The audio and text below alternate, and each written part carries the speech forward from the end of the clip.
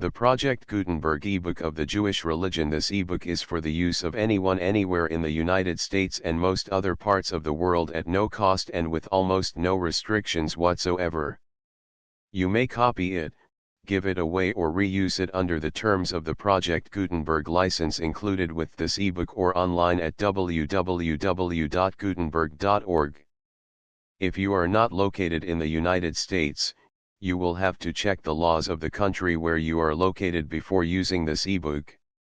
Title: The Jewish Religion. Author: M. Friedländer. Release date: March 3, 2024. Ebook number 73092. Language: English. Original publication: London, P. Valentine and Son, 1900. Credits: Jeroen Hellingman and the online distributed proofreading team at https://www.pgdp.net. For Project Gutenberg, this file was produced from images generously made available by the Internet Archive/American Libraries.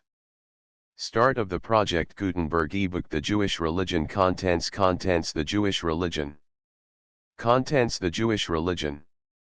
By M. Friedländer. Second edition, revised and enlarged. London, P. Valentine and Son, 7, North Crescent, Tottenham Court Road, WC, and 33, Duke Street, Aldgate, EC 1900. V. Contents. Preface. In presenting this volume to the public, the author does not claim much originality. He merely desires to reproduce the religious principles which were sown into his heart by his parents, and cultivated by the great teachers of Israel, the prophets, the Sopharim, and their successors, in order that the blessing which he himself has always derived from these principles may also be enjoyed by his brethren. The original sources of religious knowledge, viz., the scriptures and post-biblical Jewish literature, are of course accessible to all, and everyone may sit at the feet of our great teachers and listen to their instruction. But there are many who are in need of assistance, who require the aid of an interpreter. The present volume is intended to render that assistance and to serve as such interpreter. The author therefore addresses himself to his brethren, especially to his disciples, in the words of an ancient teacher of the Mishnah, both v25, turn it, and turn it over again, and if he cannot add also, for everything is in it, he hopes 6 that that which is in it will be found useful to those who seek religious knowledge, and that it will prove an incentive to many to learn and teach, to heed and do, and to fulfill in love all the words of instruction in the divine law. To a great extent this work owes its origin to the warm interest which the late Mr. Jacob A. Franklin took in all matters connected with Judaism. He repeatedly urged upon the author the necessity of publishing a book on the Jewish religion. A plan was suggested, discussed, and finally adopted, but the progress of the work was slow on account of other literary engagements of the author. Although Mr. Franklin departed from our midst long before it was completed, his philanthropy, which survived him, has a share in its completion, the book being printed at the expense of the Jacob A. Franklin Trust Fund for the Advancement of Judaism. In recognition of these facts, the author dedicates this work 7 in piety, to the memory of his late friend, Jacob A. Franklin, OBM, and of his beloved late grandchildren, Azriel and Uriel Gaster. 8. In conclusion, the author begs to thank the Reverend S. Singer for his assistance and his many valuable suggestions while the book was passing through the press. M. Friedländer. Jews College, 3 ER 5651.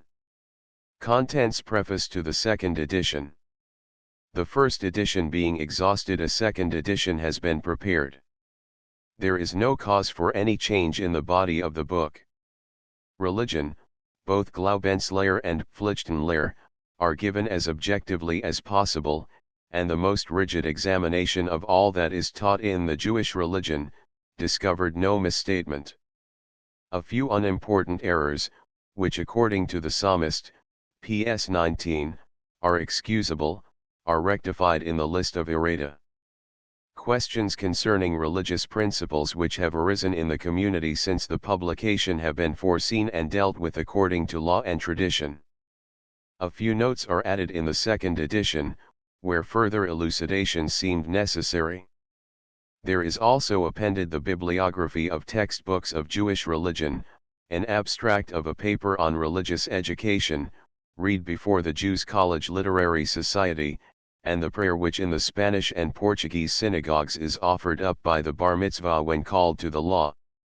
The latter practice is worthy of imitation. M.F. London, Adar I, 5660. 9 Contents. Page Introduction 1-18 What is Judaism? 2 Our Creed. Faith as commended in Bible and tradition. 5 Faith according to Saadia. 9 Faith, according to Ibn Gabriel. 11 Faith, according to Dunash ben Tamim, Bakya b. Joseph. 12 Faith, according to Shem Tab, Abraham b. David, Jehuda Halevi. 13 Faith, according to Ibn Ezra, Maimonides, Joseph Albo. 14 Faith, according to Ilya del Medigo. 15 Faith, according to Moses Mendelssohn. 16 The 13 Principles of Faith. 19 First Group of Principles. Existence of God. 22 Natural Religion. 22 Polytheism. 25 Pantheism. 26 Atheism. 27 Deism, Theism. 29 The First Principle, God, the Creator and Ruler of the Universe. 30 Natural Laws and Miracles. 31 Evolution and Creation. 33 Principle 2 Unity of God. 38 Principle 3. 41 Anthropomorphism in the Bible. 41 Principle 4.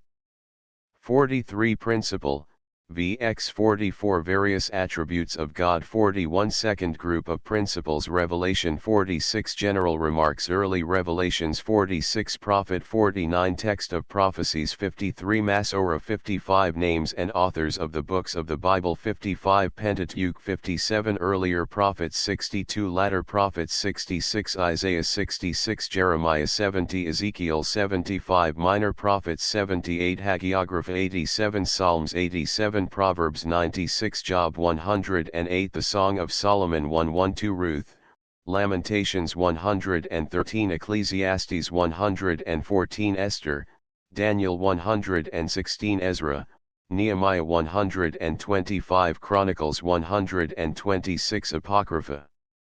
127 The Book of Wisdom. 127 The Wisdom of Jesus, son of Sirach. 128 Barak. 129 Tobit, Judith. 130 The Books of the Maccabees. 131 Principle 6 Truth of the Prophecies. 131 Principle 7 Distinction of Moses from other prophets. 133 Principle 8 Authenticity of the Torah. 134 The Oral Law. 136 Principle 9 Immutability of the Torah. 139 Third Group of Principles. Reward and Punishment. 142 Divine Justice and Man's Free Will. 142 Principle X God's Omniscience. 148 Principle 11 Reward and Punishment. 11 150 Principle 12 Messiah. 155 Principle 13 Resurrection Future Life. 163 Notes on the number of principles. 169 On Principle I. 174 Creation according to Maimonides. 174 Creation,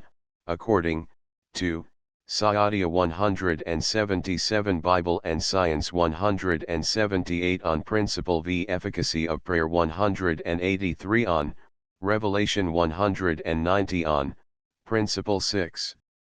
192 Revelation according to Saadia. 192 Revelation, according to Jehuda Halevi. 194 Revelation, according to Ibn Ezra. 197 Revelation, according to Maimonides. 197 Revelation, according to Albo. 201 On Principle 7.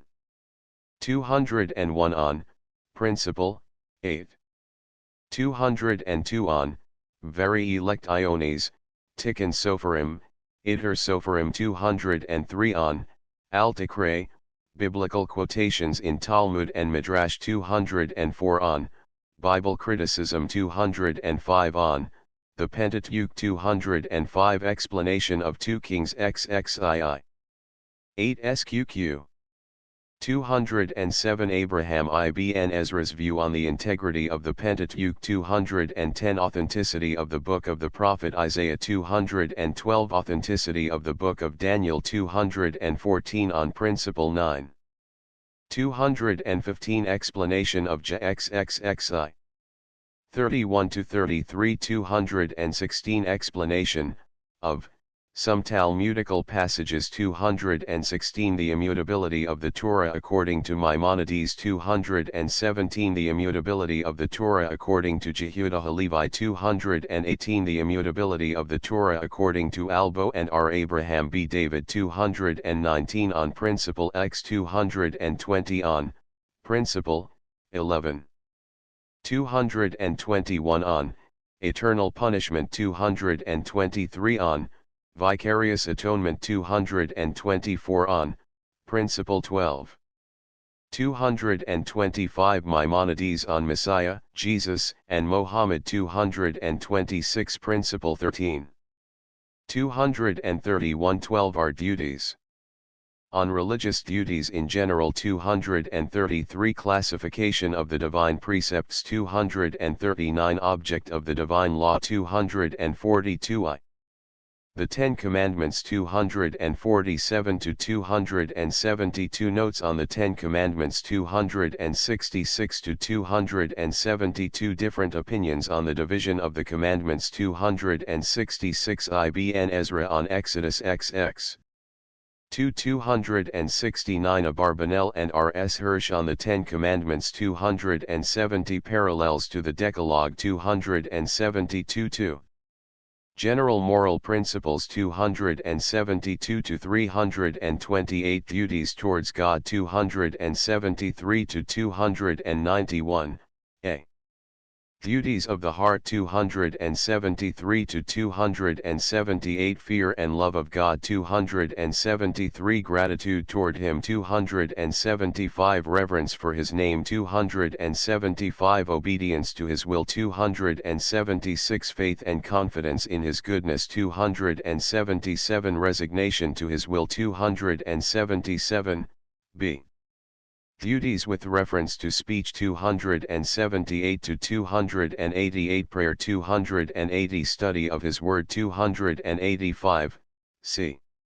Duties with reference to action 288 to 291 Sanctification of God's name 289 Imitation of His ways 290 Duties towards our fellow creatures 292 to 319 General Principles 292 Duties in reference to the life and the property of our fellow man 292 Prohibition of interest and usury 294 Duties in reference to our fellow men's honor and well-being 298 Charity, and 302 Special Duties 305 to 318 Children and Parents 305 Friends 306 Husband and Wife 310 Fellow Citizens 310 Fellow Members of a Community 13 312 Duties towards members of another community 312 Employers and employed 313 Superiors and inferiors 313 Teacher and pupil, master and servant, rich and poor 314 Duties towards the old, magistrates, and all to whom honor is due 317 Kindness to animals 318 Duties to ourselves 319 to 328 3. Signs as outward reminders of God and His will 328 to 338 Tzitzit 329 Tefillin 331 Mezuzah 335 Circumcision 336 Notes 336 4. Sabbath, festivals, and fasts 339 to 413 On Sabbath and festivals in general 339 to 361.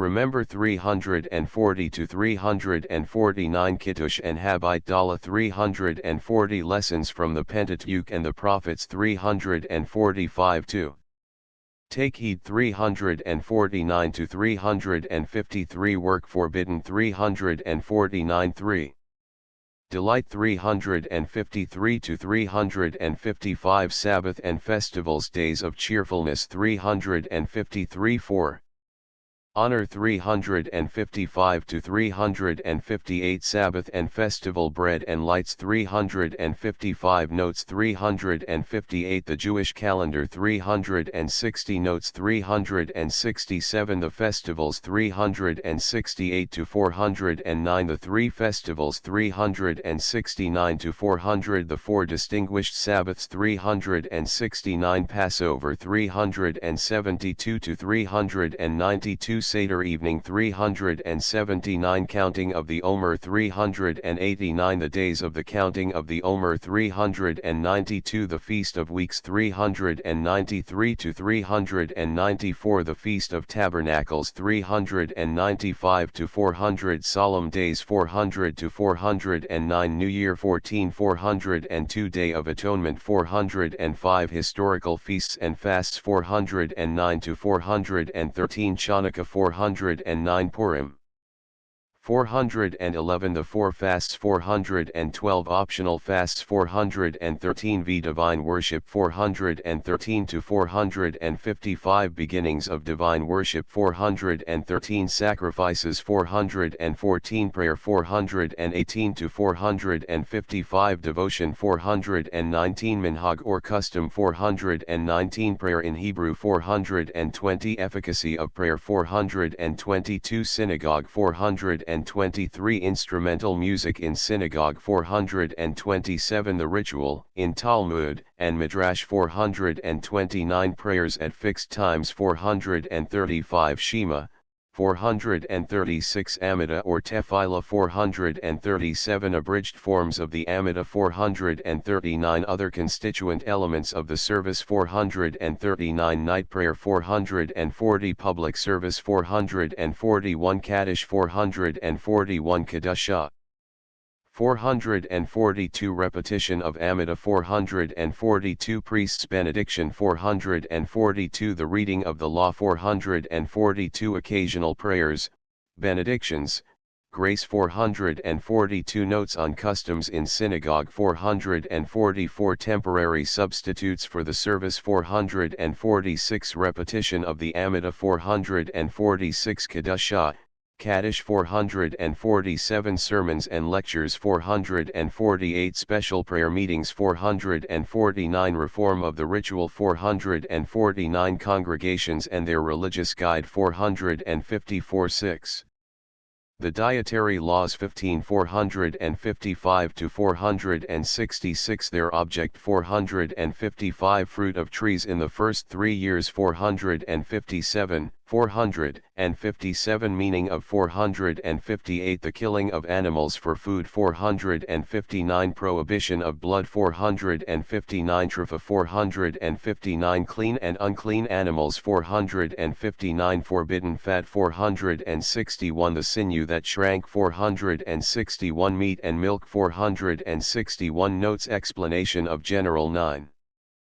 47 Noachide Precepts 462 On Shechita 463 How to kasher the meat 463 Explanation of number 11 22 and Leviticus 17 13 464 On clean and unclean birds 465 Meat and milk 465 Honey 466 Wine of libation 466 7 Jewish life 467 to 496 Guiding principles in Jewish life 467 Torah and Avodah, Beth Hamidrash and Synagogue 469 Charity 469 Jewish women 470 The days of the week 473 Anticipation of Sabbath, feast, and fast 474 Friday evening Sabbath and festivals 475 new moon and full moon 476 important moments in the life of the Jew 476 to 494 birth initiation of the male child into the covenant of Abraham 477 redemption of the firstborn 478 thanksgiving of the mother after confinement 479 479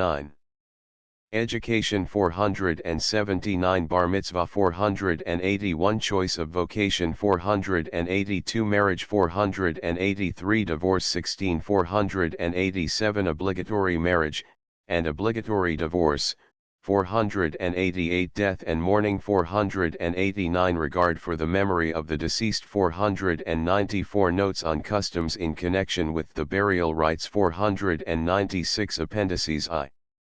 The 13 Principles in Hebrew 497 to 498 2.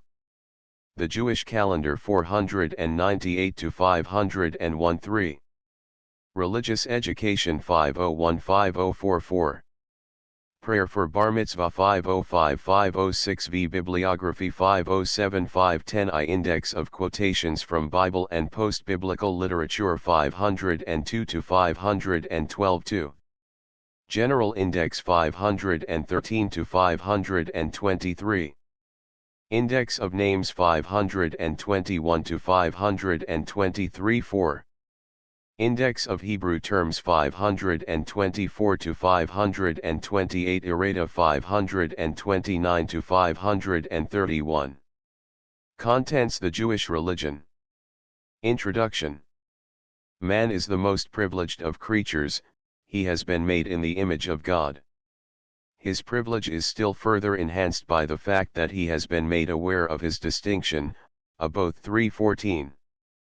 There is in man a consciousness or feeling of a certain relation between him and a superior being, on whose will his own existence depends.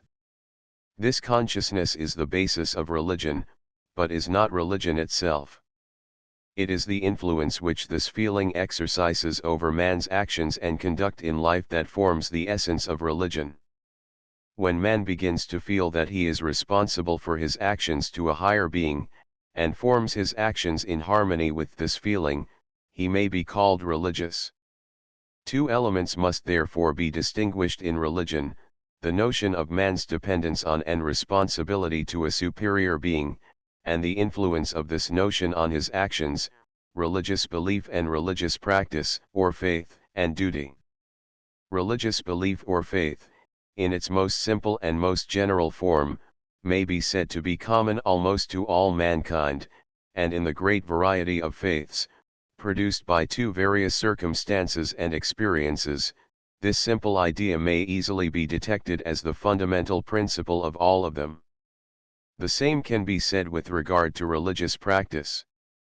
There are certain fundamental principles of duty which are recognized and adopted by the most diverse religious sects. They form, as it were, the common stem from which a large number of branches spring forth in all directions. These branches diverge more and more the larger they grow and the more numerous they become. Judaism is one of these various religions. It has been the source of most of the religions of the civilized world, and is destined to become, in its simplest principles, the universal religion. What is Judaism? Or what does Judaism teach its adherents to believe, and what does it teach them to do? The answers to these two questions form the main subject of every book on our holy religion. The answer to the first question must include our doctrine about God, His attributes, His relation to the material world, and especially to man, the mission of man, his hopes and fears. The answer to the second question must include our duties toward God, toward our fellow men, and toward ourselves. Both answers must be based on that which we are taught in the holy writings, and especially in the Torah. Recourse may be had to philosophic speculation, to which, indeed, the first question peculiarly invites, but the result must be rectified by the teaching of the Torah. In accordance with the maxim, the secret things belong to the Lord our God, but those things which are revealed belong unto us and to our children for three ever, that we may do all the words of this law. Abstruse metaphysical disquisitions about the essence and the attributes of the divine being will be avoided in the present work, as also every attempt at proving, philosophically or mathematically, truths which have been revealed unto us in a supernatural way. 1 But the simple truths taught in the holy writings and explained by our sages will be expounded, the different opinions about them will be examined, and it will be shown that these truths are not contradicted by common sense or by the results of scientific research. The second question, however, what does Judaism teach us to do? Refers to the things which are revealed, and must be treated more fully. Care will be taken, as far as possible, that nothing be omitted that is required for the right understanding and the correct estimate of our religious duties. For religion therefore includes two elements, faith and practice. In religious life, as well as in the teaching of religion, both elements are equally essential. Faith without religious practice does not suffice, nor the latter without faith. We are accustomed to look upon certain dogmas as fundamental, and certain practices as essential, and are therefore prone to renounce beliefs which are not fundamental in our eyes, and to abandon such religious practice as seems to us less essential. Hence the frequent inquiry as to what is the minimum of belief, and what the minimum degree of conformity to the law, that Judaism demands. But in reality there can be no compromise in religion, whether in matters of faith or of practice. Convinced of a certain number of truths, it is impossible for us to abandon any of them without being false to ourselves.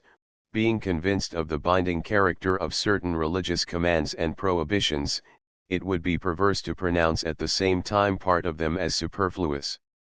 Judaism is the adherence to the truths taught in the Holy Law, and the faithful obedience to its precepts. The principal Hebrew equivalents for the modern term religion, and confirm this view. In the Bible signifies instruction, and is applied to the teaching of religion's truth, as well as to that of religious precepts. The same is the case with the second term, which signifies firmness, perseverance, or permanence, and is used of consistency in faith as well as of conscientiousness in the practice of the divine ordinances. 251 When our great theologians, Saadia, Bacchia, Maimonides, Albo, and C., considered it necessary to write long and abstruse metaphysical essays in order to firmly establish certain truths, it was done rather for the purpose of combating the views of opponent theologians than for the instruction of the multitude, and it may fairly be said that Maimonides has done far greater service to his brethren by the composition of a systematic code of laws than by his philosophical guide. The former, the Mishneh Torah, never fails to enlighten those who seek in it enlightenment with regard to some religious duty, whilst the guide would scarcely relieve anyone of his perplexities in matters of religious belief. There is a saying in the Talmud Jerus, Chagaga, chi, would that they had forgotten me, and kept my commandments, or, in other words, theologians would do better if they were less eager to investigate into the essence of God and his attributes, and were more anxious to study and to do God's commandments. Instead of devoting their chief attention to the knowledge and the practice of the law, they waste their energy and their time in attempts to solve problems to which the human mind is unequal. Esplesner, Religionsunterricht, p. 38. Upward arrow 2 Post-biblical authors frequently employ the term in the sense of religious belief, and in the sense of religious duties. The equivalent for religion is upward arrow. Contents IR Creed. Contents Introduction. Faith is the implicit and absolute belief in the truth of the communication made to us and in the trustworthiness of him who makes it to us. The child has faith in its parents that their wishes or commands are for its good, the pupil in his teachers that they impart correct knowledge. We have faith in our friends that they have no intention to deceive us, in the men of science and learning that the results of their researches may be accepted as well established. In all these cases the faith is but imperfect and of a relative and temporary character. Time, investigation, and extended observation and knowledge may either confirm the contents of our faith or may convince us that we have been in error. This is not the case with religious faith. It keeps within the boundaries of its own domain and does not encroach on that of the senses and of reason. Whatever can be known by means of scientific research and thorough investigation we need not accept on faith.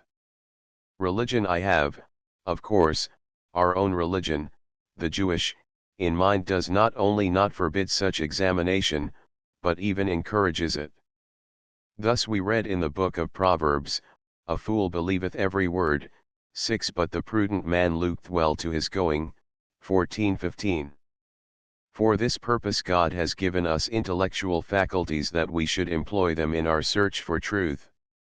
At the same time, however, He has set limits to our faculties, and there are things which are beyond these limits, being nistaroth, things hidden from our senses, whose existence has been made known to us through the grace of God, by such means as His infinite wisdom determined.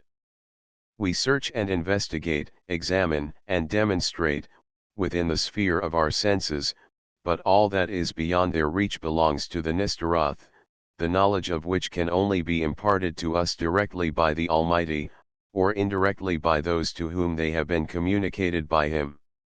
Our belief with regard to these nistaroth may be supported or strengthened by philosophical or dialectical arguments, but can never be proved by mathematical or logical demonstration. The sources from which we derive our knowledge of these nistaroth are revelation and tradition. God reveals things otherwise unknown to man to such persons or to such a generation as His wisdom chooses, and from those thus privileged the knowledge spreads to the rest of mankind by means of tradition. In addition to these two sources there is a third one in ourselves. God implanted in our souls certain ideas common to all of us as essential elements of our inner life, and these ideas form to some extent the basis of our faith. Such is, example, the idea of an all-powerful being, God, who is the source and origin of everything in existence. There is no real conflict between faith and reason. It may sometimes seem as if there were such a conflict, 7, and we then naturally begin to doubt. In such cases the truth of our faith may be doubted, but the correctness of our reasoning is no less subject to doubt. We may have erroneously included in our faith beliefs which do not belong to it, and on becoming aware that they are contrary to reason, we cast them aside without the least injury to our faith. On the other hand, our reason is not perfect, we frequently discover mistakes in our arguments and conclusions, and reject opinions which we hitherto have considered as firmly established. Through patient and thorough investigation of our doubts, without overestimation of our reasoning faculties, we shall be able to settle the seeming conflict between reason and faith in a satisfactory manner. The examination of our doubts will prove that none of the truths which the Almighty revealed to mankind are contrary to reason. In this way we are enabled to separate from our faith all elements that in reality are foreign to it. We shall be able to distinguish between faith and superstition. The latter consists of erroneous notions and beliefs which can be tested and subjected to the ordinary means of inquiry. Superstition is not tolerated by true religion.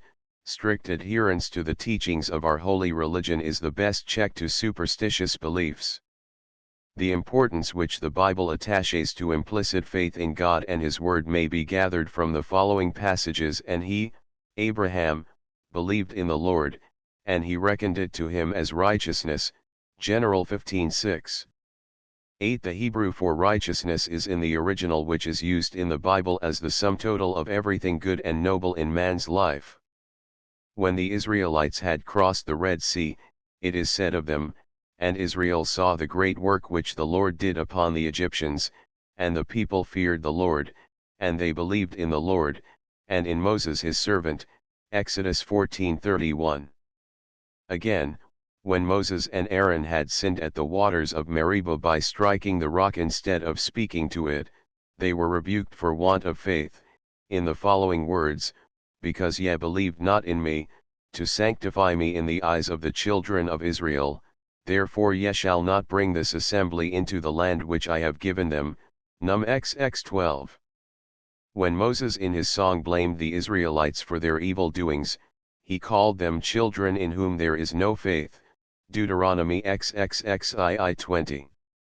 King Jehoshaphat, addressing the army before the battle, says, "Have faith in the Lord and you will be safe, have confidence in his prophets and you will succeed." 2 Chronicles XX 20. In the same sense Isaiah says to King Ahaz, "If you have no faith, surely you will not be safe." Isa 7:9.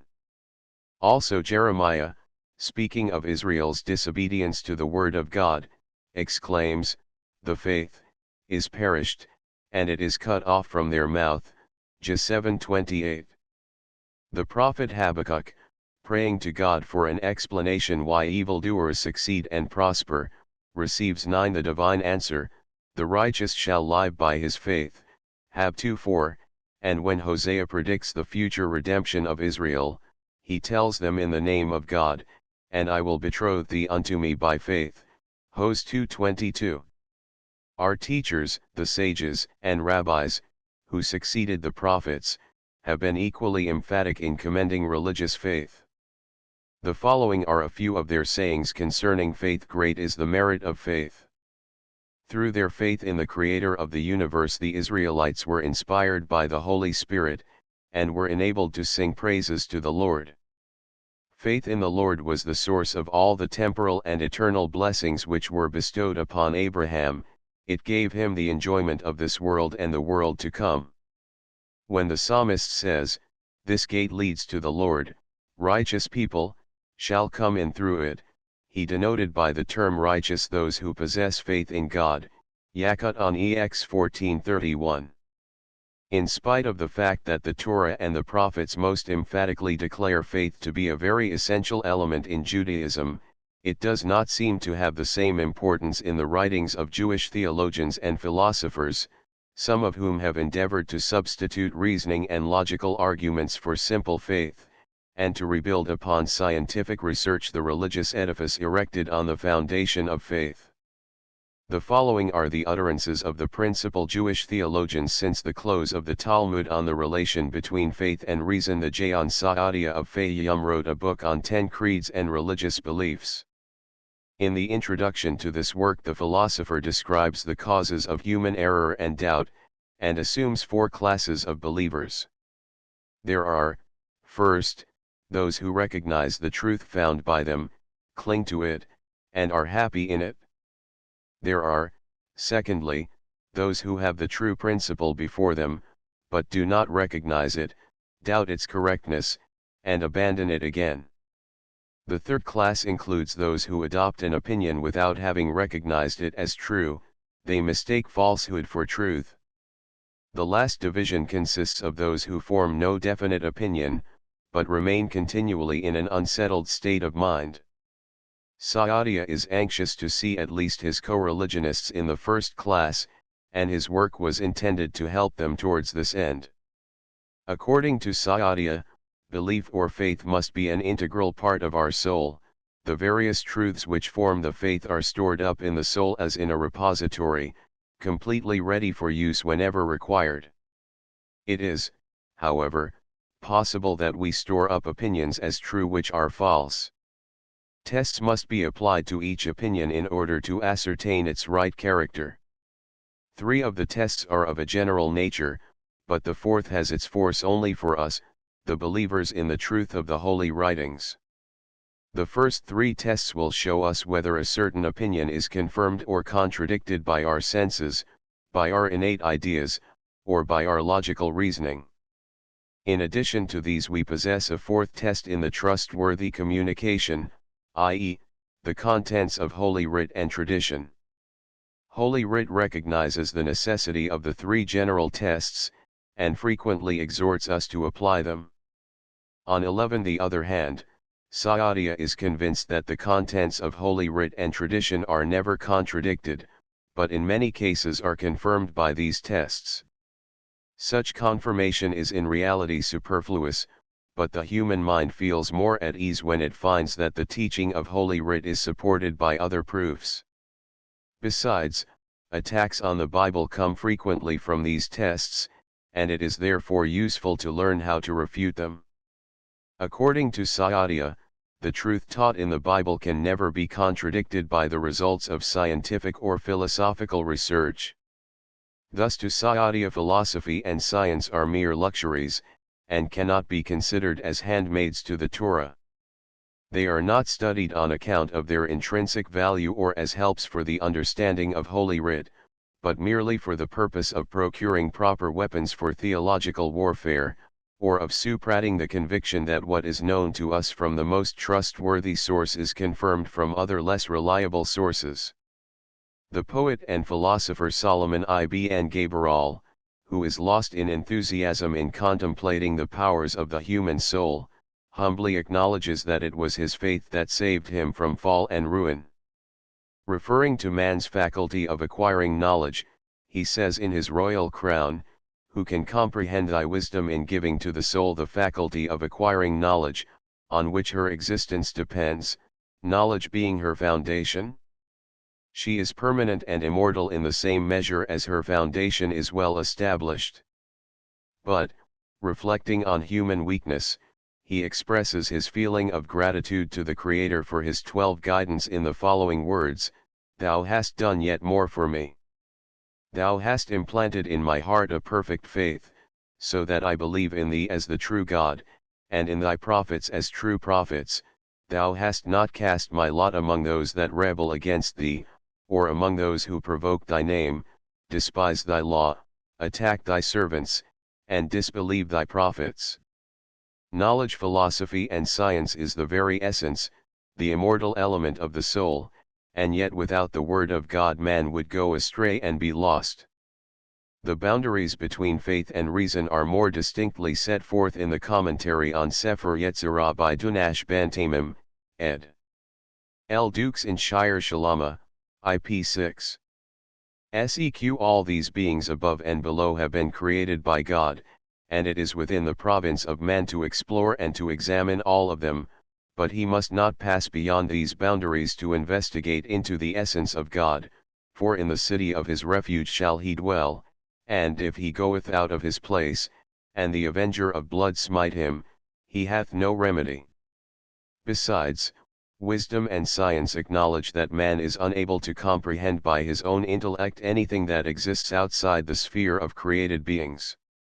Arbakia, son of Joseph Hasifardi, who lived in the 11th century, treats, in the introduction to his Duties of the Heart, of the three sources of human knowledge: Holy Writ, tradition, and reason. Bakia is fully convinced that the knowledge derived from the first two sources is complete and correct. If you are a man endowed with 13 knowledge and reason, and are able to demonstrate the principles of your belief and your religious practice, which you have been taught by the sages in the name of the prophets, it is your duty to do so, and to let reason confirm what tradition teaches. If you abstain from attempting this investigation, you neglect your duty towards your Creator. Still more emphatic is Shemtab ibn Palkara in demanding the right of free inquiry into everything taught by revelation and tradition.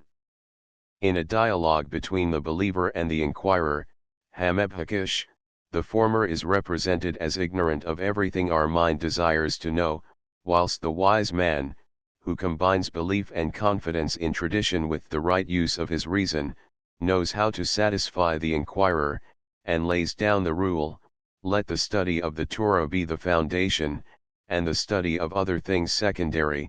Believe nothing that is not proved by reason or by God, i.e., by the word of revelation.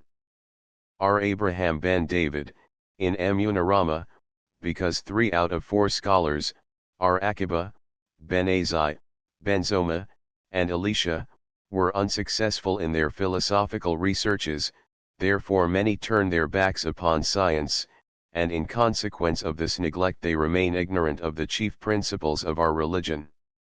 The object of his book is to reconcile religion and science. R. Judah Halevi, in his Kuzari, endeavors to convince the Khuzarite king of the truth of the Jewish religion by philosophical arguments, but gives unhesitatingly the preference and the higher authority to divine revelation. He is convinced that reason or 14 philosophical argument could never refute any principle taught in the law. He says, prophecy is certainly stronger than logical inference. R. Abraham ibn Ezra believes that man's intellectual faculties are insufficient to solve all transcendental problems, thus, example the nature of the spirit of man is unknown to most, and is only comprehended by him whose thoughts are weighed in the balance of reason, and are established on the 4 elements of wisdom, viz., the 3 R's, reading, writing, and reckoning, in Hebrew, the 3, and the divine law. Ibn Ezra recommends the study of science, united with the belief in divine revelation. The Torah, Ibn Ezra remarks in his commentary on PS 19:8, is perfect in itself, it requires no evidence from without for the truths which it teaches. Maimonides' Guide to the Perplexed is entirely devoted to the problem how to reconcile scripture and reason. Scripture cannot contain anything contrary to reason, nor can the result of scientific research and philosophical speculation be conceived as contrary to reason, which is their very basis. But where any such contradiction is perceived, we are at fault either in our reasoning or in our interpretation of the divine writings. The incorporeality and unity of God are doctrines that have been fully proved, and Scripture cannot teach anything that is contrary to them. Where we believe them to be contradicted in the holy writings, the contradiction is only apparent, and by assuming an allegorical use of words and phrases the seeming contradiction is removed. R. Joseph Albo prefaces his book on the Principles 15 of Judaism as follows: as the human understanding is incapable of finding out what is true and what is good, there must be a higher being that assists us in determining what is good and in comprehending what is true. It is therefore necessary, above all, to study and to know the divine law that guides man in these problems. R. Ilya del Medigo, in his Bechaneth Hadith, Examination of Religion, says as follows: let us first see whether or not the study of philosophy is permitted to the followers of our religion, and, if it be permitted, whether the study is to be considered a duty and a laudable act. The right-minded Jew does not doubt that the law aims at leading us to humane conduct, good deeds, and true knowledge, the common people according to their capacity, and the more gifted according to their abilities. Certain fundamental truths are therefore set forth in the law and the prophets in an authoritative, poetical, or dialectical style, but the higher order of intellects are encouraged to search for proper proofs. Thus the whole nation is addressed by Isaiah, "Lift up your eyes on high and see who hath created these," and the like. Also the chief of the prophets tells the Israelites, "Hear, O Israel, the Lord is our God, the Lord is one." Those who are more highly endowed than their fellow men are exhorted, either directly or indirectly, to follow the course which is suitable to them. The direct exhortation to philosophical research is contained in the words, "Know then this day, and take it to thy heart, that the Lord He is God, and see," and indirectly it is contained in the commandment 16 to love and to fear God. As has been explained by R. Moses Maimonides, the study of science will certainly be of use to the scholar, it leads to a knowledge of the created things, and through these to a knowledge of the Creator. Such study may even be considered as necessary to the Jewish scholar, though not to the ordinary Jew. The scholar must, however, not entirely rely on his research, but on that which is taught in the law. In this the scholar and the ordinary man are equal, that both accept the teaching of the Torah as infallible, only with this difference, that the scholar can in addition satisfy his thirst for knowledge and confirm by scientific proof what he has already accepted as true on the authority of the Bible. Of modern scholars I only quote Moses Mendelssohn's theory. He accepts unconditionally the teaching of the Bible, all its truths are absolute and perfect, no reasoning whatever can refute them, but difficulties may sometimes present themselves to us in reconciling the teaching of the Bible with that of our reason. What have we then to do? The philosopher declares, if I were to find my reason in contradiction to the Word of God, I could command reason to be silent, but the arguments, so long as they have not been refuted, will nevertheless assert themselves in the innermost recesses of my heart. The arguments will assume the form of disquieting doubts, which will resolve themselves into childlike prayers, earnest supplication for enlightenment. I should utter the words of the psalmist, Lord, send me thy light, thy truth, that they may 17 guide me, and bring me to thy holy mount, to thy dwelling place. The conception which Moses Mendelssohn had of Jewish belief and its relation to reason we learn from the following passage. I recognize no other eternal truths than those which are not only comprehensible to the human mind, but also demonstrable by human powers. This principle by no means brings me into conflict with my own religion, on the contrary, I consider it an essential element in Judaism, and the characteristic difference between Judaism and Christianity. Judaism has no revealed religion in the sense in which Christianity has. The Jews have a revealed legislation which instructs them in the divinely ordained means by which they may attain the eternal bliss. Laws and rules for conduct in life were revealed to Moses in a supernatural way, but no doctrines, no saving truth, and no general laws of logic. The latter the Eternal reveals to us, as to all men, through nature and through the things themselves, never through words and letters. The divine book revealed to Moses, though a book of laws, includes an inexhaustible treasure of truths and doctrines. The more we study it, the more we wonder at the depth of the knowledge contained in it. But these truths are taught, and not forced upon us as dogmas. Belief does not allow itself to be commanded, it is based upon conviction. In the Hebrew language, the very word which is generally translated faith, viz., denotes originally confidence, trust that the promise made will also be fulfilled, and not what we understand by religious faith.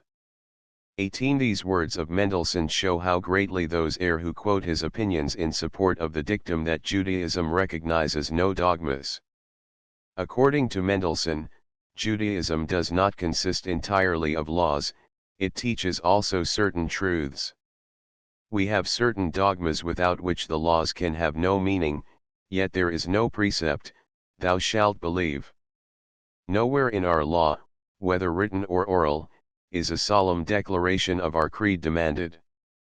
In so far Mendelssohn's view is correct, but when he believes that all the truths we are taught in Scripture can be made evident by logical demonstration, he is mistaken.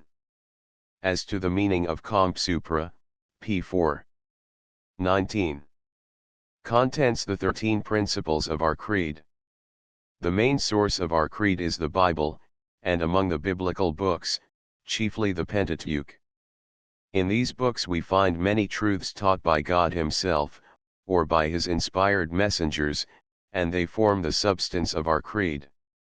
It matters little how we arrange them, how we collect them into groups, and subdivide these again, provided we believe in them implicitly. In the Bible they are not arranged systematically, they are intermingled with, and are contained implicitly in, the history and the laws that form the subject matter of the Scriptures. It is the observance of those laws which constitutes the best evidence of the belief seated in the heart. No declaration or recital of a creed is commanded in the Pentateuch, no tribunal is appointed for inquiring whether the belief of a man is right or wrong, no punishment is inflicted or threatened for want of belief. It became, however, necessary to formulate the truths taught in the Bible, when disputes arose as to their meaning and to their validity. The Mishnah, therefore, declares certain opinions as un-Jewish and contrary to the teaching of the divine word. Later on, when controversies 20 multiplied between the various sections of the Jewish nation, as well as between Jews and Christians and Jews and Mohammedans, it was found most important to settle the form and arrangement of our beliefs. Moses Maimonides, the great religious philosopher, taught, in his commentary on the Mishnah, 13 principles of faith, which found general acceptance among the Jews, and are known as the 13 principles. They have found their way into the prayer book in 2 different forms, one in prose and one in poetry. Maimonides, in commending them to the reader, says, "Read them again and study them well, and let not your heart entice you to believe that you have comprehended their full meaning after having read them a few times, you would then be in a great error, for I have not written down what occurred to my mind at first thought. I first thoroughly studied and examined what I was going to write, compared the various doctrines, the correct ones and the incorrect ones, and when I arrived at what we ought to accept as our creed, I was able to prove it by arguments and reasoning." The 13 articles as put forth by Maimonides, and called by him principles and foundations of our religion, are the following: 1. The first principle, the belief in the existence of the Creator, that is, the belief that there exists a being who requires no other cause for his existence, but is himself the cause of all beings. 2. The second principle, the belief in the unity of God, that is, the belief that the being who is the cause of everything in existence is one, not like the unity of a group or class, composed of a certain 21 number of individuals, or the unity of one individual consisting of various constituent elements, or the unity of one simple thing which is divisible ad infinitum, but as a unity the like of which does not exist.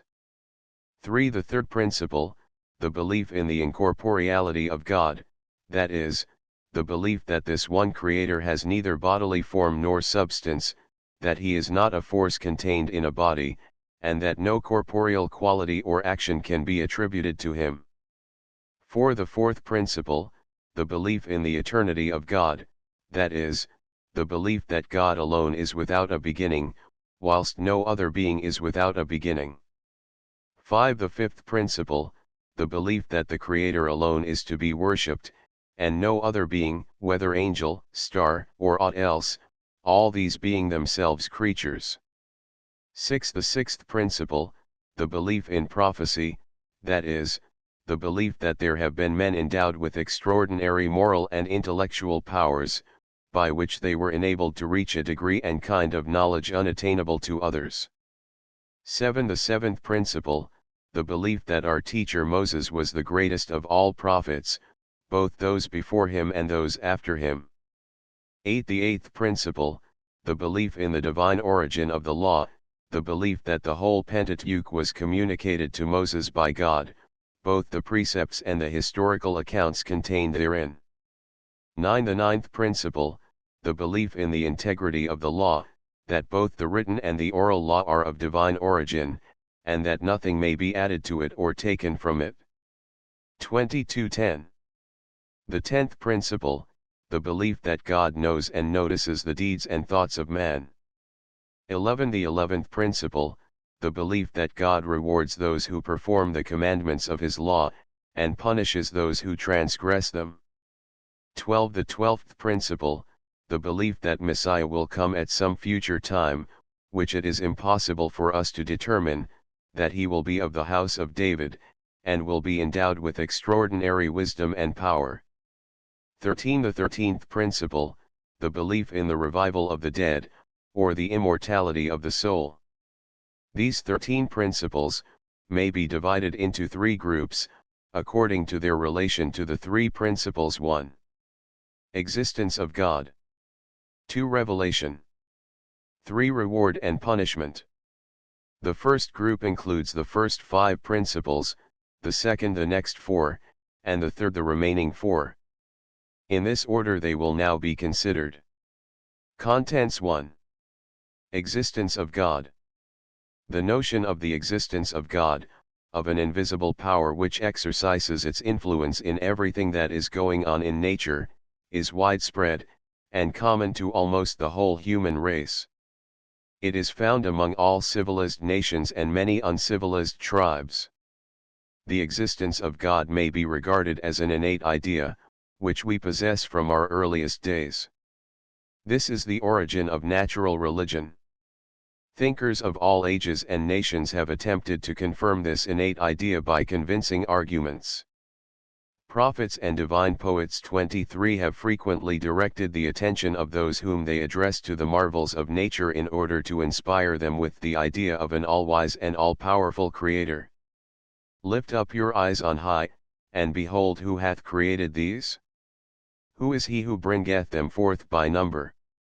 All of them he calleth by name, by the greatness of his might, and for that he is strong in power, not one is lacking. Isa XL 26. The heavens declare the glory of God, and the firmament sheweth his handiwork. PS 19:2. The regularity in the rising and setting of the heavenly bodies, which enables us to foretell the exact time and duration of an eclipse of the sun or the moon, is certainly a strong argument for the belief that there is a mighty and wise Creator who fixed the laws in accordance with which these luminaries move. Beautiful are the luminaries which our God has created. He has formed them with knowledge, reason, and understanding. He endowed them with power and strength to rule in the midst of the world.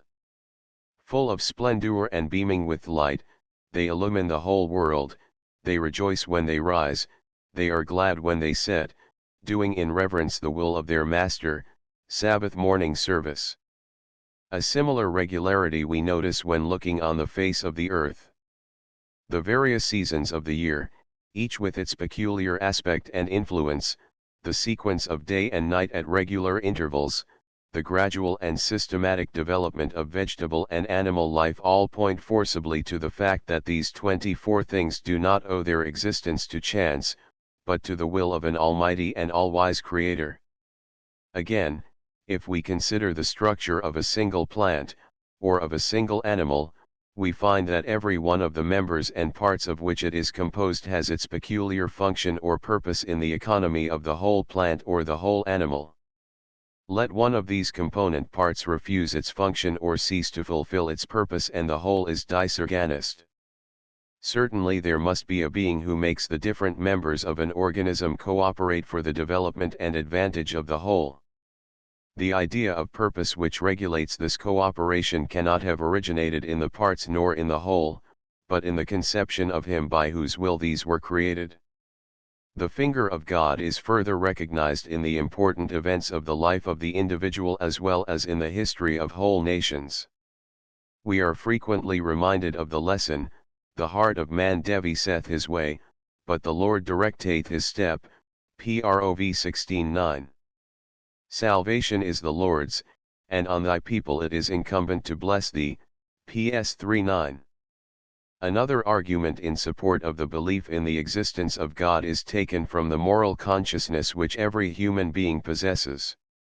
This points to the existence of a higher being, perfect in goodness, as the origin and cause of the moral consciousness in our own heart. These and similar arguments are employed to strengthen and purify our belief in God. The question, however, arises, are these arguments alone sufficient 25 to convince us? Are they strong enough to resist the attacks of skepticism? On examining them thoroughly we shall find them of excellent service to the believer. His belief is strengthened against many doubts by which he may be assailed, and skepticism will be kept at bay by these arguments.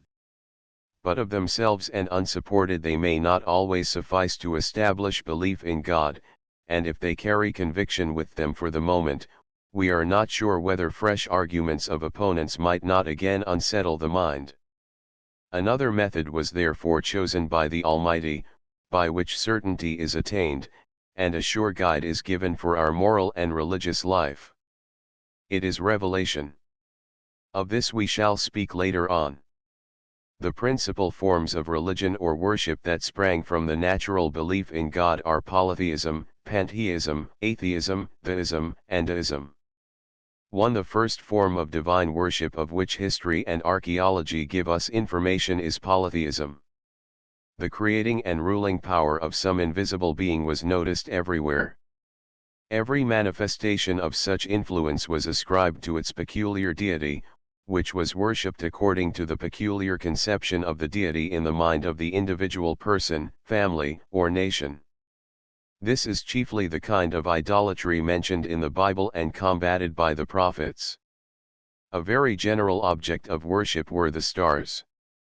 Rabbi Jehuda Halevi, in Kuzari 4:1, in trying to explain the origin of this practice, says as follows: the spheres of the sun and the moon do not move in the same way.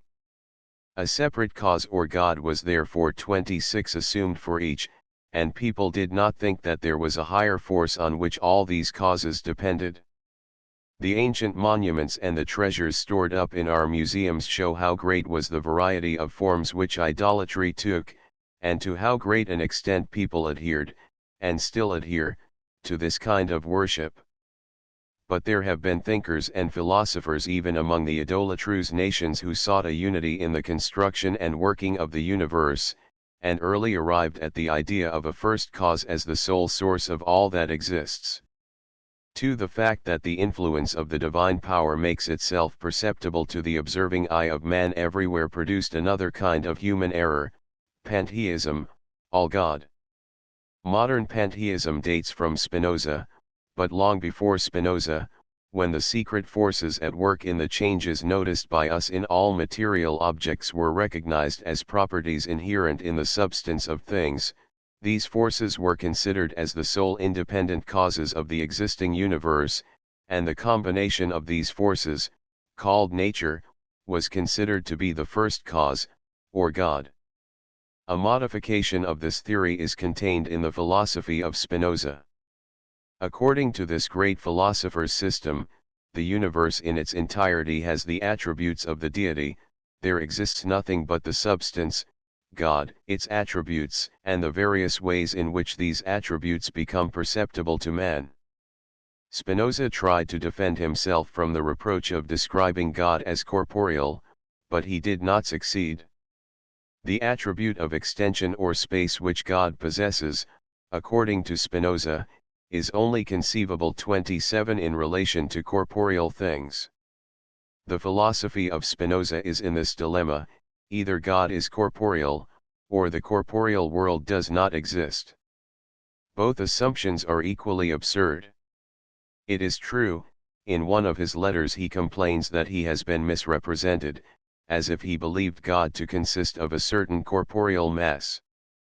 But we cannot help assuming the existence of a certain corporeal mass, and if this is not God, we must distinguish in our mind God and something that is not God, contrary to the fundamental doctrine of pantheism. Besides, there are many incongruities and improbabilities involved in this theory. It has no foundation for a moral consciousness. The wicked and the good are alike inseparable from God. They both result with necessity from the attributes of God, and they cannot be otherwise than they actually are. If we, by the consideration that injury done to us by our fellow man was not done by that person alone, but by a series of predetermined necessary causes, may be induced to conquer hatred against the apparent cause of our injury, we may equally be induced by the same reasoning to consider the kindness and benefits of our friends not worthy of gratitude, believing that they were compelled to act in this manner, and could not act otherwise. 3. Pantheism, by teaching all in one and one in all, is opposed to the theory of man's responsibility to a higher being, denies the existence of God in the ordinary sense of the word, and is, in its relation to true religion, equal to atheism. In the Bible, atheism is stigmatized as the source of all evils. Thus the patriarch Abraham suspected the 28 people of Gerar, that there was no fear of God in the place, and was afraid they might slay him, General XX 11, whilst Joseph persuaded his brothers to have confidence in him by the assertion, I fear God, IB Sly 18.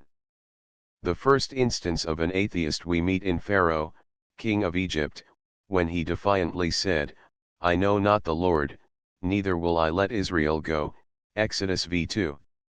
Another form of atheism is warned against in the words of Moses, "Lest thou sayest in thine heart, my strength, and the power of my hand has got for me all this wealth," Deuteronomy 8:17, and lest they say, "Our hand is high, and it is not the Lord that hath done all this," IBXXXII 27.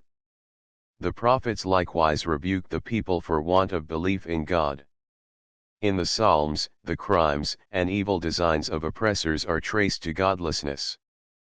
The wicked says in his heart, "There is no God," PS 14:1.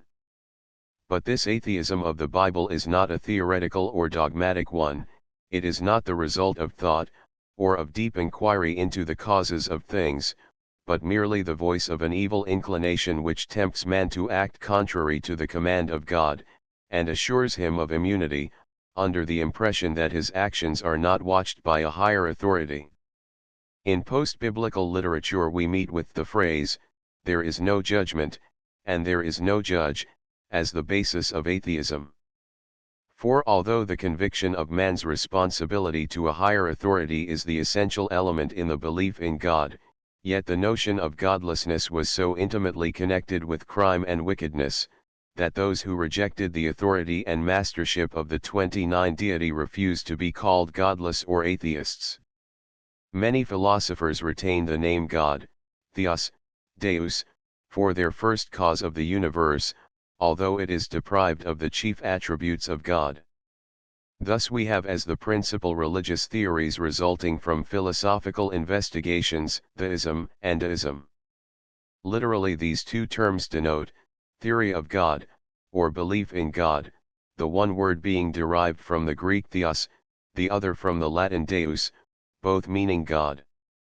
There is, however, an essential difference between the two theories. Theism and deism have this in common, that both assume a spiritual power, a divine being, as the cause and source of everything that exists.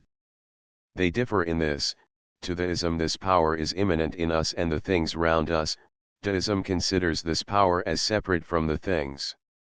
Revelation or prophecy is altogether denied by the deists, whilst the theists would accept it after their own fashion and rationalize it.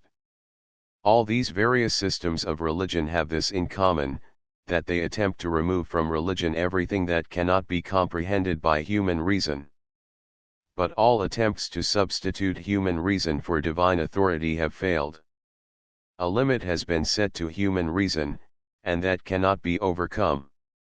In every system of religion, the natural and the rational included, there is a mystic element, which may be enveloped in a mist of phrases, but remains unexplained. Whether we call the creator and ruler of the universe God, Deus, or Theos, his relation to the universe, and to man in particular, cannot be thoroughly determined by the laws which determine the natural phenomena in the universe, created by his will. What is our conception of the deity? The fundamental idea, from which all our notions concerning God are derived, and which we have in common with all other believers in God, is that he is the first cause, the creator of the universe. This idea expressed in the term forms the basis of our creed. It is the creator that is described in it. 7 of the articles begin, "I believe with a perfect faith that the creator, blessed be his name, and c." We do not use the term first cause, because it is too narrow, it only expresses part of the truth, not the whole of it. By first cause some understand the cause of the gradual development of the primitive matter into the innumerable variety of things contained in the universe, the development of the original chaos into system and order. It is true that the Creator is the cause of all this, but he is more than this, he is the cause of the primitive matter, and of the original chaos. For he has created the world out of nothing. The first verse of the Bible teaches us creation from nothing, creatio ex nihilo. In the beginning God created the heaven and the earth, general I1, that is, the whole universe. It is true that there were men who explained the meaning of the Hebrew root in a different manner, and desired to assign to it the meaning, cutting out, forming out of a given material. but they certainly misunderstood the spirit of the scriptures. The eternal coexistence of God and matter would imply a dualism utterly incompatible with the teaching of the Bible. The frequently repeated declaration, "He is our God, there 31 is none besides," clearly excludes every form of dualism. Those who assert that the universe could not come from nothing belong to the class of people of whom the psalmist says, "And they returned and tempted God, and set limits to the Holy One of Israel." Ps. Lxi 8:41. If we cannot understand the act of the creation, it is our own intellect that is limited, and if we were to persuade ourselves that we understand better the eternity of matter, we should deceive ourselves. We cannot conceive matter without form as existing in reality, nor can we have a clear notion of anything infinite. We are human beings, endowed by the will and wisdom of the Creator with limited physical and intellectual faculties, and in things that surpass our powers we cannot do better than follow the guidance of the divine word. If we do so, we may be sure that we shall be on the right way to truth. The first principle declared in our creed is this: God is not only the Creator of the heavens and the earth, with all their hosts, He is also the constant ruler of all created beings. He is. We therefore praise Him in our daily morning prayer as doing wonders, renewing in His goodness the work of the creation every day. When we observe the ordinary phenomena in nature, occurring in accordance with certain fixed laws which have been discovered and described by man, we see in them the greatness of the Creator by whose will these laws are still in force, and by whose will any or all of these laws may one day cease to continue. It has been asserted that any interruption or change 32 of these fixed laws would indicate a weakness and want of foresight on the part of the Creator, and a fault in the plan of the creation. This notion has led people either to deny the truth of the biblical accounts concerning the miracles wrought by the Almighty, or to admit the correctness of the facts while denying their miraculous character, or to consider the fixed laws of nature, together with their exceptions, as designed in the original plan of the creation. How short-sighted is man! He cannot even fully comprehend his own short-sightedness. God made him ruler over the works of his hands, and he presumes to be the ruler of God himself. When we learn from numerous observations and experiments the law that seems to regulate certain recurring phenomena, have we then fathomed the infinite wisdom of God in the creation? Do we know the reason which led him to produce certain things according to certain laws, and not otherwise? Have we in discovering a law of nature obtained the power of prescribing the same law to God, and disallowing him to deviate therefrom? Far be it from us human beings, dust and ashes, to arrogate to ourselves such a right. It may even be one of the objects with which miracles were wrought to teach us that we do not yet know all things, that events may happen which we are unable to foresee, that phenomena may appear which we are unable to explain according to the laws hitherto discovered, in short, that our knowledge and wisdom are limited. The fact that God has created the universe ex nihilo has been expressed by Jewish philosophers as follows: God is the only being who demands no cause for his existence. The very idea of God implies existence, 33, and cannot be conceived without it. All other beings owe their existence to certain causes, in the absence of which they would not exist. God alone is therefore only active, without ever being passive, only cause without ever being effect, whilst every other being is both active and passive, cause and effect. It has been produced by certain causes, and is in its turn the cause of the existence of other beings. In the first article a phrase expressing this idea has been added, and he alone is the active cause of all things, whether past, present, or future. By the addition of this sentence it was intended to deny the eternity of matter.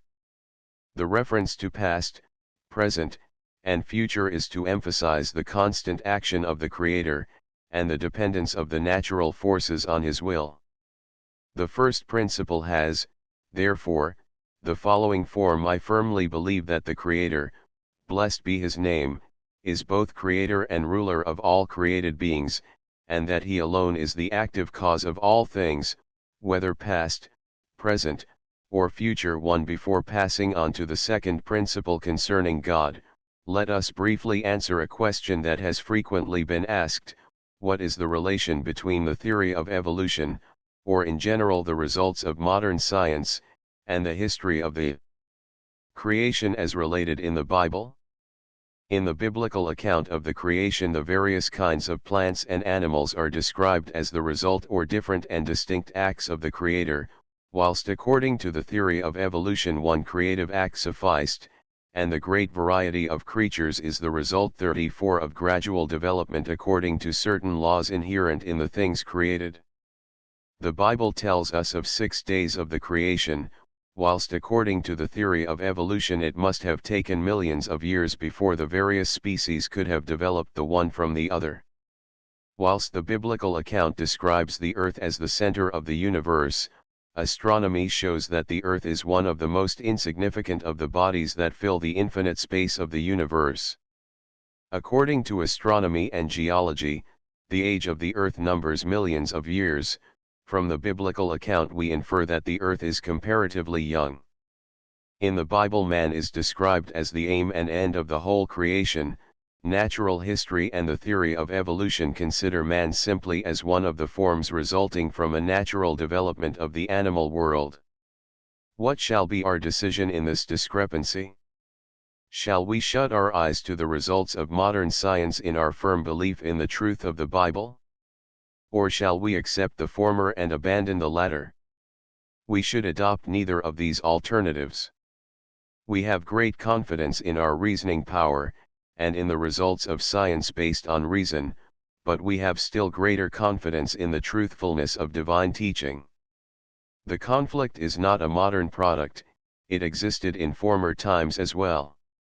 When the Jews first became acquainted with Greek literature and philosophy, faith was shaken in the heart of many a Jew that was led away by the attractive language and the persuasive arguments of the Greek. Such was the case with the Jews in Alexandria, who were almost 35 more Greek than Jewish. Feeling that their faith in their old traditions was beginning to give way, they looked about them for the means of reconciling faith and philosophy. Where the literal sense of Holy Writ was awkward, the allegorical interpretation was substituted for it, but the authority of the Bible was recognized. Later on, in the Middle Ages, when Aristotle, as understood and interpreted in the Arabic schools, was infallible, perplexity again became general, among the educated and learned, as to the course to be pursued in case of a conflict, whether to remain true to the Bible or to join the banner of Aristotle. The most prominent amongst the Jewish theologians who sought the way of reconciliation was Moses Maimonides. This philosopher wrote his famous work, Guide of the Perplexed, expressly for those scholars who, whilst firmly adhering to the inherited faith, had been trained in the study of philosophy, and were unwilling to abandon either. Maimonides shows the way how to explain biblical passages implying statements contrary to philosophical teachings, and how to reconcile theology and philosophy. A similar task was undertaken in modern times by Moses Mendelssohn in his Jerusalem and Morgenstunden, in order to show that strict adherence to the Jewish religion is quite compatible with the teaching of philosophy. The various systems of philosophy in Alexandria, in the Mohammedan countries in the Middle Ages, and in Germany in the last century, which threaten to endanger our religion, have lived their time and have gone to their fathers, giving way to new systems and new ideas, whilst the authority of the Word of God 36 has maintained its place. This having been the case in former days, there is no reason why we should not in the present conflict assume, prima facie, that the scientific and philosophical dogmas now in favor, alike with Jews and non-Jews, will have their time, and will ultimately give way to other theories, and the present conflict will then likewise terminate, dying a natural death. This reflection should put us on our guard lest we be persuaded by the plausibility of the modern philosophical and scientific dogmas, and throw aside our religious faith and traditions. We ought to bear in mind that, however correct the conclusions of modern science may appear that can be tested by our senses, theories which are not subject to such tests are in reality nothing but hypotheses to which a greater or lesser degree of probability attaches.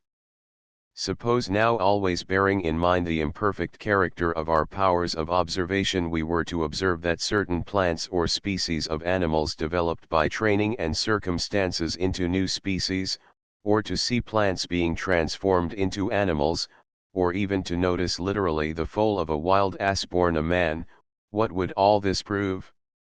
That the Creator endowed the species of plants and animals with such properties as would enable them to transform into new species, or into any other of the species already in existence, but it does not follow that the Creator must have adopted the same method in the act of creation. He created as many species as his wisdom determined, although they might all have been able to develop from one single species.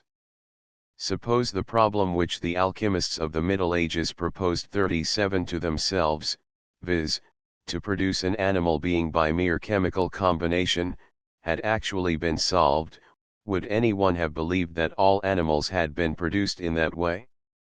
Or does the success of artificial hatching of eggs convince any person that all birds have sprung from artificially hatched eggs? The same argument applies to the geological formation of the earth.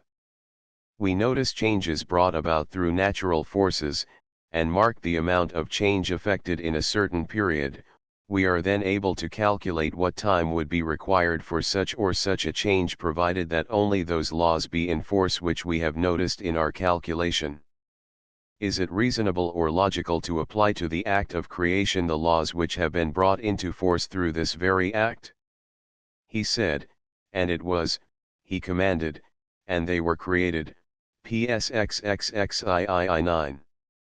The Word of God produced in a moment what the natural forces established by the Creator would effect by gradual development in millions of years.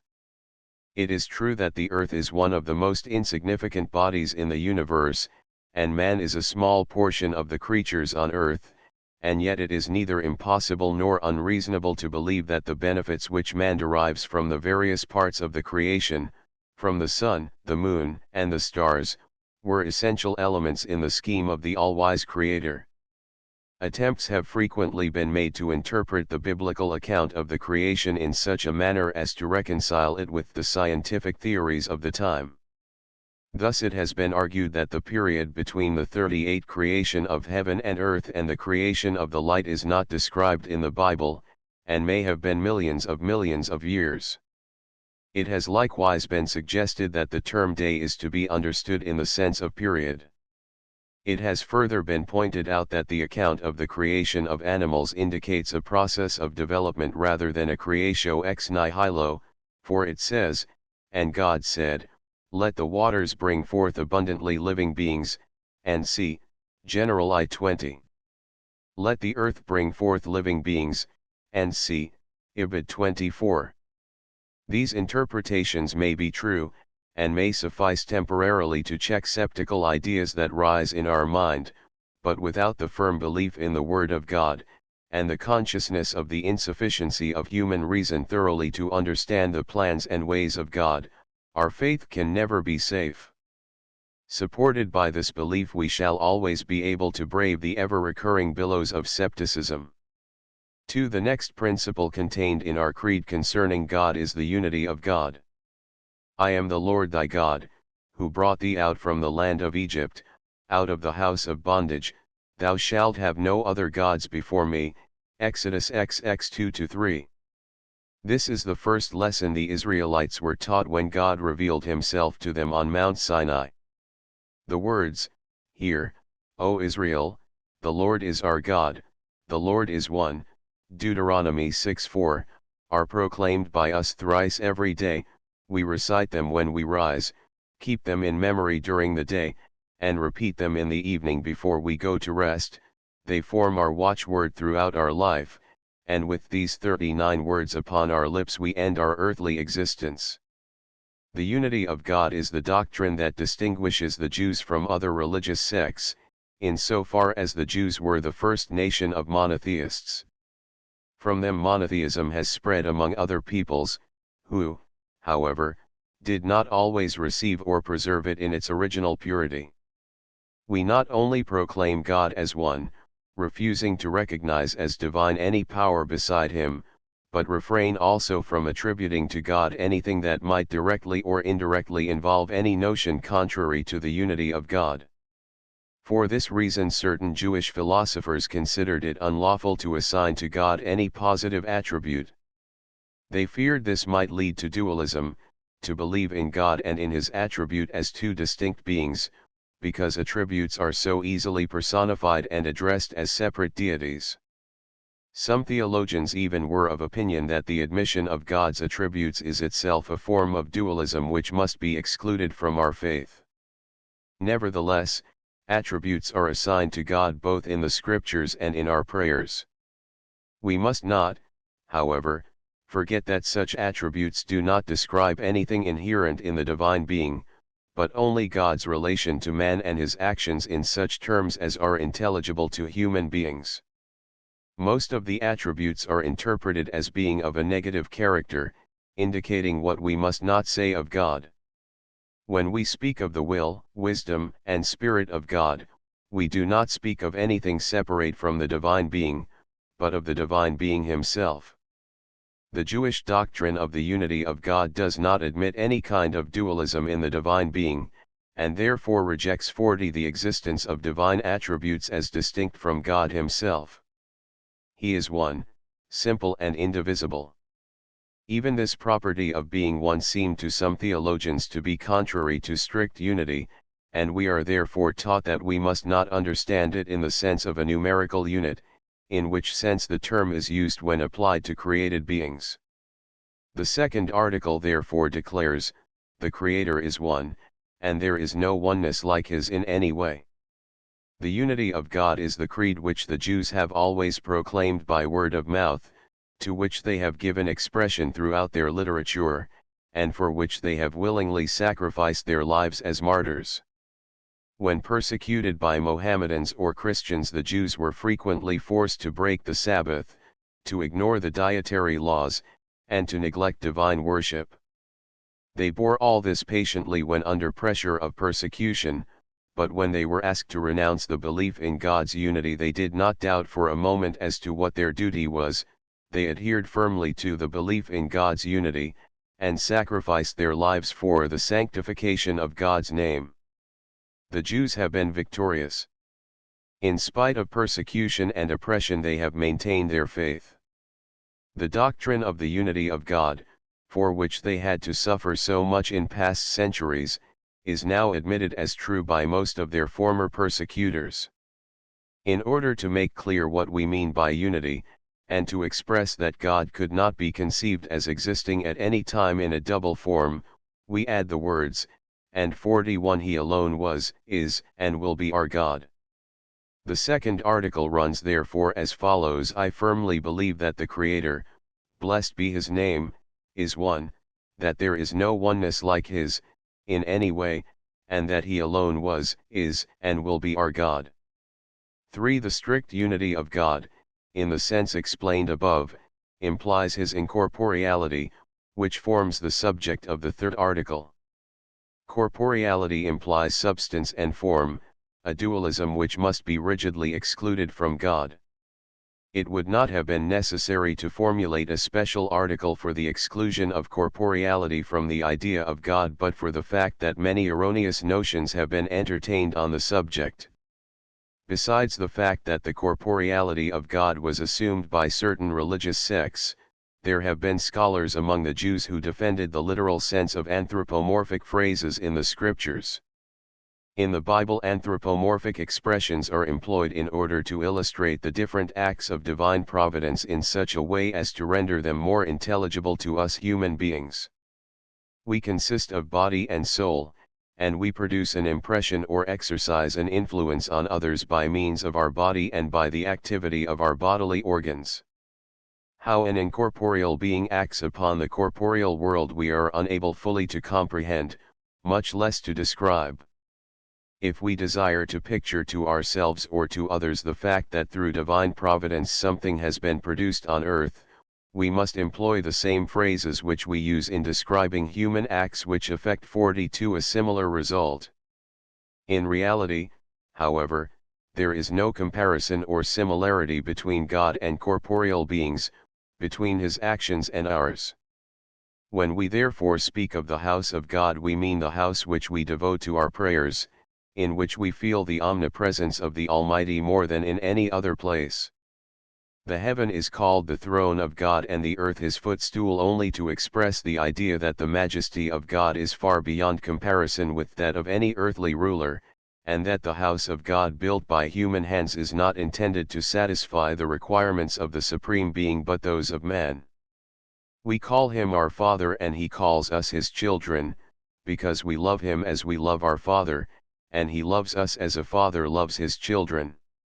In the same sense the psalmist, 2:7, repeats the words of God to him, "Thou art my son, I have this day begotten thee." Such expressions as these are anthropomorphic.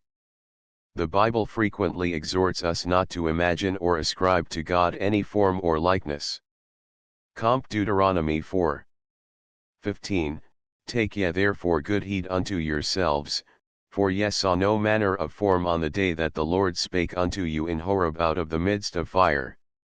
In the same sense the prophet asks in the name of God, Isa XL18, "To whom then will you liken God, or what likeness will you compare unto him? To whom then will you liken me, that I should be equal to him, saith the Holy One?" Ibid 25. We declare therefore in the third article, I firmly believe that the Creator, blessed be his 43 name, is not a body, that corporeal relations do not apply to him, and that there exists nothing that is in any way similar to him. For the next property we declare of God in the Creed is the eternity of God. As he is the cause of everything in existence, and requires no cause for his existence, and as it is impossible to separate the idea of existence from the idea of God, it follows that God is always in existence, and that neither beginning nor end can be fixed to his existence. Maimonides, in expressing his belief in the eternity of God, lays stress only on God being without a beginning, and in this sense he interprets the phrase dip, Deuteronomy XXXII 27, the eternal God who is without a beginning. That God is without end is equally true, but Maimonides did not desire to introduce this idea into the fourth article as a distinguishing characteristic, as it is not necessary to believe that the universe will once come to an end. If it please the Almighty to give the universe existence forever, it will continue forever. Following, however, the example of the prophets, who told us in the name of God, I am the first, and I am the last, we express this idea in our creed, and understand it thus: if, by the will of the Almighty, the entire universe should come to an end, God's existence would still continue. Thus the psalmist says, "Of old hast thou laid the foundation of the earth, and the heavens are the work of thy hands.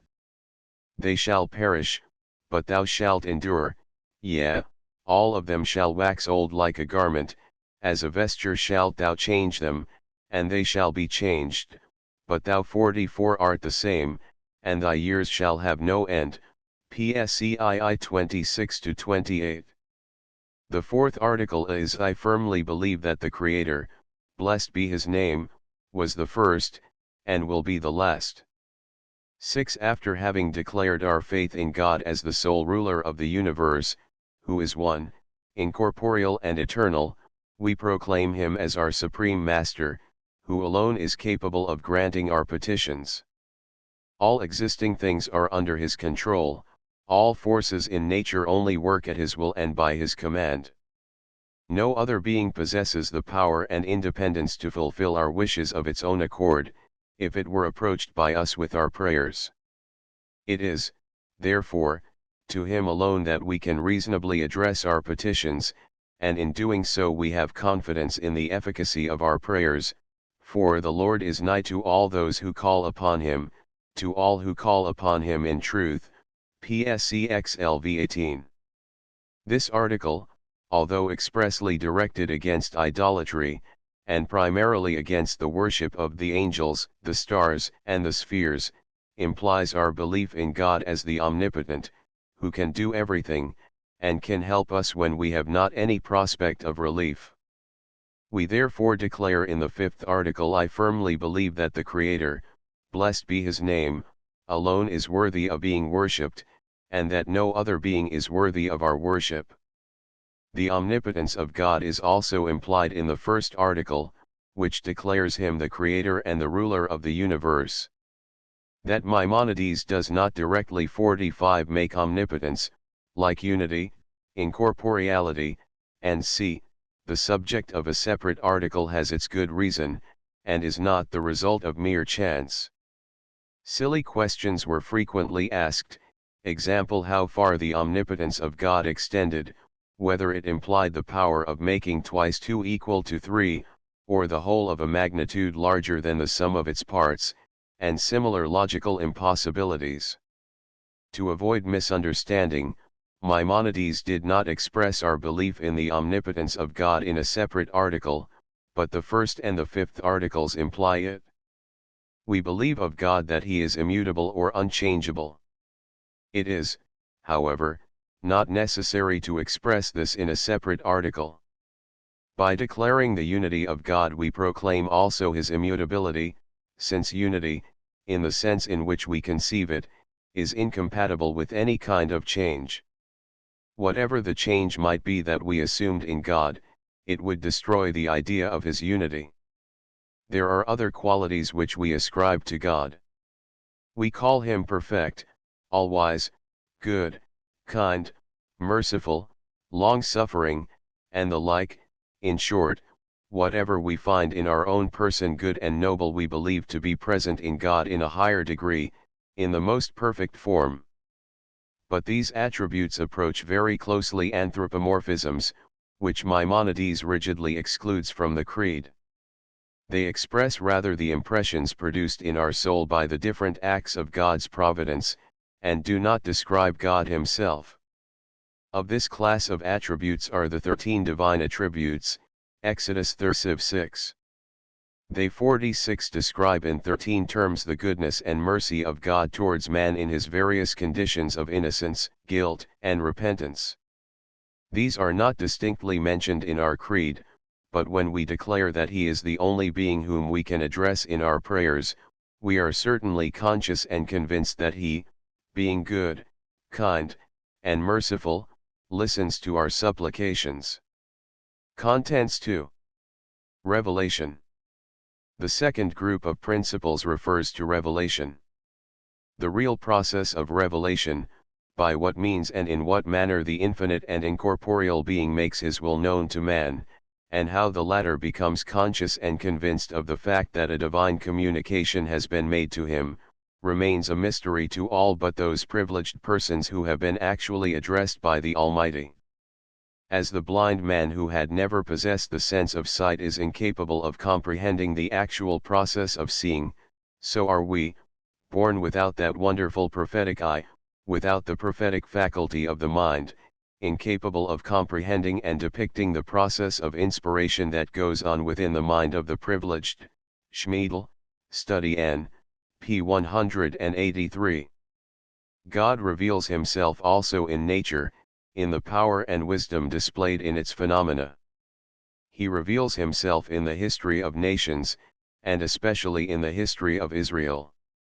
He reveals himself in the intelligence of man. In all these cases the revelation is made to all alike. Those who have eyes may see, those who have ears may hear, and 47 recognize, every one according to his capacity, the presence of the Almighty in the working of the laws of nature, in the development and fates of nations, and in the life of every individual person. In all these cases we can test and prove the revelation by ourselves, and need not exclusively rely on authority. When, however, a divine communication is made to one privileged individual, through whom it is made known to a whole community, or to mankind, there is no other means of testing the correctness of the revelation than the trustworthiness of the privileged individual. The first lesson or proof given to the Israelites of the fact that such revelation was not only possible, but had actually been vouchsafed by the Almighty, was the revelation on Mount Sinai, which became the foundation of the faith of Israel. And the Lord said unto Moses, Lo, I come unto thee in a thick cloud, that the people may hear when I speak with thee, and may also believe thee forever. Exodus 19:9. The trustworthiness of Moses having thus been tested and established forever, his teaching remained the foundation of the teaching of all succeeding prophets, and the test of their truthfulness and genuineness. A prophet who taught anything opposed to the law of Moses could not be a true prophet, although he supported his words by signs and miracles. Deuteronomy 13:2, SQQ. Besides, revelation of the divine being had taken place before. God revealed himself to the first man. Adam heard the voice of God, he felt the presence of the Almighty, and learned the amount of evil man brings upon himself by disobeying the word of God. The 48 consciousness of the existence of God, and of the fact that he has revealed himself to man, has been inherited by the descendants of Adam. It has not been preserved in all men in the same strength and purity. The notion of a divine being, and of his revelation to man, became in course of time corrupt, and led to the corruption of the human race, with the exception of Noah and his family. Noah was a righteous man, perfect he was in his generations, with God did Noah walk, General 6:9. The inherited consciousness of God's existence and of his rule over man was strengthened in him by fresh, direct revelation of God. He was told that the wicked would be destroyed by a flood, and that he with his family would be saved. The righteous man witnessed the infliction which the wicked brought upon themselves by evil deeds, and also that protection of himself and his family which had been promised and granted by the Almighty. After Noah had left the ark, the word of God was again communicated to him, promising that never again would a flood be sent to destroy all living beings, a promise which succeeding generations up to the present have seen fulfilled. In the midst of rain, the sign of covenant, the rainbow, reminds us still of his promise and its fulfillment. Of the descendants of Noah, the Semites alone seem to have preserved the belief in God's existence and his revelation to man in its original purity, and of the Semites it was Abraham who was chosen by providence to be the founder of a family of faithful believers in God, who formed, as it were, the center from which the true faith should spread in all directions over the whole face of the earth. Abraham 49 received divine communications, and so also his son Isaac and his grandson Jacob.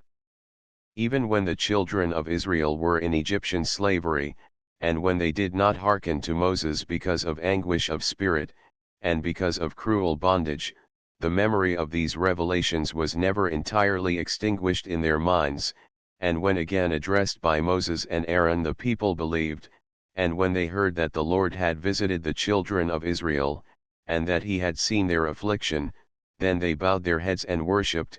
Exodus 4:31. Their faith was strengthened when they witnessed the fulfillment of the divine message which was brought to them by Moses, and they believed in the Lord, and in Moses his servant. Ibid 14:31. The foundation of the belief in the possibility of divine revelation having thus been laid, that belief was further strengthened through the revelation on Mount Sinai, when every Israelite heard and understood the words addressed to him by God, who had brought them out of Egypt, of the house of bondage. They heard the very words which Moses subsequently told them in the name of God, and they were convinced of the truth of the words of Moses. He taught them that there would be other persons chosen by God to bring messages from him to the children of Israel or to mankind, and at the same time he laid down the rule by which the truth of such messages could be tested. A person favored by divine communications was called a prophet. That which characterized a prophet and distinguished him from the ordinary man 50 was the privilege of being chosen by providence to be the messenger of God to man. This notion of the characteristics of a prophet explains the circumstance that, although Daniel was favored with numerous prophetic visions, the book called after his name was not placed among the prophets, but among the hagiographa. It is on account of his addressing his brethren and informing them of the will of God that a person was called a prophet. Point 2 By simply receiving a communication, without the direction to impart the knowledge acquired to others, a person may become a man of God, a man in whom there is the Spirit of God, but not a prophet. It is our belief that God would not reveal himself to anyone that is unworthy of such distinction. As a conditio sine qua non, it was necessary that the prophets distinguished themselves in every kind of virtue, that they set to their fellow men an example of purity in thought, loftiness in speech, and nobility in action. As regards general knowledge and experience, they were inferior to none of their contemporaries. In the Talmud the saying occurs, "The divine spirit does not rest on man, unless he is wise, strong, and rich." Babel. Talm. Shabbath, 92a. This is certainly a true conception of the character of a prophet, strong and rich being understood in a figurative sense, strong in possessing mastery over his passions, and rich in being contented with what he has, a both for one. It was a matter of indifference, however, whether the 51 prophet was strong in body or weak, whether he had many earthly possessions or none at all.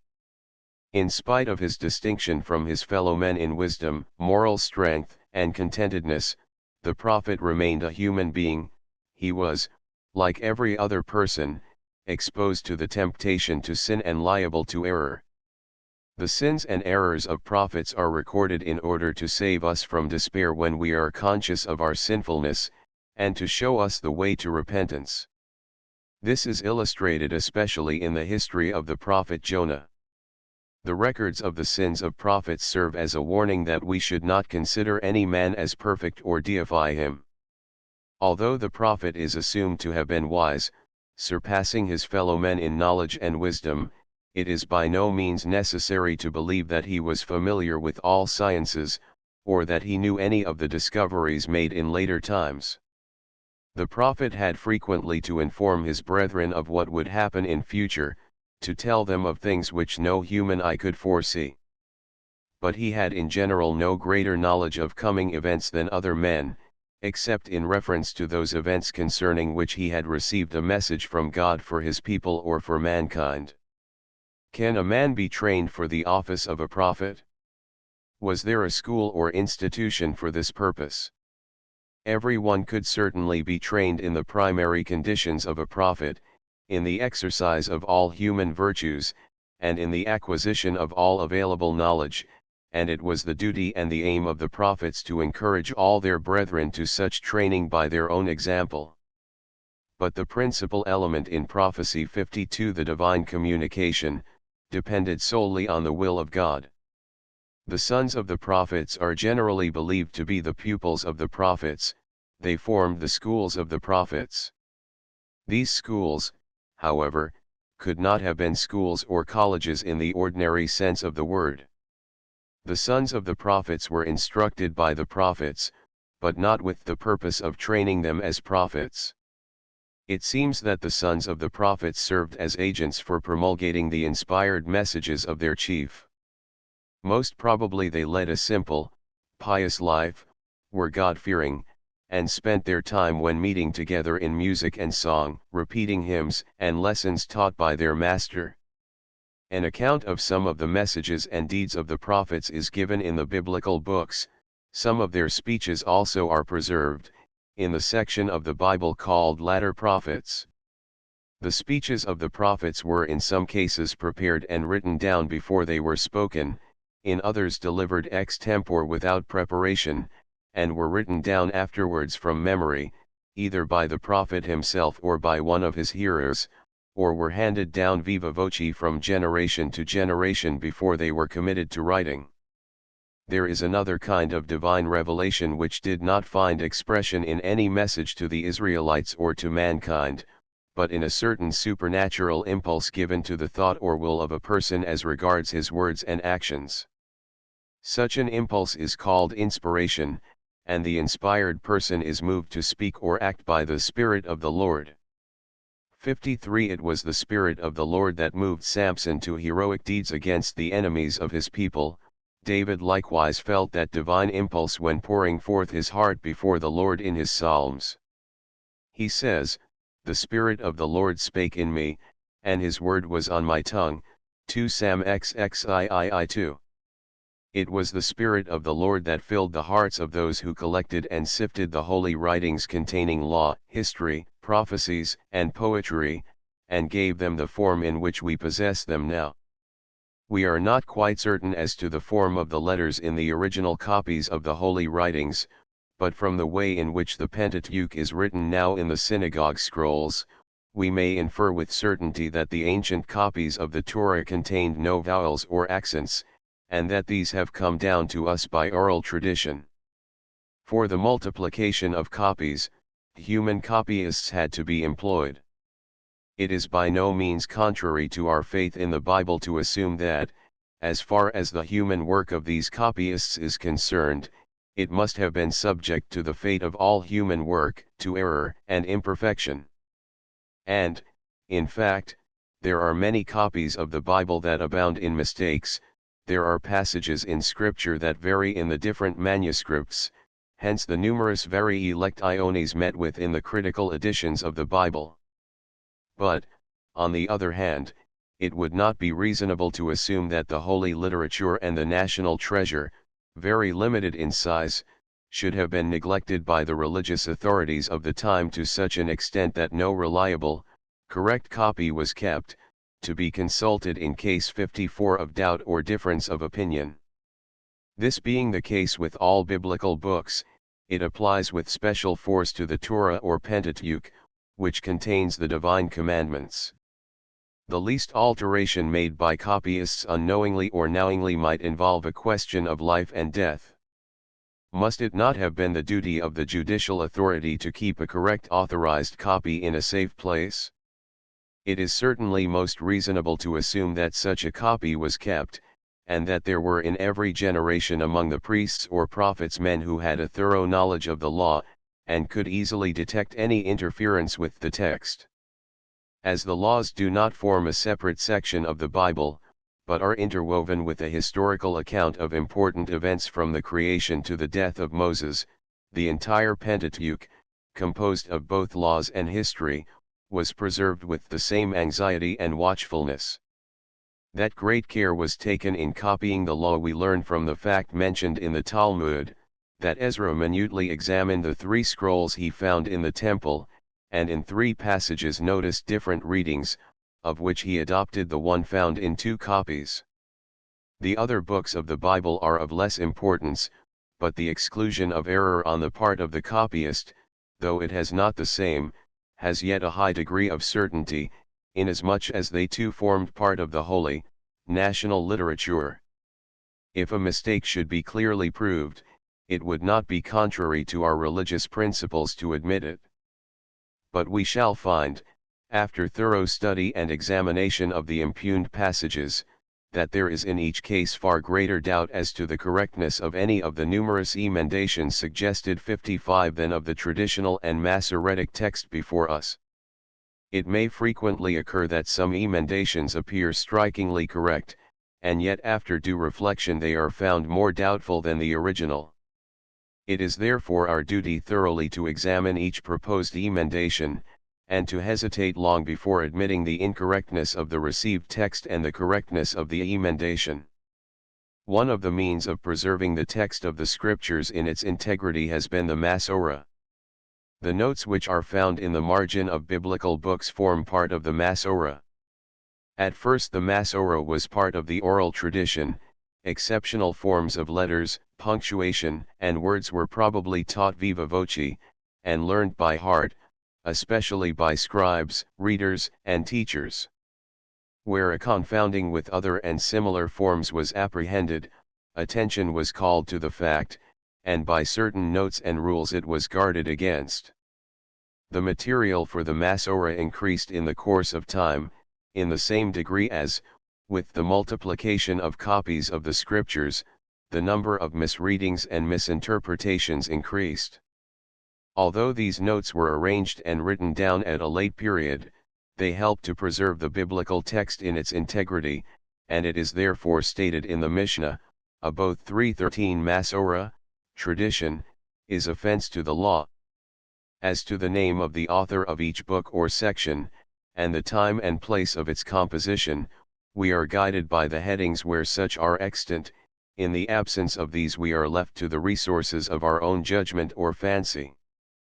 There is no reason whatever 56 to doubt the correctness of these headings, as the religious and learned authorities of the time were trustworthy men, who would not add a heading where none was handed down to them by tradition. Several books and many psalms are therefore left without a heading. There was no sure tradition about them. How far the heading of a book or section extends, whether it was meant only for the beginning or for the whole of it, is in some cases doubtful, and must be decided by the nature and contents of the book. For instance, the second part of Isaiah, from chapter XL to the end, has no heading of its own. It is therefore open to discussion whether the heading in the first verse of the first chapter describes only the first 39 or all the 66 chapters of the book. It is possible that psalms, ascribed, according to their heading, to David, consist of 2 or more parts, of which one only was composed by David. The names of the books do not necessarily imply a reference to the author.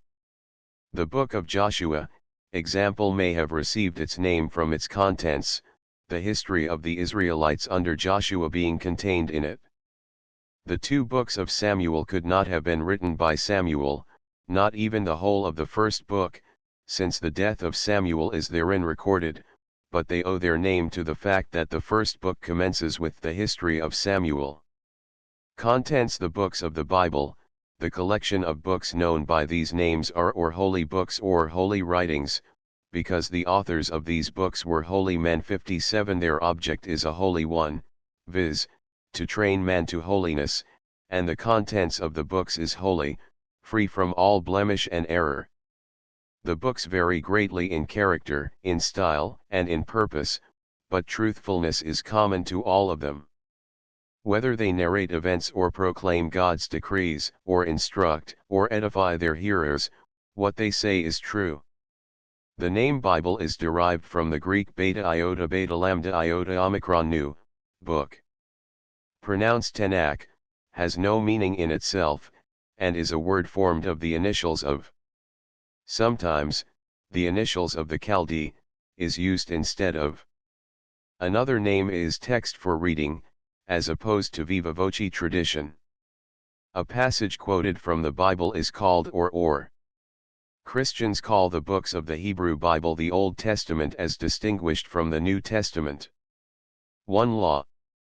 The Torah or Law is divided into 5 books, and is therefore called or Pentateuch, fivefold or 5 book. The names of the 5 books are, 1.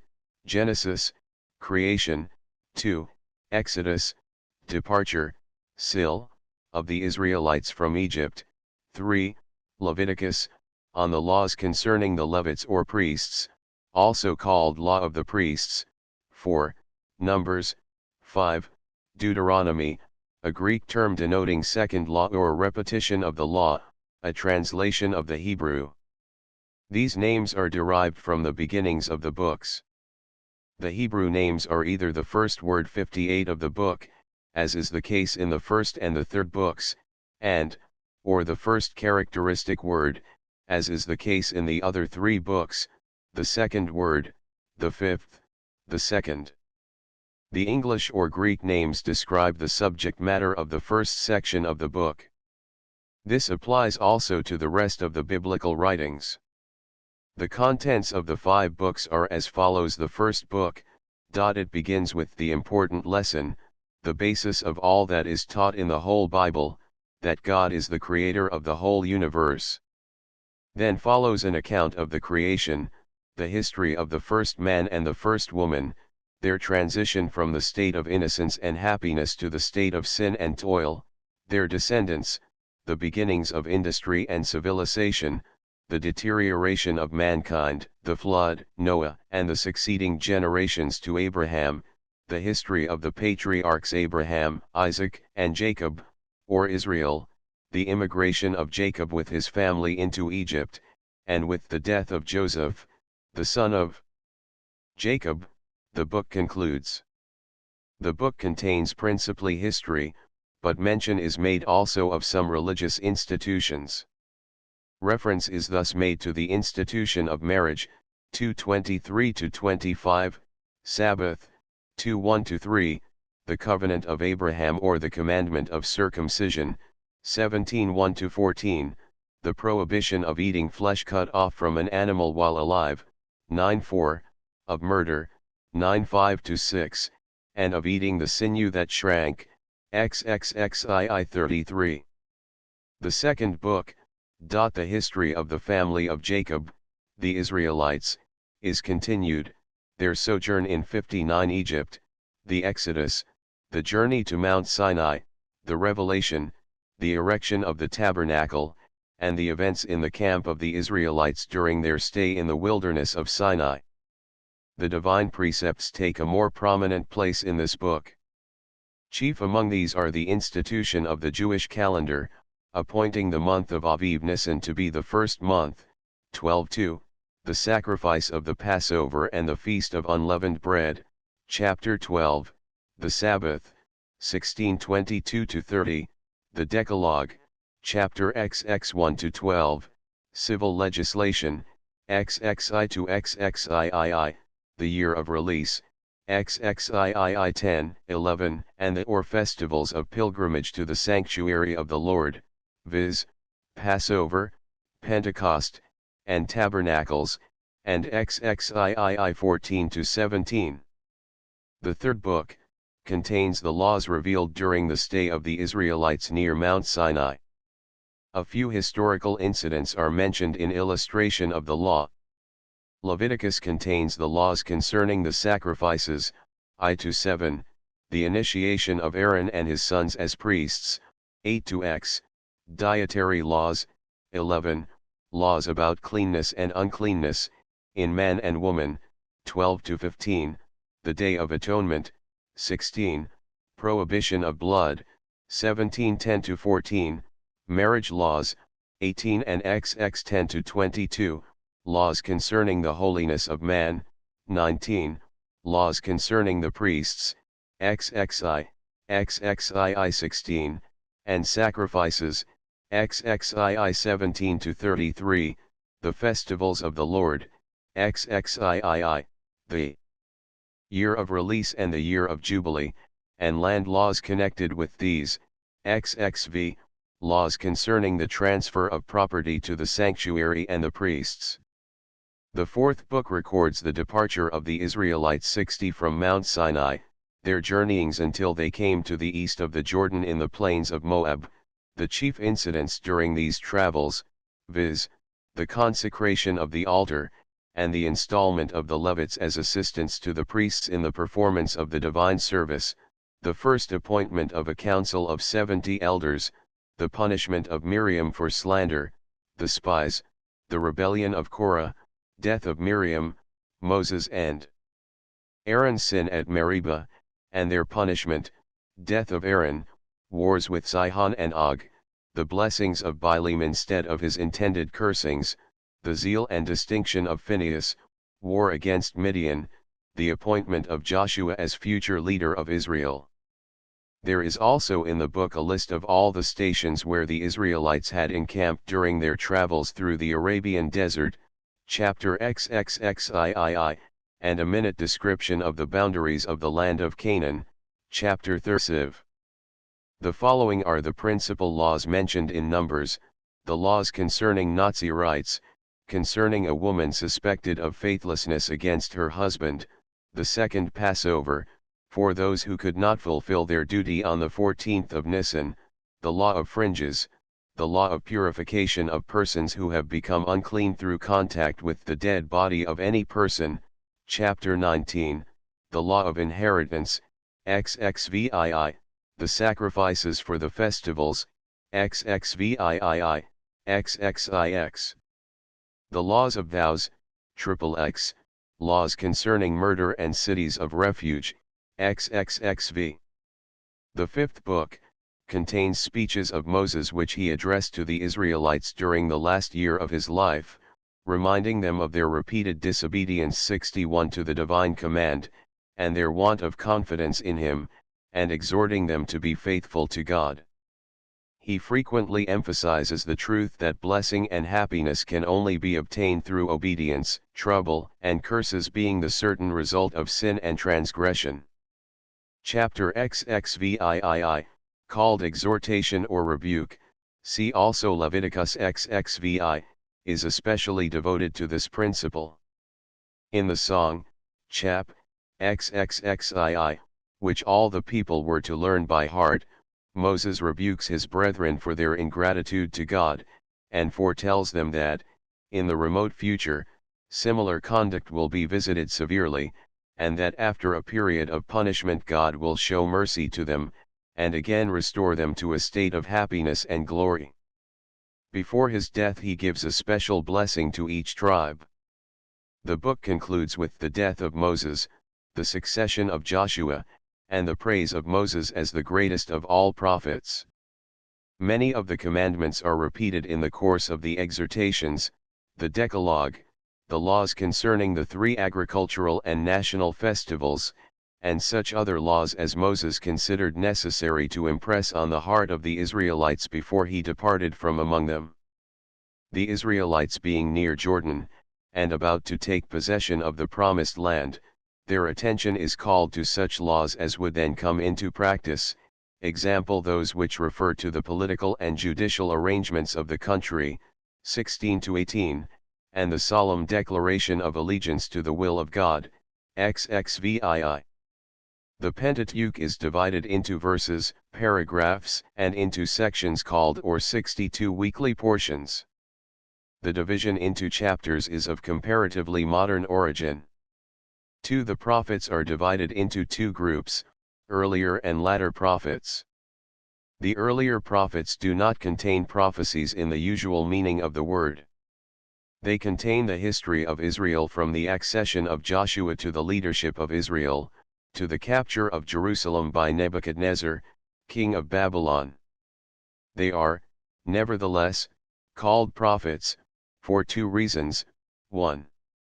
The history is written in a prophetic spirit, with the view of illustrating the principle that obedience to the word of God was the cause of Israel's prosperity and success, disobedience the cause of trouble and misery. 2. The earlier prophets include the history of Deborah, Samuel, Nathan, Ahijah, Elijah, Elisha, and a few anonymous prophets. No collection of their speeches has been made or preserved in the scriptures, and they are thus distinguished from the latter prophets, whose prophecies have been collected and form the contents of the latter prophets. The following books belong to the earlier prophets. 1. The Book of Joshua, containing the history of the conquest and division of the land of Canaan by the Israelites, from their crossing the Jordan to the death of Joshua. Among the various incidents related in the book 63, the following are noteworthy: the circumcision of those who had been born during the wandering of Israel in the wilderness, the celebration of the first Passover in the Holy Land, the appearance of the Prince of the Host of the Lord, v. 14, just before the war commenced, in order to remind Joshua that the place upon which he stood was holy. 3. The crossing of the Jordan, the taking of Jericho, the disastrous consequences of Achan's sin, as an illustration of the principle that the whole community is made responsible for the crime of the individual till the crime is discovered and punished. The battle at Gibeon, famous through Joshua's exclamation, "Sun, stand thou still upon Gibeon, and thou moon, in the valley of Ajalon." Acts 12, and the appointment of the cities of refuge. 2. The Book of Judges, contains episodes of the history of the Israelites from the death of Joshua to the days of the high priest Eli.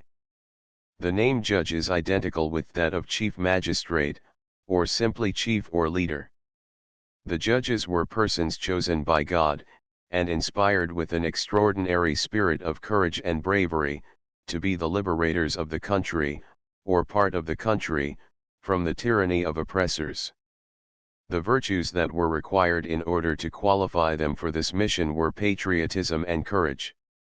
Some of them may have continued in power after the restoration of peace and order, but on the whole their mission as judges was fulfilled with the cessation of '64 war.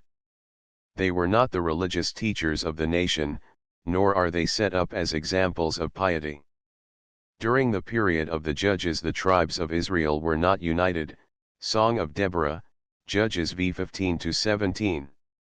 There was no common government, or if there was one, it must have possessed little power and influence. The people became degraded, many worshipped idols and altogether ignored the divine commandments.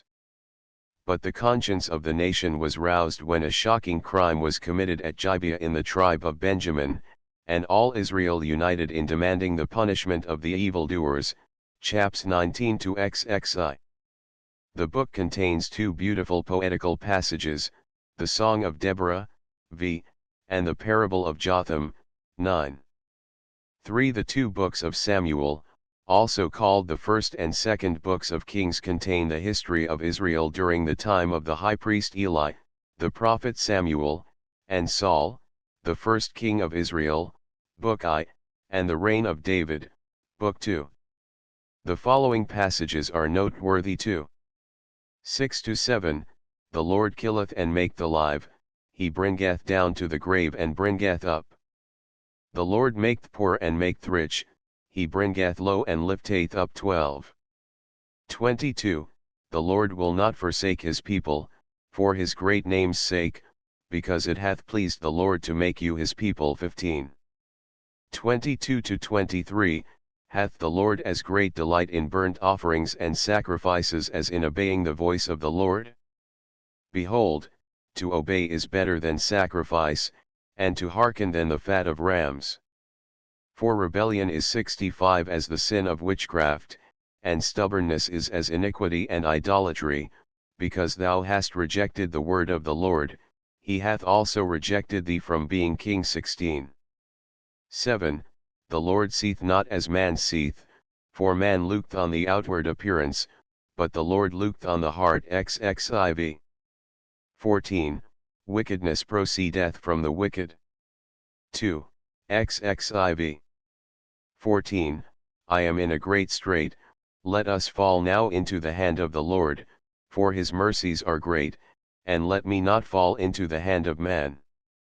The following poetical passages of the book should also be marked: the prayer of Hannah, 2:1-10, David's lament over Saul's death, 2, 18-27, parable of the prophet Nathan, 12:1-6, Song of Thanksgiving by David, XXII, David's faith in God's justice, XXII 1-7. For the first and the second books of Kings, also called the third and fourth books of Kings, contain the history of Israel from the death of David to the Babylonian exile.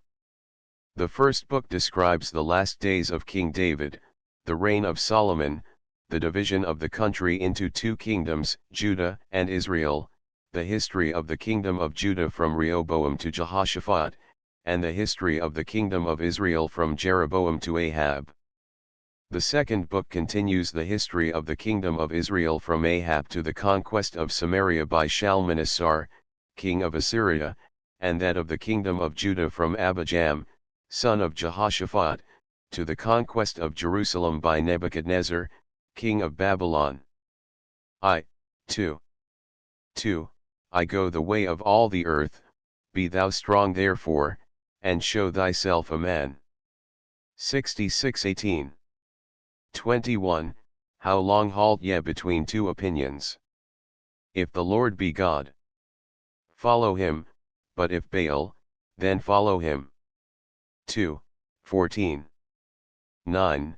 The thistle that was in Lebanon sent to the cedar that was in Lebanon, saying, Give thy daughter to my son to wife, and there passed by a wild beast that was in Lebanon and trod down the thistle. 4 Note, besides, Prayer of Solomon, I.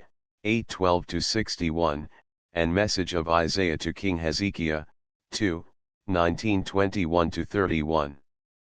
The latter prophets contain the following books. Isaiah.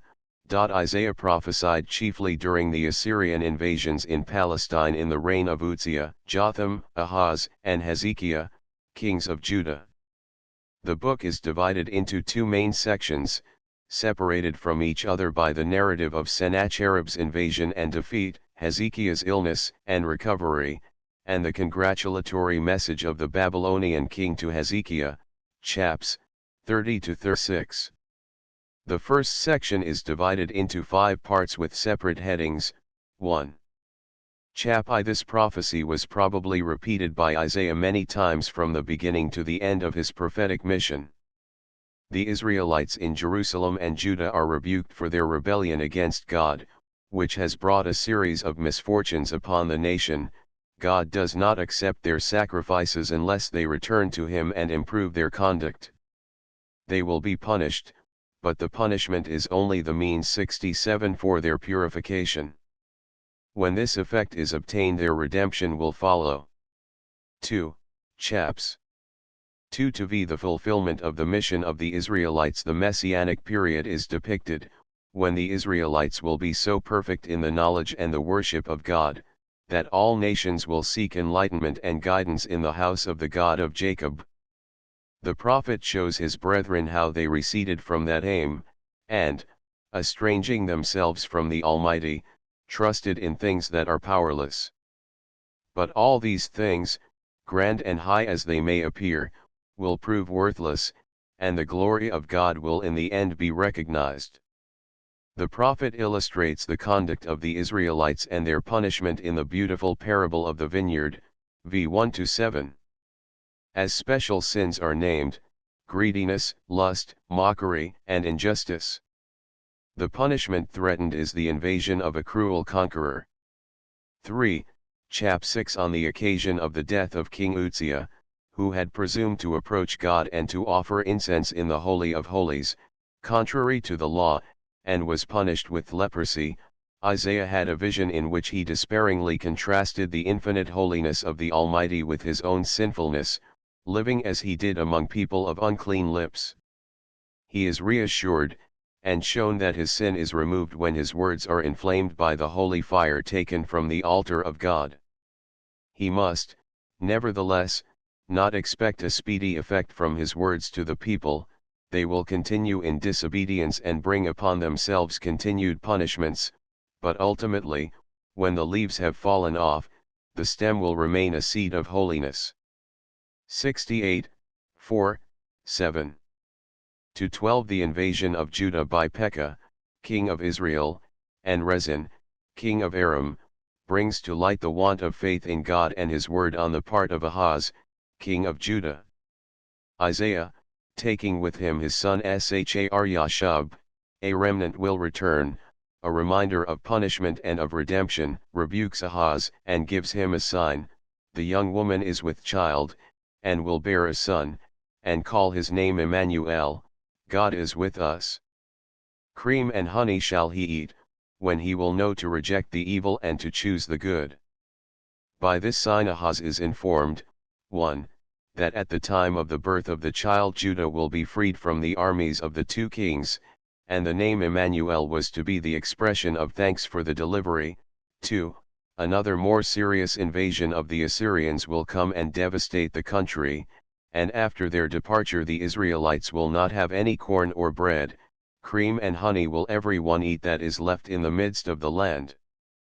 The invasion of Syria and Palestine by the Assyrians is also foretold in the very name of Isaiah's own son, Marshal-al-Hashbaz. The spoiler hastens to be quick with the spoil. In spite of such dark prospect, the prophet sets forth the testimony and the lesson: hope in the Lord, though he hides his face from the house of Jacob. For often have people in affliction seen great light. A child 5 has been born unto us, called the Almighty, the 69 Eternal, the Prince of Peace, devises wonders, for the purpose of increasing the dominion and establishing endless peace upon the throne of David and his kingdom, to order it and support it by judgment and righteousness from now even forever. 9:5, 6. The Assyrian invasion is a punishment for the sins of the Israelites, and its success will continue so long as the Israelites refuse to repent and to return to God.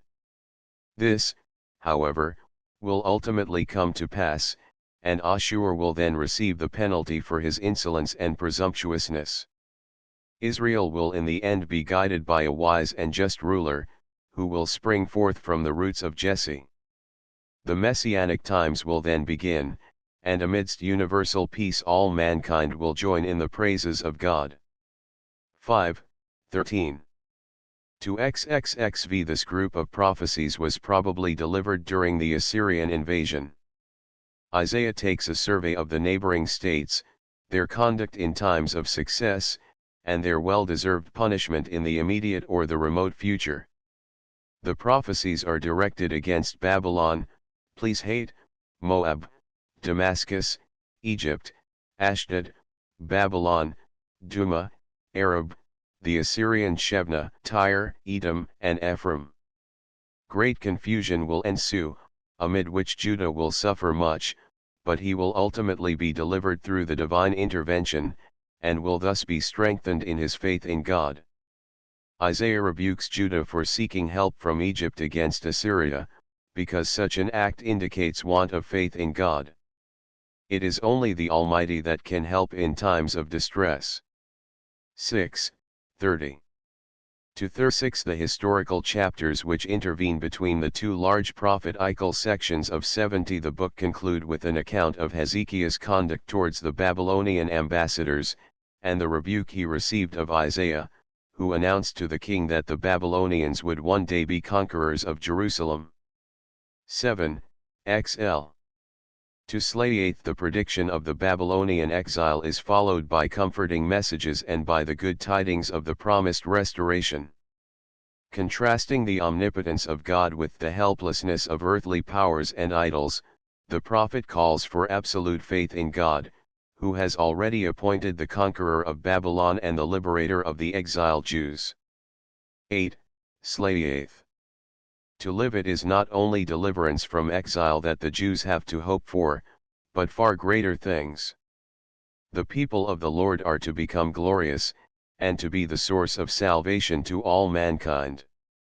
They will suffer at the hand of the nations, but the latter will ultimately see what wrong they have done to Israel. Notwithstanding all apparent obstacles, this prophecy will be fulfilled. 9. Leave to LX. The prophet exhorts the people to follow the word of God, to abandon idolatry, and to be sincere in their prayer and repentance, only then might they hope for salvation. God has punished Israel, but the Redeemer will come unto Zion. 10. LXI. Tulksi. Encouragement is given especially to the meek, the broken-hearted. The day of vengeance is announced against the haughty and sinners. The prophet prays to God, and God answers him with the promise of the ultimate triumph of the meek and the God-fearing. 2. Jeremiah. Jeremiah prophesied in the 13th 71 year of Josiah, and continued to prophesy during his reign and that of his successors, and after the fall of Jerusalem, but it is not certain how long he lived after the destruction of the temple, and where he died. He was the son of Hilkiah, of the priests in Anathoth, in the tribe of Benjamin. He was exposed to cruel persecutions, but these did not deter him from delivering the divine message with which he was entrusted to the king and to the people. The prophecies of Jeremiah were written down by Baruch, at Jeremiah's dictation, chapter 30, but the book was seized by King Jehoiakim, and burnt by him. The book of Jeremiah, in our Bible, is probably the copy made later on by Baruch, and mentioned in J 30. 32. The book is composed of the following parts. 1. Chap I. The appointment of Jeremiah as prophet over the nations and the kingdoms, to pluck up and to break down, and to destroy and to overthrow, to build and to plant. Ver 10. 2. Chaps, 2. To 6 Jeremiah addresses the inhabitants of Jerusalem. Israel is a holy portion, belonging to the Lord. Whosoever eats of it is guilty, and will be punished. Israel ought therefore to be faithful to God. This they are not. In spite of the benefits bestowed on them, they are exhorted to repentance, in vain. They are therefore threatened with a hostile invasion from the north. 3. Chaps. 7. To X the prophet addresses the people in the gate of the temple, exhorting them to true repentance. Without obedience to God, the temple and sacrificial service have no value. The 72 foundation of the law is, "You shall be to me a people, and walk in the way which I command you." You have not obeyed, and punishment is determined upon. Jeremiah, foreseeing the desolation of the country and the ruin of the nation, laments and weeps, but he is sure that God is one who doth loving kindness, judgment, and righteousness, and that those nations which indulged in cruelties against the Israelites when under divine punishment will themselves not escape retribution. 4. 11. To 13 the covenant was, "Hear my voice, and do what I command you, ye shall be my people, and I will be your God." You have broken this covenant and worshipped idols, evil must come upon you. This Jeremiah proclaimed in the cities of Judah and the streets of Jerusalem, and probably also in Anathoth, whereupon he was threatened with death. Such conduct gave occasion to further prophecies concerning the wickedness of the people and their impending punishment. The fact that Israel has been chosen to be the people of the Lord and has shown himself unworthy of the distinction, is symbolized by a girdle, forming at first an ornament to man, but which when rotten by moisture in the crevices of rocks, is no longer of any use. 5. Chaps. 14. To 17 drought visits Judah, Jeremiah prays to God for relief from famine. God rejects his petition. The prophet is disappointed, but he is assured that God will protect him from the attacks of the people, if he tries to bring forth a precious thing from the vial. He tries, but in vain. 6, 17, 19, 27 Exhortation to keep the Sabbath, 73 To abstain from all manner of work, and from carrying burdens out of or into the town. 7, 18 God changes his decrees according to the deeds of man, as a potter transforms the clay from one vessel to another. Jeremiah is again insulted and threatened, and he prays to God against his persecutors. 8, 19. And XX in the valley of Hinnom, Jeremiah denounces the idolatry of Israel, and as a symbol of the impending ruin of Israel, he breaks a pot of earthenware. Returning from the valley, he announces the coming evil in the court of the temple in the presence of the people. He is taken into prison by Pashcha, the chief of the temple, for 1 day.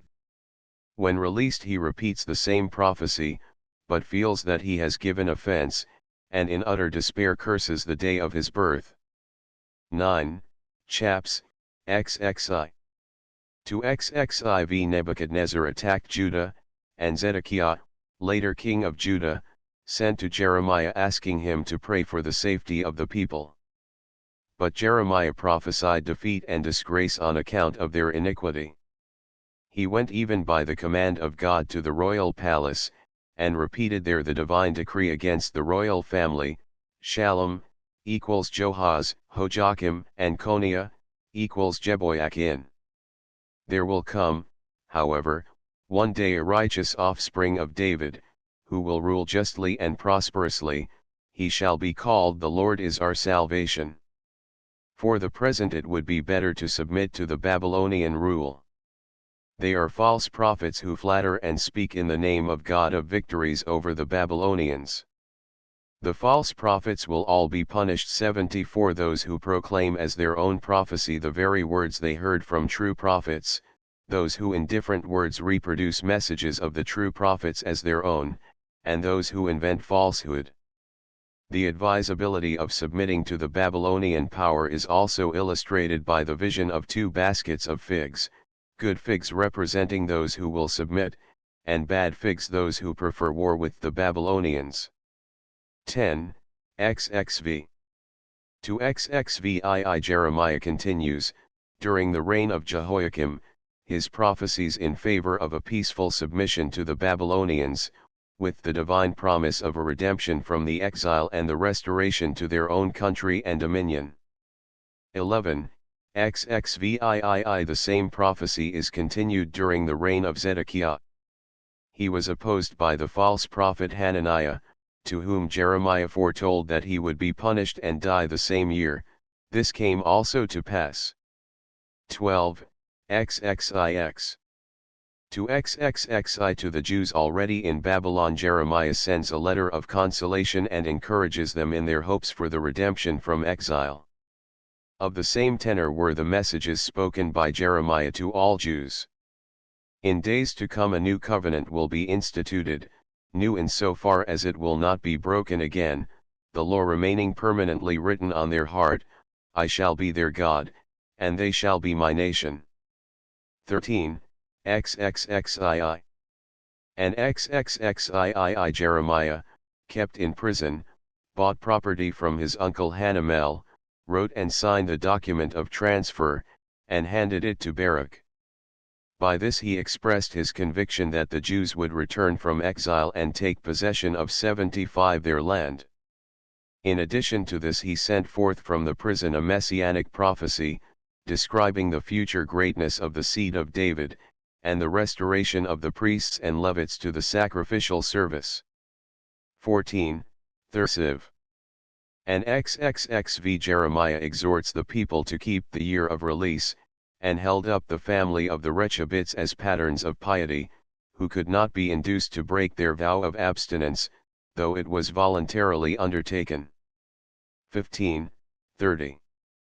To XLV Jeremiah continues to prophesy, advising, though fruitlessly, submission to the Babylonian king.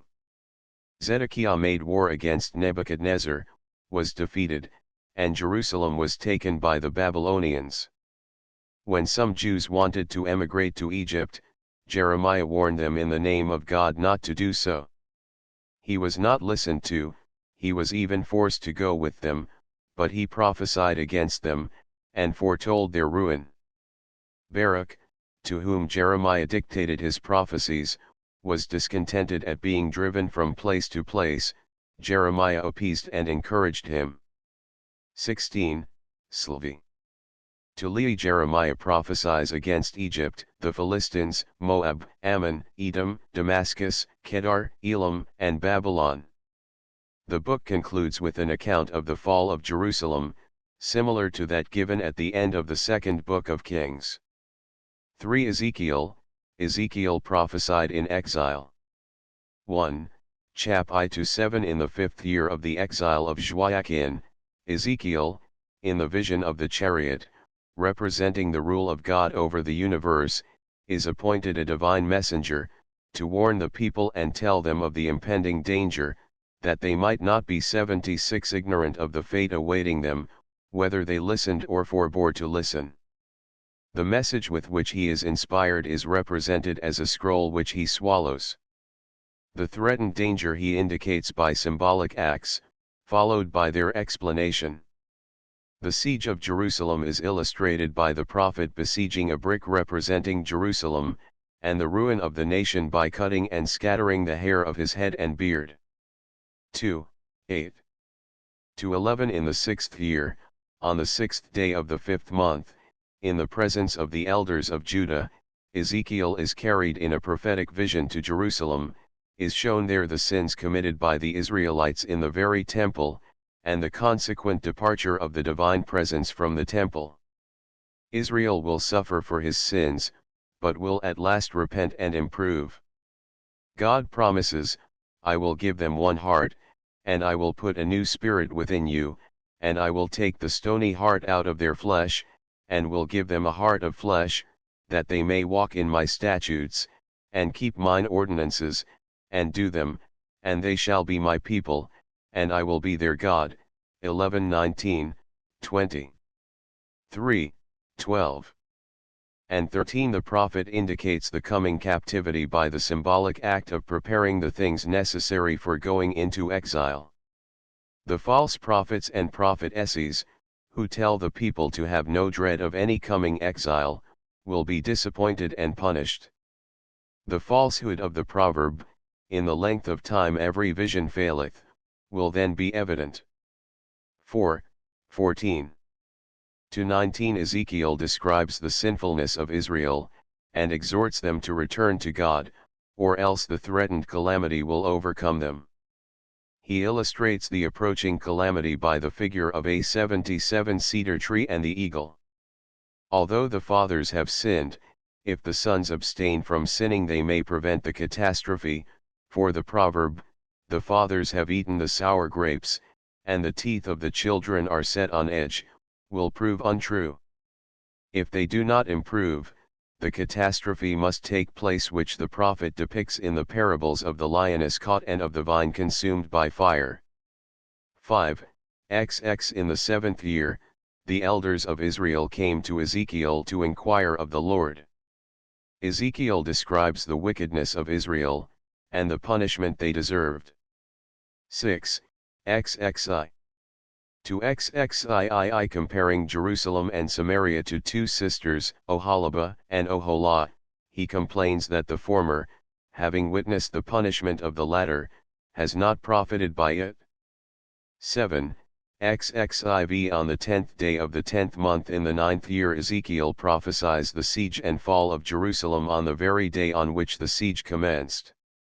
The greatness of the calamity, to express which the usual outward signs of grief would be inadequate, is indicated by the divine command that the prophet on the death of his wife should exhibit no signs of mourning. 8. XXV To XXXII like Isaiah and Jeremiah, he foretells the fate of the neighboring nations, Ammonites, Moabites, Edomites, Philistines, Tyrians, and Egyptians. The last named are promised recovery after 40 years' desolation of their country. 9. XXXIII And Thursiv the prophet describes the duties and responsibilities of watchmen and shepherds, and blames those of his own time as not fulfilling 78 their duties, "But I will save my flock, and they shall no more be a prey, and I will judge between cattle and cattle. And I will set up one shepherd over them, and he shall feed them, even my servant David, he shall feed them, and he shall be their shepherd. And I the Lord will be their God, and my servant David prince among them." Thursiv 22-24. 10. XXXV He prophesies against Seir, for their enmity against Israel. 11, 30. And XXXVII Ezekiel foretells the restoration of Israel in the parable of the dry bones. The union of Israel and Judah is symbolically shown by the union of two staves. 12, 38. And Gog, the prince of Rosh, Meshech, and Tubal, will make the last efforts for the destruction of Israel. All his preparations will be in vain. He and his army will fall in the land of Israel. And the divine promise is given, "They shall know that I am the Lord their God, in that I caused them to go into captivity among the nations, and have gathered them into their own land, and I will leave none of them any more there, neither will I hide my face any more from them, for I have poured out my spirit upon the house of Israel, saith the Lord God." 6:28, 29. 13. XL To Slayeth in the 14th year after the fall of Jerusalem, in the beginning of the year, on the 10th day of the month, Ezekiel is carried in a vision to the land of Israel, and is shown there the rebuilding of the future temple, and the division of the land among the 12 tribes, the Levites, and the priests. For the 12 minor prophets, 79, 1. Hosea, a contemporary of Isaiah, prophesied about the sinfulness of the northern kingdom of the 10 tribes, and turns his attention to Judah only in so far as Judah participated in the sins of Israel, and their consequences. A. Chaps, I-3 In an allegory of a faithless woman and her 3 children, the sin of the 10 tribes is represented, who faithlessly turned away from the worship of God in Jerusalem. The consequent 3 stages of punishment are represented by the names of the 3 children: Jezreel, referring to the catastrophe of the house of Ahab, ending in the death of Jezebel in Jezreel; Lo-ruhamah, not pitied, indicating the fall of the house of Jehu, from which the mercy of God was withdrawn after it had been shown in the successes of King Jeroboam II, and the third, Lo-ammi, not my people, predicting the final dissolution of the kingdom. But a time of mercy and divine protection is foretold by the prophet when he said, in the name of God, I will betroth thee unto me forever, and I will betroth thee unto me in righteousness and judgment and in loving kindness and in mercy, and I will betroth thee unto me in faithfulness, and thou shalt know the Lord, and I will sow them unto me in the land, and I will show mercy to Lo-ruhamah, and I will say to Lo-ammi, Thou art my people, and he shall say, My God. 2:21, 22, 25. This happy time, however, will only come after a period of trial, represented in the allegory by the period of trial of a faithless woman before the husband has again full confidence in her. For many days shall the children of Israel dwell without king, without prince, without sacrifice, 80 without a statue, and without ephod and teraphim. After that the children of Israel will return and seek the Lord their God, and David their king, and they will anxiously hasten to the Lord and to his goodness in latter days. 3-4, 5. b. 4-8 Hosea rebukes Ephraim for their sinfulness and obstinacy. When an attempt is made at repentance, it is not made in earnest, and is soon abandoned. The sins of Ephraim find imitation in Judah, and therefore the punishment of Ephraim will also affect Judah. c. 9-14 The prophet blames Israel for seeking help in their distress in Egypt or Assyria. He censures their conduct, and contrasts it with the kindness of God in the course of the history of Israel since the time of the patriarchs.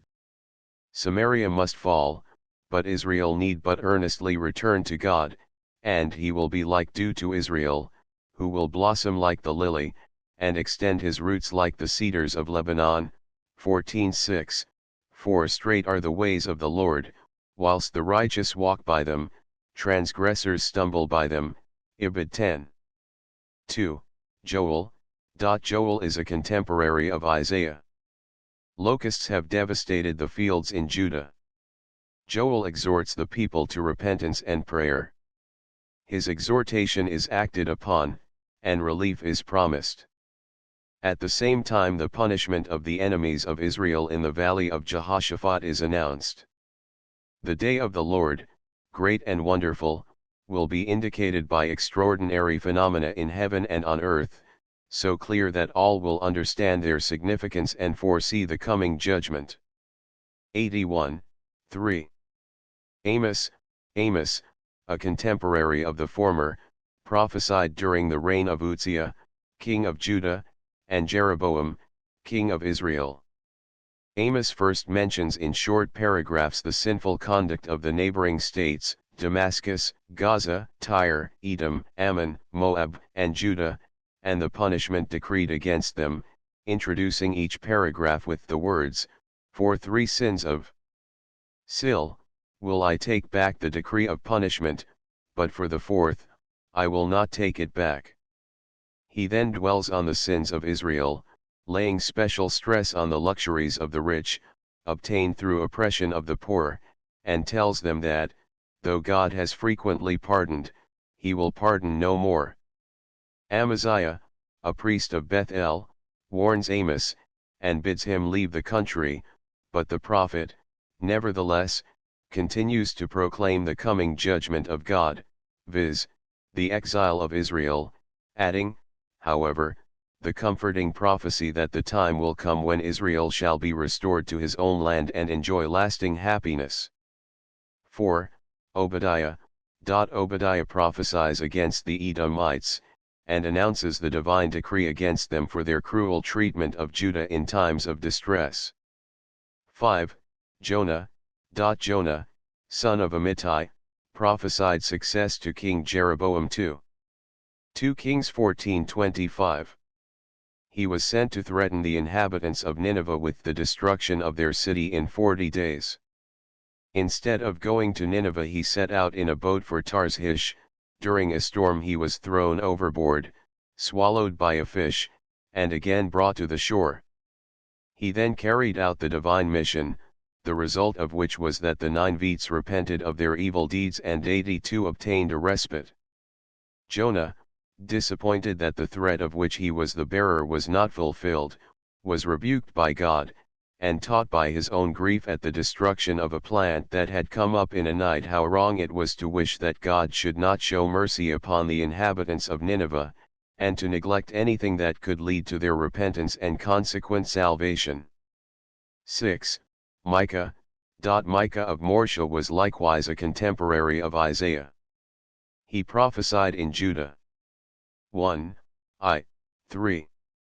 He raises his voice especially against the princes, magistrates, and false prophets, who unite in oppressing and ruining the people. When Micah tells them their sins and the coming punishment, they say to him, "Do not preach," they do not preach for such things, they do not offend. 2:6.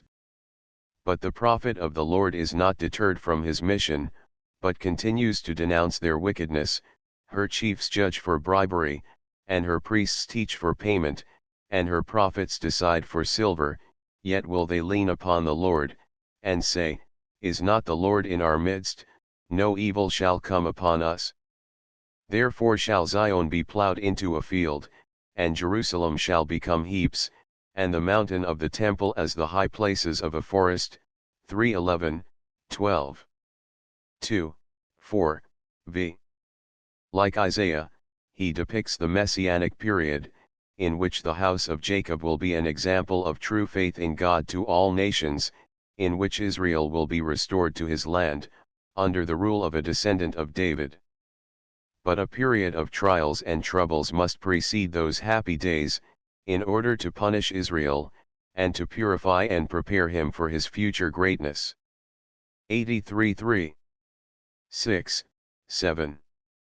The same principles are taught in the next part, 6 and 7, in the form of a controversy, between the Lord and his people. The latter are reminded of the benefits God has bestowed on them, and when they ask how they are expected to show their gratitude, the prophet says, "O man, he has told thee what is good, and what does the Lord require of thee but to do justice, love kindness, and to walk humbly with thy God." 6:8. 7. Nahum. The fall of Nineveh is predicted. The power of the mighty Assyrian Empire, hitherto a terror to Judah and other kingdoms, will come to an end. No remedy can save her any more. 8. Habakkuk. Habakkuk prophesied at the time when the Kasdim or Chaldeans were about to occupy the place of the Assyrians as conquerors of Syria, Palestine, and Egypt, and to become the rod in the hand of God for the punishment of Israel. Habakkuk, on receiving the mission to announce the Kasdim as the executors of the divine decree, is at a loss to understand why these wicked and cruel people should be chosen to chastise those who are far less wicked, why the evildoer should swallow him who is more righteous. The answer he receives is, "But the just shall live by his faith." The evildoer will in due time receive his full punishment.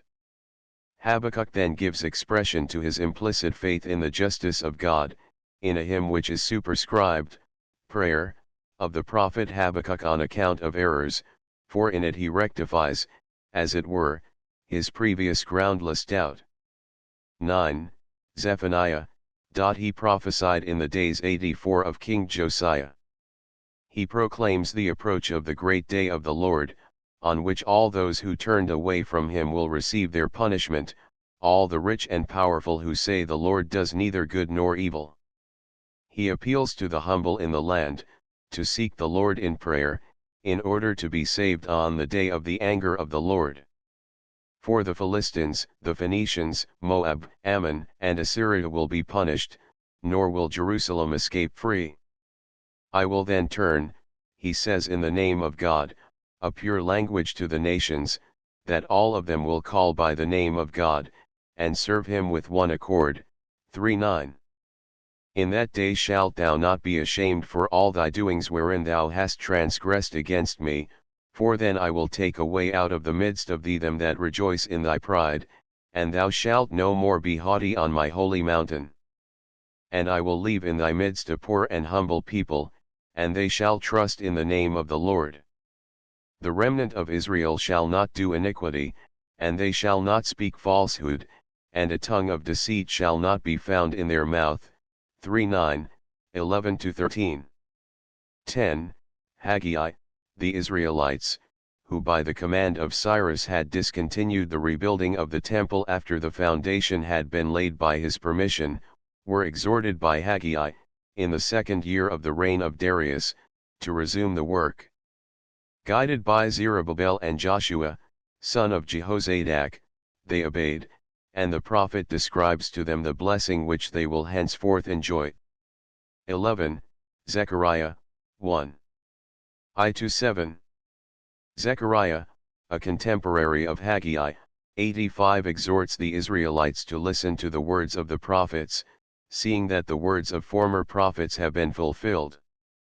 The divine scheme for the restoration of Israel and the rebuilding of the temple in spite of all obstacles, is shown to the prophet in various visions.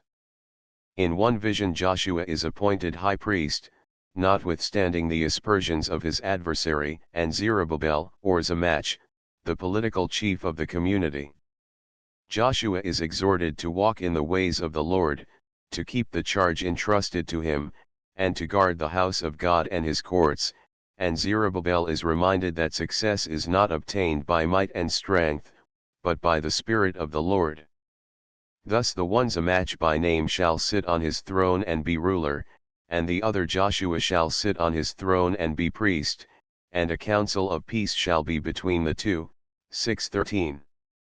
2 Chap 8 The prophet is asked whether the day of mourning in the 5th month is to be continued.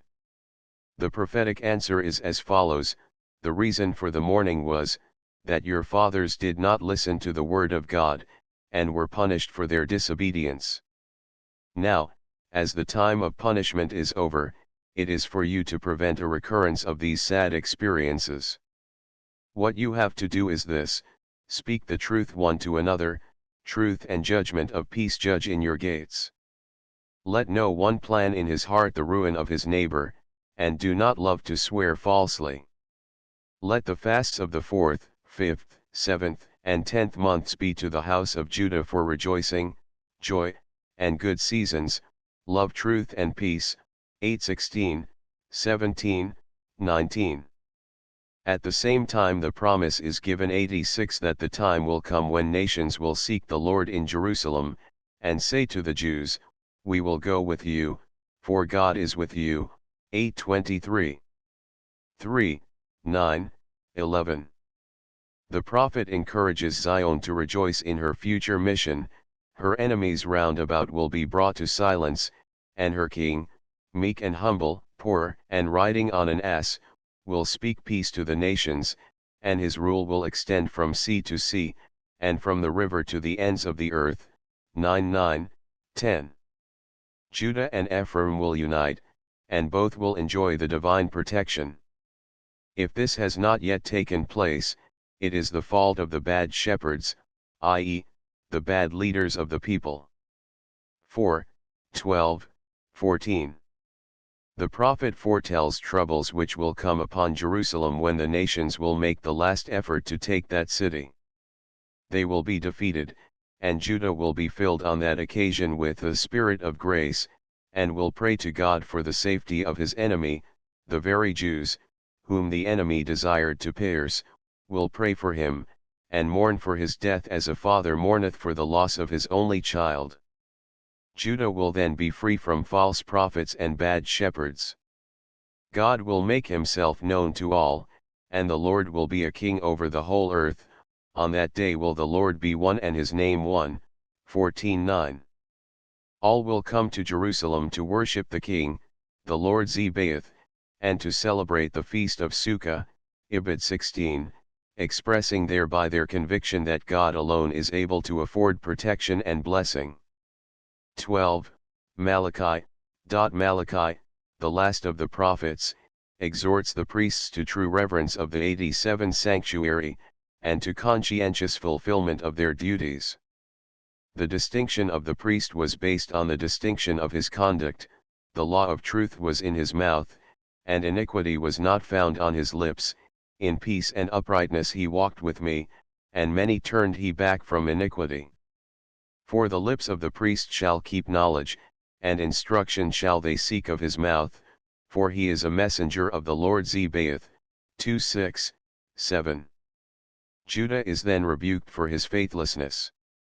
Both, the Levites, including the priests, and Judah, will pass through a process of refining, the wicked will be removed, whilst for those who fear the name of God the Son of Salvation will shine. Those who desire to obtain a place among these latter must remember the law of Moses, the servant of God, which God commanded him on Horeb for all Israel, statutes and judgments, 3:22. Before the great day of the Lord, the day of judgment, the Lord will send the prophet Elijah, who will cause the hearts of fathers and children to unite in returning to God. Contents 3. The Hagiographa. The Hagiographa form the last collection of holy writings, composed by men who, although they were not prophets, were filled with the Spirit of the Lord. They include the three larger works, a. or Psalms, Proverbs, and Job, b. the 5 scrolls, viz., Song of Songs, Ruth, Lamentations, Ecclesiastes, Esther, c. the historical books, Daniel, Ezra, Nehemiah, and the 2 books of Chronicles. 1 Psalms. The Psalms are hymns containing 88 praises of God's greatness, prayers for his mercy, and meditations on his wisdom, power, justice, and goodness. However various the Psalms are in form and contents, they have this in common, that they all are based on the purest and sincerest trust in God's justice and goodness. The mighty and proud, who rely on their own strength and are guided by the dictates of their own will, cannot succeed forever. The poor and humble, who rely on God's mercy and are guided by the word of God, will not suffer forever. This is the truth which the psalmist proclaims in his songs over and over again. Yet there is a great variety in the contents of the Psalms. Some are simply praises of God's greatness, example 8:19, XXXII, Ski, XCV. To Sa, Sien, CIV, and C.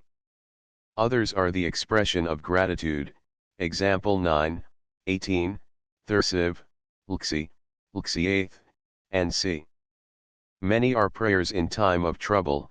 In most of these the suppliant feels sure that God will accept his prayer, and is confident that help will come. Such psalms are 3, 4, v. 6, 12, 13, and c. To this class belong also all the psalms which refer to the troubles of David during the reign of Saul, as Li, Liv, Lvi, Lix, Lziath, and c.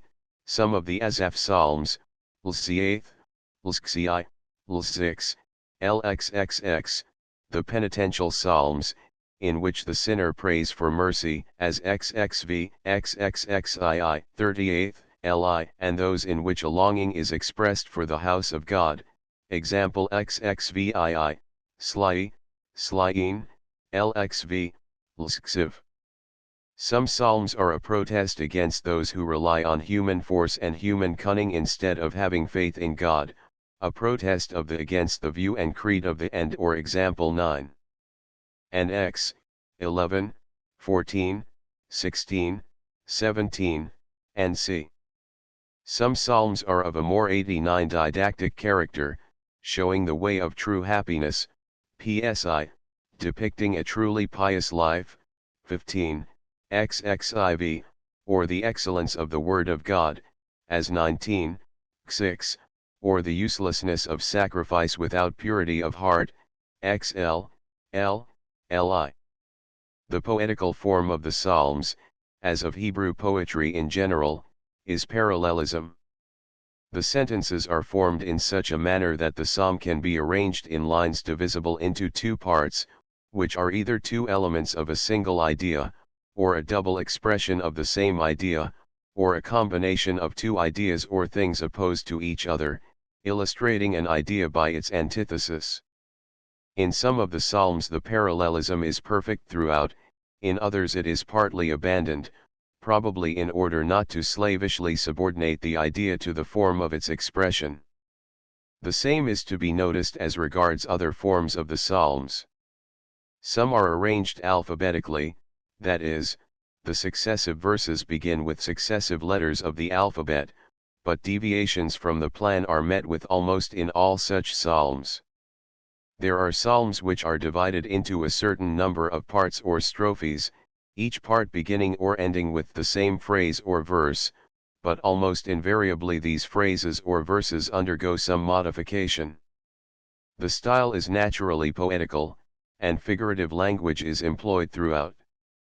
God is a rock, an habitation, a shepherd, who feeds his flock with great care and love. He is an eagle, under whose wings the weak find protection. He rides in the heavens of old. Man is compared to grass that withers, to a flower that blossoms in the morning, and in the 90 evening it is withered and dried up. The life of man is but a breath, a lie, light in the balance. He changes like a garment, like a raiment. The days of a long life are like the days of the heavens, the sun, or the moon, or the mighty are mountains with many peaks, they have horns like those of the unicorns, whilst the weak are a wall bent, a fence thrust down. They have sunk in deep mire, they have come into fire and into water, the waters have come unto the soul. The meek are broken in heart, crushed in spirit. The wicked and unjust are like lions and dogs, they have poison like the poison of a serpent, like a deaf adder that stoppeth its ears, that does not listen to the voice of charmers, to the clever sorcerer. Their words are smooth like cream and oil, whilst in the heart there are war, daggers, sharp swords. The threatened one runs like a hind, escapes like a bird. Those who have no higher aim than material enjoyments are like sheep driven to death. Man in his dignity, without understanding, is like cattle that perish. Mishaps come upon man like the waves of the sea. The divine judgment visits the wicked like a thunderstorm, it shakes the earth like an earthquake or volcano. Sinners receive the cup of confusion, at the hand of God, for a cup is in the hand of the Lord, and the wine therein is red, it is full with drink, and he pours out from it, but its dregs all the wicked of the earth will suck and drink. The sinner is punished by his own deed, he digs a pit and falls into it, he feels like a sick person 91 whose bones are troubled, and wither, his purification is healing of the soul, he is purified with hyssop, he becomes whiter than snow, Li 9. When man sins he feels as if he had become a changed creature, as if he had now been born and conceived in sin, verse 7, when he repents and improves, God creates in him a new heart, and renews a firm spirit within him, verse 12. The wife of the God-fearing man is compared to the fruitful vine, his children to young olive trees, Th. The righteous will flourish like a palm tree, will grow high like a cedar upon Lebanon, Ski 13. Whilst the righteous is like a tree planted by the brook of water, the wicked are like chaff which the wind drives away, I 3, 4. Israel is likened to a vine brought from Egypt and planted in Palestine, LXXX 9. Peacefulness and brotherly love, between high and low, the mighty and the weak, the rich and the poor, the wise and the simple, are illustrated by the fine oil that flows down from the head to the beard, the beard that descends over the garments, and the dew of the high Hermon that comes down to the lower mountains of Zion, cxxx. There are some instances of play upon words, LVI 9, and of rhymes, cxLV 11, Thursiv 6, the latter are apparently not intentional. Although we generally speak of the Psalms of David, only a portion of them was composed by King David. The headings ascribe also one psalm to Moses, 2 to King Solomon, 12 to Asaph, 1 to Heman, and 1 to Ethan, and some have no author mentioned in the heading. Many have no superscription at all, and most of these seem to belong to a later period. 92. The individual psalms have various names. The most general of them is a poem, set in music. Of some it is distinctly stated that they were intended to be sung. This is expressed in the heading by the word song, which either precedes or follows the title or stands alone without. The term, song, is further qualified by of the dedication of the house, of love, and or of degrees leading upward, i.e., towards God. Another name occurring in 12 psalms is instructive song. The maskil proclaims the lesson that God is King of the universe, and that those are happy who trust in his justice and mercy. A similar meaning attaches to the word suprad to in pslx, lit. To teach, i.e., that the song be learned by all, in order that people may strengthen their confidence in God in times of trouble, Comp 2 Sam I 18. The meaning of which occurs in 2 Psalms, 38 and LXX, is for prayer. There is one psalm, c. for thanksgiving, another for the Sabbath day, ski. 4 psalms are called prayer, 17, lxc, xc, cii, 1, cxlv, praise, 1, 7, and error, 6 referring to the miscalculation of the wicked in preparing weapons against the innocent, which weapons are turned against themselves, and 6 are superscribed a jewel. Such a jewel is the psalmist's faith in God, that inspires him with hope and pure joy in the midst of misfortune. The headings include also instructions for the singers and references to the musical instruments which are to 93 be used. The most general term is to the chief, sil, of the singers or Levites. It refers to the chief of a particular division of the Levites if it is followed by a qualifying phrase, and to the chief of all the Levites if it is not followed by any qualification. The term describes the psalm as a temple song, although this may not have been its original object. Even poems which have been composed by David on certain personal events became perhaps slightly modified national songs, and formed part of the public service. The adaptation was easy, because these historical psalms rarely contain any allusion to the particular event mentioned in the superscription. The term is qualified by on a stringed instrument, being the particular instrument of the Levites, of whom this was the master. The term which in several psalms follows the word is grammatically unconnected with the latter. It means on stringed instruments, and is the instruction for the. There were several kinds of such instruments. 2 kinds are named, and the negnath with 8 strings or chords, and the gittith coming from Gath, a town in the land of the Philistines. Other kinds of musical instruments are, v, lyene, and, slvi. These are hollow flute-like instruments, also called, 1 Chronicles 15:20. In some cases the division of Levites is named instead of the instrument, Jeduthun, Thur 6, Lzi and Lxi, Comp 1 Chronicles XXV3, to the sons of Korah, Slii to Slix, and Lxiv to Lxiath. Once the direction occurs, Lxiath, to sing alternately, referring to 94 the 2 divisions of Levites headed by and the Ezrahite Heman, and the Ezrahite Ethan, Lxiath and Lxix. A few terms are met with in the headings which describe the contents of the psalm in a poetical style. Such are, a, and, lx, lxxx, xlv, and lzix, testimony for the lily or lilies, or for lilies.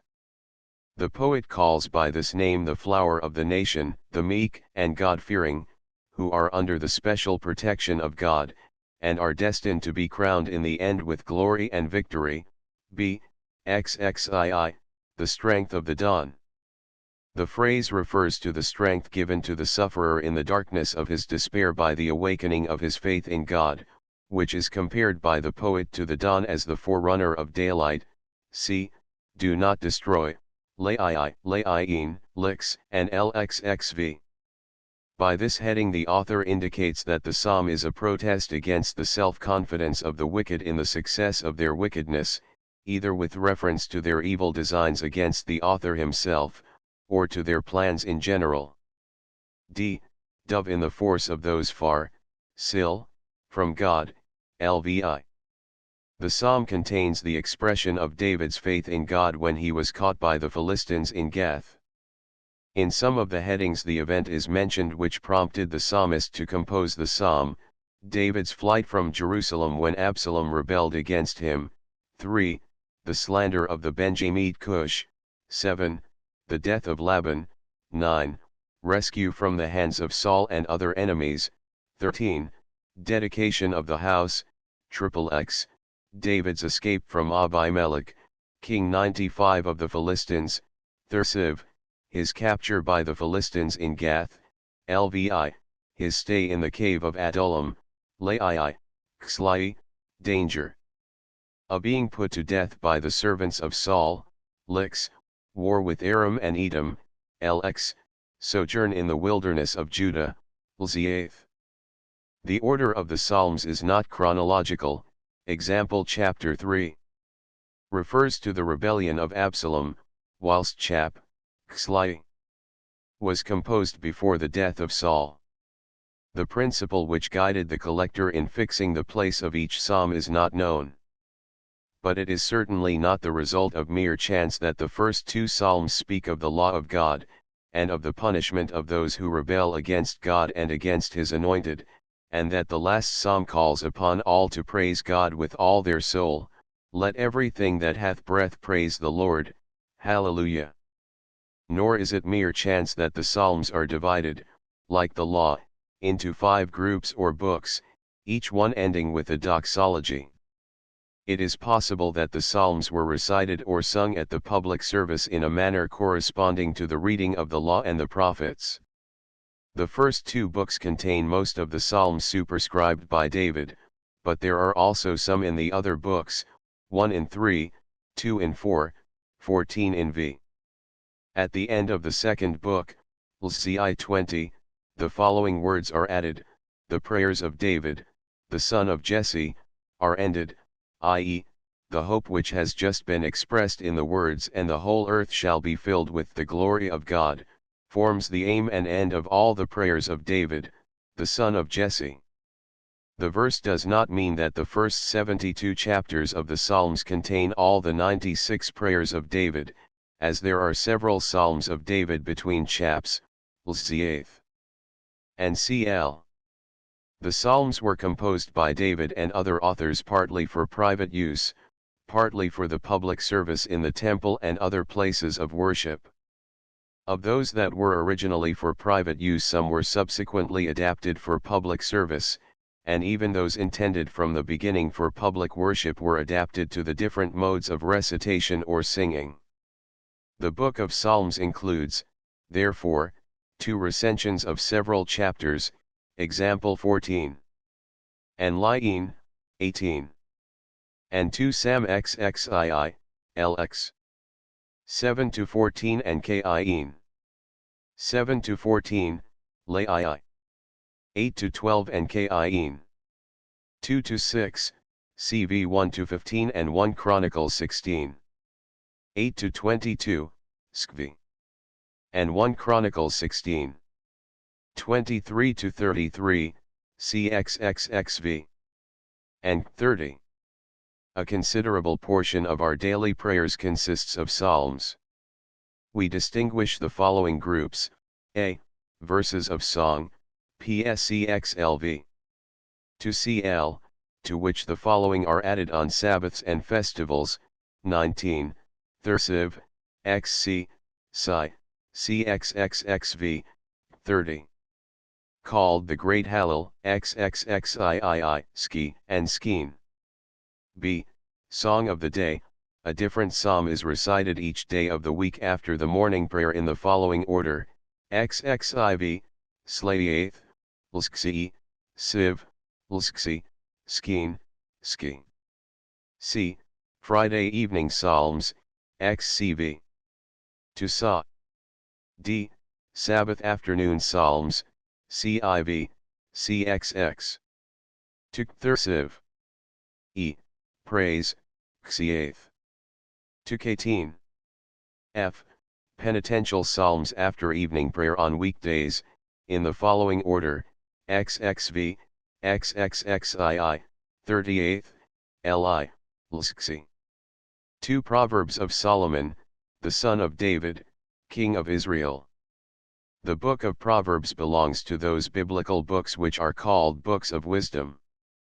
97 They appeal to the reason of man, and do not support their words by the authority of revelation, although the authors and those who gave them the final shape were inspired and guided by the divine Spirit. The commandments of God and His ways are referred to as the safest guide for man in all conditions of life. 3 books are included in this class: Proverbs, Job, and Ecclesiastes. The Proverbs of Solomon are divided into the following 6 sections: A. Introduction, I-9, B. Collection of Proverbs, A. Proverbs of Solomon, X-XXII. 16, B. Words of the Wise, XXII. 17 to XXIV. 22, C. Second group of Words of the Wise, 23 to 34, D. Proverbs of Solomon collected by the men of Hezekiah, XXV. To XXVIII, E. Words of Agur bin Yaqe, XXX, F. Words of Lemuel, XXXI. The 4th section, Chaps, XXV to XXIX, is introduced by the following superscription: also these are the Proverbs of Solomon, which the men of Hezekiah, king of Judah, had removed. The men of Hezekiah seem to have been uncertain whether the section should form part of the book, because of the seeming contradiction between the 4th and 5th verses of the 26th chapter.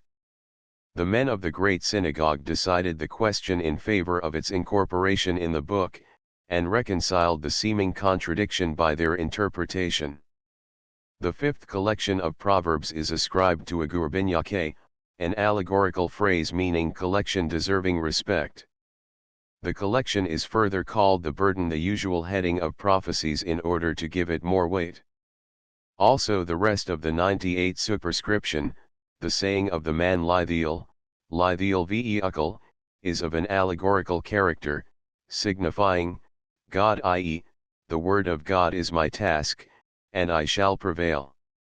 The phrase is set forth more clearly in the succeeding verses: human knowledge is insufficient, but all the word of God is pure, He is a shield to those who trust in Him, XXX 5. The second half of this collection has the heading La Aliaka, for a necklace, Comp I 9, similar in meaning to the heading Jewel, in the Psalms. The form of these proverbs, based on the numbers 2, 3, and 4, is similar to that of the prophecies of Amos, Chaps, I and 2. The last collection is headed, Words to Lemuel, the king, the burden wherewith his mother instructed him. The contents of the instruction is, be not licentious and intemperate, help the poor and oppressed. The name Lemuel is likewise allegorical, meaning God-ward. The book concludes with the praises of a virtuous woman. A. Introduction. The object of the book is set forth in verses 2 to 7 of the first chapter as follows: to make man know wisdom and instruction, comprehend words of understanding, and take the instruction of acting wisely, with justice, judgment, and righteousness, to give skill to the simple, to the young knowledge and discretion, that the wise may hear and increase doctrine, and the prudent acquire cleverness to understand proverb and figure, the words of wise men and their allegories. The beginning of knowledge is the fear of the Lord, wisdom and instruction fools despise. This last sentence is the basis of the book. Without fear of the Lord all knowledge and wisdom will prove 99 insufficient for establishing man's true happiness. The introduction consists of several connected addresses, in which the author persuades the reader to listen to his advice, and keep away from wicked people before it is too late. He exhorts man to entrust himself to the guidance of the Lord, and not to rely on his own understanding. Be not wise in thine eyes, fear the Lord, and depart from evil. 3:7. He warns against bad society, against becoming security for debtors, and against idleness.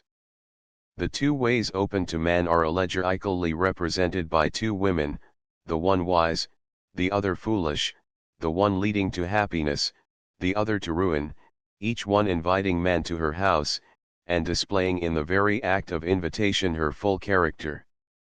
b. The collections of Proverbs begin with the 10th chapter.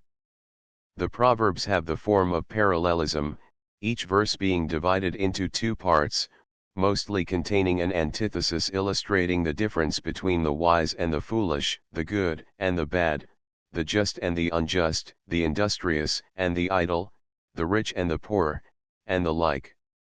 Each verse is a proverb by itself, and is independent of the verses which precede and follow. There are only a few passages in which several verses are connected, and these occur in the later collections, example XXII. 22 to 23, 24 to 25, 26 to 27, XXIII. 1 to 3, 4 to 5, 6 to 9, 10 to 11, 12 to 13, 20 to 21, 29 to 35, XXIV. 3 to 7, 10 to 12, 30 to 34, XXVII. 23 to 27. The whole of the 30th chapter consists of small paragraphs of 3 or 4 verses, and the last chapter consists of 2 continuous parts. In these collections of Proverbs we find advice for 100 every condition of our life. Our relation to God is shown, how he loves the good and just. The way of the wicked is an abomination of the Lord, but he loveth him who pursues righteousness. 15:9. The sacrifice of the wicked is an abomination of the Lord, but the prayer of the righteous is his pleasure. 15:8. The Lord is far from the wicked, but he heareth the prayer of the righteous. 15:29. To do justice and judgment is more acceptable to the Lord than sacrifice. XXI3. He protects the poor, the weak, the widow, and the orphan. He who oppresseth the poor, blasphemeth his Maker, and he who is gracious to the needy, honoureth him. 14:31. He who is gracious to the poor, lendeth to the Lord, and he will repay him his reward. 19:17. Do not rob the poor because he is poor, and do not crush the poor in the gate, for the Lord will plead their cause, and will take the soul of those who rob them. XXII 23. The Lord will pull down the house of the proud, and will establish the border of the widow. 15:25. The rich and the poor meet, the maker of them all is the Lord. XXII 2. He punishes the evildoer and rewards the righteous. Do not say, I will repay evil. Hope in the Lord, and he will help thee. XX 22.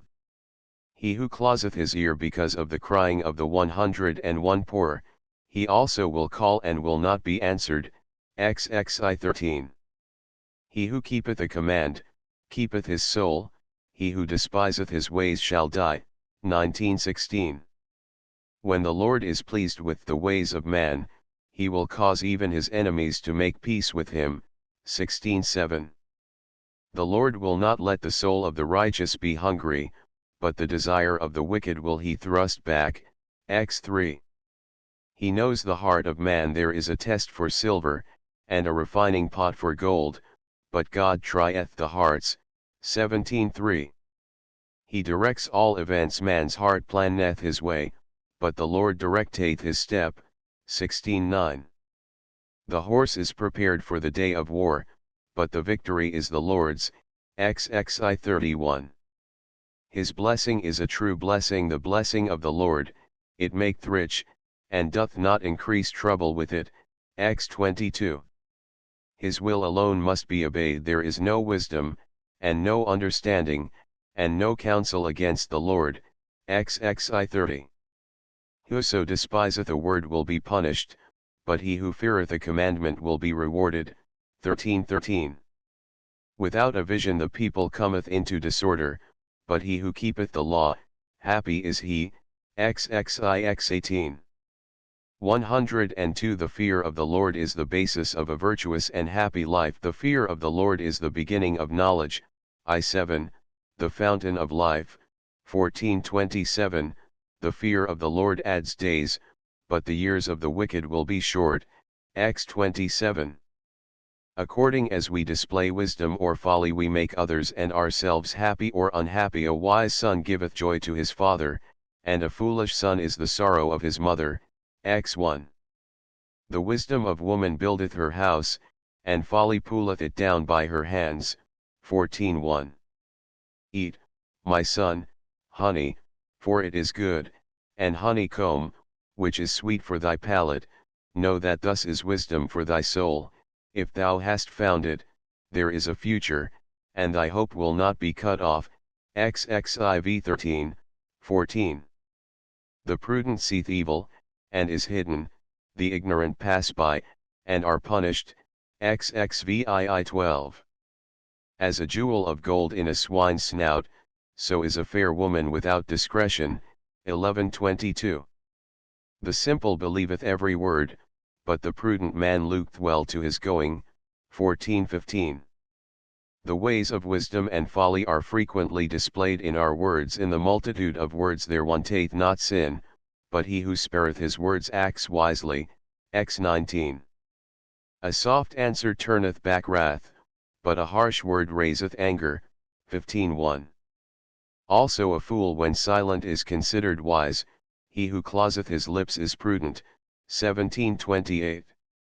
103. He who keepeth his mouth and his tongue, keepeth his soul from troubles, XXI 23. By long suffering the prince is persuaded, and a soft tongue break the bone, XXV 15. Answer not a fool like his folly, lest thou be equal to him. Answer a fool according to his folly, lest he be wise in his eyes, XXVI 4:5. The principal virtues recommended to man are righteousness, honesty, truthfulness, meekness, industry, thrift, temperance, contentment, and moderation. Treasures of wickedness are of no profit, but righteousness delivereth from death, Acts 2. Better a little in the fear of the Lord than a large treasure, and confusion therewith, 15:16. The righteousness of the upright maketh his way straight, but the wicked falleth by his wickedness, 11:5. The remembrance of the righteous is for blessing, but the name of the wicked will rot, Acts 7.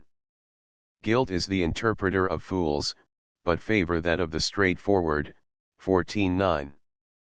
To do justice is joy to the righteous, and a terror to evildoers, XXI 15. Like a fountain made turbid and a well that is corrupted, is the righteous that yieldeth in the presence of the wicked, XXV 26. Where a man of honesty is, there is multitude of blessings, but he who hasteneth to become rich will not be guiltless, XXVII 20. The lip of truth will be established forever, but the tongue of falsehood for a moment, 12:19. A witness of faithfulness is he who does not lie, 104. But he who uttereth falsehood is a false witness, 14:5.7. A lip of excellency becometh not a low man, how much less doth a lip of falsehood a noble man. 17:7. Pride came, and shame came, but with the meek is wisdom, 11:2. Meekness cometh before honor, 1533. Pride cometh before the fall, and haughtiness of spirit before the stumbling, 1618. Let another praise thee, and not thy mouth, a stranger, and not thy lips, XXVII 2. He is poor who worketh with a slack hand, but the hand of the industrious maketh rich, X4. Better is he who thinketh little of himself, and is a slave to himself, than he who thinketh much of himself and lacketh bread, 12:9. The hand of the industrious shall rule, but the slack hand shall be tributary, 12:24. In all labor there is profit, but when there is only a word of lips it leads but to want, 14:23. Also he who is lazy in his work is a brother to the man that destroyeth, 18:9. I passed by the field of a slothful man, and the vineyard of a man wanting heart, and behold, thorns have come up over the whole of it, its surface is covered with thistles, and its stone fence is pulled down. And I beheld, I turned my heart, I saw, I took instruction, a little of sleep, a little of slumber, a little of joining the hands to lie down, then thy poverty cometh like a traveler, and thy want like an armed man, XXIV 30-34. 105. The righteous eateth to the fullness of his soul, but the belly of the wicked shall want, 13:25. Wine is a mocker, strong drink roareth, and every one that erreth therein will not be wise, XX1. Who hath woe, who hath sorrow, who hath contentions, who hath complaining, who hath wounds without cause, who hath redness of eyes? Those who tarry long at the wine, those who come to search mixed drink. Do not look upon the wine though it be red, though it send forth its color through the cup, though it flow smoothly, in the end it biteth like a serpent and stingeth like an asp, thine eyes shall see strange things, and thy heart shall speak perverse things, and thou shalt be like one that lieth in the midst of the sea, and like one that lieth on the top of the mast. They have stricken me, shalt thou say, and I was not sick. They have beaten me, I felt it not. When shall I awake? I will seek it yet again, XXIII 29-35. He who is greedy after gain troubleth his house, but he who hateth gifts shall live, 15:27. He whose desire is wide stirreth up strife, but he who trusteth in the Lord shall be fattened, XXVII 25. There are who spend liberally, and there is an increase, and there are who withhold more than is right, and yet it leads to want, 11:24. Know well the state of thy flock, set thy heart to the droves, for treasure is not forever, nor a crown for generation and generation.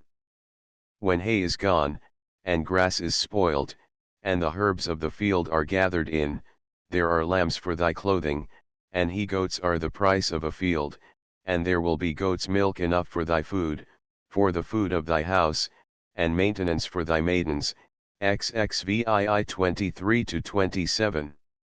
106. Lust overcome is sweet to the soul, but to depart from evil is the abomination of fools, 13:19. Better is he who is long-suffering than a hero, and he who ruleth his spirit is better than he who conquereth a city, 16:32. Like an open town without a wall is the man whose spirit is without restraint, XXV 28. The following proverbs refer to the relation between husband and wife, and between man and his neighbor as friend or enemy, father and child, rich and poor, king and people. He who hath found a wife hath found a good thing, and obtained favor of the Lord, 18:22. A virtuous wife is the crown of her husband, but a wicked woman is like rottenness in his bones, 12:4. House and wealth are the inheritance of fathers, but a wise wife is from the Lord, 19:14, chapter XXXI 10 to end. He who revealeth a secret is a slanderer, but he who is faithful in spirit covereth a thing, 11:13. Hatred stirreth up strifes, but love covereth all sins, X 12. Better is a meal of herbs where love is, than a stalled ox and hatred therewith, 15:17. He who covereth transgression seeketh love, but he who repeat the matter separateth a friend, 17:9. Open rebuke is better than secret love, XXVII 5. He who saith to the wicked, Thou art righteous, him shall the people curse, nations shall abhor him, but to them that rebuke him shall be delight, and a good blessing shall come upon them, XXIV 24:25. Faithful are the wounds of a friend, but the kisses of an enemy are like smoke, XXVII 6. 107. When there is no wood the fire goeth out, so when there is no tale-bearer strife ceaseth, XXVI 20. A kind man doth good to his soul, and a cruel man troubleth his flesh, 11:17. Rejoice not when thine enemy falleth, and let not thy heart be glad when he stumbleth, lest the Lord see it and it displease him, and he turn away his wrath from him, XXIV 17:18. The righteous knoweth the feelings of his cattle, but the heart of the wicked is cruel, 12:10. He who curseth his father and his mother, his lamp shall be put out in obscure darkness, XX 20. Children's children are the crown of old men, and the glory of children are their fathers, 17:6. The eye that mocketh at his father, and despiseth to obey his mother, the ravens of the valley shall pick it out, and the young eagles shall eat it, XXX 17. Where there is the instruction of the father, there is a wise son, but a mocker will he be who heard no rebuke, 13:1. He who spareth his rod hateth his son, and he who loveth him chastiseth him early, 13:24. Chastise thy son while there is hope, and let not thy soul turn to his crying, 19:18. Train the lad in his way, and when he is old he will not depart from it, XXII 6. Foolishness is bound in the heart of a child, but the rod of correction shall drive it far from him, XXII 15. Withhold not correction from the child, for if thou beatest him with the rod, he shall not die. Thou shalt beat him with the rod, and shalt deliver his soul from death, XXII 13:14. The benevolent shall be blessed, for he hath given of his bread to the poor, XXII 9. 108. The liberal soul shall be made fat, and he that stilleth the thirst of others shall also have his thirst stilled, 11:25. He who despiseth his neighbor sinneth, but whoso is gracious to the poor is happy, 14:24. In the multitude of people is the glory of the king, but in the want of people is the destruction of the prince, 14:28. The king's wrath is like messengers of death, but a wise man will pacify it, 16:14. The heart of a king is in the hand of the Lord like brooks of water, he turneth it whithersoever he liketh, XXI 1. On miscellaneous subjects there is that maketh himself rich, yet hath nothing, there is that maketh himself poor, yet hath great riches, 13:7. The heart knoweth its own bitterness, and a stranger doth not intermeddle with its joy, 14:10. If care is in the heart of man, let him still it, if a good thing, let him brighten it up, 12:25. He is a guide to life who keepeth instruction, but he that refuseth reproof misleadeth, Acts 17. Boast not thyself of tomorrow, for thou knowest not what a day may bring forth, XXVII 1. All the ways of man are clean in his own eyes, but the Lord hate the spirits, 16:2. Job. The book of Job consists of the following three parts, a. Introduction, I and 2. God is figuratively represented as presiding over a council of ministers, sons of God, amongst whom also the accuser, the hinderer, one who is hostile to the 109 word of God, appears. While God praised the piety of Job, the accuser doubted the purity of his heart, and suggested that if any adversity were to befall Job he would no longer be pious. Job, exposed to hard trials, remained firm in his faith in God. Naked came I forth from my mother's womb, and naked shall I return thither.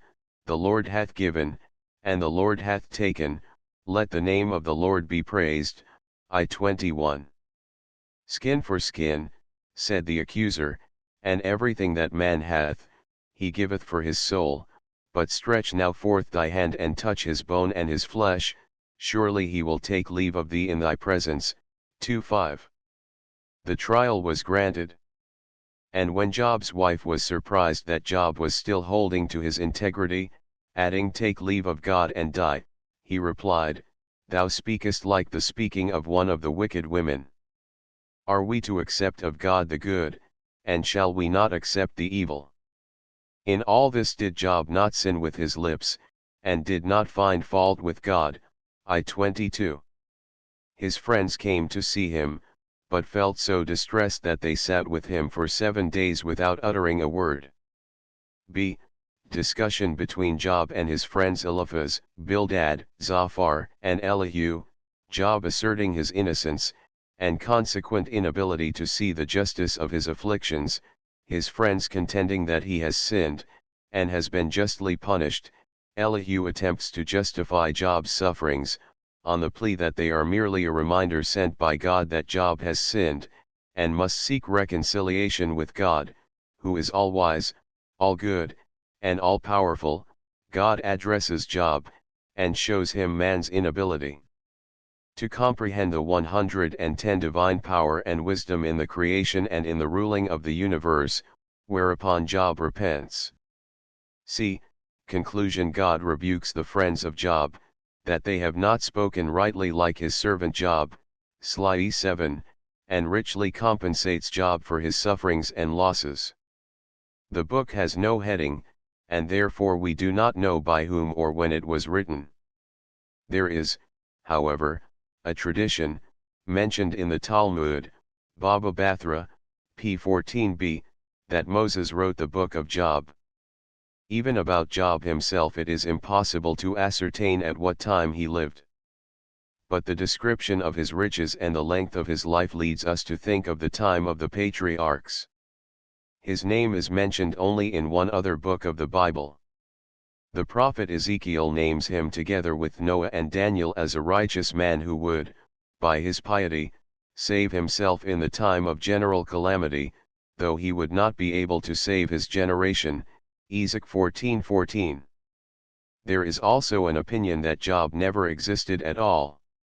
Job never lived, nor has he had any existence. The story is all only an allegory. Babel. Talm.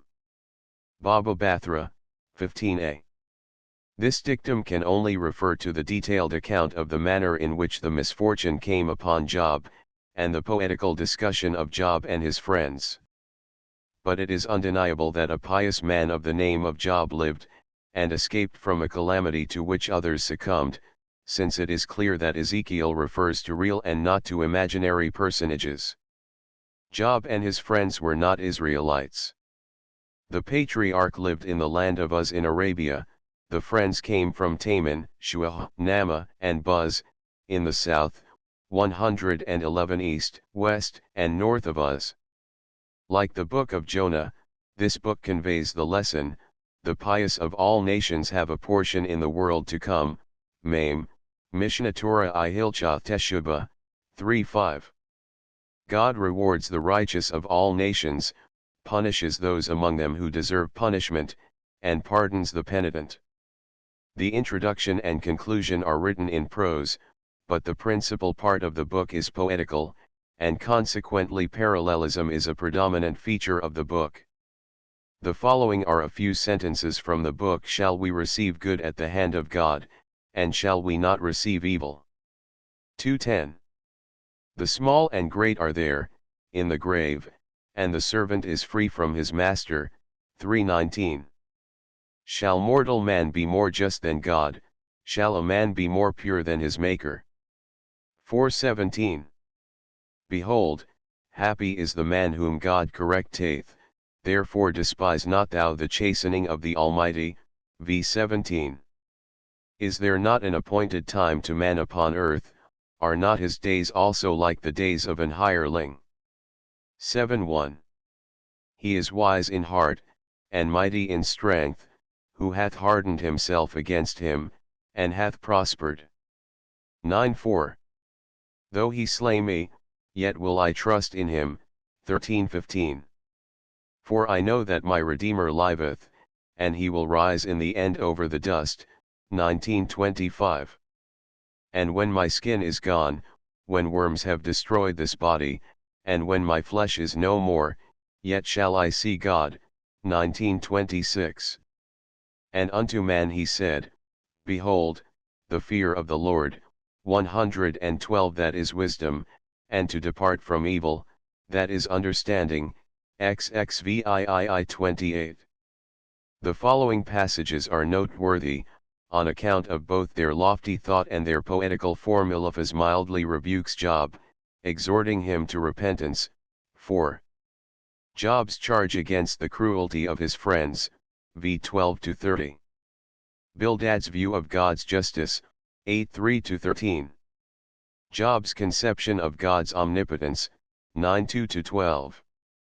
Zophar's explanation of God's justice, 11:2-7, 10-15. Job's declaration of his faith in God, 13:6-16, 19:23-27, XXIII 3-12. Job's confession of man's dependence on God's wisdom, XXVII 1, 2, 12-28. Job's defense of his innocence, XXXI. Elihu's defense of God's justice, XXXII 8, 9, 12-30. Job is shown his ignorance, 38 3-24, his impotence, XL 9-14. Job's contrition, Sli 2-6. The three books, Psalms, Proverbs, and Job, are distinguished from the rest of the Bible by their peculiar accents, which are on this account called the accents of the books, and dot. The Song of Solomon, lit. The Song of Songs equals the most poetical song, dot. The faithfulness of the beloved to her lover, her resistance to all temptation, and the concentration of all her thoughts on the well-being of her lover, form the theme of the book. The relation between lover and beloved has been interpreted allegorically as representing the relation between God and Israel. The latter remains faithful to his God, throughout all vicissitudes of fortune. I am 113 for my lover, and my lover is for me, is the center of this feeling of faith. According to the heading and the tradition, King Solomon is the author of the book. Ruth, the book contains the history of Ruth, a Moabite woman, who, by her marriage with Boaz, became the founder of the house of David. Elimelech of Bethlehem in Judah, with his wife Naomi and his 2 sons, left his country in time of famine in order to stay in the land of Moab. There the 2 sons marry Moabite women, Orpah and Ruth. Elimelech and the 2 sons die. Naomi returns to Judah. Orpah, at the request of Naomi, remains in Moab and goes back to her family, but Ruth insists on accompanying Naomi, saying, Whither thou goest I will go, and where thou lodgest I will lodge, thy people shall be my people, and thy God my God, where thou deest will I die, and there will I be buried, so the Lord do to me, and more also, if aught but death will part thee and me. I 16, 17. Naomi having lost her property, Ruth was obliged to glean ears of corn in the fields in order to maintain herself and her mother-in-law. She happened to glean in the field of Boaz, a near relative of Elimelech. Boaz having noticed her, and having heard of her conduct toward Naomi, married her. His son was Obed, the son of the latter was Jesse, the father of David. Thus the virtues of Ruth, modesty, faithfulness, and industry, were rewarded. This is one of the lessons derived from the book. The principal object of the book, however, is to show the origin of the house of David. The Lamentations of Jeremiah, the name of 114. The author is not mentioned in the book, but tradition informs us that the prophet Jeremiah composed these lamentations. The first 4 chapters are alphabetical. In the 3rd chapter there are 3 verses for each letter. The 5th chapter is not alphabetical. The cause of the Lamentations is the catastrophe of the kingdom of Judah through the victories of Nebuchadnezzar, king of Babylon, although neither Nebuchadnezzar nor Babylon is mentioned in the book. Ecclesiastes, this book contains reflections on the vanity of man's labors and plans. Whatever man aims at as the source of his happiness and blessing proves in the end useless and deceptive. Man is disappointed to find everything transient. He discovers just people in misery, and wicked people in apparent comfort. He begins to doubt whether virtue and wisdom are really conducive to true happiness. Thus man, left to himself, is at a loss to find the right way to happiness. The author therefore concludes his reflections with the exhortation, the end of the word in which everything is heard is, fear God, and keep his commandments, for that is the whole of man. For every deed will God bring to account, together with every hidden thought, whether good or bad. 12:13, 14. Kahileth mentioned in the heading is King Solomon. The philosophical reflections are frequently intermixed with proverb-like lessons and maxims, of which the following are a few examples. For in much wisdom is much grief, and he that increaseth knowledge increaseth sorrow. I-18. To everything there is a season, and a time to every purpose under the heaven. 3:1. 115. The fool foldeth his hands together, and eateth his own flesh. 4:5. Better is an handful with quietness, than both the hands full with travail and vexation of spirit. 4:6. Keep thy foot when thou goest to the house of God, and readiness to hear is better than the fool's giving of sacrifice, for they consider not that they do evil. 4:17.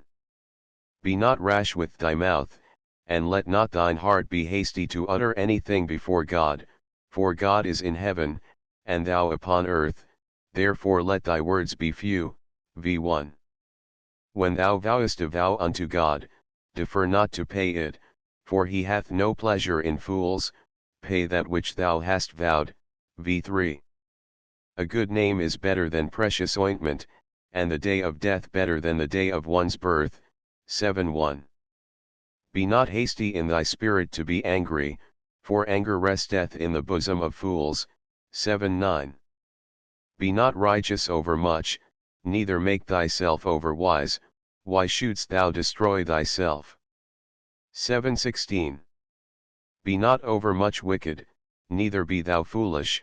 Why shouldst thou die before thy time? 7:17. There is not a just man upon earth, that doth good, and sinneth not. 7:20. Let thy garments be always white, and let thy head lack no ointment. 9:8. A wise man's heart is at his right hand, but a fool's heart at his left. X2. He that diggeth a pit shall fall into it, and whoso breaketh an hedge, a serpent shall bite him. X8. 116. He that observeth the wind shall not sow, and he that regardeth the clouds shall not reap. 11:4. Remember now thy Creator in the days of thy youth, while the evil days come not, nor the years draw nigh when thou shalt say, I have no pleasure in them. 12:1. Then shall the dust return to the earth as it was, and the spirit shall return to the God who gave it. 12:7. Esther, the history of the conception and frustration of the wicked plans of Haman against Mordecai and the Jews is described in this book. Ahasuerus, king of Persia, sent Vashti, his wife, away, and married Esther, a cousin of Mordecai. Haman, enraged against the Jews because Mordecai did not bow before him, planned to kill the Jews on the 13th of Adar, but Esther frustrated Haman's design. Haman himself and his 10 sons were killed, and the Jews were allowed to take up arms against those who attacked them. The Jews defended themselves victoriously on the 13th of Adar, in Shushan, the capital, also on the 14th. This deliverance was the cause of the institution of Purim. The name of the author is not mentioned. The book was probably written by Mordecai and Esther, Comp. Esther 9:29. Daniel, the author of this book, is not named. The book is called Daniel because it contains the history and the visions of Daniel. According to a tradition mentioned in the Babylonian Talmud, Baba Bathra, 15a, the men of the Great Synagogue wrote or edited the book probably from trustworthy traditions, partly written, partly oral. The last 117 chapters seem to have been written by Daniel himself. He speaks in them of himself in the first person. The object of the book is to show that God is the ruler of the universe. The author, therefore, gives, on the one hand, examples of men of great piety and genuine faith in God, Daniel and his friends, and, on the other hand, examples of men of great wickedness, Nebuchadnezzar and Belshazzar. The former enjoyed glorious victories, the latter received their due punishment. The style is throughout bold and emphatic. The frequent heaping of synonyms is to serve the purpose of emphasis. In the last chapters the author shows that the misdeeds of the wicked and the sufferings of the pious are foreseen by God, and that both the punishment of the former and the redemption of the latter form part of the divine plan in the government of mankind. We are thus exhorted to remain firm in our faith in time of oppression, and to wait patiently for deliverance, which is sure to come. Although Daniel belonged to those distinguished men to whom God communicated coming events in visions, he is not classed among the prophets, because he had no divine message to bring to his fellow men, and he was not charged to address them in the name of God. Daniel was brought to Babylon, together with other captives, in the 3rd year of Jehoiakim, and remained there during the reigns of Nebuchadnezzar, Belshazzar, Darius the Mede, and the 1st years of Cyrus the Persian. He distinguished himself by great piety and wisdom, so that in a prophecy of Ezekiel, 14:14, in the 6th year of the exile of King Jehoiakim, he is mentioned, together with Noah and Job, as famous for piety, as 118 of those whom God protects from danger because of their righteousness, although their piety could not save their fellow men. The same prophet mentions him as a wise man, XXVII 3. The book is divided into 2 parts, a. An account written in Chaldee of Daniel's wisdom and piety, with a Hebrew introduction, I-6. 2. The visions of Daniel in Chaldee and Hebrew, 7-12. In the introductory chapter the author narrates the principal facts of the training of Daniel in Babylonian wisdom, and his great success at the court of Nebuchadnezzar. Then follows the Chaldee portion, including the following subjects. 1. Nebuchadnezzar's dream. The king demands that the sages initiated in Babylonian wisdom shall tell him his dream, which he himself has forgotten, and its interpretation. They cannot do it, and many of them are put to death. Daniel arrests the slaughter, for he prays to God, and God reveals to him the king's dream. When Daniel appeared before the king he began thus: the secret which the king wants to know, no wise men can tell. But there is a God in heaven, the revealer of secrets, and he has let King Nebuchadnezzar know what will come to pass in the remote future. 2:27-28. The dream was this: he saw a big statue, its head of gold, breast and arms of silver, belly and thighs of brass, legs and feet of iron and clay. A large stone fell upon the legs of the statue, broke them, and the whole statue fell together and was crushed into pieces. Then the stone grew larger, and filled the whole earth. The following was the interpretation of the vision. The statue represented a series of 119 earthly kingdoms. The gold was Nebuchadnezzar, the silver referred to his successors, the brass to the Persian government, the iron to the Greek, and the mixture of iron and clay to the kingdoms that would then follow, all of which would ultimately be overthrown, and the divine kingdom would then be recognized by all. Daniel was greatly rewarded. He and his friends received high positions in the government of the empire. 2. Nebuchadnezzar erected a large statue, and commanded that at certain times all should worship it. Disobedience was to be punished with death. Daniel's friends did not bow before it, and were accused before the king. They said to the king, "There is a God whom we worship, he can save us from the burning furnace and from thy hand, O king. And if he does not save us, let it be known to thee, O king, that we shall not worship thy God, and not bow down before the golden image which thou hast set up." 3:17, 18. They were thrown into the furnace, and miraculously saved. Thereupon Nebuchadnezzar sends letters to all the peoples of his empire, testifying to the greatness of God, and narrating what wonderful thing had occurred to him. He had a strange dream, and none but Daniel was able to interpret it. The dream was literally fulfilled according to Daniel's interpretation. The dream, which, after the manner of such phenomena, introduced and mingled together diverse elements, was this: he saw a high tree with many branches and much foliage. Suddenly an angel from heaven came, and ordered the tree to be cut down, but the root to be left for 7 seasons, bound with fetters of iron and brass, in the midst of the grass of the field. The heart of man 120 was to be taken from it, and replaced by a heart of beasts. The interpretation was, that the mighty Nebuchadnezzar would be removed from the society of man, and live like a beast with beasts for 7 seasons. This happened to him just when he was boasting of his greatness and said, "Is this not great Babylon which I have built for the royal house, in my great power, and to my great glory?" 4:27. He was humbled, recognized the dominion of God over the whole universe, and was again, after 7 seasons, restored to his former power and dignity. "Praised be God," he exclaimed, "whose deeds are all truth, and whose ways are justice, and who can humble those who walk in pride." Ibid 34. 3.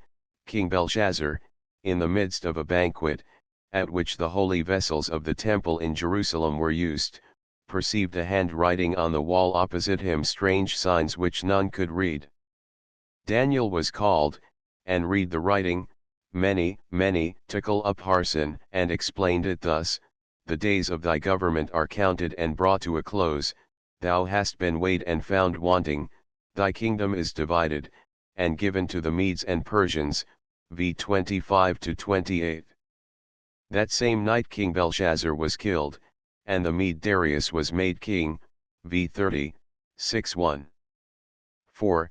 King Darius, advised by his officers, who sought to find an opportunity for overthrowing Daniel, issued an order, that within 30 days no god or other being except Darius should be prayed to, and that transgressors against this decree should be punished with death. Daniel prayed to God 3 times a day 121 at his open window. He was thrown into the lion's den, but God protected him from the mouths of the lions.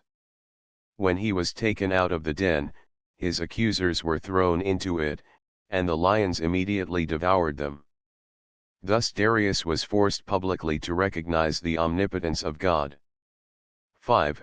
A dream of Daniel is related by the author in Daniel's own words, who had written down the dream, and explained the chief points. 8. The following is the dream: he saw 4 beasts, viz., a lion, a bear with 3 ribs in its mouth, a leopard with 4 wings and 4 heads, and a 4th beast with iron teeth and 10 horns, one of the horns being small, but having a mouth speaking haughtily.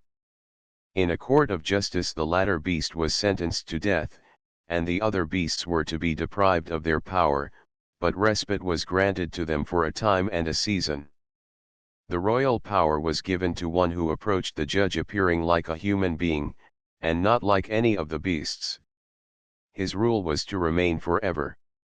The interpretation of the dream is this: there will be 4 different kingdoms, out of the fourth 10 different kingdoms will be formed. One of these will haughtily presume to oppose the will of God, and to abolish the festivals and the religion of the holy ones.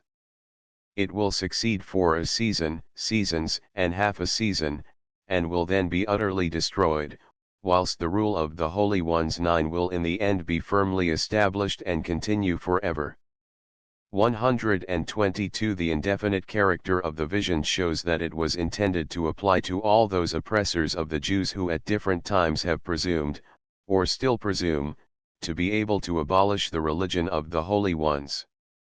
Whether the oppression lasts a season of seasons, or a season and seasons, i.e., a very long time, or half a season, i.e., a very short time, the holy ones are exhorted to remain firm in their faith in God's justice. The truth of this vision is especially illustrated by the failure of the attempts of Antiochus Epiphanes after a temporary success. More definite are the numbers 2300 evening mornings, 814, 1290 days and 1335 days, 1211, 12. But the absence of any further description as to the date of the first of these days leaves even to these numbers a certain degree of indetermination. From the context we learn that they are somehow connected with the persecution to which the Jews were subjected by Antiochus Epiphanes. 2300 days, or 6 years 110 days, passed between the decree of the Syrian king enforcing idolatry and the peace with Lysias granting religious liberty. There were 1290 days between the decree forbidding the practice of the holy religion and the enforcement of idolatry in the Temple of Jerusalem, and 1335 days is the period between the latter event and the death of Antiochus. b. The second part contains visions of Daniel as written down by himself. 1. In the 3rd year of Belshazzar, Daniel had the following vision: being in Susan, in the province of Elam, near the river Ola, he saw a ram with 123 two unequal horns pushing towards west, north, and south. From the west came a goat with 1 horn, and overthrew the ram. In the place of the 1 horn 4 horns grew up in all directions. There was 1 small horn which pushed on against the south, the east, and Palestine. It rose even against the host of heaven and the chief of the host, and destroyed his holy place. Daniel heard one holy one saying to another, "This state of things will last till evening morning 2300. The angel Gabriel gave him the interpretation of the vision. The ram represented the empire of the Medes and the Persians, the goat that of the Greeks, out of which 4 kingdoms would be formed. In one of these a wicked king would venture to rise against the prince of princes, but his power would in the end be destroyed. Daniel was told to keep the vision secret, for it referred to a distant future. 826. 2. In the 1st year of Darius, son of Ahasuerus, of the seed of the Medes, Daniel reflected on the 70 years of exile foretold by Jeremiah, and fervently prayed to God for pardon and the restoration of Jerusalem. At the end of his prayer the angel Gabriel appeared to him, and told him that the hoped-for restoration would not take place before the lapse of 70 weeks of trouble and anxiety. There would elapse 7 weeks before the princely anointed led the Jews back to Palestine. 62 weeks of trouble and anxiety were predicted for the time of the rebuilding of Jerusalem and the temple, and 1 week's misery on the arrival of a new prince or governor, who would strengthen the covenant of the enemies, and 124 entirely suspend the divine service in the temple for a short time. 10. 3. In the 3rd year of Cyrus, king of Persia, Daniel, after 3 weeks mourning and fasting, had the following vision. On the 24th day of the 1st month he saw near the river Tigris, Hiddekel, a man of extraordinary appearance, who told him that he came in answer to his prayers, that for 21 days, x 13, he was opposed by the prince of the kingdom of Persia, and had on his side only one of the princes, Michael. Future events are foretold: the fall of Persia, the division of the Greek kingdom, the wars between the northern country, Syria, and the southern, Egypt, the troubles of the Jews, the ultimate deliverance of the Jews out of danger, and the glorious victory of the teachers who taught many, and led them to righteousness. 12:3.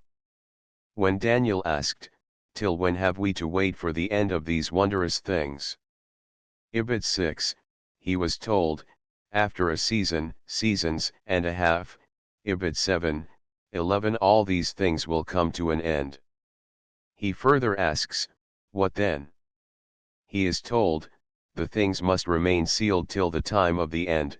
Ibid 9, when the wise and good will understand them. The vision ends with the words addressed to Daniel, "But thou go toward the end, and thou wilt rest, and rise for thy lot at the end of the days." 12:13. 125 Ezra. The book of Ezra relates the first return of the Jews under Zerubbabel from Babylon to Palestine by the permission of King Cyrus of Persia, the construction of the altar, the foundation, and the building of the temple by permission of King Darius. It also describes the second settlement of Jews from Babylon in Palestine under Ezra, the scribe, in the reign of Artaxerxes, and his energy in purifying the community from intermarriages with heathen people. The book is written in Hebrew, with the exception of 4, 8, 7, 27, which includes several documents written in Chaldee by the Persian kings. The author of the book is probably Ezra. He speaks of himself in the first person, 7:28, 8:1, and c. He is also named as the author of the book in the Babylonian Talmud, and lastly, the name of the book is Ezra, although Ezra is only mentioned in the second half of the book. The special merit of Ezra was the promotion of the study of the law. His name is followed by the title, a ready scribe of the law of Moses, 7:6, and scribe of the words of the commandments of the Lord and his statutes for Israel, 7:11. The task he set to himself was to study the law of God, and to practice it, and to teach in Israel law and judgment, 7:10. Nehemiah, the heading probably indicates the author, words of Nehemiah, son of Hashaliah.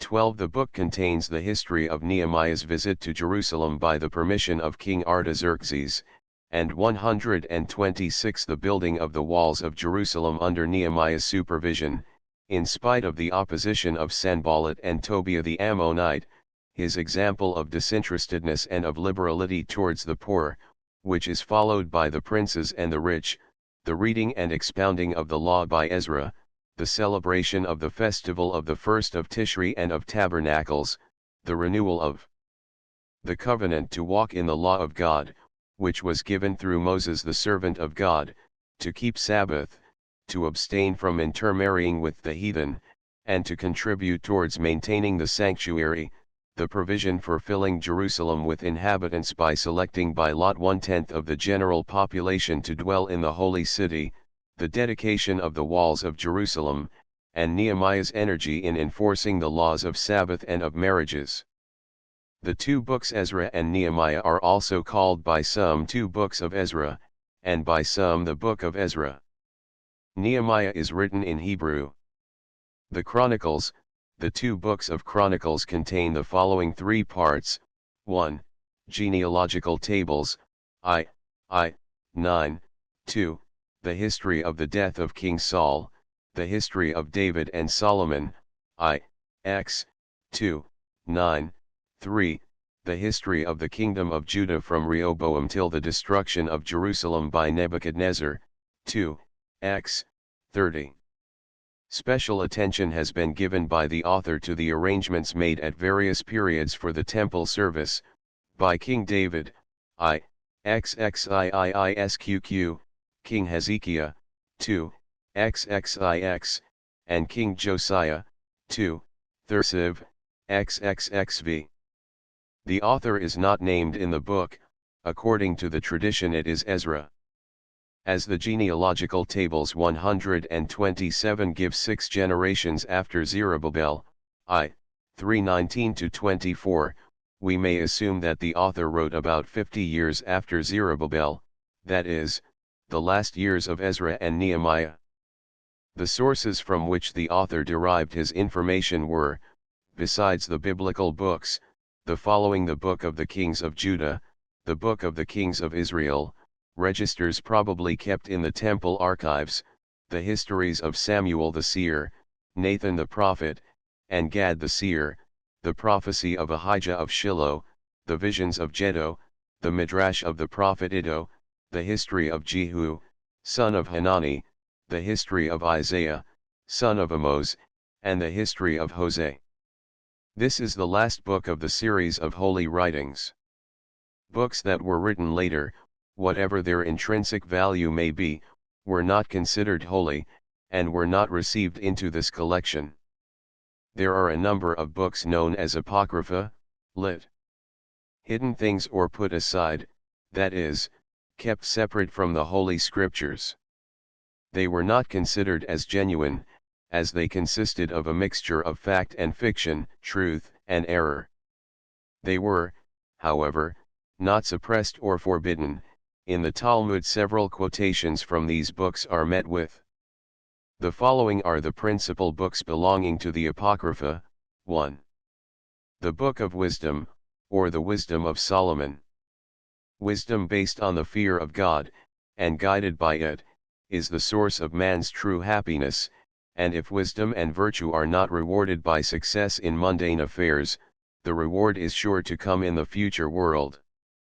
This is the quintessence of the lessons taught in this book.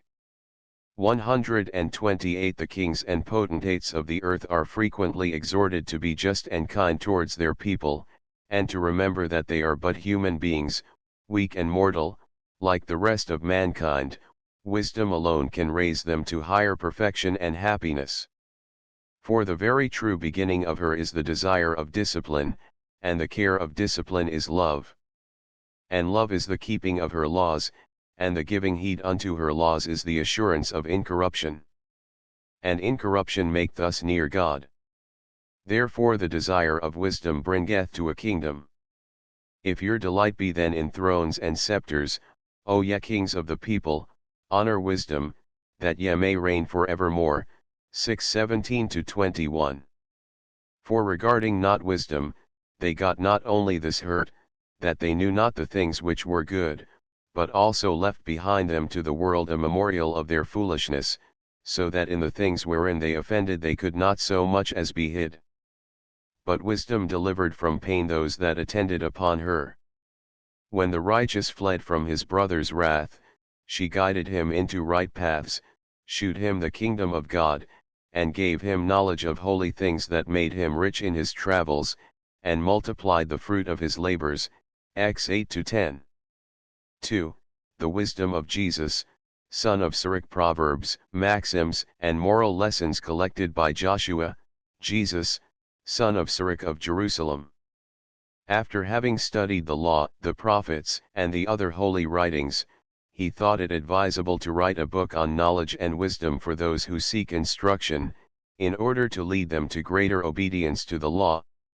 Joshua's grandson migrated from Palestine to Egypt, and translated 129 the work of his grandfather into Greek for those who could not read the Hebrew original.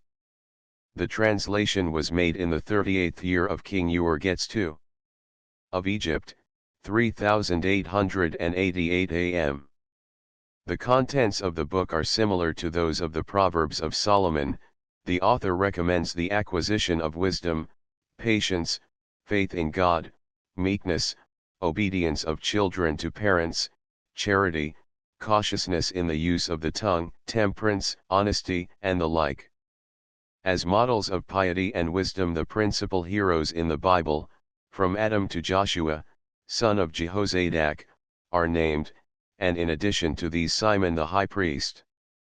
My son, if thou come to serve the Lord, prepare thy soul for temptation. Set thy heart aright, and constantly endure, and make not haste in time of trouble. Cleave unto him, and depart not away, that thou mayest be increased at thy last end.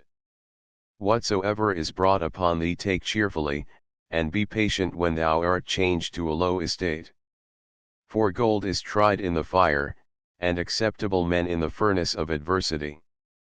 Believe in him, and he will help thee, order thy way aright, and trust in him. 2:1-6. But he that giveth his mind to the law of the Most High, and is occupied in the meditation thereof, will seek out the wisdom of the Most Ancient, and be occupied in prophecies. He will keep the sayings of most renowned men, and where subtle parables are, he will be there also. He will seek out the secrets of grave sentences, and be conversant in dark parables. 6:1-3. 3. Baruch. The book may be divided into 130 parts. In the first part Baruch, son of Nerijah, the amanuensis of the prophet Jeremiah, addresses, in Babylon, Jehoiakim, the captive king of Judah, and the other captive Jews. They send money to Jerusalem for sacrifices, with a letter exhorting their brethren to return to God, and comforting them with the prospect of a glorious future. The second part contains a letter of Jeremiah to his brethren in Jerusalem denouncing idolatry. The letters are probably not genuine, not being in harmony with the facts related in the books of Jeremiah and Kings. 4. The book of Tobit, of the tribe of Naphtali, a good and pious man, was one of those who were carried away into the Assyrian captivity. One of the charitable acts to which he devoted himself with special zeal was the burying of the dead. Twice was misfortune brought upon him for practicing this deed of piety. Once he had to flee, and to remain away from his family in misery and want, and a second time something fell into his eyes, and he became blind. In both cases he was saved out of his trouble, and was greatly rewarded for his patience, his faith in God, and his perseverance in the performance of the divine commandments. The author of the book is not known. 5. Judith. An incident of Jewish history during the Persian rule. Judith is set forth as an ideal of piety, beauty, courage, and chastity.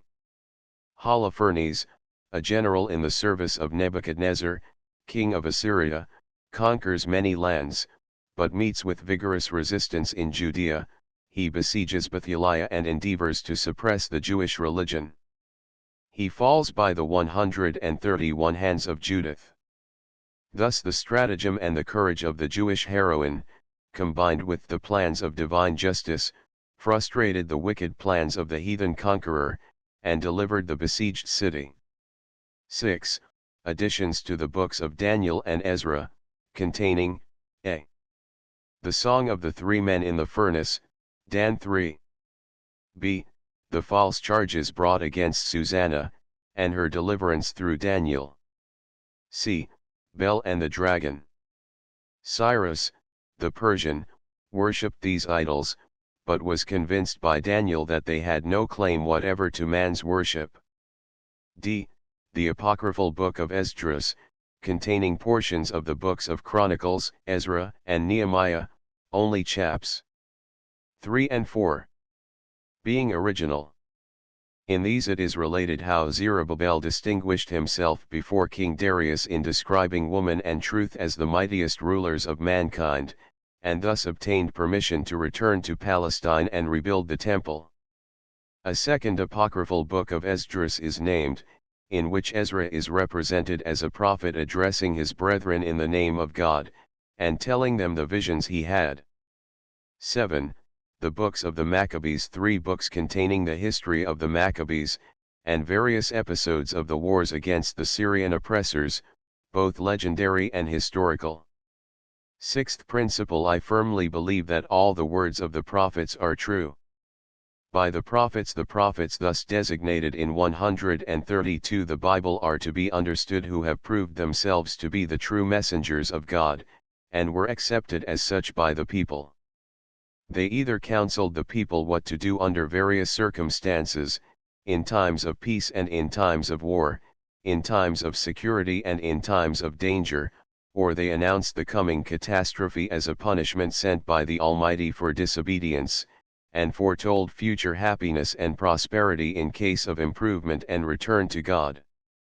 Those prophecies that referred to the proximate future have been verified by subsequent events, and so also will those prophecies that refer to the remote future and have not yet been fulfilled. A prophet out of thy midst, of thy brethren, like unto me, will the Lord thy God raise up unto thee, unto him ye shall hearken. Deuteronomy 18:15. The former things, behold, they are come to pass, and new things do I declare, before they will spring forth, I shall let you hear. Esai 9. I have also spoken unto the prophets, and I have multiplied visions, and by the ministry of the prophets have I used similitudes. Hosea 12:11. And by a prophet the Lord brought Israel out of Egypt, and by a prophet was he preserved. Ibid 14. In the sixth article we declare our belief in the fact that the Almighty has communicated His will to human beings, although we are incapable of forming a clear and definite idea of the manner in which such communication took place. The selection of the individual for the office of a prophet, as well as of the time, the place, and the object of the divine communication, is dependent solely on the will of God, whose wisdom 133 and plan no mortals are able to fathom. We know only the fact that Malachi closed the series of prophets, but are ignorant of the reason why since Malachi no human being has found a vision from the Lord. Mankind is, however, not altogether deprived of the benefit of prophecy.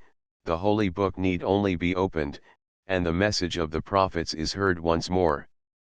Seventh principle: I firmly believe that the prophecy of Moses was a direct prophecy, and that Moses was the chief of the prophets, both of those who preceded him and of those who followed him. All that has been said with regard to the sixth article applies to the prophecy of Moses.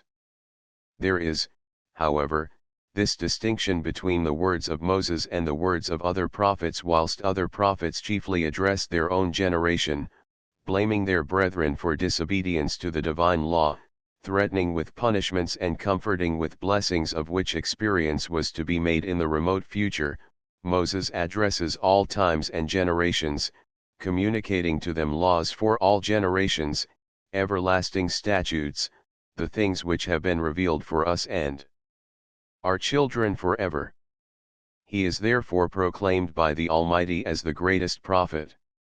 When Miriam and Aaron had spoken against Moses, God rebuked them, saying, If there be among you a prophet of the Lord, I will make myself known unto him in a vision, I will speak with him in a dream. My servant Moses is not so, he is faithful in all my house, with him will I speak mouth to mouth, even manifestly, and not in dark speeches, and the form of the Lord shall he behold. Number 12:6-8. The 134 Torah concludes with the praise of Moses, as follows: And there hath not arisen a prophet since in Israel like unto Moses, whom the Lord knew face to face, in all the signs and the wonders, which the Lord sent him to do in the land of Egypt, to Pharaoh, and to all his servants, and to all his land, and in all the mighty hand, and in all the great terror, which Moses wrought in the sight of all Israel. Deuteronomy 30:10-12. The phrase knew God face to face, or I will speak with him mouth to mouth, and the like, denotes figuratively the clearest, most direct, and most simple communication, the figure being taken from the way in which men communicate to each other things when they desire to be clearly understood, and to leave no doubt as to the truth and the meaning of the communication. Eighth principle: I firmly believe that the law which we possess now is the same which has been given to Moses on Sinai. The whole Torah, including both history and precepts, is of divine origin. Nothing is contained in the Torah that was not revealed to Moses by the Almighty, although we do not know in what manner Moses received the information.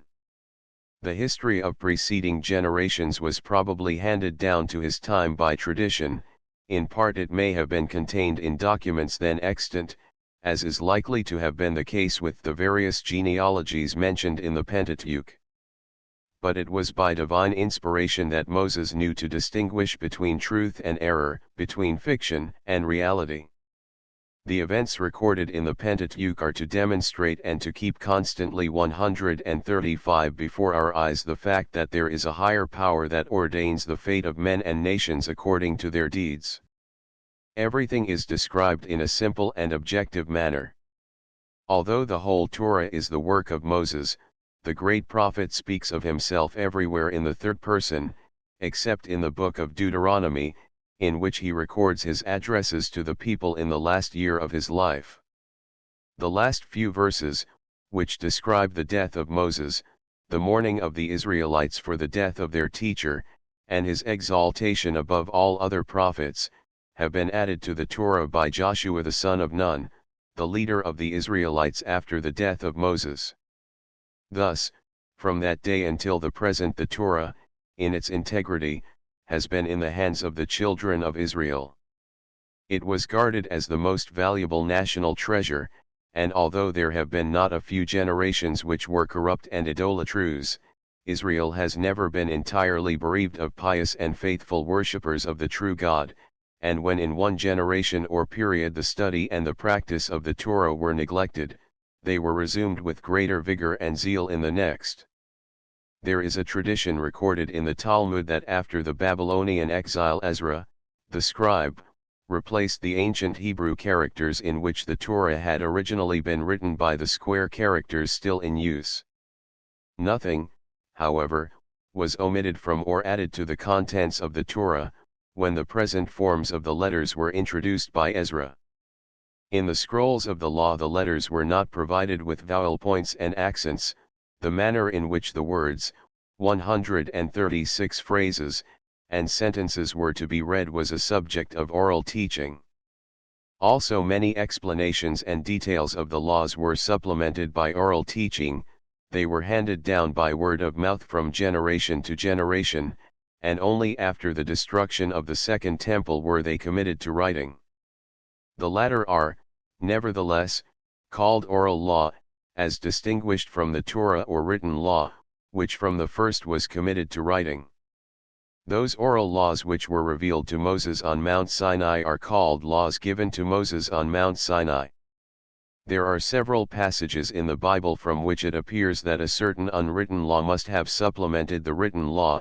Example: when a man was found in the wilderness gathering sticks on the Sabbath day, the persons who discovered him brought him to Moses. They must have been taught before, that the gathering of sticks constituted a labor prohibited on the Sabbath day, although this had not been distinctly stated in the written Sabbath laws. Had this not been the case, the Sabbath breaker could not have been put to death, since he would have committed the sin in ignorance.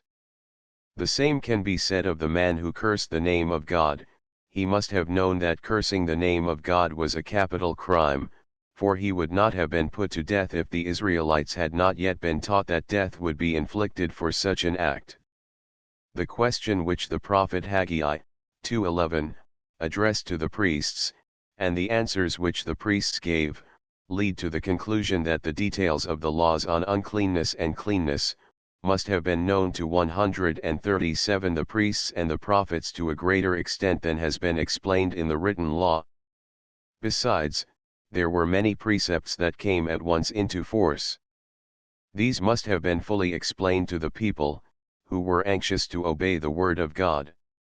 All these explanations and the detailed rules with regard to the written divine precepts of the Pentateuch, together with laws and institutions established in the course of time by the highest authorities of the nation in obedience to the dictates of the Pentateuch, form the contents of the oral law. The oral law or the tradition has been handed down in two different forms: a. in the form of a running commentary on the Pentateuch. Such commentaries were called midrashim; b. arranged according to the different subjects, and treated independently of the text of the Torah. This is done in the Talmud, lesson, tradition.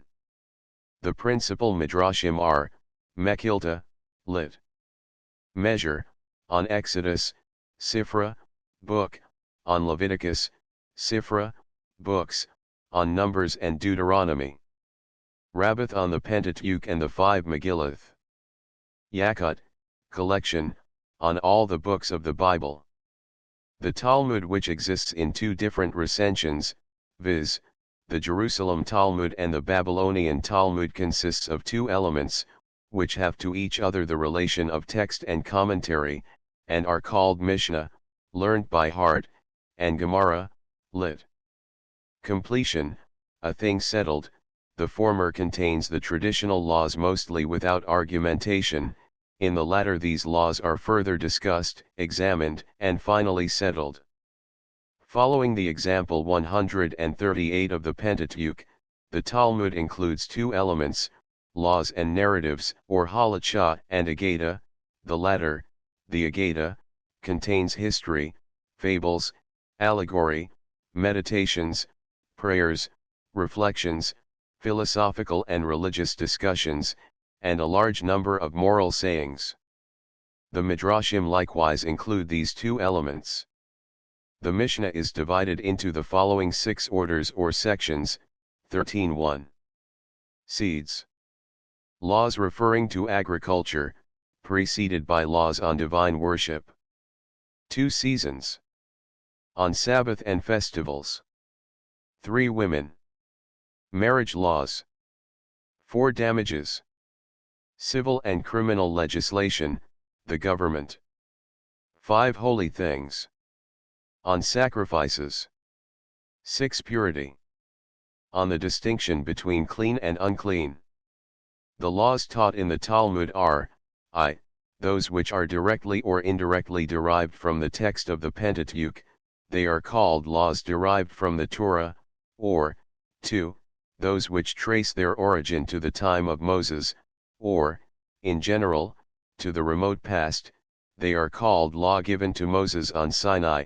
3, those laws which originated between the period of the Pentateuch and the close of the Bible, they are called words of tradition. 4, those which have been introduced in post-biblical times, they are laws introduced by our teachers.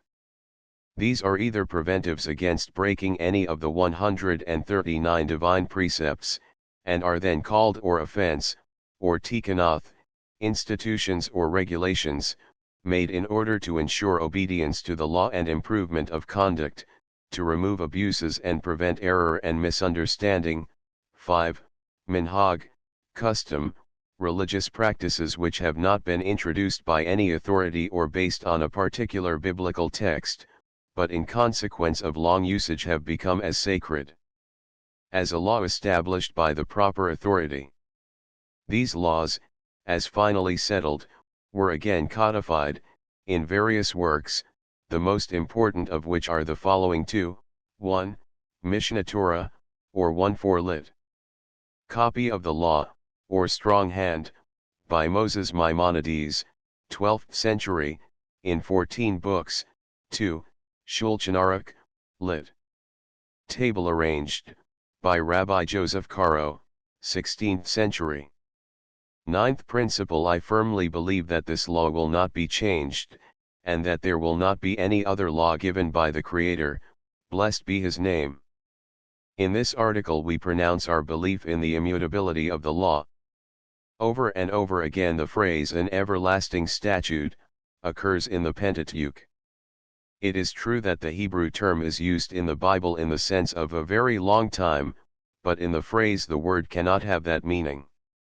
Some indication would have been necessary to inform the people when the laws would cease to be in force. On the contrary, the test of a prophet addressing his brethren in the name of God, as a 140 divine messenger, consists in the harmony of his words with the precepts of the Pentateuch. A prophet who, speaking in the name of God, abrogates any of the laws of the Pentateuch is a false prophet.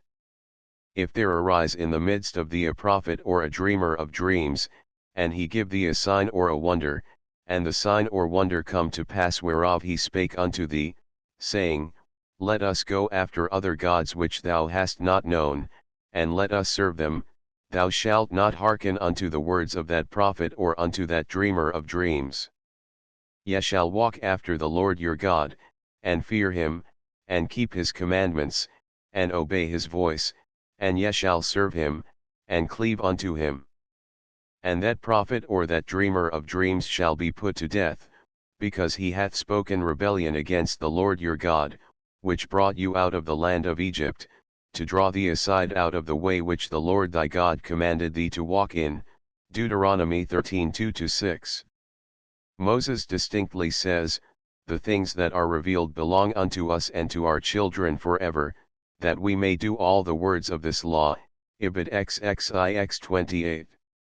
There is also an express commandment given, ye shall not add unto the word which I command you, neither shall you diminish from it, that ye may keep the commandments of the Lord your God which I command you. Ibid 4:2. In two ways this law may appear to have been disregarded. There are certain sections of the law which are at present not in force, and, on the other hand, there are many apparently new precepts at present in force which have been introduced in the course of time by the religious authorities 141 of the nation. But these are only apparent exceptions, in reality they are entirely in harmony with the Pentateuch. As to the first class, there are many of the divine commandments the fulfillment of which depends on certain conditions, example the existence of the tabernacle or of the temple and its service, the possession of Palestine by the Israelites, the independence of the Jewish state. In the absence of these conditions such laws cannot be fulfilled. The laws of sacrifices belong to this class. We are, in reference to these laws, in the same condition as a person who is physically prevented from doing what he is commanded to do, and what he is actually longing to do. The law is not altered, our circumstances demand a temporary suspense of such laws and not their abrogation. The second class contains all those precepts which are known as rabbinical precepts, and institutions and customs. But these imply no addition to the Torah, they are merely bylaws and regulations as regards the method of carrying out the laws of the Pentateuch, and are designed to facilitate or ensure their fulfillment, and to prevent ourselves from forgetting or disregarding them. Our teachers, the rabbis, made it a matter of conscience to describe their own regulations as non-pentateuchical, and throughout the oral law and the entire Talmudic literature the distinction between and is noted and scrupulously upheld. It is useless to investigate whether it would be in harmony with the immutability of the divine being to change the laws or any of them, or to grant a new 142 revelation. Certainly the words I, the Lord, have not changed, Mal 3:6, have great weight, so also, for God is not a son of man that he should change his mind, number XXIII 19. But the fact that the laws were given by God as an everlasting statute for all generations makes all philosophical speculation on that point superfluous. Persons who address us in the name of God as his messengers, and bid us turn away from any of the laws commanded in the Pentateuch, are in our eyes impostors, who, knowingly or unknowingly, give forth their own opinions as divine inspirations. Contents 3. Reward and punishment.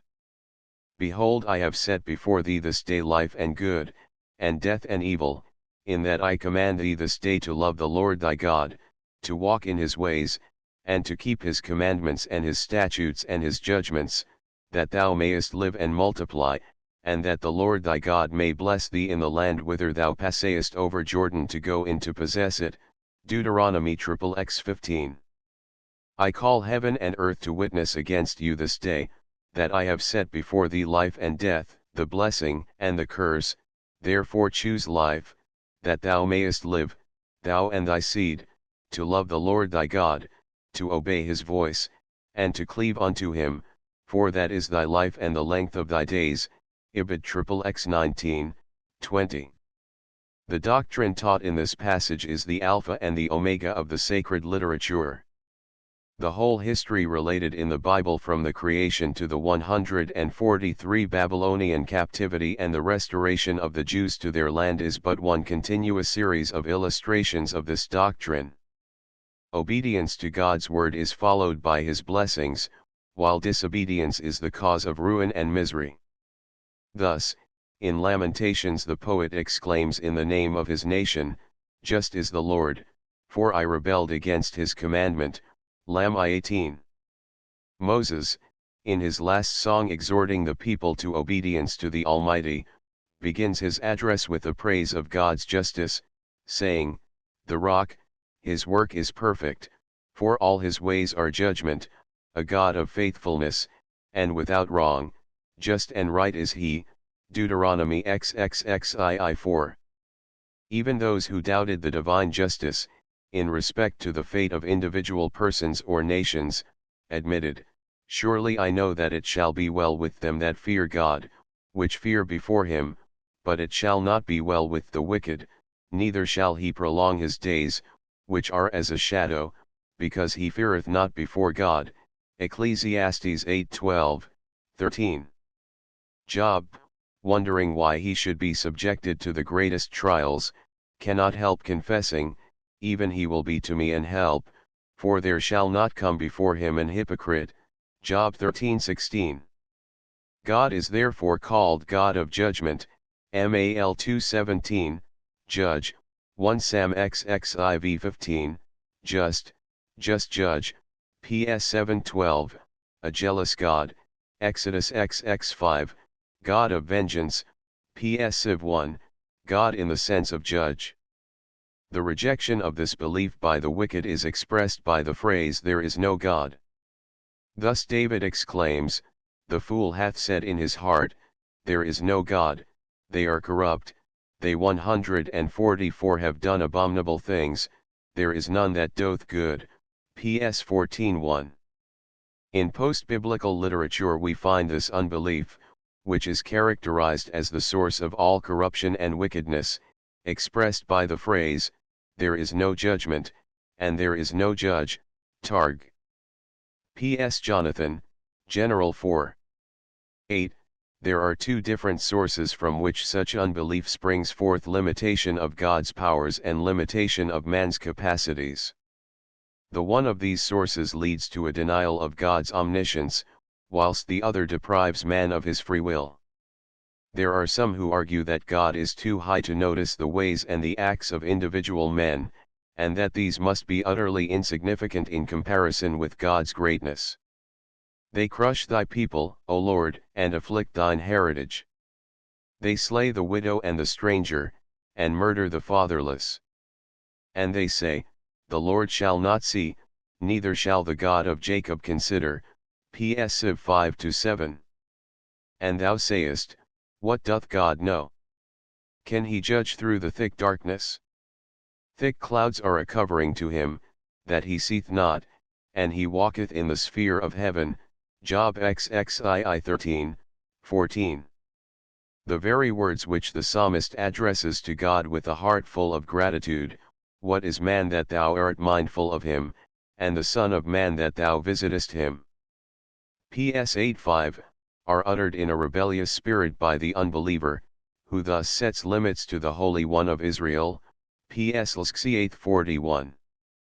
But the power of God is not limited, nor is his wisdom or his goodness. He is not only the God of heaven, but also the God of the earth. He who has created everything has certainly a knowledge 145 of everything. Lift up your eyes on high and see who hath created these things.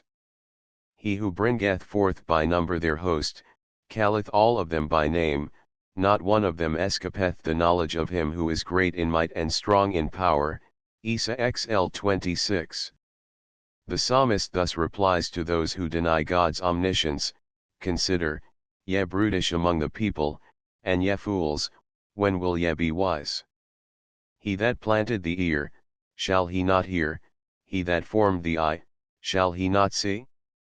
He that chastiseth the nations, shall he not correct, even he that hate man knowledge? The Lord knoweth the thoughts of man, however vain they be." PS Civ 8-11.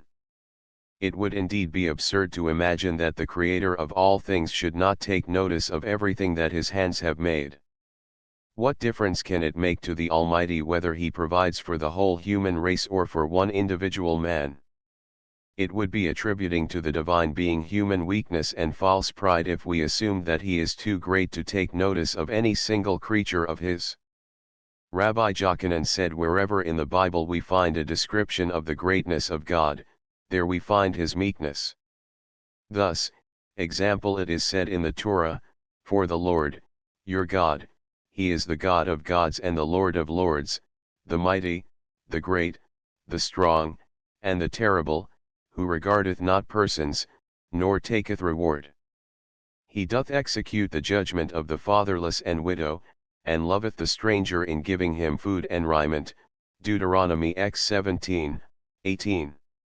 That man is not insignificant in the eyes of God is clearly expressed in the account of the creation, 146, where we are taught that man was made by God ruler over the fish of the sea and over the fowl of the air, and over the cattle, and over all the earth, and over every creeping thing that creepeth upon the earth.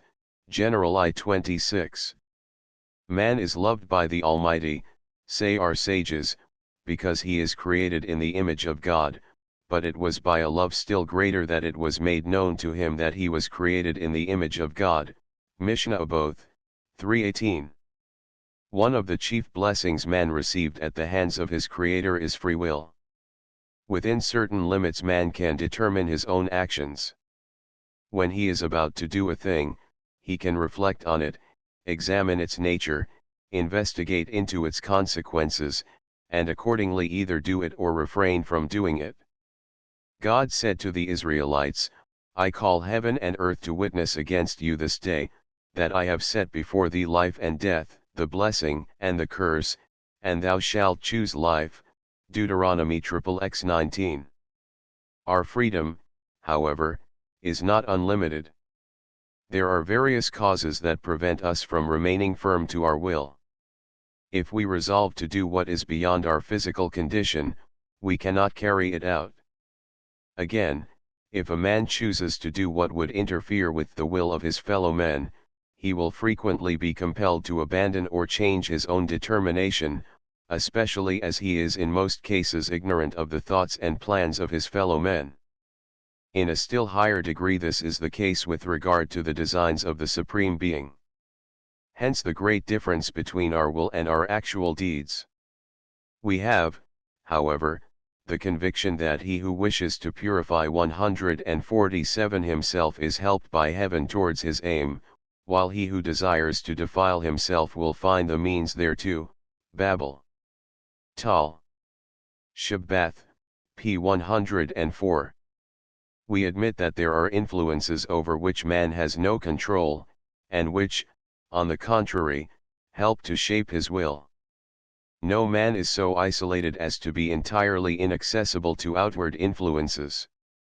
Man inherits certain ideas and habits from his parents, others are forced upon him by his surroundings, especially in his earliest youth.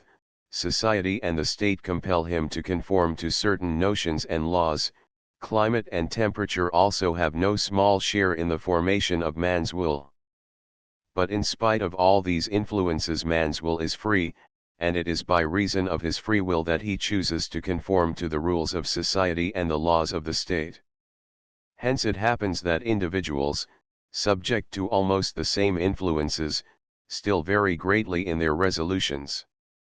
What the one praises is an abhorrence to the other, what repels the one attracts the other, what is recommended by the one is denounced by the other. Although there may be many who profess to believe in predestination or fate, as a matter of fact all nations, ancient and modern, have based their constitutions on the belief in man's responsibility for his actions. Every state has its laws, its system of reward and punishment. A principle so general and so essential for the safety and welfare of society, as well as of each individual, cannot be a mere illusion. Its good effect has been tested and is generally recognized. In case of criminals and sinners, we make allowance for the possible outward influences under which the offender may have fallen. We assume the broad principle, 148, no one sinneth unless the spirit of folly has entered into him. Babel. Talm. Sota, 3a, but no one would go so far as to acquit the sinner altogether from blame. We pity him and try to teach him how to return to the right path, and how to overcome outward evil influences. When David had become aware of the greatness of his sin and sincerely repented, he prayed, "Create in me a clean heart, O God, and renew a right spirit within me. Cast me not away from thy presence, and take not thy Holy Spirit from me.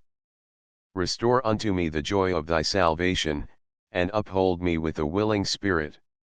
Then will I teach transgressors thy ways, and sinners shall return unto thee." PSLI 10-13. Both elements are here harmoniously united. God's interference is asked for, he helps man to carry out his good resolution, but man has free will, and the author of the psalm, in seeking the assistance of God, feels nevertheless the weight of his own responsibility. 10th principle: I firmly believe that the Creator, blessed be his name, knoweth all the actions of men and all their thoughts, as it is said, he that fashioneth the hearts of them all, he that considereth all their works. PSXXXIII 15. In the rhymed form of the creed, this article is expressed thus: he watcheth and knoweth our secret thoughts, he beholdeth the end of a thing in its beginning. Here the author proclaims not only the omniscience of God, but also his foresight. His knowledge is not limited, like the knowledge of mortal beings, by space and time. The entire past and future lies unrolled before his eyes, and nothing is hidden from 149 him. Although we may form a faint idea of the knowledge of God by considering that faculty of man that enables him, within a limited space of time, to look backward and forward, and to unroll before him the past and the future, as if the events that have happened and those that will come to pass were going on in the present moment, yet the true nature of God's knowledge no man can conceive. God considereth all the deeds of man, without depriving him of his free will. He may in this respect be compared to a person who observes and notices the actions and the conduct of his fellow men, without interfering with them. It is the will of God that man should have free will and should be responsible for his actions, and his foresight does not necessarily include predetermination. In some cases the fate of nations or of individual men is predetermined. We may even say that the ultimate fate or development of mankind is part of the design of the creation. But as the actual design in the creation is concealed from man's searching eye, so is also the extent of the predetermination a mystery to him. To solve this problem is beyond the intellectual powers of short-sighted mortals. It is one of the hidden things that belong to the Lord our God. David, in Ps. 6. 1-12, describes the omniscience and the omnipresence of God in the following way: O Lord, thou hast searched me, and known me. Thou knowest my downsitting and mine uprising, thou understandest my thoughts afar off. Thou searchest out my path and my lying down, and art acquainted with all my ways. For there is not a word in my tongue, but lo, O Lord, thou knowest it altogether. 150 Thou hast beset me behind and before, and laid thine hand upon me. Such knowledge is too wonderful for me, it is high, I cannot attain unto it. Whither shall I go from thy spirit? Or whither shall I flee from thy presence? If I ascend up into heaven, thou art there. If I make my bed in the grave, behold, thou art there. If I take the wings of the morning, and dwell in the uttermost parts of the sea, even there shall thy hand lead me, and thy right hand shall hold me. If I say, surely the darkness shall cover me, and the light about me shall be night, even the darkness hideth not from thee, but the night shineth as the day, the darkness and the light are both alike to thee. Our belief in God's omniscience is beautifully expressed in the Muse of Prayer of New Year: Thou rememberest the work of bygone times, and thinkest of all the imaginations of former days. All hidden things are revealed before thee, also all the multitude of hidden things which are from the beginning. For there is no forgetting before the throne of thy glory, and nothing is concealed from thine eye. Thou rememberest every deed, and no thought is hidden from thee. Everything is revealed and known before thee, O Lord our God, who beholdest and seest to the end of all generations. 11th principle. I firmly believe that the Creator, blessed be He, rewards those who keep His commandments, and punishes those who transgress His commandments. The immediate reward and punishment for our conduct we receive in the pleasure and happiness we experience in doing something good, and in the grief and 151 remorse we ought to feel on learning that we have displeased the Almighty by our conduct. As a rule, every good act leads to further good acts, and every sin to further sins, and our sages say therefore, the reward of a good act, is another good act, and the punishment for a transgression is another transgression. But when we speak of the principle of retribution, we generally mean such reward and punishment as is given in addition to the feeling of happiness or unhappiness inseparable from our actions. This principle of retribution has been proclaimed in the grand revelation made to all Israel on Mount Sinai, in the Decalogue which has been accepted by all civilized nations as the basis of religion. I the Lord thy God am a jealous God, visiting the iniquity of the fathers upon the children, upon the third and upon the fourth generation of them that hate me, and showing mercy unto thousands of them that love me and keep my commandments. Exodus XX 5, 6. We understand the doctrine of retribution only in its general outlines. We are convinced of the truth of the divine words, there is no peace to the wicked, Esaiah 21, but how the law is applied in every single case is known to God alone. It is presumptuous on the part of short-sighted man to criticize God's judgments, and to find injustice in the seeming prosperity of the wicked and the seeming misery of the righteous. What man is able to estimate the merits of his neighbor fully and correctly? For the Lord seeth not as man seeth, for man looketh on the outward appearance, but the Lord looketh on the heart. 1 Sam 16:7. 152. This our inability of rightly estimating the merits of our neighbor's actions, is illustrated by the biblical narrative of Cain and Abel. Both brought sacrifices to the Lord, and we cannot discover any difference in their actions, and yet the sacrifice of Cain was rejected by God and that of Abel was accepted. Some important element there must therefore be in man's deeds which is hidden from his neighbor's eye, but is known to the Almighty. The inability of man to penetrate into the secret of God's rule is also illustrated by the prophet Habakkuk.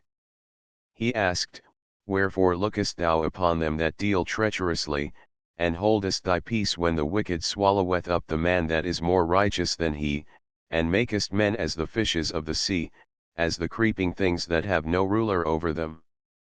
Whereupon he receives the divine answer, Write the vision, and make it plain upon tables, that he may run that readeth it. Behold, there is crookedness in the eyes of him whose soul is not straight, but the just will live by his faith. Hab 13:14 and 2:2-4. One of the psalmists, Asaph, Psalm 2 seq, confesses that this problem had greatly troubled him and endangered his faith. He says, As for me, my feet were almost gone, my steps had well nigh slipped. For I was envious of the arrogant, when I saw the prosperity of the wicked. For there are no bands in their death, but their strength is firm. They are not in trouble as other men, neither are they plagued like other men. Therefore his people return hither, and waters of a full cup are wrung out by them. And they say, How doth God know? And is there knowledge 153 in the Most High? Behold, these are the wicked, and being always at ease, they increase in riches. Surely in vain have I cleansed my heart, and washed my hands in innocency, for all the day long have I been plagued, and chastened every morning. If I had said, I will speak thus, behold, I had dealt treacherously with the generation of thy children. When I think how I might know this, it is trouble in mine eyes, until I come into the sanctuary of God, then shall I consider their latter end. The temporary success and seeming prosperity of the wicked does not shake the firm belief of the singer in the justice of God, his communion with God, his coming into the sanctuaries of God, is a blessing which the soul of the pious yearns for, and in comparison with which all the wealth and power of the wicked is but a deceitful shadow. The book of Job illustrates the vanity of man's attempts to lift the veil that conceals the plan of God's decrees. The reader is informed beforehand why Job is afflicted with pains and troubles.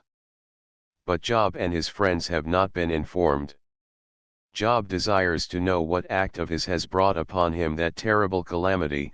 If it is to be endured as a punishment, he protests his innocence, and criticizes the justice of the Almighty. The three friends declare with certainty that Job's sufferings are a punishment for sins committed, and are angry that Job does not accept their view. God appears, rebukes Job for his presumption, but declares that the view expressed by his friends, insinuating sinful conduct to Job, was wrong, and that Job, 154, who contended that he did not know the cause of the suffering, spoke more rightly than his friends.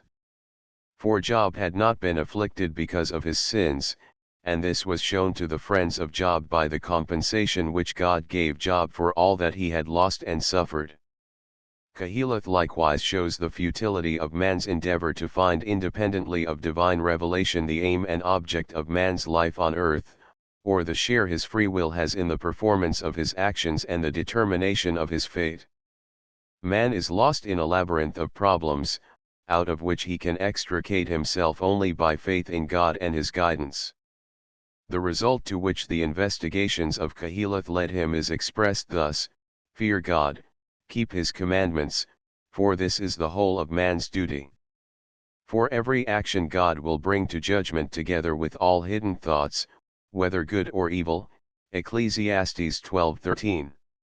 The acts of divine justice recorded in the sacred literature serve as a warning to the evil and an encouragement to the good. They are all of a material character, as only in this shape can they be perceived by man. But by no means do they exhaust all the ways of God. The divine retribution so frequently referred to in the law points mostly to the good or evil consequences which the conduct of the Israelites will bring upon the whole community or state, because the whole community is benefited by the virtues and injured by the misconduct of each of the members composing it.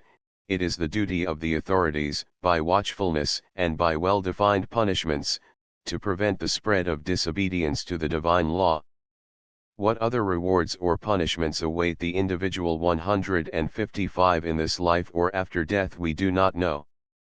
But there are, especially in the Psalms, numerous indications that the pious sufferer was sure that everlasting happiness would more than compensate for the absence of material and transient success in this life. The following passages may serve as an illustration: many sorrows shall be to the wicked, but he that trusteth in the Lord, mercy shall compass him about. PSXXXII 10. How precious is thy loving kindness, O God, and the children of men take refuge under the shadow of thy wings.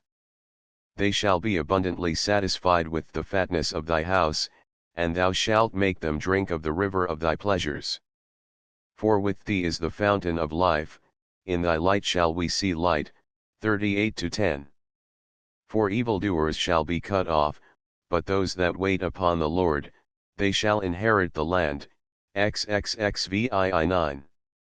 For the Lord loveth judgment, and forsaketh not his saints. They are preserved forever, but the seed of the wicked shall be cut off. Ibid 28. Mark the perfect man, and behold the upright, for the latter end of that man is peace. As for transgressors, they shall be destroyed together, the latter end of the wicked shall be cut off. Ibid 37-38. In these and similar passages the pious and enthusiastic singer has in his mind something more durable and permanent than this short life, or otherwise the conflict between his hopes and the reality would have shaken his faith. 12th principle: I firmly believe in the coming of 156 Messiah, and although he may tarry, I daily hope for his coming. When Abraham was chosen by God to be the founder of a nation proclaiming the unity of God, when he was commanded to separate from his relatives and friends and to travel a stranger in a foreign land, the blessing promised to him was not to be enjoyed by him in the present, but by his descendants in remote future. All the families of the earth shall be blessed in thee. General 12:3. The same promise was repeated when Abraham stood the trial, and was ready to bring any sacrifice in obedience to the will of the Supreme Being. All the nations of the earth shall bless themselves in thee. Ibid XXII 18. The conviction that the seed of Abraham have the distinction and the mission to become a source of a blessing to all mankind was transmitted from generation to generation, from Abraham through Isaac to Jacob or Israel, whose descendants, the Israelites, guarded the inherited charge, as their peculiar treasure. Before receiving the Decalogue on Mount Sinai, the Israelites were reminded of this their mission in the words, "And ye shall be unto me a kingdom of priests and a holy nation." Exodus 19:6. It was not by force of arms or by persuasion that they were to influence the whole earth, but by setting an example of noble, pure, and holy conduct. A special spot was selected for them where they should, in seclusion from the rest of the world, be trained in the true worship of God and in the practice of virtue. Zion and Jerusalem became in course of time the religious center from which instruction came forth and the word of the Lord. The Israelites became 157 negligent in their mission and faithless to their holy charge. Instead of leading other nations to the true worship of God, they allowed themselves to be misled by them to idolatry. Instead of living a pure life of justice and righteousness, they yielded to luxury and lust, and committed acts of injustice and oppression. They were punished. Troubles followed troubles, they lost their independence and their religious center. The men of God, the prophets, from Moses to the last of the prophets, Malachi, foretold the catastrophe, but at the same time added words of comfort and encouragement, pointing to a distant future, when her appointed time of trouble will be complete, and her guilt atoned for, when Israel will be restored to his land, and under the guidance of Messiah, the anointed of the Lord, he will be filled with the fear of the Lord and an earnest desire to do that which is just and right.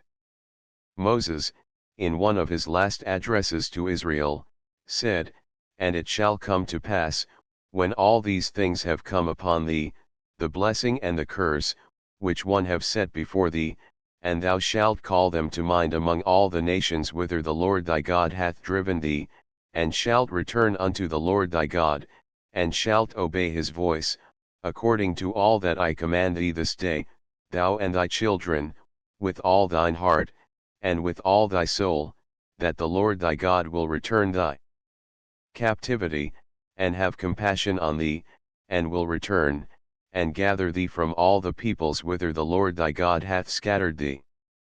If any of thy outcasts be in the uttermost parts of heaven, from thence will the Lord thy God gather thee, and from thence will he fetch thee, and see." Deuteronomy XXX 1-3.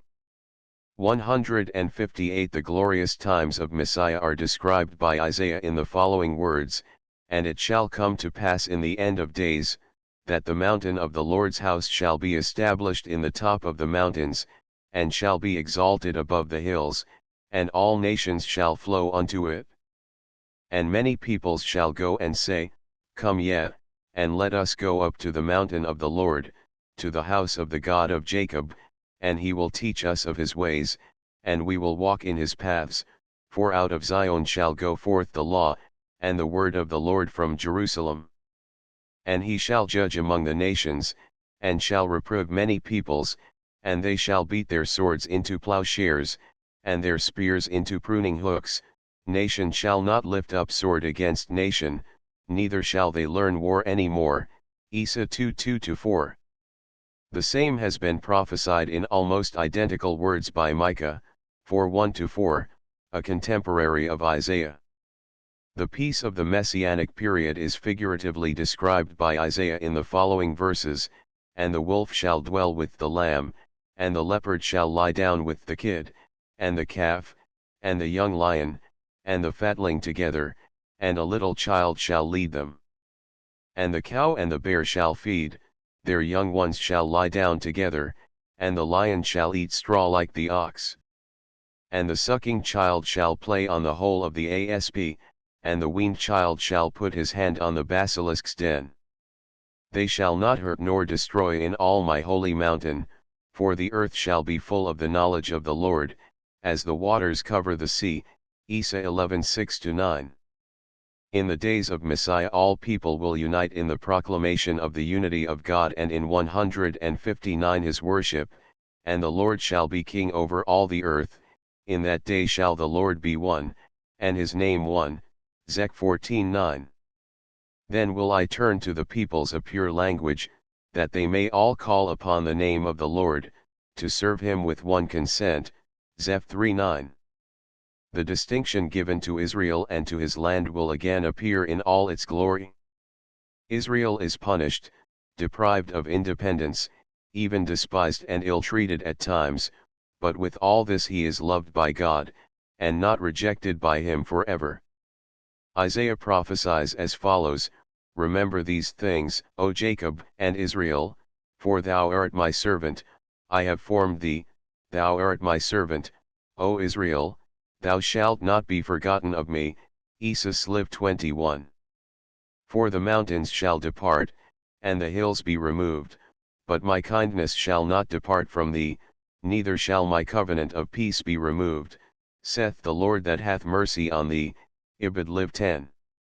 Complex 20, 21, LX 19-21, LXI 22, JXXXIII 25, 26, Hos 2 21, 22. Those who during the years of Israel's punishment have despised and ill-treated him will repent of their conduct when they witness his wonderful redemption. Their repentance is beautifully depicted by Isaiah in the passage beginning, Behold, my servant will be successful, Lehi 13. Israel, the servant of God, patiently bears insults and persecution, faithfully waiting for the fulfillment of the divine promise. Israel's oppressors will then, on seeing how God loves him, confess their wrong and own that Israel has innocently suffered at their hands.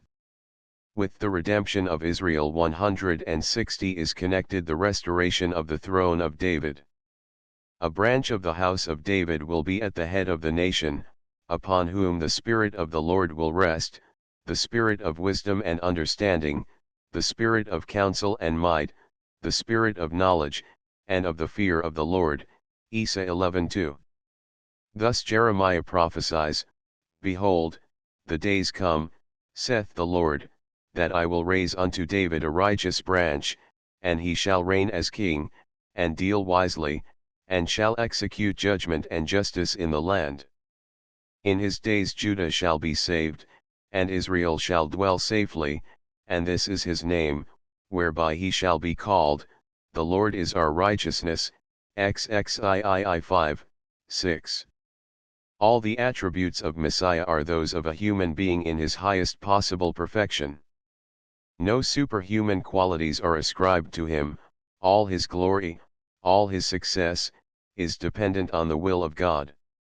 He is an ideal man, and an ideal king, but not more. If miracles are to be wrought, it is not Messiah who will perform them, but God, who will act wondrously for Messiah and Israel. The advent of Messiah is not expected to change the nature of man, much less the course of the world around us. The only change we expect is, that the unity of God will be acknowledged universally, and that justice and righteousness will flourish over all the earth. Those who believe in a superhuman nature of Messiah are guilty of idolatry. Our sages express this principle in the words, there is no other difference between the present time and the days of Messiah but the restoration of Israel's independence. An opinion is mentioned in the Talmud in the name 161 of a Rabbi Hillel, not the great Hillel, the Babylonian, that there is no Messiah for the Israelites, because they have already enjoyed the blessings of Messiah in the reign of Hezekiah, Babel. Talm. Sanhedrin, 98b.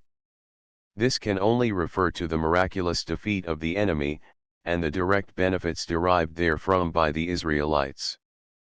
But the Rabbi by no means rejects our belief that Messiah will come, and with him the universal worship of the one God, the universal practice of virtue in all its forms, and universal peace and prosperity. 15 Hillel, however, found no support for his view. On the contrary, his error is at once shown to him, that he forgot the prophets who prophesied after Hezekiah. There are some theologians who assume the Messianic period to be the most perfect state of civilization, but do not believe in the restoration of the kingdom of David, the rebuilding of the temple, or the repossession of Palestine by the Jews. They altogether reject the national hope of the Jews. These theologians either misinterpret or wholly ignore the teaching of the Bible, and the divine promises made through the men of God. The hopes with which our religion inspires us can never lead us to intrigues, political combinations, insurrection, or warfare for the purpose of regaining Palestine and appointing a Jewish government. On the contrary, our religion teaches us to seek the welfare of those nations in whose midst we live, and to conscientiously 162 take part in the work for their national progress and prosperity, whilst patiently waiting for the miraculous fulfillment of the prophecies.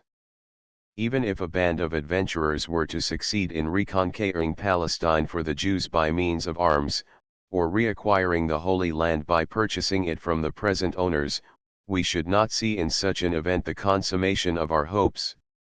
Does the advent of Messiah and the rebuilding of the temple in Jerusalem imply the restoration of the sacrificial service?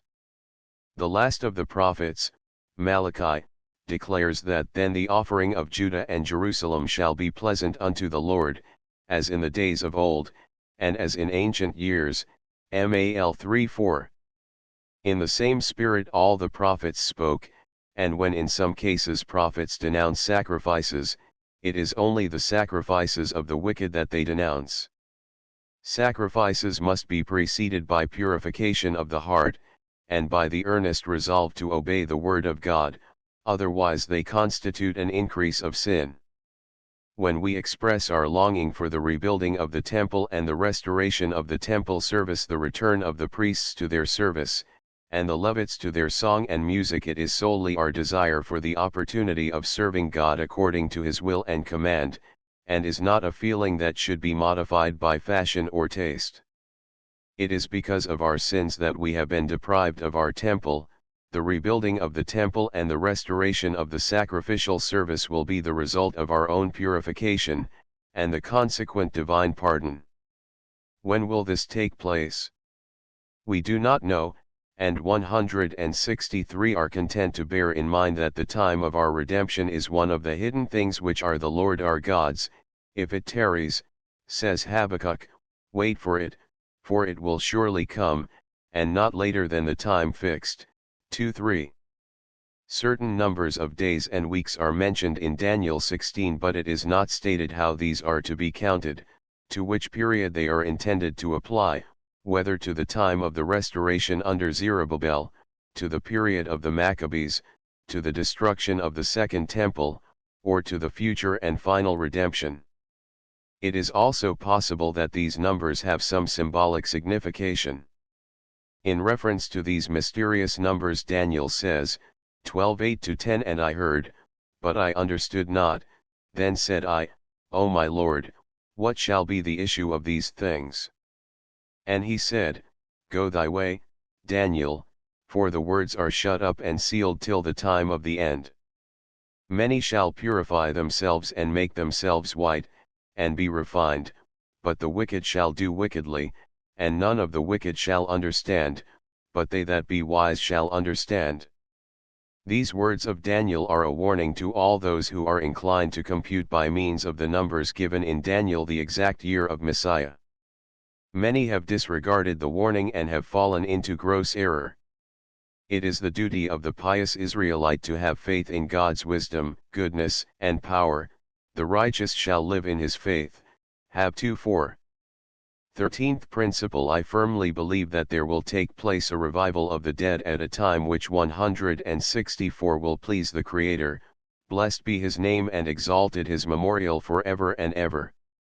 As imperfect as is our conception of a creation from nothing, so imperfect is our notion of the resurrection of the dead. We only perceive the dissolution of the body into its elements, which enter into new combinations and form new bodies, and it is almost impossible for us to imagine a reconstruction of the original body out of its own elements.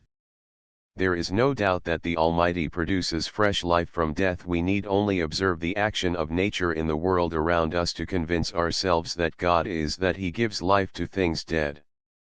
But how this will be done in reference to our own selves, whether we shall enjoy the same life, whether our future life will be an improved edition of the present one, whether all will be restored to life, or whether the new life after death will be enjoyed by the soul alone, or by body and soul jointly, these and similar questions transcend the bounds of human knowledge.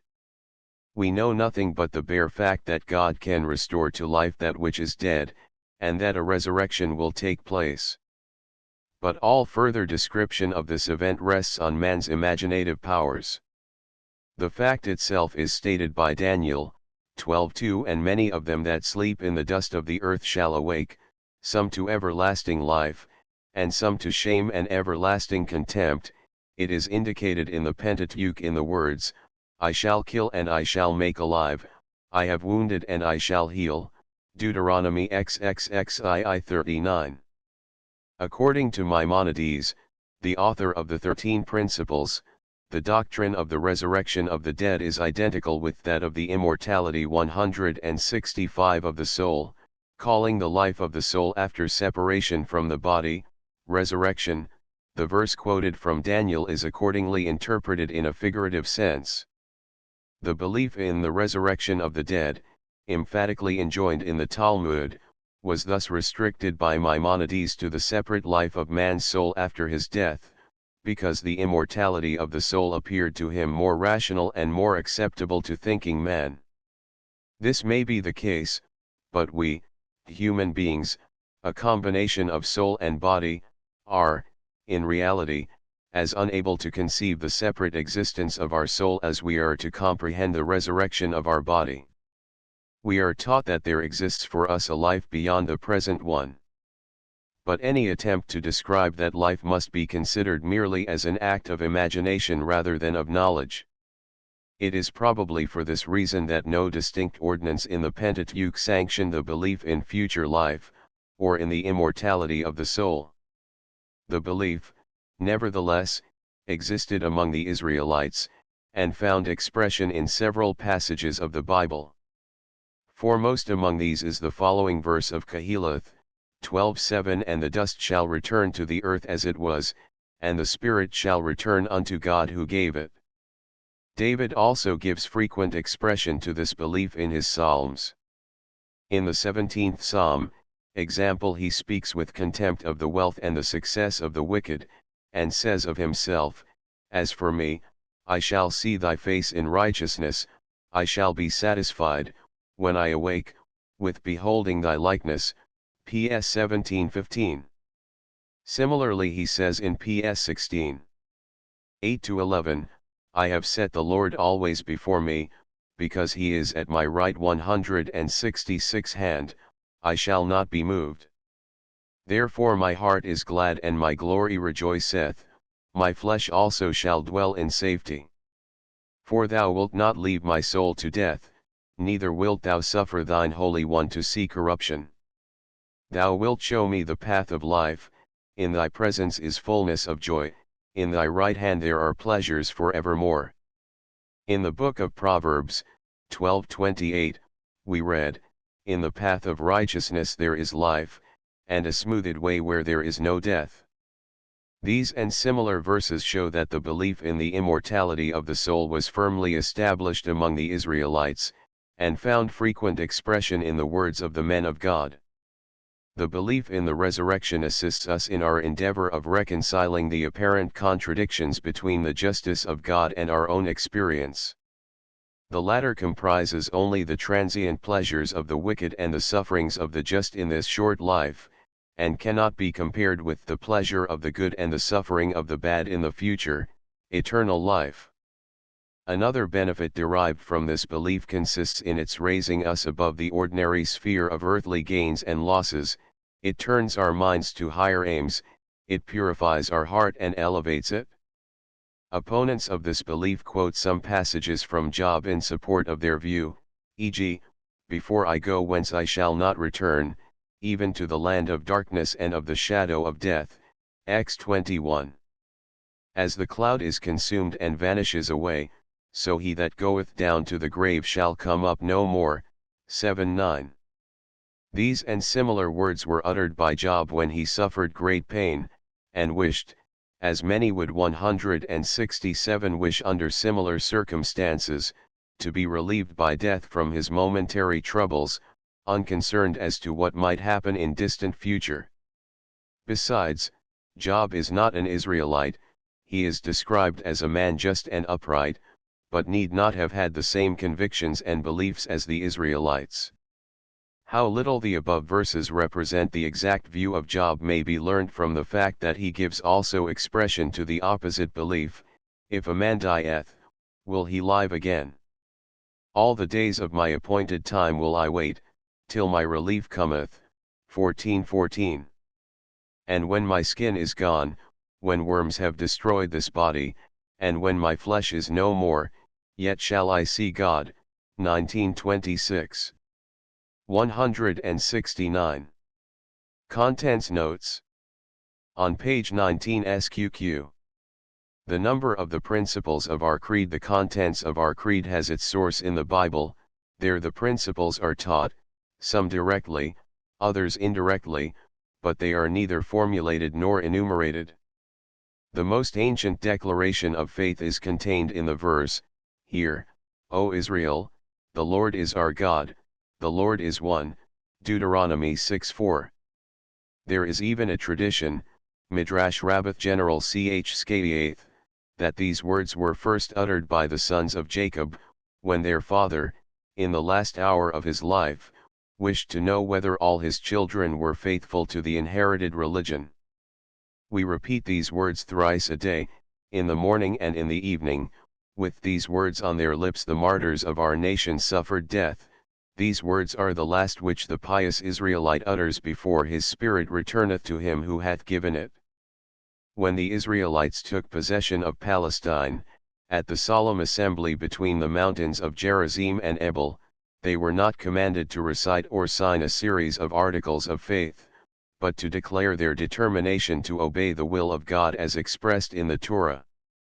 This was also done by our forefathers when standing round Sinai. They declared, "All that the Lord hath said, will we do and hear," Exodus XXIV 7. When Elijah on Mount Carmel had demonstrated the perverseness of the Baal worship, the 170 Israelites declared, "The Lord, He is God." Jonah describes himself thus, "I am a Hebrew, and I fear the Lord, the God of the heavens, who hath made the sea and the dry land," Jonah I9. Also, after the restoration in the days of Zerubbabel, Ezra, and Nehemiah, the Jews were exhorted to act according to the words of the Torah, and they renewed their covenant with God in this respect, but nothing is known of a declaration of belief, of reciting or signing articles of faith. The struggle with the Samaritans produced special legislation with regard to certain religious observances, but there was no need for the formulation of a creed. But care has been taken that the principles of our faith should find expression in our daily prayers. Thus the sections which precede and follow the Shema contain an indirect declaration of the three fundamental principles of our religion: the existence of the Creator, revelation, and divine justice. The first section, called praises God as the sole source of everything, of light and darkness, of good and evil. In the second section, we acknowledge in gratitude the benefits of revelation, and in the third, we thank God for the redemption of our forefathers from Egypt, by inflicting punishment on our oppressors. Although much stress is laid on faith, and he who was found wanting in faith was stigmatized as or unbeliever or infidel, yet no creed was officially formulated.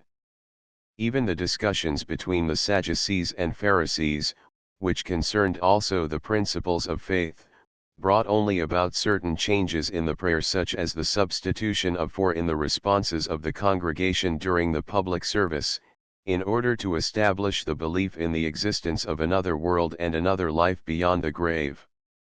The necessity of formulating the principles of faith arose when the contact and intercourse with other religious communities 171 gave frequent occasion to discussions on these and similar subjects.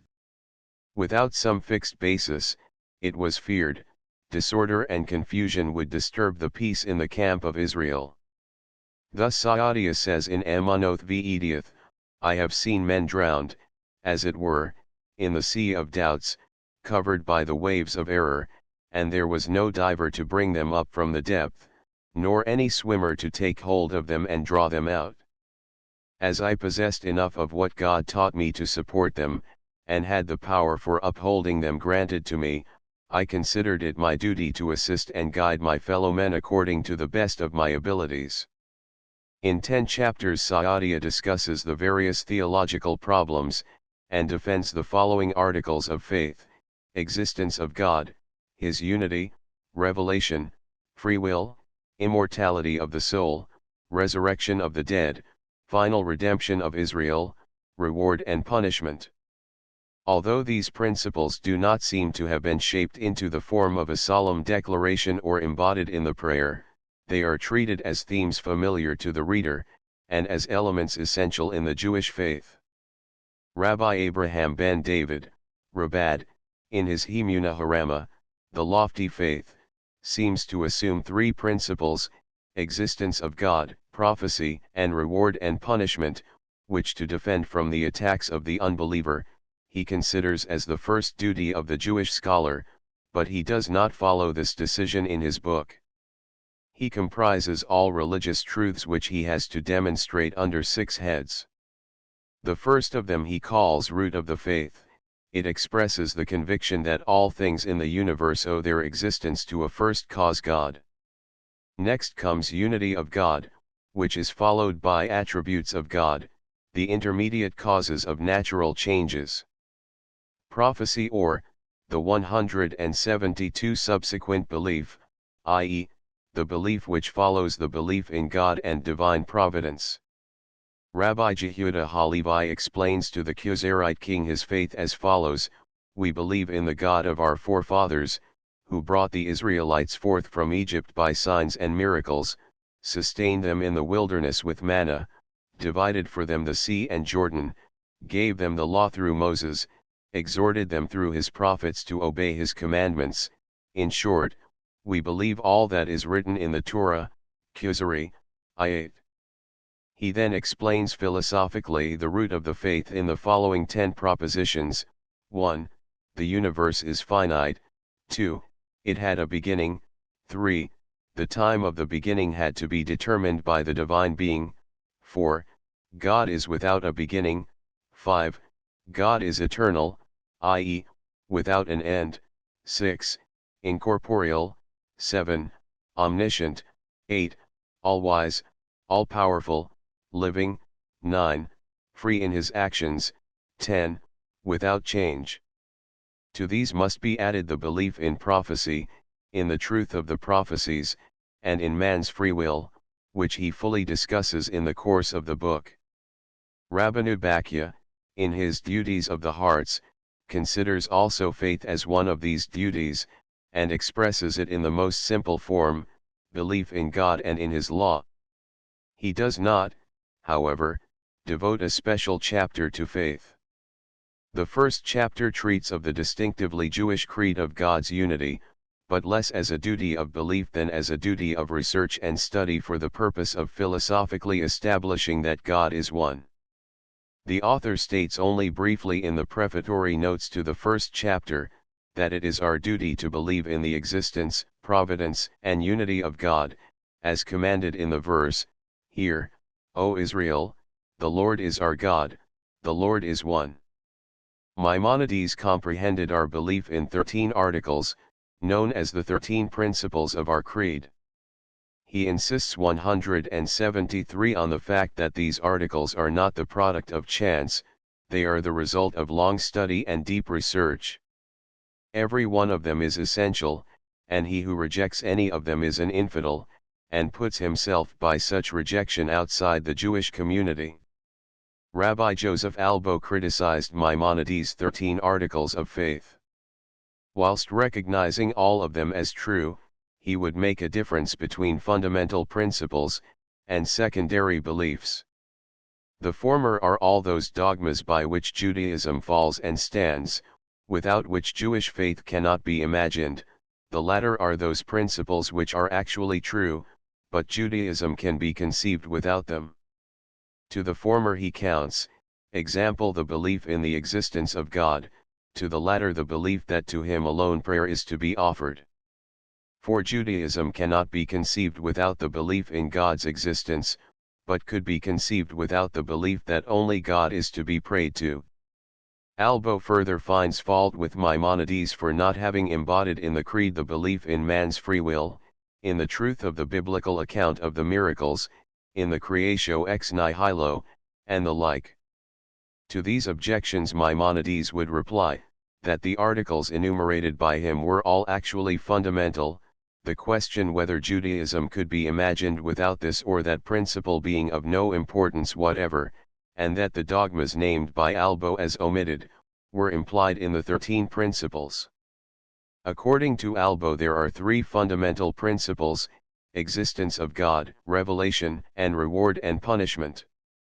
The first includes 4 articles: unity of God, his incorporeality, eternity, and perfection.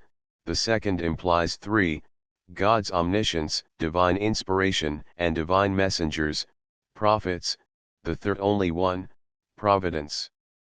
Albo's criticisms on Maimonides have passed away without effect. The principles 174 of faith as formulated by Maimonides have found their way into the daily prayer book in prose and poetry, and have since formed an essential element in every textbook of Jewish religion. Modern theologians erroneously quote Albo in favor of rejecting some of the articles, because he speaks of 3 fundamental principles, but they forget that Albo never rejects any of the 13 principles, he only insists on making a difference between those which are more and those which are less fundamental. On the first principle, pages 22 SQQ. Maimonides does not mention the term creator except in the beginning of each paragraph as a substitute for God. He employs the philosophical term first cause in defining the existence of God. In the 69th chapter of the first book of the Guide we find the explanation thereof. He says, "The philosophers, as you know, call God the first cause, but those who are known by the name Mutakalemim, Mohammedan theologians, are very much opposed to the use of that name, and prefer to call him Maker, believing that there is a great difference whether we use the one term or the other. They argue thus: those who say that God is the cause, implicitly assume the coexistence of the cause with that which was produced by that cause, and believe that the universe is eternal, and that it is inseparable from God. Those, however, who say that God is the Maker do not assume the coexistence of the Maker with his work, for the Maker can exist anterior to his work. We cannot even imagine how a Maker can be in action unless he existed before his own work. This is an argument advanced by persons who do not distinguish between the potential and the actual. For there is no difference whether we say cause or Maker. Cause as a mere 175 potentiality precedes its effect, and cause as actuality coexists with its effect. The same is the case with Maker. So long as the work is not done, he is a Maker potentially, and exists before his work. He is an actual Maker when the work is done, and then he coexists with his work. The reason why the philosophers called God the cause and did not call him the Maker is not to be sought in their belief that the universe is eternal, but in other principles, which I will briefly explain to you. Everything owes its origin to the following four causes: the substance, the form, the agens, the final cause. The philosophers believe, and I do not differ from them, that God is the agens, the form, and the final cause of everything. In order to express this, they call God the cause of all things. Every one of these three causes leads, through a chain of causes, to God as the first cause. Maimonides further points out in this chapter that the choice of the term by no means decides the question whether the universe has had a beginning or not. Maimonides has been severely criticized by his successors for the absence of the belief in creation from nothing from the creed. In the guide, Maimonides distinctly states that the arguments for creation from nothing and the arguments against it are equibalanced, and that for this reason he follows the literal interpretation of the scripture as regards creation. Were the arguments in favor of the eternity of the universe stronger, he would not have found any difficulty in interpreting scripture accordingly. Such being the view of our great philosopher, he could not make the belief in creation part of the creed, or declare that all who denied the creation from nothing were unbelievers.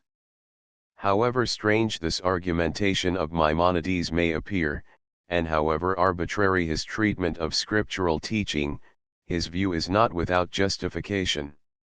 It seems 176 strange that, in spite of all his reverence for the Bible, he should have entrusted himself entirely to the guidance of his own reason, and forced, as it were, the Bible by peculiar interpretations to follow his reasoning. In truth, however, the method of Maimonides is neither strange nor arbitrary. There is no doubt that figurative language is extensively used in the scriptures, especially in the poetical and the prophetical books. Whether a certain expression or phrase was to be understood in its literal meaning or in a figurative sense must be learned from the context. In some cases, as example in the exhortation, "Ye shall circumcise the foreskin of your heart," Deuteronomy x:16, the figurative sense is accepted by all, whilst in other cases opinions are divided. Our decision in favor of the one interpretation or the other is based on our conviction that the Bible contains nothing but truth. When we discover a contradiction between a biblical statement and the dictates of our reason, we are sure that we have erred either in the right understanding of the words of the Bible or in our reasoning.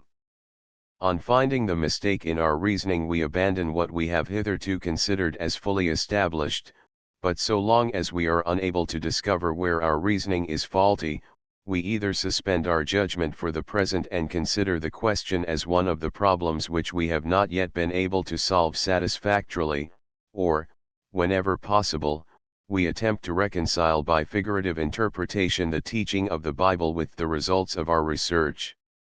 Maimonides is therefore justified in saying that so long as reason does not decide against the teaching of the Bible in its literal sense, he would adhere to the latter, and only if reason were to decide against the creatio ex nihilo, he would follow reason and interpret scripture accordingly. It cannot be denied that Maimonides traveled here on rather slippery ground, and set a dangerous example when 177 he admitted that he would interpret scripture according to his preconceived view of the world's beginning. But, on the other hand, it must be owned that many passages of the Bible admit of a figurative interpretation, and the reader must follow his own reason and discretion in deciding in each particular case which of the two interpretations is the correct one. Maimonides has not made excessive use of this license. Saadia in his Emonoth Ve'ediath devotes the first chapter to the problem of the creation. It is headed Creation, and examines 13 different opinions as to the origin of the universe. In the conclusion of this chapter he makes the following remarks: perhaps someone might ask in what manner something was produced from nothing. To this we reply as follows: if we were able to understand this, we should not have ascribed the creative act to God alone. But we declare God as the only creator, because we can form no idea as to the manner in which something is created from nothing. Those who desire us to show them how to do this, desire, in fact, that we should make them and ourselves creators. We only conceive in our mind the fact of the creation, but cannot form an idea or image of the process itself. There may be some who think little of the universe, and wonder that this should be the result of all the power and wisdom of God. We reply that He created as much as, according to His knowledge, would be within the range of man's observation and perception, and would be sufficient to teach man the existence of God. How can we conceive the idea that the universe counts only 4,633 years? But the universe has been created, as we believe, and must have had a beginning at a certain time. Suppose we had been living in the year 100, we should then not have been surprised. Why should we be surprised now? The question as to the purpose for which the universe 178 was created, Saadia makes 3 attempts to answer. Maimonides, however, in the guide, more correctly, shows that the question is unanswerable and superfluous. For, whatever purpose we assume, we must always further inquire what is the purpose of this purpose, and so on ad infinitum, till we arrive at the answer, it was the will of God. If the prophet declares that God hath not created it in vain, but hath formed it for dwelling, he likewise says implicitly it was the will of God that the earth should be for a dwelling. The question, however, arises whether the biblical account of the creation harmonizes in all its parts with the results of scientific research. To prove the existence of harmony between the two discordant elements has been since days of old the task which theologians propose to themselves. Philosophic culture forced them to accept the doctrines of a certain school of thought as established truths, whilst religious feeling would not allow them to abandon the teaching of the inspired writers. But the search after this harmony was superfluous, and the harmony found was illusory. For, whilst the teaching of the Bible remains unchanged, the systems of philosophy and science, like everything human, have no claim to permanency. Each system has its season, it begins to shine, and rises higher and higher, and when it has reached the zenith, it begins steadily to decline till it disappears beneath the horizon of science. So long as Aristotle and Ptolemy were dominant, theologians exerted themselves to show that the account contained in the first chapter of Genesis fully harmonizes with Aristotle and Ptolemy. When these princes were dethroned, and their places were occupied by others, the old harmony was gone, and a new method had to be invented. Maimonides has clearly pointed out how the conflict between reason and faith, where it existed, could best be brought to a conclusion. 179 Such of the laws of nature as have been established by human acumen and human observation have been discovered in the phenomena of existing nature, but the phenomenon of creation has never been observed in nature from which we could learn the laws of creation. In the 17th chapter of the second book of the Guide, Maimonides says as follows: everything produced comes into existence from non-existence, even when the substance of a thing has been in existence, and has only changed its form. The thing itself, which has gone through the process of genesis and development, after having arrived at its final state, has properties different from those which it possessed at the commencement of the transition from potentiality to reality or before that time. It is quite impossible to infer from the qualities which a thing possesses after having passed through all the stages of its development what its condition was at the moment when this process commenced, nor does the condition of a thing at that moment show what its previous condition had been. If you make this mistake, and attempt to prove the nature of a thing in potential existence by its properties when actually existing, you will fall into great confusion. You will reject evident truth and admit false opinions. If philosophers would consider this well, and reflect on it, they would find that it represents exactly the dispute between Aristotle and ourselves. We, the followers of Moses, our teacher, and of Abraham, our father, believe that the universe has been produced from nothing, and has developed in a certain manner, and that it has been created in a certain order. The Aristotelians oppose us, and found their objections on the properties which the things in the universe possess when in actual existence and fully developed. We admit the existence of these properties, but hold that these properties themselves have come into existence from absolute non-existence. 180 The arguments of our opponents are thus refuted. They have demonstrative force only against those who hold that the nature of things as at present in existence proves the creation. But this is not my opinion. This reasoning holds good with regard to the modern theory of evolution. We may be able to discover numerous facts in evidence of this theory. We may well conceive the idea of a protoplasm developing into a whole system of worlds, and yet our belief in the truth of the biblical account of the creation is not shaken in the least. The laws of evolution are the result of the creative act of the Almighty, and not its causes. They include nothing that could disprove the correctness of the theory of creatio ex nihilo. Rabbi S. R. Hirsch, in his commentary on Genesis, says, "The word in the beginning," teaches that nothing preceded the act of creation, that there was a creatio ex nihilo.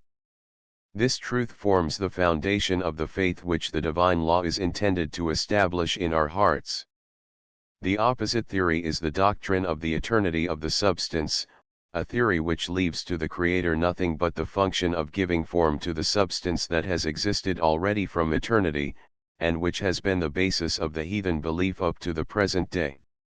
The first word of the Torah dispels the darkness of this false belief, and the words, "The opening of thy word giveth light," PS 6:130, have in the Midrash correctly been applied to the word.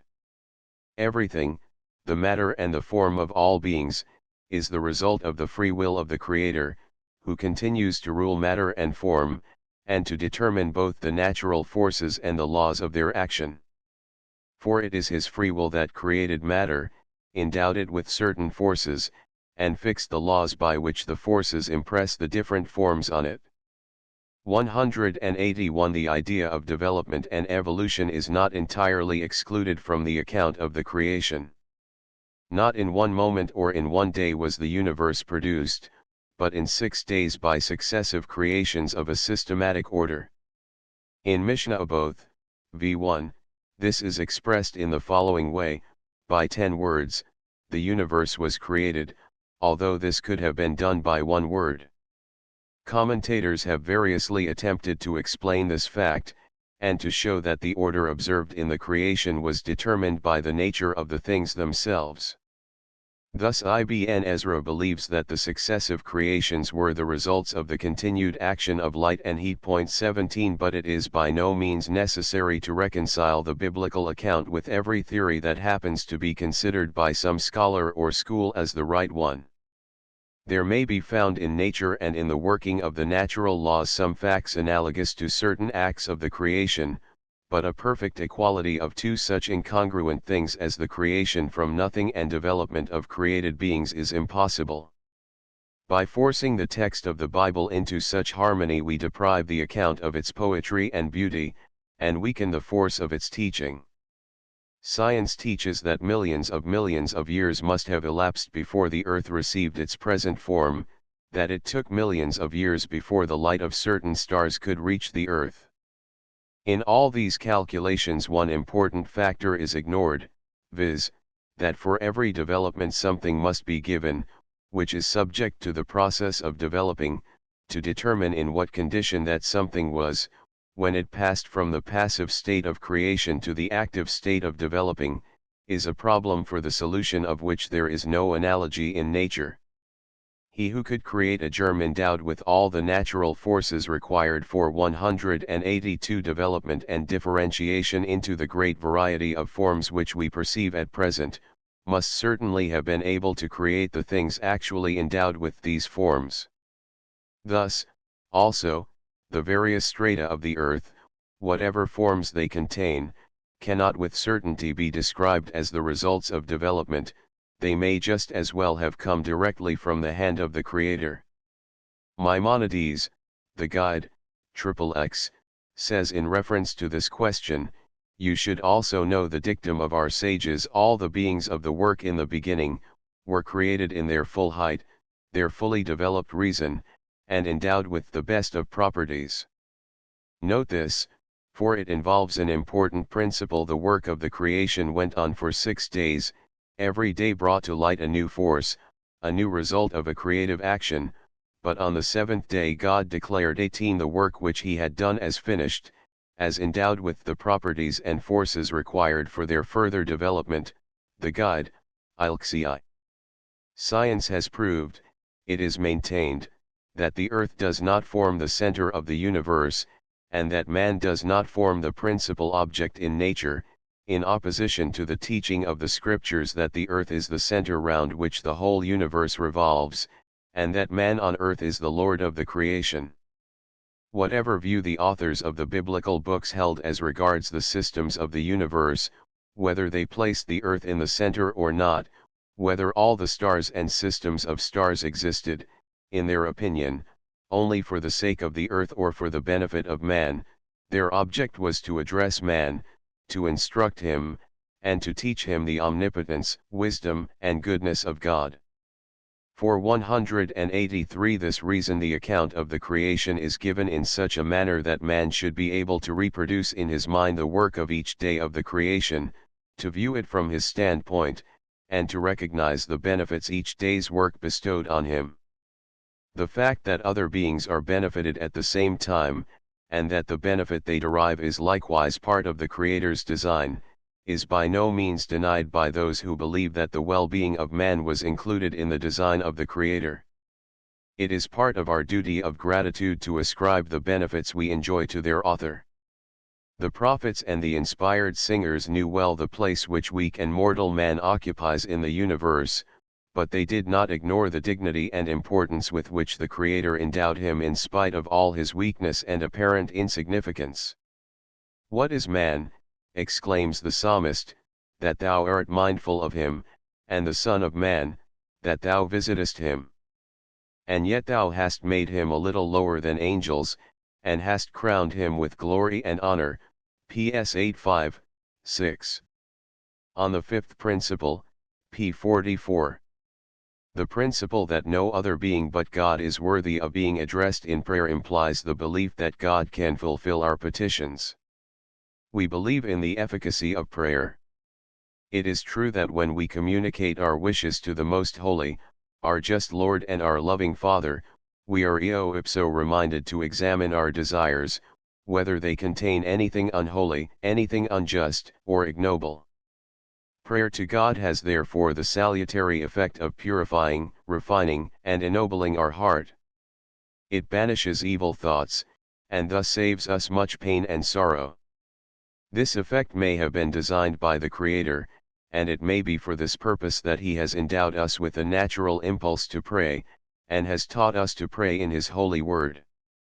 But this cannot 184 be the direct object of prayer. The immediate effect sought to be obtained by this act is the fulfillment of our wishes. Every such fulfillment implies a miracle, a deviation from the regular course of nature. We are not in the habit of praying for things which we expect as the sure result of the natural laws. We may praise and admire nature in its workings, but we shall never ask nature for the fulfillment of our desires. Only those things which we believe to be dependent solely on the free decision of the Supreme Being can form the substance of our petitions, and since we believe that everything, the regular working of the natural laws not excepted, depends on the will of God, we include in the objects of prayer whatever concerns the well-being of individual man and society at large. There have been thinkers that formed such an idea of God that they were compelled to deny Him every direct influence on human affairs. Some thought it incompatible with the notion of God's unity and immutability that He should be moved by man's prayer to do something which otherwise He would not have done. Again, others believe that the laws of nature, whether given by God or not, are so permanent that they never change under any circumstances. Prayer has therefore been explained to be of a purely subjective character, and to effect only the above-mentioned improvement of man's heart. But could we really pray to God to grant us the one thing or the other if we were convinced that He cannot grant us anything, but must allow nature to take its course?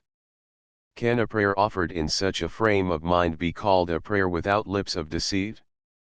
In opposition to such theories are teachers purposely introduced into the daily prayer here and there a reminder of the true theory in words like the following, who repeat the new every day regularly the work of the creation. He is constantly, 185 He constantly formeth light, createth darkness, giveth life to the dead, and see, they have expressed our gratitude to God for His miracles which in our behalf He performs every day, and for His wonders and kindnesses shown at all times. This idea of God's real and active rule in the universe is the basis of prayer. It is not only the belief in the truth of the biblical account of miracles that enables us to pray to our Father, but the conviction that wonders and miracles are constantly wrought by Him. In the Talmud and in the Midrash, man's earning his daily bread is declared to be a miracle by no means inferior to the miracles wrought for the deliverance of the Israelites from Egypt. Is need greatest, is God nearest, is a well-known saying, the truth of which many have experienced in the course of their life. Those who have been dangerously ill, and after having found that man, with all his science and resources, was incapable of affording relief, gradually recover their former health. Those who have shared with others a common danger, and while their companions, under exactly the same circumstances, perished, were themselves saved. Those who, having exhausted every means conceivable to them of obtaining a livelihood, at length find a new path of subsistence open to them, all these have experienced the divine help and His nearness in their distress. They have learned to recognize the miraculous power of providence. But it is not only in such extraordinary events that the finger of God is seen. To him who has eyes to see they appear daily and hourly. We are exposed to many dangers, the existence of which we frequently only learn when we are safe. We escape them by a miracle. 19. The immutability of God and of His decrees is frequently 186 insisted upon in Scripture. I, the Lord, I change not, Mal 3:6. God is not a man, that He should lie, neither the Son of Man, that He should repent, Number XXIII 19. The strength of Israel will not lie nor repent, for He is not a man, that He should repent, 1 Sam 15:29. And He hath established them for ever and ever, He hath made a decree, and it shall not pass away, PS Xlay 8:6. This immutability, however, does not interfere with the free will of man and its consequences. The teaching of the Bible is beautifully expressed in the well-known sentence, repentance, prayer, and good deeds remove the evil of the divine decree. Musaf of Rosh Hashanah, whatever a man has forfeited by evil deeds, he may recover by prayer and improved conduct. This lesson is taught in the Bible on every page, and is illustrated by the history of Israel. For this reason the prophets were sent to the people of Israel to exhort them, and to show them how they could, by means of repentance, ward off the impending catastrophe. To non-Israelites the same mercy was extended, as is shown by the history of the mission of the prophet Jonah. Mishnah Oboth, 4:13, therefore declares, repentance and good deeds are like a shield against punishment. The seeming incongruity of the two principles, God's immutability and man's hope for mercy and pardon from God, has to some extent occupied the attention of our ancient teachers. If our condition for a whole year is determined in advance, what is the good of our daily prayers and our supplication for God's help in times of trouble? Such is the question asked in the Babylonian Talmud, Rosh Hashanah, 16a, and the answer is given, prayer is of good effect both before the decree and afterwards. It is always in the power and in 187 the will of the Almighty to accede to our petitions and to fulfill our wishes. The question has since been repeated frequently, but no better solution has as yet been supplied. Abraham, who was the first teacher of monotheism, has also been made by tradition the father of prayer. In the biblical account he is the first who uttered a prayer in the true sense of the word, not for himself, but for his fellow men. The words of Cain, "My punishment is greater than I can bear," have not the character of prayer, nor can the calling by the name of God in the age of Enosh be considered with certainty as an expression of prayer. Tradition relates, therefore, that before Abraham there was no one that called God by the name Lord. Abraham was the first who recognized God as Lord of man, in whose hand his fate lies, the condition sine qua non of prayer. From Abraham onwards prayer remained the chief refuge in danger, and the best solace and relief in time of trouble. Whilst, however, insisting on the belief in the efficacy of prayer, our sages teach us that it would be wrong to expect that every petition uttered before God must be granted. We pray to the Almighty, being convinced that it is in His power to grant what we pray for, but we must trust in the wisdom and mercy of God, that the rejection of our petition is also for our good. He is near to all those who call on Him, to all those that call on Him in truth, who continue to trust in Him and His goodness even when their wishes are not fulfilled. It would be almost equal to superstition to believe that any words, however earnest and devout, uttered by us will infallibly have the desired effect. The Mishnah, Aboth 2:13, therefore teaches, "Do not make thy prayer a fixed claim or demand, which must be fulfilled, but a supplication for mercy, which may or may not be granted." 188. The belief that the prayer will undoubtedly be fulfilled is denounced in the Talmud as looking out with certainty for the effect of the prayer. 20. Since the principal object of prayer is the granting of our petitions, prayer will be superfluous when no wants will any longer be felt, in future prayers will be discontinued, only the prayer of thanksgiving will never be discontinued. In the enjoyment of the purest blessings our feelings of gratitude will never die out. Yakut on Pslvi. Rabbi Joseph Albo, in the book Ikarim, says, 4:16 Although prayer is not one of the principles of our Torah, it is intimately connected with the belief in providence, and everyone who believes in providence ought to believe in the efficacy of prayer. For he who does not pray to God in time of trouble either does not believe in divine providence, or if he does believe, he doubts whether God is able to supply his wants. In both cases man is an unbeliever.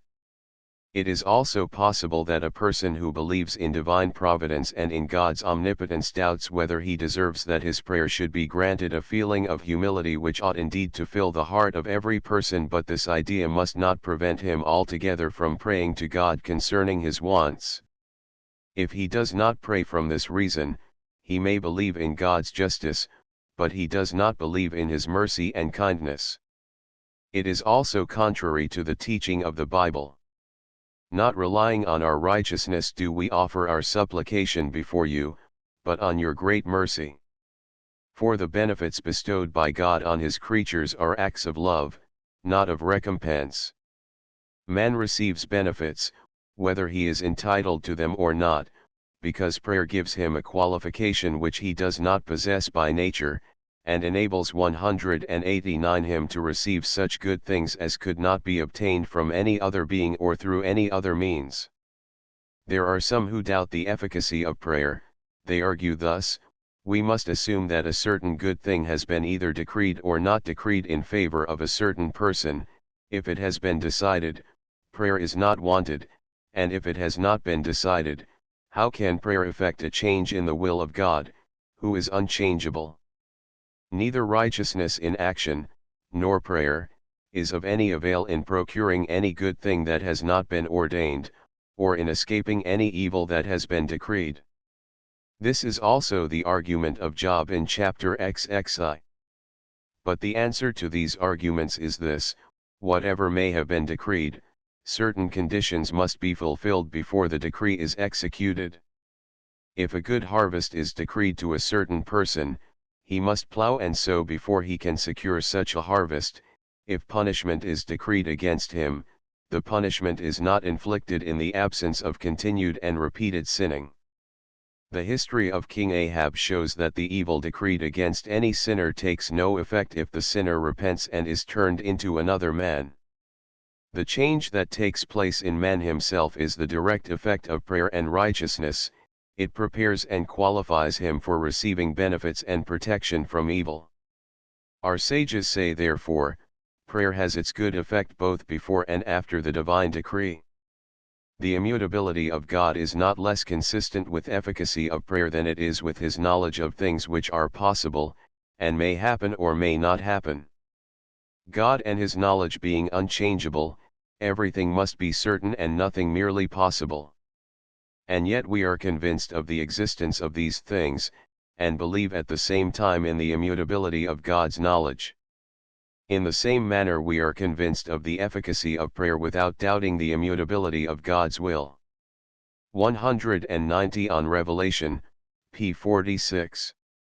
The term prophet only expressed the prophet's function of addressing his fellow men when inspired and impelled by the Spirit of the Lord.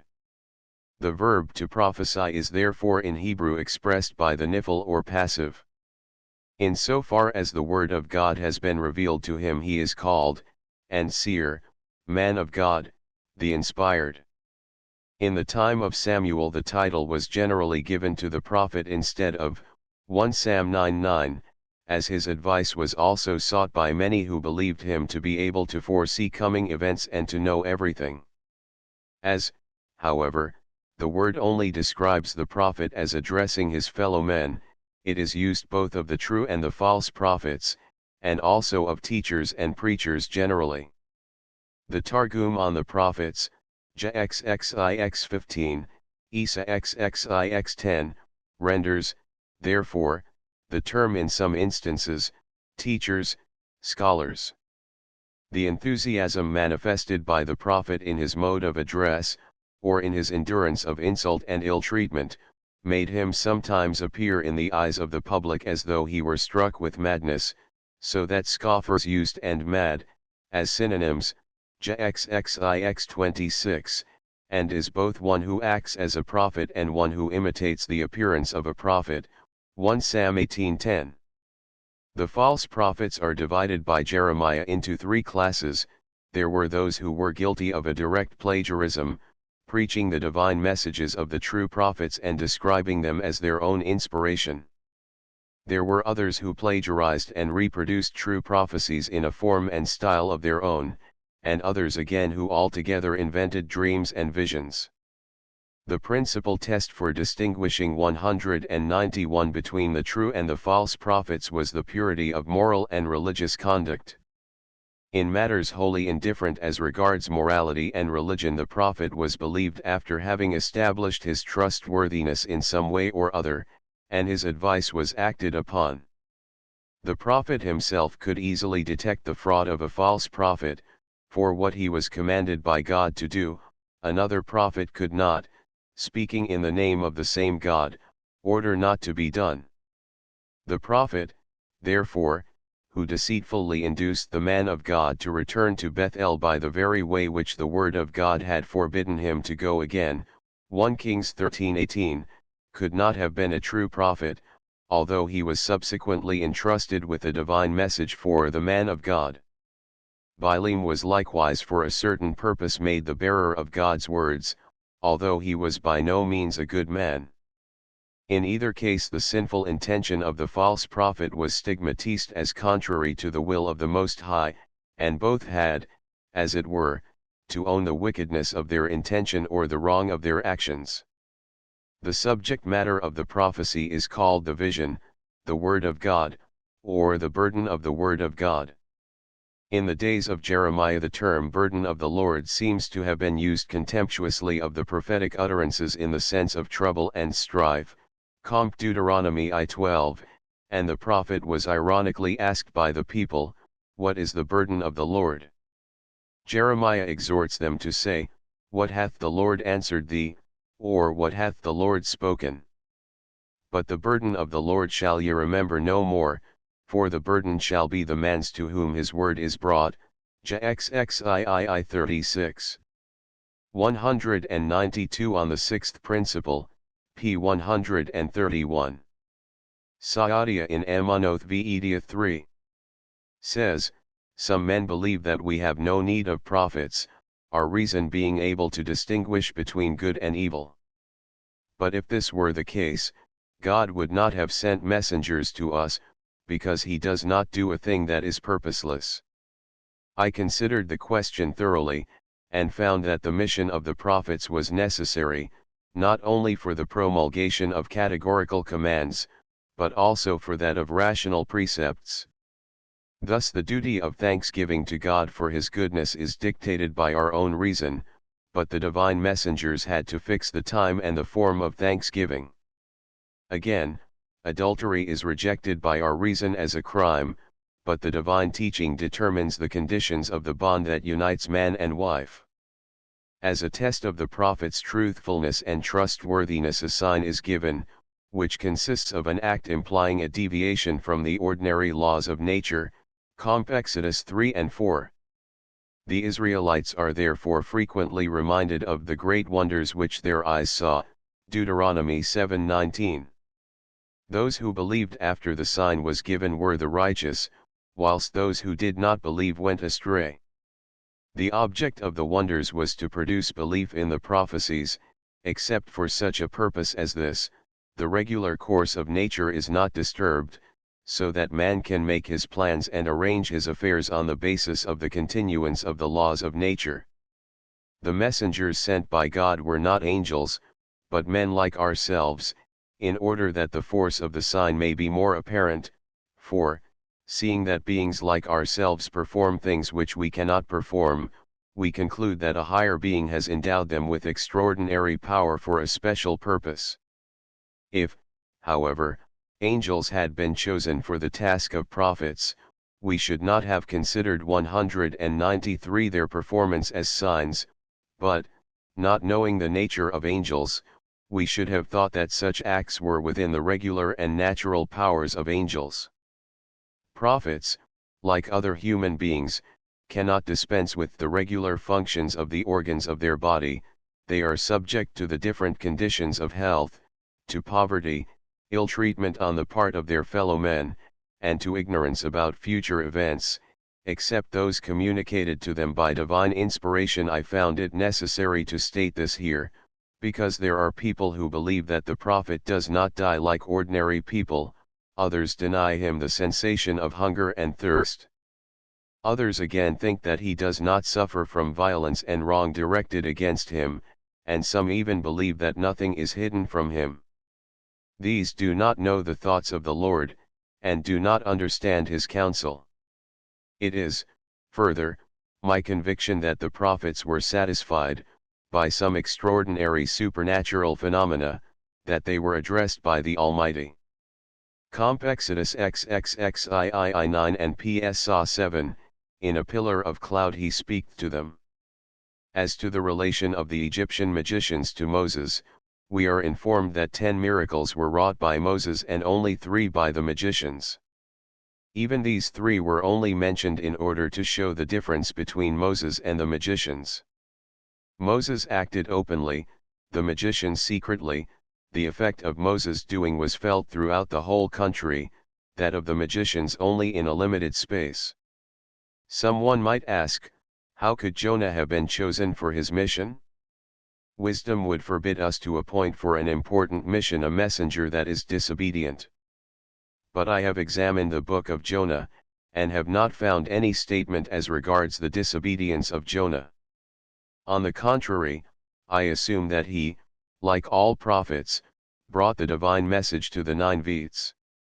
We frequently find in the 194 Pentateuch, "Speak to the children of Israel and tell them," and we assume that Moses told the Israelites, although this is not distinctly mentioned. The reason why Jonah fled is this: the first message which he actually brought to the inhabitants of Nineveh contains simply a summons to repentance.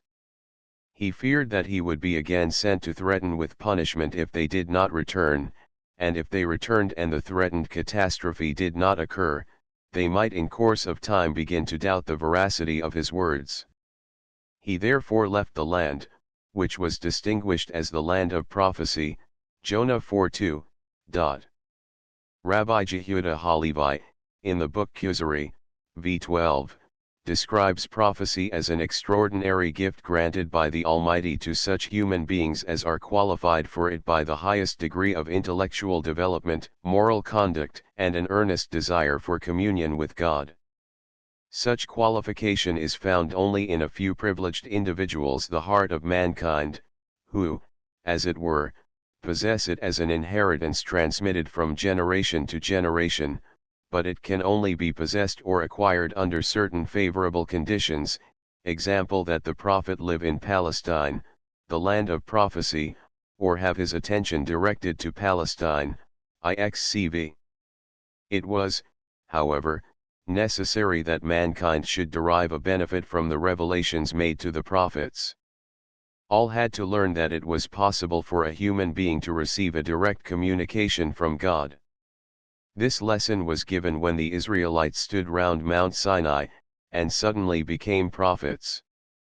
For, although the Israelites believed in the divine mission of Moses after he had done many wonderful deeds, there remained yet a doubt in their minds whether God could speak to man, and whether the Torah did not originate in the plans and schemes of human beings, which by the help and assistance of God developed 195 to perfection, for it seemed strange to them to ascribe speech, which is corporeal, to a spiritual being. It is this doubt which God intended to remove from their hearts. They were therefore commanded to sanctify themselves inwardly and outwardly, whereby they were prepared for the condition of prophets and for hearing the words of God which were to be directly addressed to them. After a preparation of 3 days they received the Decalogue, not from any prophet or other person, but from God Himself. But they felt their weakness and their inability to witness such a great sight again.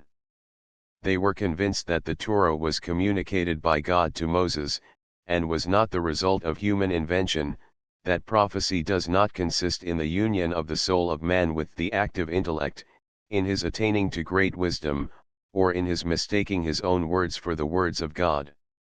Such erroneous opinions were refuted by the revelation on Mount Sinai, but, objects the king of the Khazarites, to believe that God spoke to the Israelites and wrote the Decalogue on the tables of stone amounts to believing in a corporeification of the deity, to which objection the following reply is given: far be it from us to think that the Torah contains anything contrary to reason. The Decalogue commences with the commandment to believe in God, and prohibits in the second commandment the representation of God in any corporeal form. How could we, who deny corporeality even to some of His creatures, attribute any corporeal property to the Supreme Being?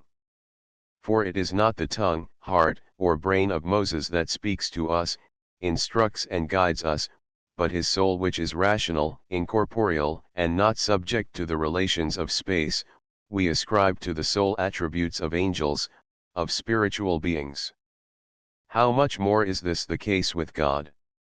We have, therefore, no reason for rejecting the biblical account of the revelation on Mount Sinai, but we admit that we 196 do not know how the idea became corporeal and was turned into audible speech, what new thing was then created, or what things then in existence were annihilated. He is Almighty, and when we say that He created the tablets and covered them with His writing, it was done, like the creation of the heavens, by His word, that is, it was His will that His thought should become corporeal to a certain extent and assume the form of tables, and that a certain writing be inscribed on them. Just as the division of the sea and the formation of a broad path between the walls of water was done directly by His will, without using instruments or employing intermediate causes, so the air that reached the ear of the prophet assumed such a form that sounds were perceived expressing the idea which God desired to communicate to the prophet or to the people. Lsk 6. In describing the different meanings of the names of God, Elohim, and the Tetragrammaton 21, the author says, the nature of Elohim can be perceived by reason, which teaches us that there exists a being who governs the universe. The opinions at which people arrive vary according to the different modes of reasoning which they employ. The opinions of the philosophers have the greatest probability. But the idea contained in the Tetragrammaton cannot be found by reasoning, but is perceived intuitively by that prophetic vision during which man is almost separated from his fellow men, transformed into an angel, and filled with another spirit. Previous doubts concerning God disappear. He smiles at the arguments by which men generally arrive at the idea of a deity and unity.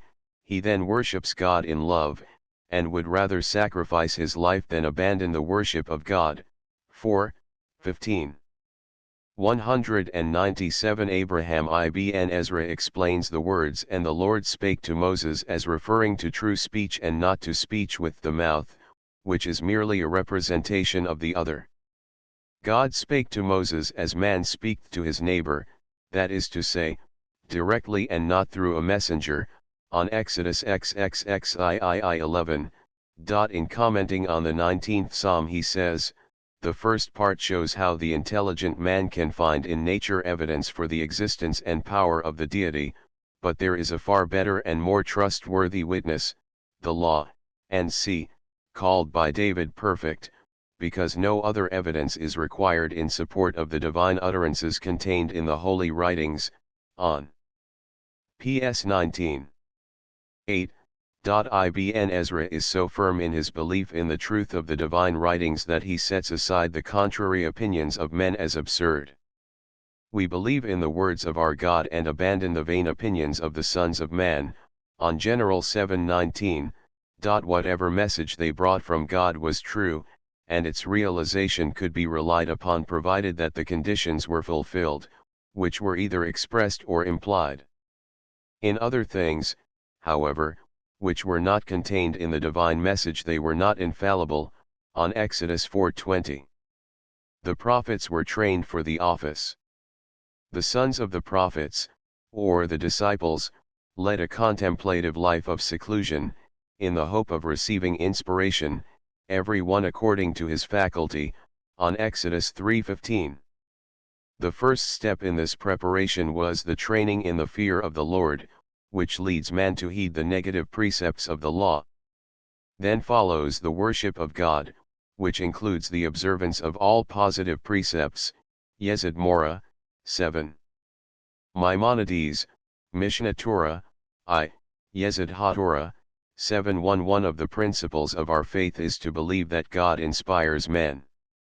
The inspiration can only take place in men who distinguish themselves by great wisdom and moral 198 strength, who are never overcome by any passion, but, on the contrary, overcome all passions, who possess wide and profound knowledge. If those who are endowed with these various gifts, and, being physically perfect, enter the garden of speculation, are absorbed in these great and difficult problems, have the mind to understand and to comprehend, sanctify themselves more and more, abandon the ways of the common people that walk in the deep darkness of the time, and zealously train themselves in freeing their mind from useless things, the vanities and tricks of the time, in order always to keep the mind free for reflecting on higher things, on the most holy and pure forms, on the whole work of the divine wisdom from the first sphere to the center of the earth, and to comprehend thereby the greatness of God, then they will at once be inspired with the Holy Spirit, their soul will then be in the society of angels, they will become other beings, they will feel that they are not the same as before, that they are above other men, even above the wise. Thus it is said of Saul, "And thou wilt prophesy with them, and be turned into another man," 1 Sam x 6. The same opinion is expressed by Maimonides in his commentary on the Mishnah, Sanhedrin, 11:1, and in the Guide, 3, XXXII. In the latter, LC, the various views on prophecy are fully discussed, and the difference between the view of Maimonides and that of the philosophers is given more distinctly. According to the philosophers, the highest physical, moral, and intellectual development is the sole means for the acquisition of the prophetic faculty. Maimonides demands in addition to this the divine will. He reserves, as it were, for the Supreme Being a kind of veto, and believes that the prophetic faculty may, by divine interference, i.e., by a miracle, be withheld from a person in spite of all preparation and fitness. He compares this interference to the sudden paralysis and equally sudden recovery 199 of the hand of King Jeroboam, 1 Kings 13:4. Although the physical conditions for the motion of the hand were present, the motion could not take place, because it was the will of God that the hand should at that particular time not be able to perform its natural functions. The question naturally suggests itself, why, then, is the number of prophets so exceedingly small? Why are there no prophets amongst the large host of philosophers whose intellectual faculties have been most highly developed, and who apparently live in a sphere of ideals far above earthly and ordinary passions? Maimonides denies the fact that the conditions are fulfilled. He believes that the life of the philosophers is on the whole not so pure as would qualify them for the office of prophecy. 2:30. But Bileam, Laban, and Abimelech enjoyed the privilege of divine communication, although they had not attained to the highest degree of moral sanctity. Maimonides says in reference to the dreams of Abimelech and Laban, Ibid, chapter Sli the sentence, and Elohim, an angel, came to a certain person in the dream of the night, does not indicate a prophecy, and the person to whom Elohim appeared is not a prophet. The phrase only informs us that the attention of the person was called by God to a certain thing, and at the same time that this happened at night. For just as God may cause a person to move in order to save or kill another, so he may cause, according to his will, certain things to rise in man's mind in a dream by night. We have no doubt that the Syrian Laban was a wicked man and an idolater. Abimelech, though himself a virtuous man, is told by Abraham, I said, surely there is no fear of God in this place, General XX 11. And yet of both it is said that Elohim appeared to them in a dream. Note and consider the distinction between the phrases Elohim came and Elohim said, between in a dream 200 by night and in a vision by night. In reference to Jacob it is said, and an angel said to Israel in visions by night, General Sylvie 2, whilst in reference to Abimelech and Laban it is said, Elohim came to Abimelech, or to Laban, in the dream by night, Ibid XX3 and XXXI 24. Onkelos therefore renders this phrase, a word came from the Lord, and not God revealed himself. Bileam is, according to Maimonides, in some respect like Laban and Abimelech. What God told him in a dream by night was not a prophecy. In other respects he is described by this philosopher as a person endowed with the Holy Spirit, i.e., he felt that some influence had come upon him, and that he had received a new power which encouraged him to speak for a certain object, the guide, XLV. Maimonides adds that at that time Bileam was still a virtuous man. This view of the position which Bileam occupies in the class of inspired men is different from the place assigned to him in the Midrash, where the following passage occurs, there arose no prophet again in Israel like Moses, that is to say, in Israel none arose, but among other nations there was a prophet as great as Moses, namely, Bileam, Sifra, Deuteronomy 30:10. Whatever may be the meaning of these words, whether they are meant as a satire or not, they seem to indicate that Bileam possessed a high degree of prophetic faculty. But comparing the deeds of Bileam with those of Moses, we find that the latter guided the Israelites and led them to good deeds and to a virtuous life, whilst Bileam misled those who followed his guidance to sin and vice. The view of Maimonides, that man after due preparation and training may still be debarred from the rank of prophet, is severely criticized by the commentators of the Guide. They maintain that God, after having invited and encouraged man to approach him, would not then thwart 201 the very hope he had implanted. According to their opinion, God's hand is extended to all, every one may acquire the prophetic faculty, and those who have not acquired it have not been duly qualified for it. Comp the COMM of Ephodi, Narboni AO on the Guide, 2, XXXII. Albo, Ikarim, 3, 7 SQQ, likewise admits that it is impossible to imagine a prophet who has not attained a high degree of moral and intellectual perfection. But he does not consider the prophetic faculty as a natural development of man's intellectual faculties. It is solely and directly due to divine inspiration, by means of which man acquires a knowledge of things which are otherwise beyond the limits of human intellect. Of what nature the inspiration is, how it gives certitude to the prophet, and by what psychical process it is accomplished, only the prophet himself can fully comprehend. Albo, like Maimonides, assumes different degrees of inspiration from the inspiration, which moved Samson to heroic deeds and David to sacred songs, to the prophetic communion of Moses with God face to face. The clearness of the prophet's utterances varies according to the different degrees of his prophetic faculty, although all are equally true. On the seventh principle, p. 133. The words have been wrongly translated that the prophecy of Moses was true, because this is contained in the sixth principle, which applies equally to Moses and to all other prophets. The term does here not denote true, but real, perfect, or direct, and the difference between the divine inspiration of Moses and that of other prophets is expressed in the above phrase, in accordance with the distinction made in the Pentateuch, number 12:8. It has been considered necessary 202 to formulate this distinction between Moses and other prophets in a separate article, because it is of great importance in the proof of the immutability of the law. Maimonides in the Guide, chapter XXXV, and Mishnah Torah, I, Hilchoth Yesod HaTorah 7:6, fully describes the difference between Moses and other prophets. He enumerates 4 points. 1.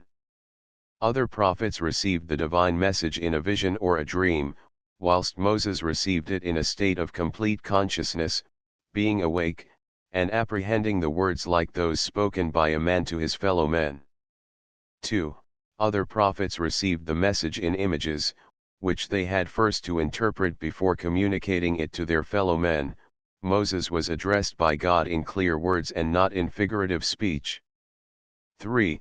Other prophets were overcome by the sight, and were in a state of fear and trembling. Moses experienced nothing of this kind.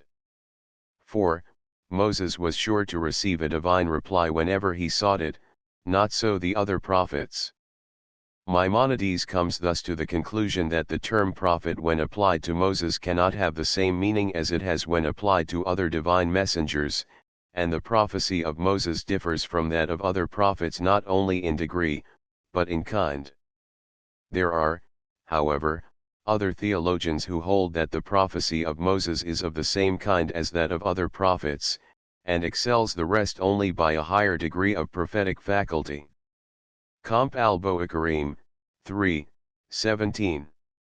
On the eighth principle, p. 134. The integrity and authenticity of the Pentateuch has been subjected to all kinds of tests by critics of every age. The Masoretic remarks, to which allusions are found in the Talmud, seem to include the result of critical examination of the text of the Bible.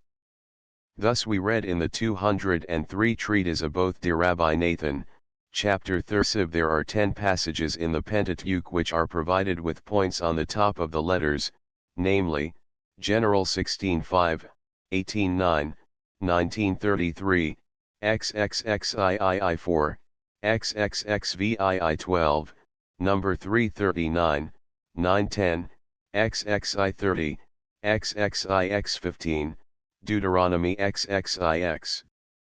28. What is the meaning of these points? Ezra, who is supposed to have added them, said, "If Elijah should come and show me that the reading was wrong, I should tell him that for that reason I marked them with points, and if he should say that I wrote correctly, I should remove the points."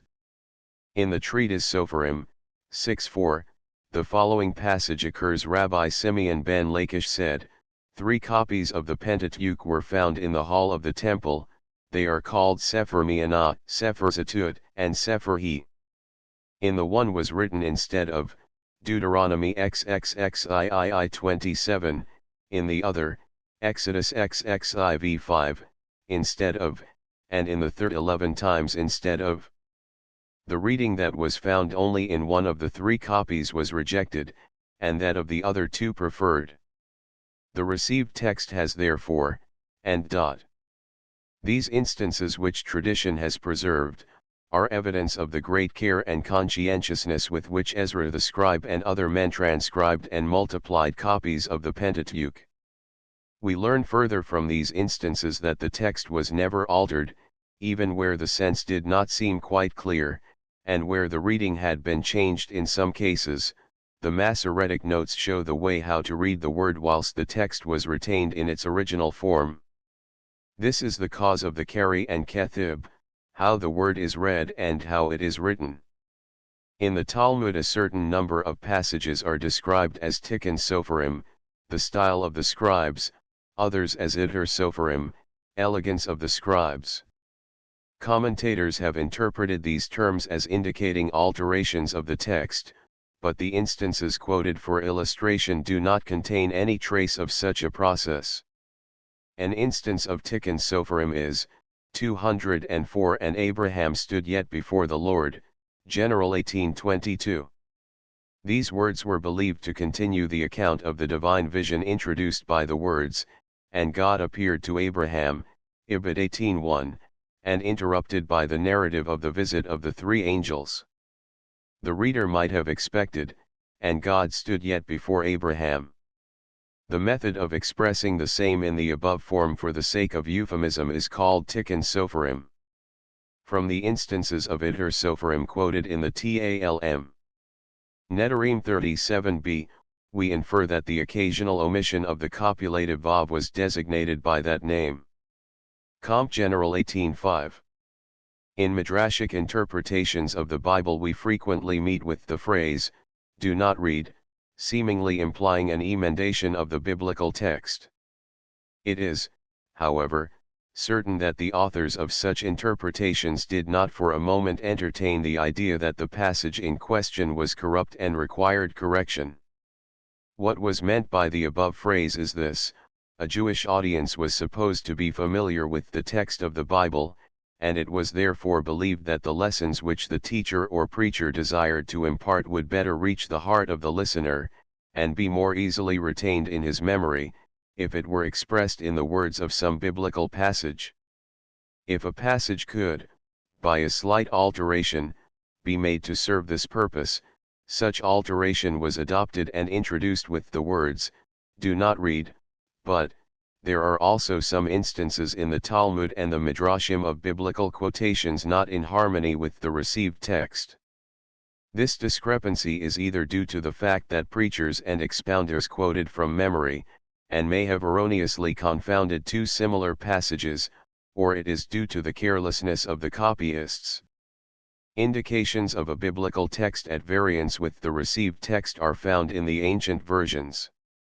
But, with the exception of the Chaldee version of the Pentateuch by Onkelos, and that of 205 the prophets by Jonathan, we have no authorized version, and it is uncertain how many of the discrepancies have their origin in a corrupt text in the hands of the translator, and how many of them are due to the error of the translator in misreading or mistranslating the correct text before him. By no means are these facts sufficient ground for doubting the correctness of the received text, however plausible the suggested emendations may appear. Samaritans and Mohammedans have accused the Jews of having altered the text of the Bible, but they have not proved the charge. See Emunarama, Fifth Principle, Chapter 2.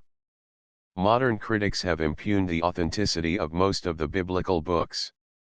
We will discuss their opinions concerning 3 of these books, and these are the most important ones concerning which tradition speaks most decidedly, viz., the Pentateuch, the prophecies of Isaiah, and the book of Daniel.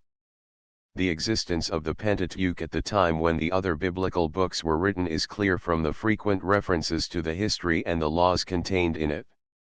Such are, e.g., "Only be thou strong and very courageous, that thou mayest observe to do according to all the law which Moses, my servant, commanded thee, and see, this book of the law shall not depart out of thy mouth, and see, Jos 7:8.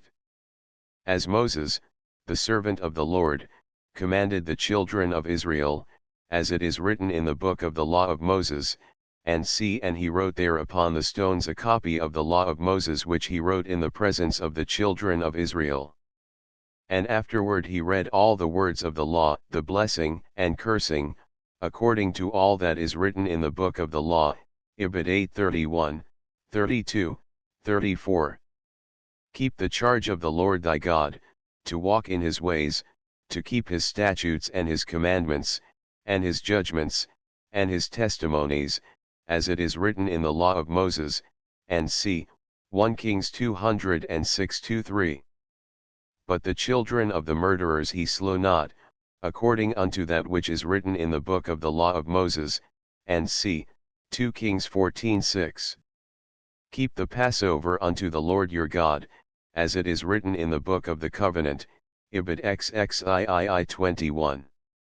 Remember the law of Moses, my servant, which I commanded unto him in Horeb for all Israel, statutes and judgments, Mal 3:16. The authors of the other books of the Bible show familiarity with the words, the phrases, and the contents of the Pentateuch. Thus Psalm CIV is based on the first chapter of Genesis, the flood is mentioned in PSXXIX. And in the prophecies of Isaiah, Lib 9, the history of the patriarchs and of the Israelites in Egypt and in the wilderness in PSCVI, LSC8, the history of Jacob is alluded to in Hosea 12, the destruction of Sodom and Gomorrah in Isaiah 9, Amos 4. 11 of the laws contained in the Pentateuch, many are mentioned or alluded to in the books of the prophets and the Hagiographa, the feast of Passover, Jos 4, tabernacles, Zech 14:16-20, Ezra 3:4, Na 8:14-18, the first day 22 of the 7th month, New Year, is mentioned as a holy day, Na 8:10. The dietary laws are referred to by Isaiah, LC 17, the laws of cleanness and uncleanness form the text of a prophecy of Haggai, 2:10 SQQ. Such phrases as uncircumcised in heart, J 9:25, and thou wilt purify me with hyssop and I shall be clean, PSLI 9, show familiarity with the laws of the Pentateuch. Sabbath and sacrifices are frequently mentioned. Critics, however, assert that certain laws seem to have been unknown or out of practice in the period of the judges and the kings.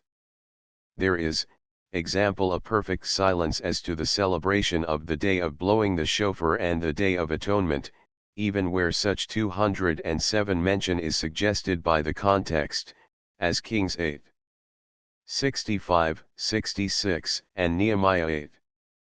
But the inspired historians preferred to describe the celebration of those festivals that had been neglected, or those that were also of national and political importance, by concentrating the mass of the people in the capital. Such festivals were Passover and Tabernacles. The day of blowing the shofar and the day of atonement were set aside for quiet, private devotion and meditation, the additional service in the temple being in the hands of the priests, and the observation of these days as holy days in accordance with the law was a matter of course, and was not considered by the authors as a memorable event that required special notice. One of the prophecies of Isaiah, chap. Le'ayin, seems to have reference to the Day of Atonement. That in the days of the judges, when every man did what was right in his eyes, and during the reign of wicked kings many laws were ignored or broken, is not at all surprising. When the sacrifices offered up by Samuel and Solomon are adduced as a proof that the law, which only allows priests to sacrifice, was not known in those days, the argument is based on a misinterpretation of the biblical text. When laymen brought sacrifices, the priests performed the service for them. The principal thing to be mentioned was in whose name or in whose presence the sacrifice was brought. It was unnecessary to state that the priests had to sprinkle the blood and to burn certain portions upon the altar, no one doubted it. Another argument against the authenticity of the Pentateuch has been based on the fact related in the second book of Kings, XXII 8 and Hilkiah the high priest said unto Shaphan the scribe, I have found a book of the law in the house of the Lord. And Shaphan the scribe showed the king, saying, Hilkiah the priest hath delivered me a book. And Shaphan read it before the king. And it 208 came to pass when the king had heard the words of the book of the law, that he rent his clothes. It is maintained by some scholars that the book, which seems to have been an unknown thing to those who found it and to the king, had only just then been written. This is not what is directly stated in the Bible. Hilkiah speaks of the law, the well-known Torah. He would not have said so if the Torah had not been in existence before. Furthermore, the king on hearing the words of the book rent his garments, and sent to inquire of the Lord concerning the words of this book, for great is the wrath of the Lord that is kindled against us because our fathers have not hearkened unto the words of this book. These words of the king clearly show that the king was convinced of the divine character of the book, and also of its existence in the time of his forefathers. The fact that King Josiah accuses the fathers suggests the following explanation of the event: during the reign of the wicked King Manasseh, the reading of the law was interrupted, the book itself was hidden lest it should be destroyed by the idolatrous priests. Now that it was found again, the king was reminded that the Torah had been neglected in the interval through the sin of the preceding generation. Whether there was another copy of the law in the temple, whether the one found by Hilkiah was complete, or contained only a portion of the law, perhaps Deuteronomy, chapter XXVII, and chapter XXVII, which are in the Pentateuch called the words of this covenant and also the words of the curse, titles which occur also in reference to the above copy in the books of Kings and Chronicles. To these and similar questions the biblical account gives no decided answer. Only so much is certain that the book found was not new or unknown to those who found it, and the king recognized it as the book of the Torah. Far from finding in the other books of the Bible any evidence whether positive or negative of the later origin 209 of the Torah, we feel convinced that their contents presuppose not only the existence of the Torah, but also the author's familiarity with it. Without the Torah the other books are unintelligible. There is nothing in the Pentateuch that betrays a post-Mosaic origin. If the Pentateuch had been written in the period of the kings, the author would have mentioned Jerusalem as the appointed place for the sanctuary. In the rebukes, in addition to idolatry, the social corruption pointed out by the prophets would have been mentioned. The restrictive law concerning the marriage of heiresses would have been superfluous, as it only applied to the first generation that entered Palestine. The phrase has been quoted as a proof that the author of the Pentateuch must have lived in Palestine, or else he could not have called the east banks of the Jordan the other side of Jordan, but this translation is wrong. The phrase only means the banks of Jordan. In the Talmud the Pentateuch in its entirety is ascribed to Moses. Moses wrote his book and the book of Balaam, Babel. Talm. Baba Bathra, 14b. The book of Balaam is the section of Numbers which contains the parables of Balaam, from XXII to XXIV. There is, however, a difference of opinion with regard to the last 8 verses of the Pentateuch. According to Rabbi Jehuda, or Rabbi Nehemiah, Joshua wrote this passage. Rabbi Shimeon objected, is it possible that the Torah was incomplete when Moses was told, take this book of the law? Deuteronomy XXXI 26.23 God dictated the last 8 verses of the Pentateuch to Moses, and the latter wrote them with tears. With this exception, no doubt was entertained by any 210 of the rabbis as to the integrity of the Torah.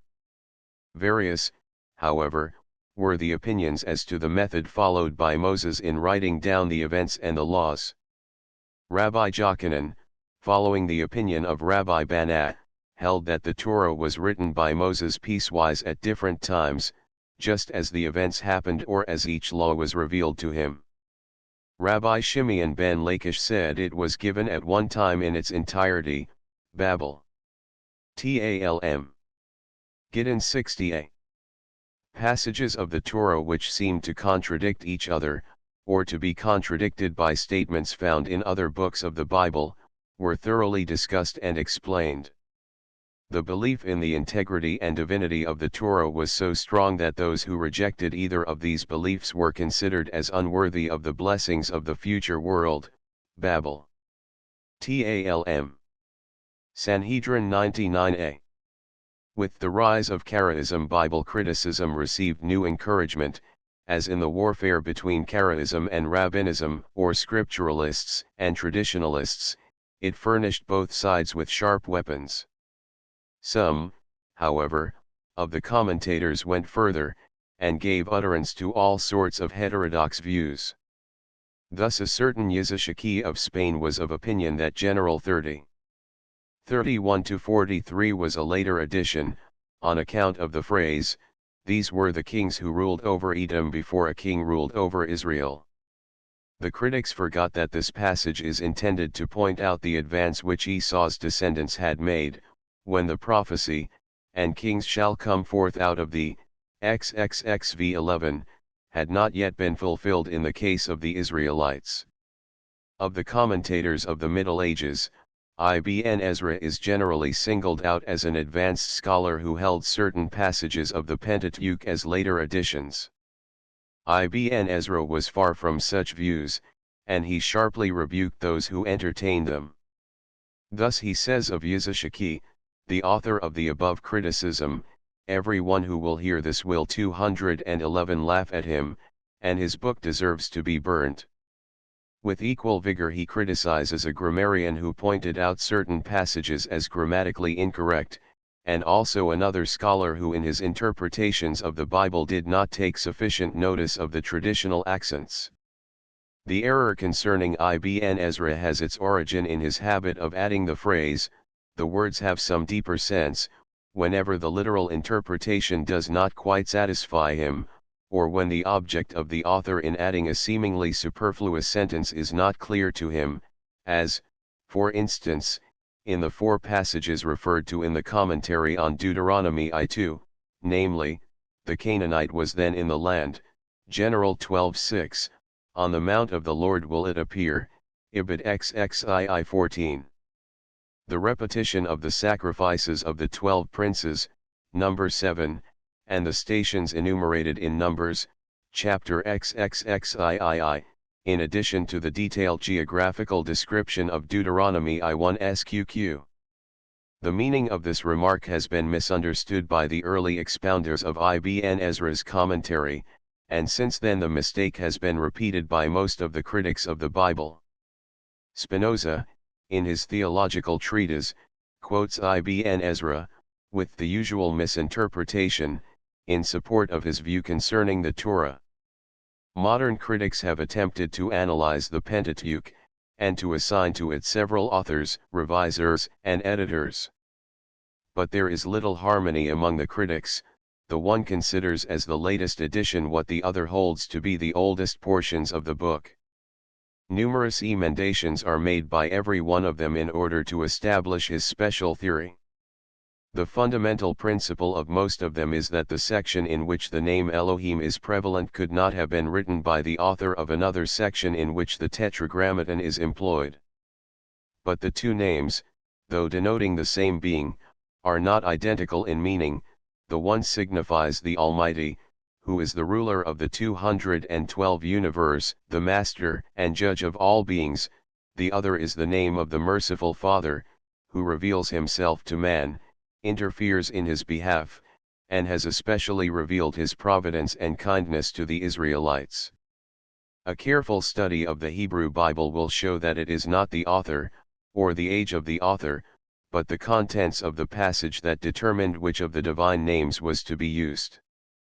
The same author repeats the same account with some variation, according to the lesson which he intends to convey to the reader. The proofs which are based on the differences discovered in two accounts of apparently the same event, or on seeming contradictions or anachronisms, are so indifferently supported that they are not able to conquer the fortress of faith and tradition. The difficulties pointed out by the critics vanish before patient study and the earnest longing for instruction and comfort offered by the Bible. The book of Isaiah has likewise been subjected to the analytical test of the critic, and it is generally believed that the prophecies contained in the book have not all been written by the same author or in the same age.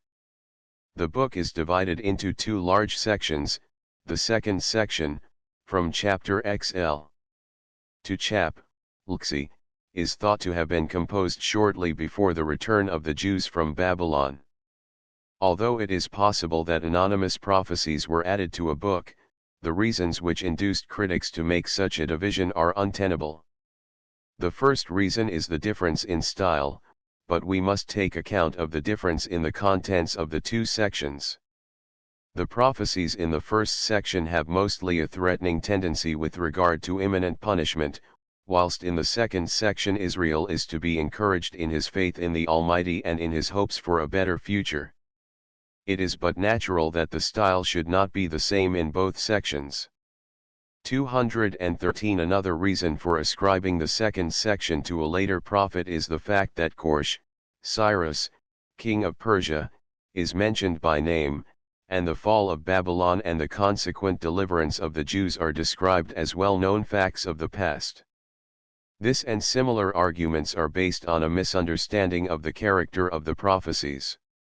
The critics ignore the essential difference between the writings of inspired messengers of God and those of ordinary men.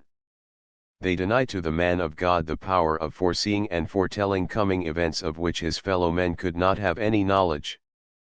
By such arguments the critics set limits to the power and wisdom of God, and employ the same measure for both that which is divine and that which is human. A divine prophet has, by the will of the Almighty, the future unrolled before him. He sees the catastrophe which is to come centuries later, and perceives its effect and its end. Even when he reviews the present state of affairs and takes the immediate future into consideration, his eyes frequently behold scenes and events of the end of the days, which he points out as the goal of our hopes and aspirations.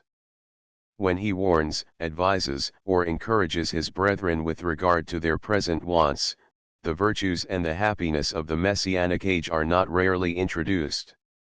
Earlier events, though still future in time, appear then in the light of accomplished facts, and in their description the past tense is used instead of the future.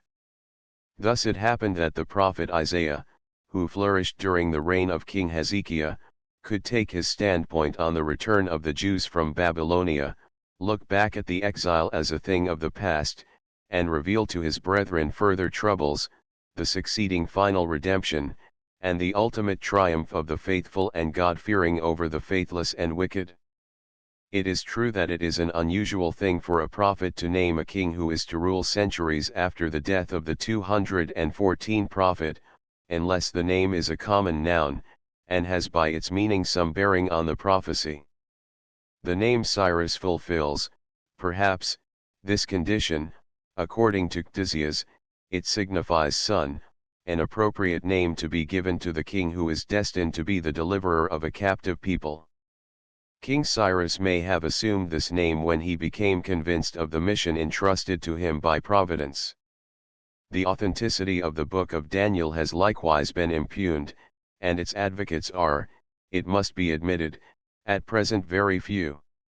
The narratives which the book contains are considered as improbable or even impossible, and its visions as prophecies ex facto. It was written, according to these critics, in the period of the Maccabees, and the name of Daniel was chosen in order to give more weight to the contents of the book, Daniel being known as a man famous for his piety among his fellow exiles. Against this we have the distinct evidence in the book, in which the author is described as the same Daniel that lived during the Babylonian exile. Jewish tradition knew of no other author of the book than Daniel. Although the book of Daniel was not placed amongst the books of the prophets, because he was not charged with any mission to his fellow men, the visions described in Daniel were nevertheless, in Jewish literature, considered as true and genuine prophecy. The narratives have the distinct object to teach that piety and firmness in obedience to the word of God can conquer the rage of the most powerful tyrants. This tendency on the part of the author is especially noticed in the manner in which every circumstance bearing on this lesson is depicted. This, however, does not detract the least from the truth and genuineness of the facts which, by the plan of Providence, seem to have taken place for this very purpose. The demand of the king that the magicians should tell him his dream, which he himself had forgotten, and that failing to do so they should be put to death. 215 The decree commanding his subjects to worship the idol and to pray to him, and other foolish royal acts, almost incredible to us, are strange indeed, but would appear less strange if all the records of the acts of Eastern tyrants had been preserved. It has been contended that the history of the Syrian wars with Egypt, and the suffering of the Jews through the Syrian invasion, is given in such detail as could only be done by a contemporary. But apart from the fact that a careful study of the visions of Daniel will convince us that we have here only a faint outline of the Syrian wars and not a detailed description, it must not be forgotten that the author only reproduces what was shown to him by the Omniscient concerning the most important event in the history of the nation, the preservation of the holy religion through the firmness and the courage of a few faithful servants of God. The fulfillment of the portion of the vision which referred to the period of the Maccabees is a guarantee for the fulfillment of the prophecies yet unrealized. In like manner have the authenticity and the integrity of other biblical books been rejected. The method and the arguments are the same, they are based on a misunderstanding of the true essence of prophecy and inspiration, and originate in a want of belief in the omniscience and omnipotence of the divine being. On the ninth principle, p. 139. In the Pentateuch there is not the slightest indication that the laws revealed on Sinai might be superseded by a future revelation. On the contrary, we meet repeatedly with the phrases, an everlasting statute, for everlasting generations, and similar expressions, which clearly show the intention of him who gave the laws that these should last forever. The Israelites were told that 216 prophets would be sent to them, and that they must listen to the prophets and obey them, but at the same time they were commanded to put to death a prophet who would attempt to turn them aside from the way which the Lord commanded them to walk therein. Deuteronomy 13:6. Besides, the prophets never speak of a new revelation, which would supersede the Torah. When Jeremiah prophesies about a new covenant, the context teaches the reader what is meant by the new covenant. He speaks of the future and final restoration of Israel as follows: Behold, days will come, saith the Lord, when I shall make a new covenant with the house of Israel and with the house of Judah. Not like the covenant which I made with their fathers on the day when I took hold of their hand to bring them out of the land of Egypt, because they broke my covenant, and I rejected them, saith the Lord. But this is the covenant which I shall make with the house of Israel after those days, saith the Lord, when I set my law among them and write it upon their heart, both I shall be to them a God, and they shall be to me a people. JXXXI 31-33.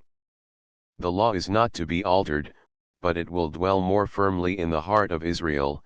The deliverance from Egypt was soon forgotten, but the future deliverance will plant the fear and love of God here called the law of God in the hearts of the people in such a manner that it will take a deep root and will not be plucked out of it again. There occur, however, in Talmud and Midrash sayings which seem to imply a future alteration of the law. Example: in future all prayers will cease except that of thanksgiving, in future all sacrifices will cease except that of thanks offering. Midrash on PSC. In these sayings their authors simply intended to emphasize the duty of thanksgiving, even in the state of physical and moral perfection, when there will be a perfect absence of trouble and fear and a perfect immunity of sin, so that there will be nothing to be prayed 217 for, nothing to be atoned for through sacrifice. The duty of offering prayers and sacrifices of thanksgiving will still remain in full force. Another saying of this kind is, if all festivals were to cease, Purim will never be forgotten, Piyat for Sabbath Zakir, that is, even if other festivals should be neglected, Purim is so much liked that it will never be forgotten by the Jews. In Talmud Jerus Megillah, I7, we read, the reading from the prophets and the hagiographa may at some future time be discontinued, but the reading of the Pentateuch will never be abolished. The idea expressed by this dictum is, that the warnings or consolations or prayers may become superfluous by the changed condition of the future, but the laws and statutes of the Pentateuch will always remain in force. In sayings of this kind the time to which they are meant to apply is not defined. The future may mean the time of Messiah, or else the time of the resurrection, or what we are used to call the future life. As in the above quotation, the authors aimed at inculcating some moral lesson for the present state of things, and not at describing the results of philosophical speculation with regard to remote times. A new revelation, or the abrogation of the law or part of it, is nowhere mentioned. On the contrary, it is emphasized in the Talmud that the Torah has been given to Israel in its entirety, and nothing has been reserved for a second revelation. The law is not any longer in heaven, it is entirely in the hands of man. The only authority recognized in the interpretation of the law was that based on knowledge, tradition, and common sense. Authority claimed for this purpose on the ground of supernatural privilege, prophecy, bath kol, or miracle, was not recognized. Babel. Talm. Baba Metzia, 59b. Maimonides, Mishnah Torah, Hilchoth Yesod HaTorah 9, says on this principle as follows: it has been distinctly stated in the Torah that its precepts remain in 218 force forever without change, diminution, or addition. Comp. The word which I command you that you must keep to do, thou shalt not add aught unto it nor take aught away from it, Deuteronomy 13I, that which has been revealed for us and for our children forever is to do all the words of this law, Ibid XXIX 28. Hence it follows that we are bound forever to do according to the words of the Torah.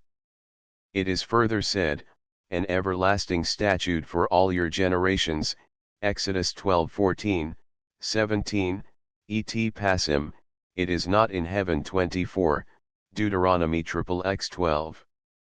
Hence we see that a prophet cannot reveal any new law. If, therefore, any man, whether an Israelite or a non-Israelite, should rise, perform signs and miracles, and say that the Lord sent him to add one precept or to abolish one of the divine precepts, or to interpret a precept in a way different from what has been handed down to us from Moses, or assert that the precepts which were given to the Israelites had only temporary force and were not permanent laws, such a man is a false prophet, because he contradicts the prophecy of Moses. The mission of the prophets after Moses is to exhort the people to obey the law of Moses, and not to make a new religion. Comp. The Guide, 2. 36, and Saadia, Amonoth Ve'edioth, 3. Chapter 7. To ex-Rabbi Jehuda Halevi, in the book Kuzari, seems to have a different view. He likewise believes in the permanent character of the Torah, but he modifies his view in accordance with his interpretation of the words, and thou shalt do according to the word which they viz, the priests and the judge that shall be in those days will tell thee from that place which the Lord shall choose, and thou shalt observe to do according to all that they will teach thee, Deuteronomy 17:9, 10. According to his view, these words 219 imply that from time to time prophets or inspired men, or the highest authority of the nation, whilst the Shechinah was still filling the temple, issued laws and orders, which had legal force, and all were bound to obey them. But since the destruction of the temple there has not been any man or any court that had the authority to make new permanent laws. According to Maimonides, however, there were no additions made to the Torah, the rabbinical laws are either temporary regulations or served as a means of ensuring the strict observance of the Torah. Albo, in criticizing the principles of faith as laid down by Maimonides, objects also to the ninth principle, and contends that it is not fundamental, since the belief in the divine origin of the law does not necessarily imply the belief in its eternity. But although the possibility of a second revelation superseding the first is admitted in principle or theory, it does not follow that such revelation has in reality been made. If any person asserts that he is sent by God to repeal the old laws or to alter them, he must prove his divine mission before he can be believed. We are fully convinced of the divine mission of Moses, and our conviction of the divine mission of the new prophet must at least be equally strong.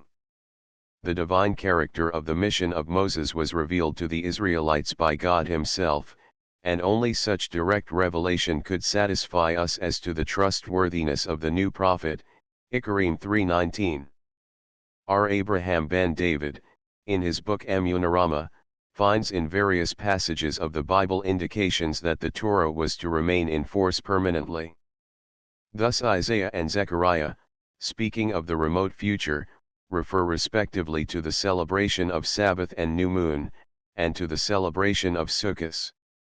Again, in refuting the claims of Christians on behalf of Jesus, and of Mohammedans on behalf of Mohammed, to a divine mission to substitute a new covenant 220 for the old one, Rabbi Abraham argues thus: the divinity of the old covenant, or the Torah, has been admitted by both Jesus and Mohammed, we need not prove it. But the divine authority asserted by them for its abrogation or change is not admitted by us, it must be proved, and since no proof has been given, it must be rejected. Fifth principle, chapter 2. On the 10th principle, p. 148. It is noteworthy that this principle is exceptionally supported by a biblical verse. The same may be noticed in the book Kuzari, v18, in the enumeration of the principles of faith according to the methods of Mohammedan theologians. Medabrim, the principle of God's omniscience is supported by a biblical verse, only with this difference, that in the Kuzari it is not exactly the principle of God's omniscience, but its proof derived from the creation, that is supported by a quotation from P.S. Siv. The reason of the anomaly is this: some of the opponents of this principle contend that it would be derogatory to the greatness of God if he were to take notice of the doings of each individual being. To this the reply is given: the psalmist, who was far from saying anything derogatory of God, declared that God knows the deeds and the thoughts of each individual. The problem how to reconcile God's prescience and omniscience with man's free will has of course engaged the attention of all Jewish theologians and philosophers, and, though in different ways and words, they all assume that God's knowledge of a thing is by no means the cause of its existence. See Kuzari, VXX, Guide, 3XX, Saadia, Ammonoth, 2 Chap. 9. Perhaps a reconciliation is not necessary at all, there being no conflict. We should not call it a defect in God if his omniscience were restricted to things knowable, a prescience 221 of things to be determined by man's free will is contradictory in itself, and illogical, and to say that God would not be omniscient if he did not know them, is as absurd as to say that God would not be omnipotent if he could not make twice 2 to be 3. On the 11th principle, p. 150.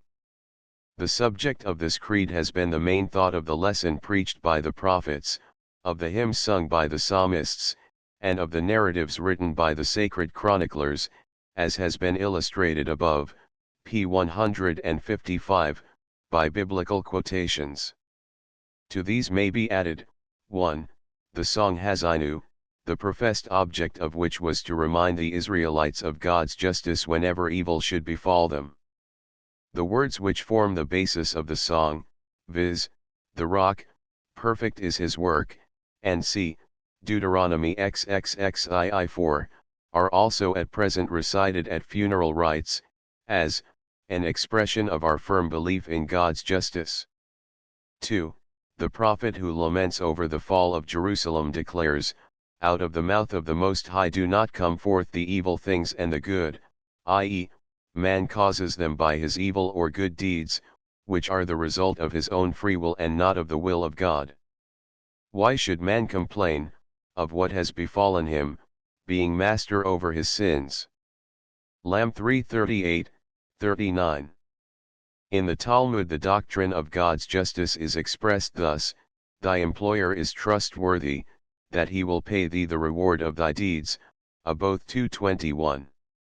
The shop is open, and the merchant gives on credit, and all who like may come and borrow, but the collectors go constantly about, and exact payment whether the debtor is willing to pay or not, for they have something to rely upon, and the judgment is a just judgment, and everything is prepared for a banquet, Aboth 3:20. God does not withhold aught of the desert of any creature, Pesachim, 1:18a. 222. It is, however, emphatically declared in the Talmud that the reward of good deeds is given to the righteous in the future life. The reward for obedience to the divine commandments is not to be expected in this world, Kiddushin, 39b. The law says with reference to the divine precepts, which I command thee this day to do them, hence we infer that their performance is to take place this day, i.e., in this life, but their reward will be received in the future life, Avodah Zarah, 3a. Rabbi Elazar HaKapper used to say, those that have been born will die, those that have died will come to life again, those that have come to life again will be judged. He said so in order that he himself might bear in mind, and tell others, and that it might become generally known, that God, who has formed and created man's heart and understands all his doings, is the judge, the witness, and the prosecutor, he before whom there is no wrong, no forgetfulness, no partiality, and no bribery, will one day judge. Let thy imagination not persuade thee that the grave is a refuge for thee. For without thy consent hast thou been born, and without thy consent wilt thou die, and without thy consent thou art brought to life again to account for thy deeds before the King of Kings, blessed be he, Aboth 4:22. The immediate enjoyment of the reward is, however, not excluded. We read in the law, do this and thy days will be long, and the Mishnah teaches, these are the good acts, the fruit of which man enjoys in this life, whilst the full reward awaits him in the world to come, honoring father and mother, the practice of charity, peacemaking between man, and above all the study of the law, Mishnah, Pi 1. The faithful Israelite is not discouraged at the sight of the successes of the wicked, on the contrary, he believes, if to those who break the divine laws such kindness is shown 223 by God, what must be his goodness to those who obey him? Midrash Yakut on Isaiah 8:1.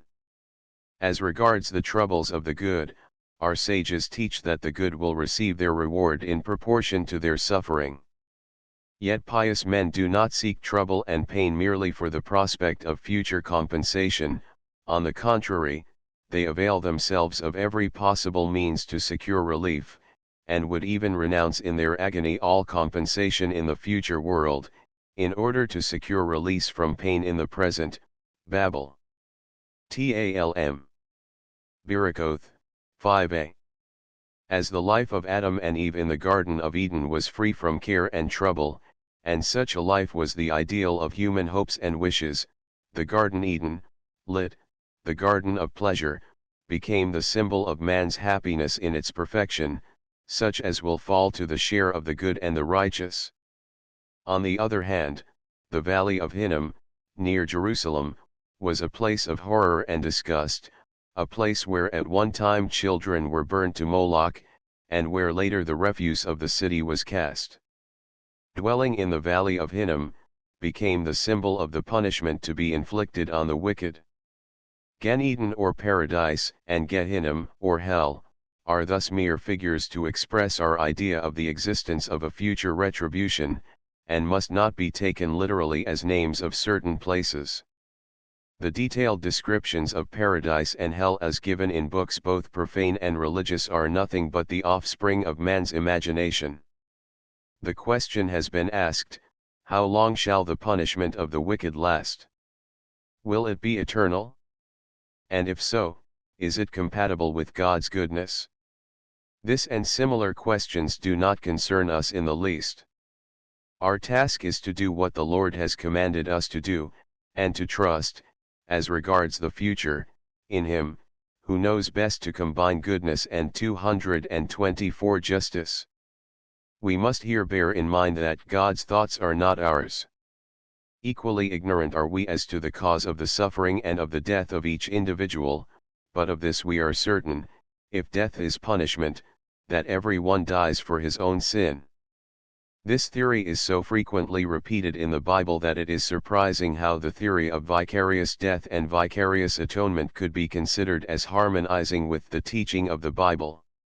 We are taught that God visits the iniquity of the fathers upon the children, upon the third and upon the fourth generation, but at the same time we are told that the children are only punished if they repeat the sins of their fathers, and even then only for their own sins.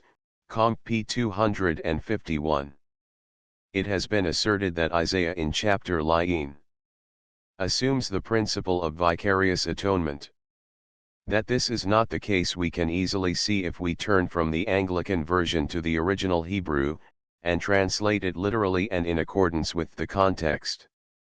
Isaiah, in describing the future glory of the servant of the Lord, Israel, tells us what those people who oppress Israel will then feel, and how they will give expression to their feeling of shame and regret, saying, "Surely he hath borne griefs caused by us, and carried sorrows caused by us, yet we did esteem him stricken, smitten of God, and afflicted. But he was wounded through our transgressions, bruised through our iniquities." Comp. Family Bible, Anglican Version, revised by M. Friedländer. Sin offerings were brought, but not as a vicarious atonement, although the sinner might well have felt that he himself deserved the treatment endured by the sacrifice. The sin offering could not have been a vicarious atonement, as it was not offered when the sin was committed knowingly. Maimonides explains the various laws concerning sin offering as based on the principle that the sacrifices serve as the means of reminding us more vividly 225 of our sins, and of their evil consequences. The Guide, 3 Sylvie, Comp. Mike 6:6-8. On the 12th principle, p. 155. A belief in Messiah, although not directly taught, is assumed in the Mishnah as existing, and the days of Messiah are spoken of as an event that admits of no doubt. Comp. Mishnah Birakoth, I5.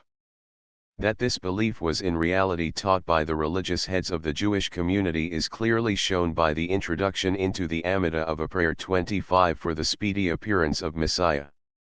The belief in the coming of Messiah in some future time has been, like the belief in the unity of God, the source of vexatious disputations between Jews and non-Jews.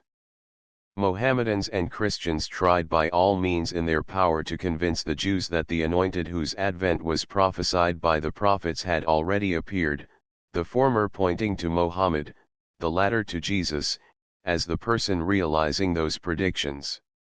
The biblical passages adduced as evidence prove nothing of the kind. E.g., the three names, Sinai, Seir, and Paran, in Deuteronomy XXXIII. 2, were interpreted by Mohammedans to refer to three revelations through Moses, Jesus, and Mohammed being mentioned last, his revelation was to be the final one. It is not necessary to contradict such reasoning, one need only read the text in order to see the absurdity of the argument. Christians quoted passages from Isaiah which had no reference whatever to Messiah in evidence of the messianity of Jesus. Children born in the days of Isaiah, 7:14, 8:18, whose names had reference to good or evil events of the time, were wrongly interpreted as referring to the birth of Jesus, the sufferings and final relief of the 226 servant of the Lord, that is, Israel, chaps Lei and Lain, were applied to Jesus, the psalmist who sings of victories which God will grant to David, cx, is made to declare the divinity of Jesus. Commentators and philosophers have taken notice of these arguments and refuted them. Of the many works on these topics a few may be named: Nitzikon, by Lippmann Mulhausen, 1400, Strengthening of Faith, by Isaac ben Abraham Troche, 1594, Vindicii Judaeorum, by Manasseh ben Israel, 1650. In refuting arguments brought by Christians and Mohammedans against Jews and Judaism, and rejecting the messianic claims of Jesus and Mohammed, Jews are ready to acknowledge the good work done by the religions founded by these men, Christians and Mohammedans, in combating idolatry and spreading civilization. Maimonides says as follows: the King Messiah will in some future time come, restore the kingdom of David to its former power, build the temple, bring together the scattered of Israel, and all the ancient laws will again be in force, sacrifices will be offered, and years of release and jubilees will be kept as prescribed in the law. Whoever does not believe in him, or does not hope for his coming, shows a want of faith not only in the prophets, but also in the law, for the law testifies concerning him in the words, "And the Lord thy God will again bring back thy captivity, show mercy to thee, and again gather thee, and see. If thy outcasts be at the end of the heavens, thence will the Lord gather thee, and see, and the Lord will bring thee, and see." Deuteronomy XXX 3-5, and see. You must not imagine that Messiah must prove his messianity by signs and miracles, doing something unexpected, bringing the dead to life, or similar things, and see. The principal thing is this: the statutes and precepts of our Torah remain forever, and nothing can be added to them nor ought 227 taken from them. If, therefore, a descendant of David earnestly studies the law, observes, like David his father, what the law, both the written and the oral, enjoins, causes all Israelites to act similarly, exhorts those who are lax in the performance of the commandments, and fights the wars of the Lord, he may possibly be Messiah. If he succeeds, builds the temple in its place, and gathers the outcasts of Israel, he is certainly Messiah, and if he does not succeed, or is killed in war, it is certain that he is not the Messiah promised in the law. He is like all the noble and good kings of the house of David who have died, and the Almighty only caused him to rise in order to try us thereby, as it is said, "And of the wise some will stumble, and through them the people will be tested, purified, and made white, till the time of the end comes, for there is yet a vision for an appointed time." Dan 11:35. Also Jesus, the Nazarene, who imagined that he would be Messiah, and was killed through the court of law, is alluded to in the book of Daniel, as it is said, "And the sons of the transgressors among thy people will rise, in order to establish a vision, and will stumble." Ibid 11:14. Can there be a greater stumbling than this? All the prophets said that Messiah will be a redeemer and a savior to the Israelites, will bring together their outcasts, and will strengthen their obedience to the divine precepts, but he, Jesus, caused destruction by the sword to Israel, the dispersion of those left, and their humiliation. He changed the law, and misled many people to worship a being beside God. But the thoughts of the Creator of the universe cannot be understood by any human being, for the ways of men are not his ways, nor their thoughts his thoughts, for all the events connected with Jesus and with Mohammed, that rose after him, served only to pave the way for the King Messiah, who will reform all mankind and lead them to the unanimous service of God, as it is said, 428. Then will I turn to the peoples a pure language, that all may call by the name of God, and serve him unanimously. Zeph 3:9.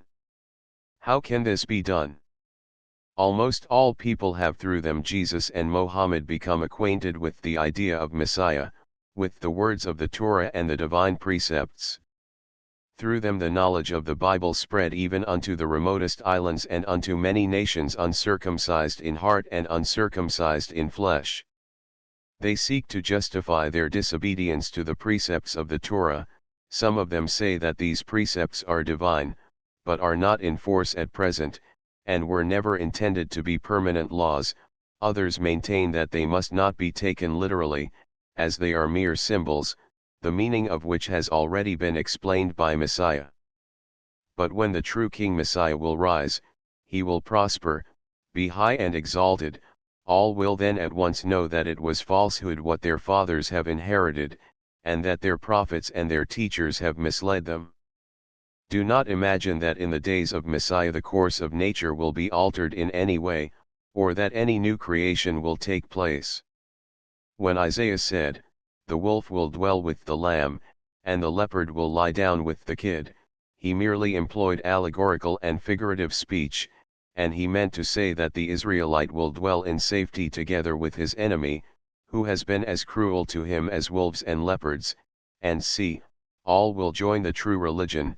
They will not rob, nor commit any violence, and see, and in the days of Messiah the meaning of the allegories will be clearly known. Our sages said that there will be no other difference between the present time and the days of Messiah but the independence of the people of Israel. It appears from the literal meaning of the prophecies that the Messianic period will be preceded by the war of Gog and 229 Magog, and that before the war a prophet will appear to guide the Israelites, and to direct their hearts to repentance. Behold, I will send you Elijah, 26 and c. Mal 3:23. Elijah will not come to declare unclean that which is clean, or clean that which is unclean, nor to disqualify persons who are believed to be qualified for joining the congregation of the Lord, or to qualify persons who are believed to be disqualified, but he will come to establish peace on earth, as it is said, "He shall turn the heart of the fathers to the children." 27, Ibid 24. Some of our sages believe that Elijah will come before Messiah, but of all these and similar things no man knows how they will come to pass. They are unexplained in the prophets, and our sages have no tradition about them. They only adopt what they believe to be the meaning of the biblical passages which refer to the subject. Hence the difference of opinion. At all events, the order and the detail of these events do not form an essential portion of our creed. We must not take too much notice of Agadoth and Midrashim speaking on these and similar themes. We must not attribute great importance to them, for they do not lead to the fear or the love of God. We must also abstain from calculating the time of the coming of Messiah, and see. All we have to do is to believe in the coming of Messiah, to wait and hope. It is not because they desired to have dominion over all lands and nations, and be honored by all people, or because they desired to have plenty to eat and drink, and other pleasures, that the wise men and the prophets longed for the messianic days, but because they would then be at leisure to study the law and its teaching without being 230 interrupted by any oppressor, and would thus make themselves worthy of the life in the world to come. There will not be in those days any famine, war, jealousy, or quarrel, because the good things will be in plenty, and even luxuries will be found everywhere. All will only busy themselves with trying to know the Lord. Therefore the Israelites will be great sages, knowing things which are at present hidden. They will obtain a knowledge of their Creator as far as is possible by human understanding, for the earth is full with the knowledge of the Lord as the waters that cover the sea. Maim, Mishnah Torah 14, Hilchoth Malachim 11, 12. The war of Gog and Magog against the Holy Land referred to by Maimonides is described by the prophet Ezekiel, chaps 38, 36, as preceding the complete restoration of Israel. Saadia has a different view of this war. The punishment of Israel in exile is to come to an end at a fixed time, or as soon as the Israelites by earnest and thorough repentance show themselves worthy of divine grace. In that case no war of Gog and Magog will be waged against them. But if the Israelites should allow the approach of the time fixed for the redemption without having given signs of repentance and improvement, great troubles will be brought upon them, which will forcibly remind them of the necessity of returning to God. They will come together under a leader, Messiah ben Joseph, under whose leadership they will fight against their enemies, but will be beaten, and Messiah ben Joseph himself will be killed.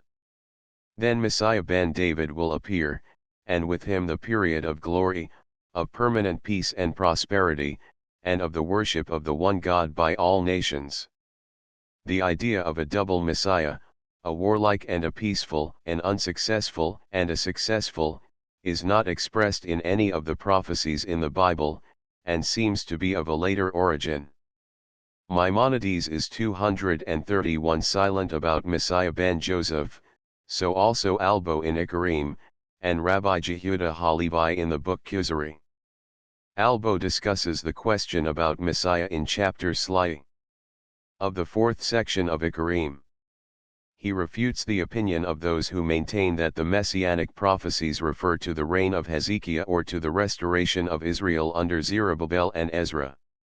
The condition of the Israelites in the reign of Hezekiah did not resemble the state of prosperity and glory and universal peace as depicted in the messianic prophecies. The fulfillment of these prophecies is still hoped for, and our hope is founded on our belief in the truthfulness of the Word of God. Comp Saadia, M.V. Edioth, 8.3.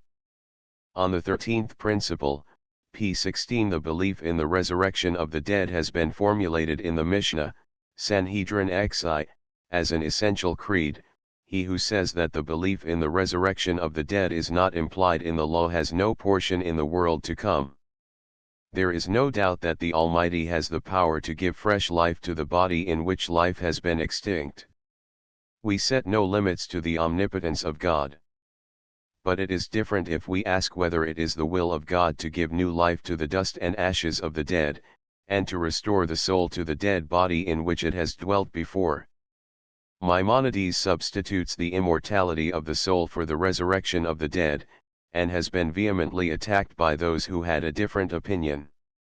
He defended his view in an essay called, On the Resurrection of the Dead, in which he attempts to prove that the Agadoth and Midrashim in depicting the future life employed figurative language, but in reality meant only a spiritual life, without any material enjoyment.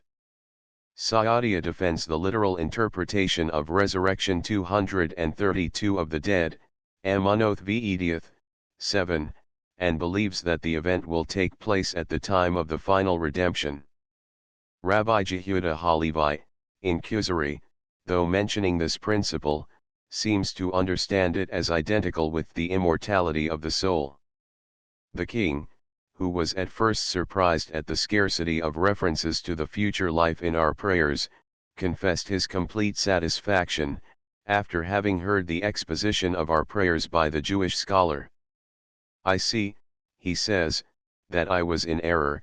Those who pray to have the divine light vouchsafed to them during lifetime, who long to see it with their own eyes, and to attain to the degree of prophecy, they certainly seek something better even than the future life, and they who attain it may be sure that they will also enjoy the blessing of the future life, for if the soul of a man, troubled by the wants of the body, is nevertheless cleaving to the divine glory, how much more may this be the case after the soul has left this body. 320. 233. 1 For the Hebrew see Appendix I. Upward arrow to the Hebrew as well as the Greek pyro omicron phi tau eta prophet, signifies speaker or preacher. Upward arrow 3 i.e., that the war with the Canaanite tribes was to be carried on as a holy war, in fulfillment of God's command, and not for the purpose of spoil and plunder. Upward arrow 4 King Amaziah of Judah challenged Joash, king of Israel, to fight with him. Joash considered this challenge as an arrogance to be compared to the arrogance of the thistle in the above fable. Upward arrow 5 The faith of Israel in the omnipotence of God, who can do wonders for the salvation of his people, is figuratively represented as a child, called the Almighty, and c. Devi saith wonders, and c. Upward arrow 6 comp p83. Upward arrow 7 i.e., he who is truthful in ordinary conversation is also a trustworthy witness in a court of justice. Those who are accustomed to say falsehood cannot be trusted in important matters. Upward arrow 8. It seems that the author copied the dream as Daniel had written it down, but the interpretation was handed down by tradition. Upward arrow 9. The Israelites. Comp Exodus 19. 6. Part of this vision refers to the time of the Maccabees, part to the Messianic period. Upward arrow 10. Some are of opinion that the term weeks is not to be taken literally, but in the sense of year, or a period of 7 years. There is, however, no proof for such interpretation. The many attempts to explain the 70-year weeks have without exception proved a failure. Upward arrow 11. CP 121. Upward arrow 12. It is, however, possible that, lit. Words, means here history. Upward arrow 13. The Talmud is also called, Shas, the initials of. Upward arrow 14. The word is intended to indicate the number 14, the work being divided into 14 books. Upward arrow 15. According to Rashi, Rabbi Hillel meant to say that the Jews would not be redeemed by any Messiah, but by God himself. Comp Haggadah for Seder evening, and I will pass through the land of Egypt, I myself, and not an angel. Upward arrow 16. Comp Supra, p. 122. Upward arrow 17. See Essays on the Writings of Ibn Ezra, by M. Friedländer, p. 7 note 1. Upward arrow 18. The peal of a verb has frequently this meaning, example to be holy, pi, to declare as holy, to be pure, pi, to declare as pure, so to be at an end, pi, to declare as being finished. Upward arrow 19. Die Religionsphilosophie der Juden, by S. Hirsch. p. 445 ff. Upward arrow 20. The phrase is also used in the sense of devotion during prayer. Upward arrow 21. i.e., the name or God consisting of 4 letters, and the correct pronunciation of the word not being known, Adonai, Lord, is substituted for it. Upward arrow 22. The second day, Na 13, as a day of devotion and meditation on the Word of God, is probably the Day of Atonement. Upward arrow 23. It is here assumed that the Torah was not intended to be written in a chronological order, and that this commandment was given after the blessing of Moses was written. Upward arrow 24. Maimonides accepts for this verse the Midrashic explanation, nothing of the Torah has remained in heaven for later revelations. Upward arrow 25. Upward arrow 26. He is probably called Elijah on account of the zeal which he will display in bringing men back to the service of God. Upward arrow 27. Mishnah Ejuyothate. 7. Upward arrow. Contents 2. Our duties. Contents. Introduction. The king, in Rabbi Jehuda Halevi's Kuzari, anxious to lead a good and religious life, was told by an angel who appeared to him in a dream that his heart was good, but his deeds were not acceptable. The purity and goodness of our heart certainly ennobles our deeds and gives them the stamp of sincerity and holiness, though they may not be marked by absolute perfection. But an inner voice, our conscience, does not allow us to be content with the goodness of the heart. We feel the necessity of seeking also perfection of words and deeds. We wish not only our heart but also our entire self to be good, so that our inner life and outer life, our feeling and thinking, our speaking and doing, may combine into one harmonious whole, which comes as near perfection as possible. It has been shown above that one of the principles of faith which we confess is our belief in the divine origin of the Torah, and in the obligatory character of its precepts. When we pray to God to make us understand the Torah, we are not content with the mere knowledge of the words of the law. We also seek God's assistance to enable us to obey, to observe, and to 234 perform all that He has commanded us. Man's nature is not the same in all individuals. One person finds special delight in the performance of this duty, another in the performance of that. Everyone likes to devote his energies to that work for which he considers himself best qualified, and which promises to yield the best fruit. But this individual liking or aptitude must not mislead us into thinking that the law is divided into important and unimportant precepts. So far as they represent the will of the Almighty, they are all alike, and equally demand our attention and our obedience. Thus our unconditional submission to the will of the Almighty as our King, is followed in our service by the acknowledgement of the binding force of His precepts. There are persons who question the wisdom and usefulness of the precepts, they call it legalism, and are opposed to the tendency of subjecting every act of ours to the control of the law. They argue that legalism tends to weaken our regard for the law, and trains hypocrites rather than true servants of the Lord. It is a bold assertion, but one that rests on imagination and prejudice.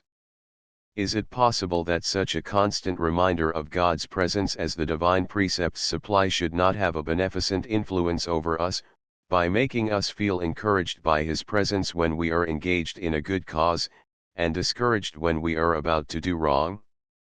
If persons are found who are 235 devout worshippers at one time and criminals at another, it only shows human weakness in the moment of trial in spite of good resolves and genuine devotion, and were it not for the effect of such devotion, the number of crimes would probably be far greater. A truly pious man will never imagine that he may freely transgress one set of the precepts, if he strictly obeys another set, that he may, example, wrong his neighbor, and compensate for his sins by regular attendance at the place of worship, or by a strict observance of the dietary laws, or the laws of Sabbath and festivals, or that he may freely break the latter, if only he is honest, just, and charitable. The precepts have all the same divine origin. The all-wise and all-kind God, who has commanded us to walk in the way of justice and righteousness, has also ordained the Sabbath, given the dietary laws, and established the sacrificial service. He who selects some of the precepts and rejects the rest substitutes his own authority for that of the Almighty, and places his own wisdom above the wisdom of Him who gave us the law. Be as zealous in the performance of an unimportant precept as of an important one, is one of the maxims taught in the sayings of the Fathers.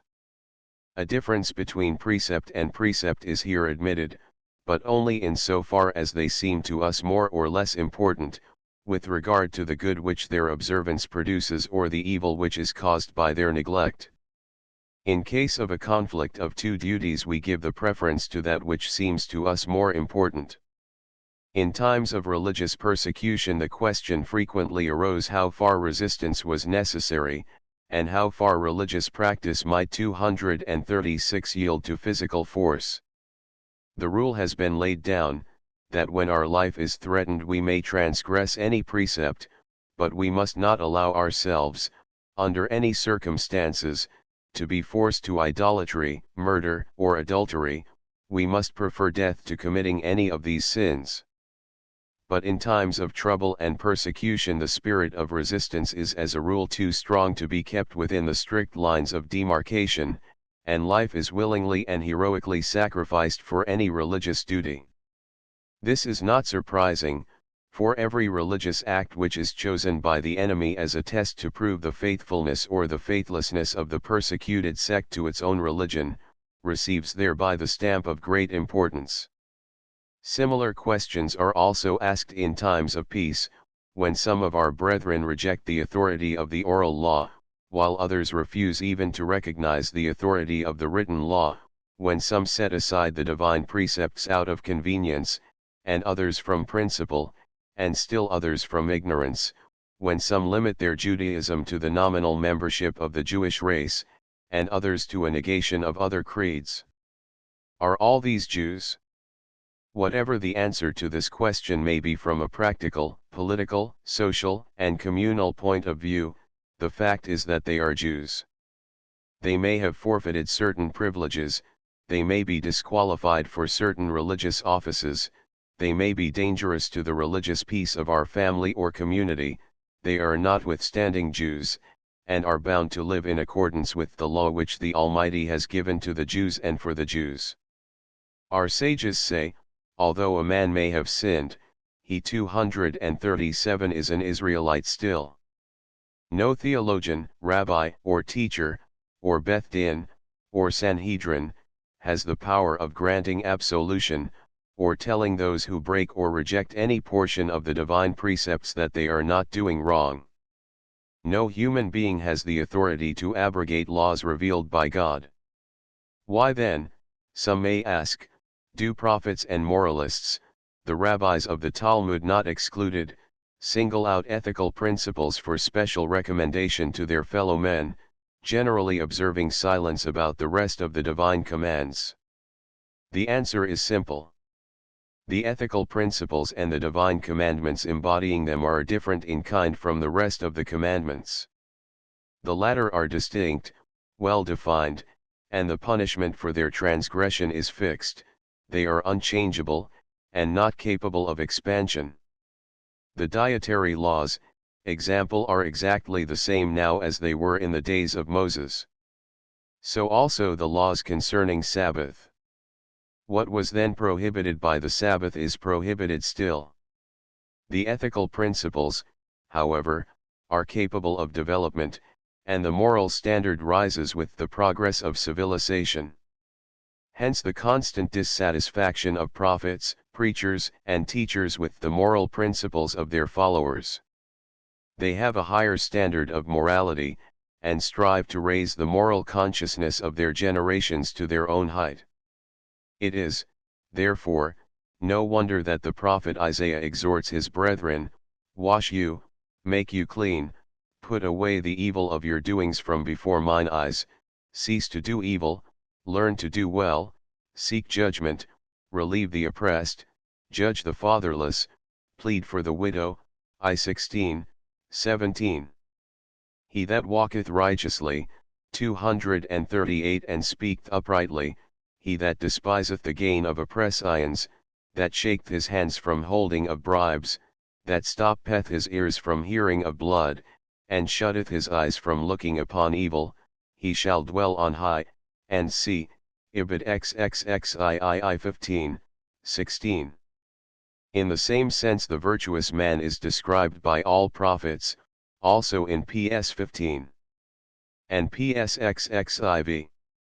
R. Akiba says, Thou shalt love thy neighbor as thyself, Leviticus 19:18, is an important principle in the Torah, but at the same time he shows what importance he ascribes to all other principles and precepts of the law by most carefully examining the details of every one of them alike.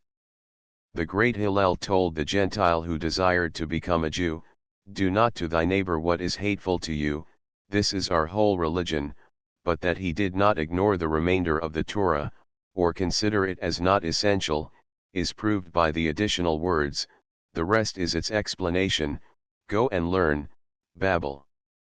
Talmud, Sabbath, 31a.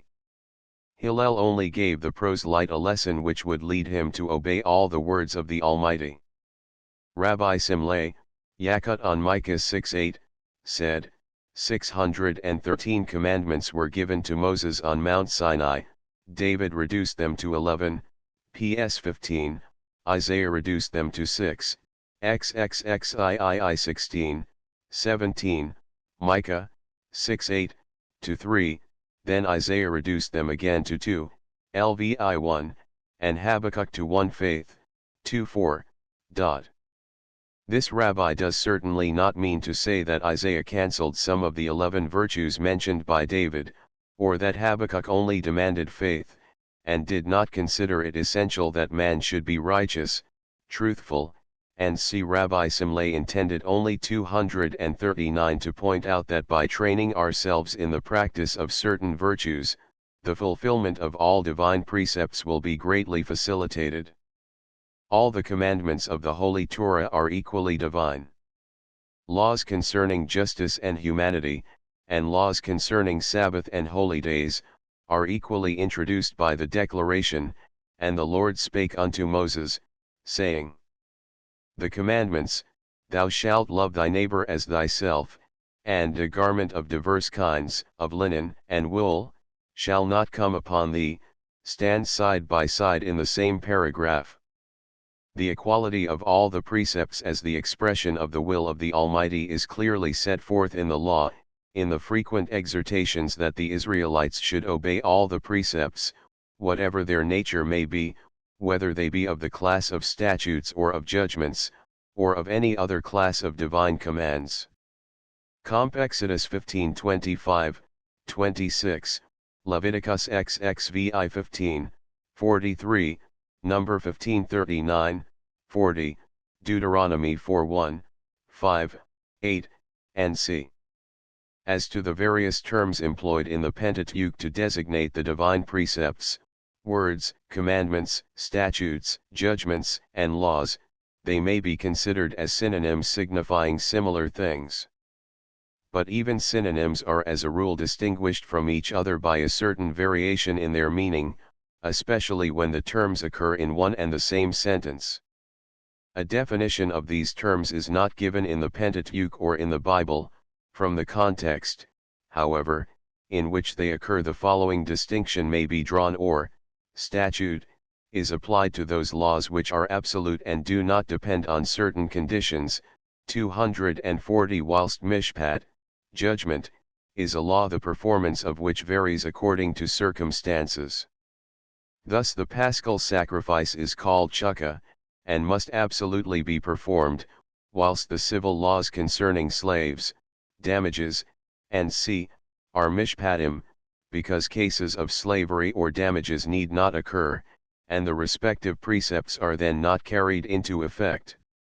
In a similar manner, Jewish theologians divide the divine precepts into and precepts which our duty of obedience to God makes us perform, and precepts which, without distinct divine command, our own reason would impel us to do. The other terms, mitzvah, commandment, and mishmereth, charge, are used in a general sense, the former in reference to the giver of the law, and the latter in reference to those to whom it is addressed.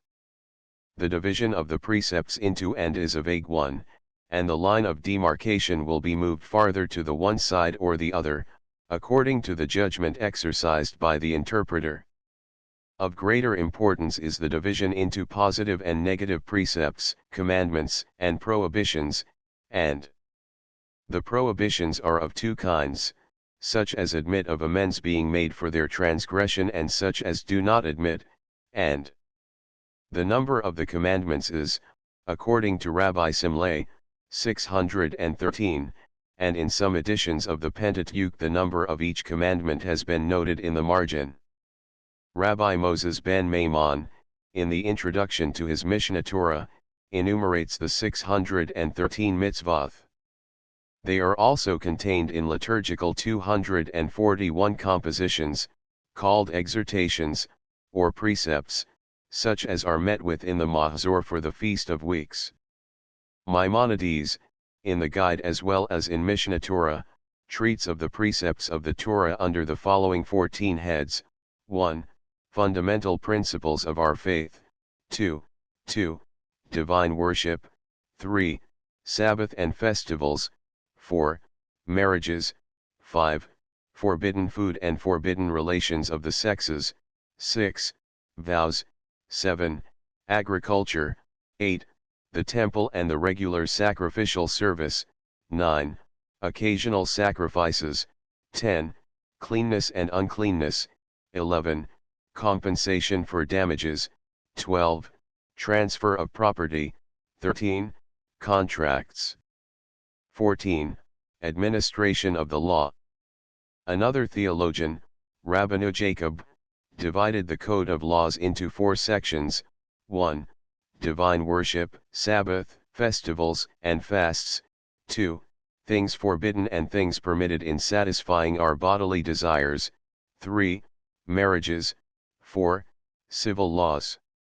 The latter work was recast by Rabbi Joseph Caro, 242, and in the new form, with the new title Shulchan Aruch, it has become the standard work of Jewish law and life, and its authority has been recognized and upheld by Jews in the East and the West.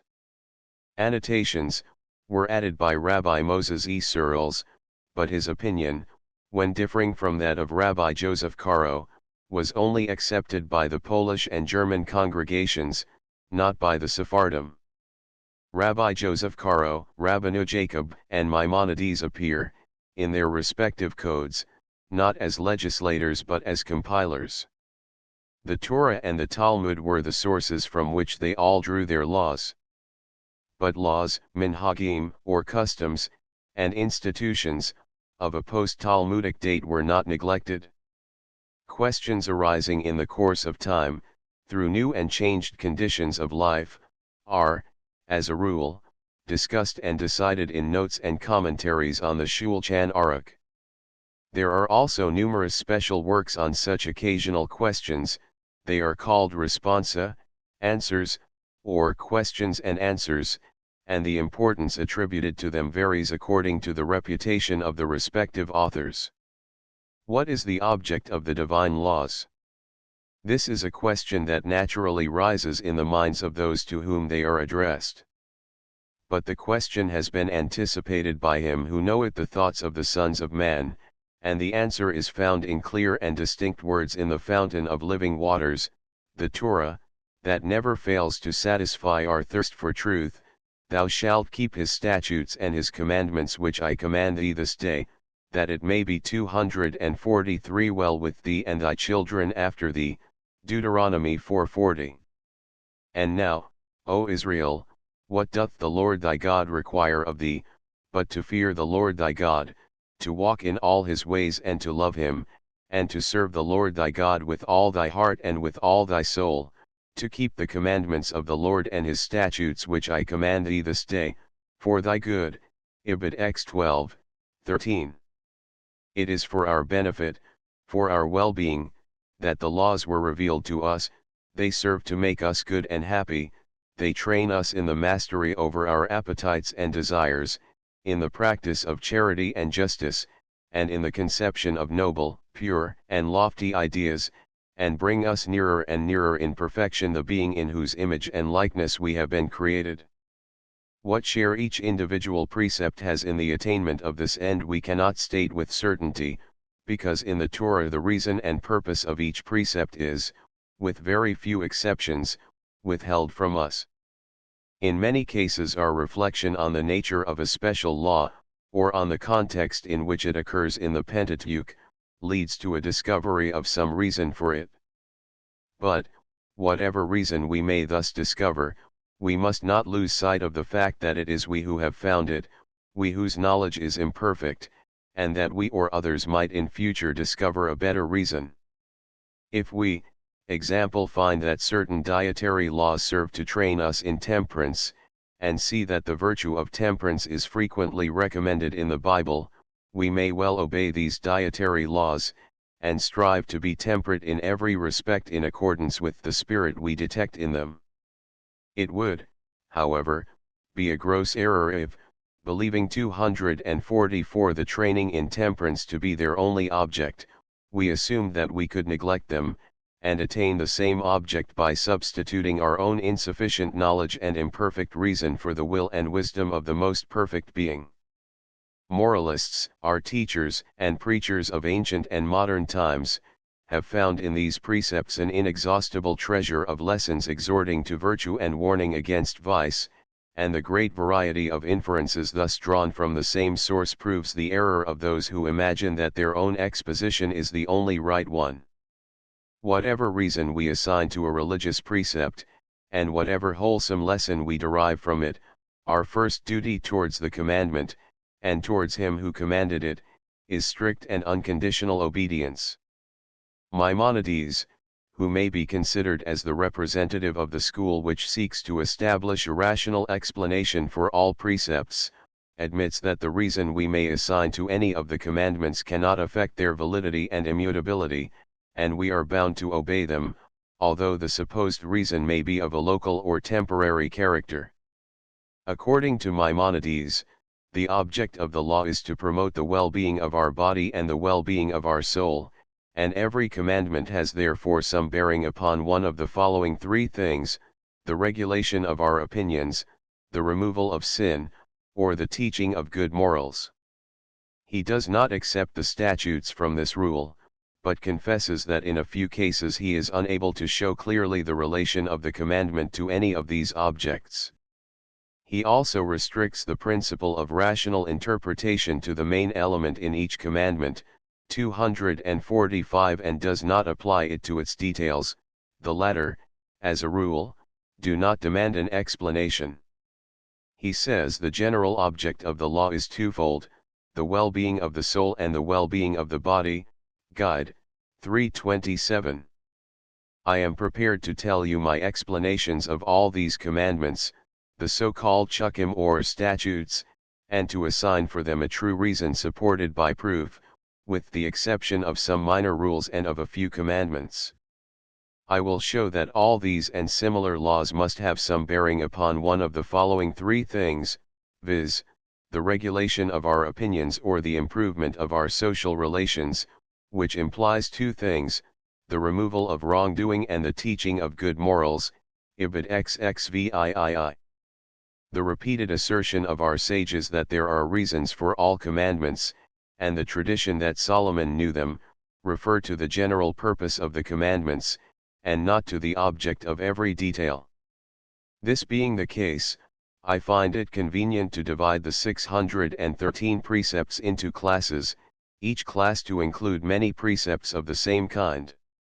I will first explain the reason of each class of precepts, and show their common object, and then I shall discuss the individual commandments and expound their reasons. Only very few will be left unexplained, the reason for which I have been unable to trace unto this day. I have also been able to comprehend in some cases even the object of many of the conditions and details of the laws as far as it can be discovered, ibid xxvi.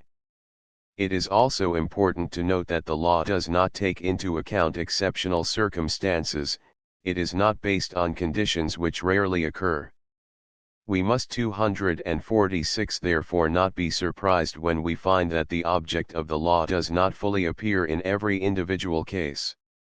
From this consideration it follows that the law cannot, like medicine, vary according to the different conditions of persons and times. Whilst the cure of a person depends on his particular constitution at the particular time, the divine guidance contained in the law must be certain and general, although it may be effective in some cases and ineffective in others. If the law depended on the varying conditions of man, it would be imperfect in its totality, each precept being left indefinite. For this reason, it would not be right to make the fundamental principles of the law dependent on a certain time or a certain place. On the contrary, the statutes and the judgments must be definite, unconditional, and general, in accordance with the divine words. As for the congregation, one ordinance shall be for you and for the stranger, number 15:15. They are intended, as has been stated before, for all persons and for all times, ibid thirsiv. In the present treatise our religious duties will be expounded under the following 7 heads. 1. Exposition of the Decalogue. 2. General ethical principles. A. Duties towards God. B. Duties towards our fellow men. C. Duties towards ourselves. 3. Outward reminders of God's presence. 4. Sabbath, festivals, and fasts. 5. Divine worship. 6. Dietary laws. 7. Jewish life. 247. Contents I. The 10 Commandments. The 10 words are distinguished from all other lessons of the Torah both on account of their intrinsic value and on account of the extraordinary manner in which they have been revealed by the Almighty on Mount Sinai. They form the contents of the covenant which God made with us, Deuteronomy v3. but it must not be forgotten that they are not the only divine commandments. When, therefore, Moses repeated them before his brethren in the plain of Moab, he prefaced it by the exhortation, "Hear, O Israel, the statutes and the judgments which I speak unto you today, and learn them and keep them to do them." Ibid 1, and after he had finished reciting them he reminded the Israelites how they received the 10 commandments from the midst of the fire, and how they prayed that further commandments should be given to them through Moses, adding that the Almighty, in compliance with their petition, said to him, "Stand thou here with me, and I will tell thee the whole commandment, both the statutes and the judgments which thou shalt teach them." Ibid 28. And God spake all these words, saying, First commandment. I am the Lord thy God, who brought thee out of the land of Egypt, out of the house of bondage. The Israelites who now stood round Mount Sinai 248 and heard the voice of God saying, I am the Lord thy God, were the same who a very short time before had been slaves in Egypt. They were delivered from slavery, and saw their cruel taskmasters perish in the waves of the Red Sea. Pharaoh, the king of the Egyptians, and his people had believed that they were the masters of the Israelites, and that they could do with them as they pleased. And Pharaoh said, Who is the Lord, that I should listen to his voice? I know not the Lord, nor will I let Israel go. It has now been shown that Pharaoh and his people were not the true masters, that there was a higher being that ruled over all men, over kings and their peoples. After the Israelites had crossed the Red Sea, they sang with Moses, This is my God, and I will praise him, the God of my father, and I will exalt him. They all felt that their liberty was not obtained by human strength and skill, that there must be a higher being who is all-powerful, all-wise, and all-good, and that it was he who freed them, and punished the wicked Egyptians by whom they had been kept in slavery. What the Israelites at first felt in their hearts they were now, when standing round Sinai, taught by God himself, in plain, clear, and intelligible words, I am the Lord thy God, who brought thee out of the land of Egypt, out of the house of bondage. This is the first commandment. It is only one commandment, but it contains several important lessons. 1. God has shown great kindness to our nation. We Jews must therefore more than other people show ourselves grateful to him, love him as our deliverer 249 and benefactor, and do willingly all that he commands us to do. 2. When we are in trouble we must trust in God, pray to him, and hope that he will help us when our fellow men cannot do so. When they give us up as lost we need not despair, for the Almighty can help where human wisdom and power are insufficient. 3. The wicked may for a time succeed in doing wrong, whilst the good and just suffer, but this does not last forever. There is a Master above all of us, who in due time punishes the wicked and saves the good. Second commandment. Thou shalt have no other gods before me. Thou shalt not make unto thee a graven image, nor the form of anything that is in heaven above, or that is in the earth beneath, or that is in the water under the earth. Thou shalt not bow down thyself unto them, nor serve them, for I, the Lord thy God, am a jealous God, visiting the iniquity of the fathers upon the children, upon the third and upon the fourth generation of them that hate me, and showing loving kindness to the 1,000th generation of them that love me and keep my commandments. There are no other gods in existence. It is impossible for us to have other gods. There is only one God, as we repeatedly declare, Hear, O Israel, the Lord is our God, the Lord is one. The commandment is nevertheless not superfluous.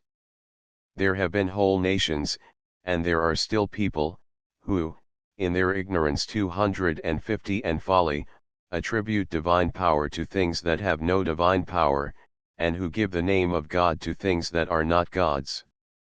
Such people are called heathens, idolaters, or idol worshippers. The second commandment forbids us to do any such thing. It was the custom in some countries to worship the king, either during his lifetime or after his death, as a divine being. It is still the custom in some countries to pray to departed saints. All this our holy religion forbids us to do. We must respect our king, we must honor the memory and the name of good men, but only as human beings, not as gods. We may not deify them. As to our prophets, our great men, the patriarchs, the kings, their names are a pride unto us, their memory a blessing. They are honored by us as human, mortal beings, they are not worshipped. When we visit the graves of those near and dear to us, and honor their memory by reflecting on their virtues, when we revere those holy men who have devoted their lives to the service of God, or the martyrs who have sacrificed their lives for the sanctification of the name of God, we do not endow them with divine attributes, and do not offer up any prayer to them. The second commandment, in forbidding all kinds of idolatry, includes the following prohibitions. 1. The worship of sun, moon, stars, animals, human beings, or any part of nature, as endowed with divine power. 2. The worship of images representing things that exist in reality or in man's imagination. 3. The worship of angels as divine beings. They 251 are only messengers of God, and we must not pray to them. 4. The belief in evil spirits, demons, devils, and the like, and the fear of them. 5. The belief in charms, witchcraft, fortune-telling, and similar superstitions. The words, "For I, the Lord thy God, am a jealous God," are to be understood in a figurative sense. We cannot say of God that he is jealous, in the literal sense of the word. It is only because we call a person jealous who is anxious that no one else shall enjoy the same right or privilege as he enjoys, that we apply the term jealous figuratively to God, because he does not concede divine worship and service to any other being. He demands of his worshippers that they serve him alone and none besides. Those who break this commandment hate God, and will surely receive their punishment.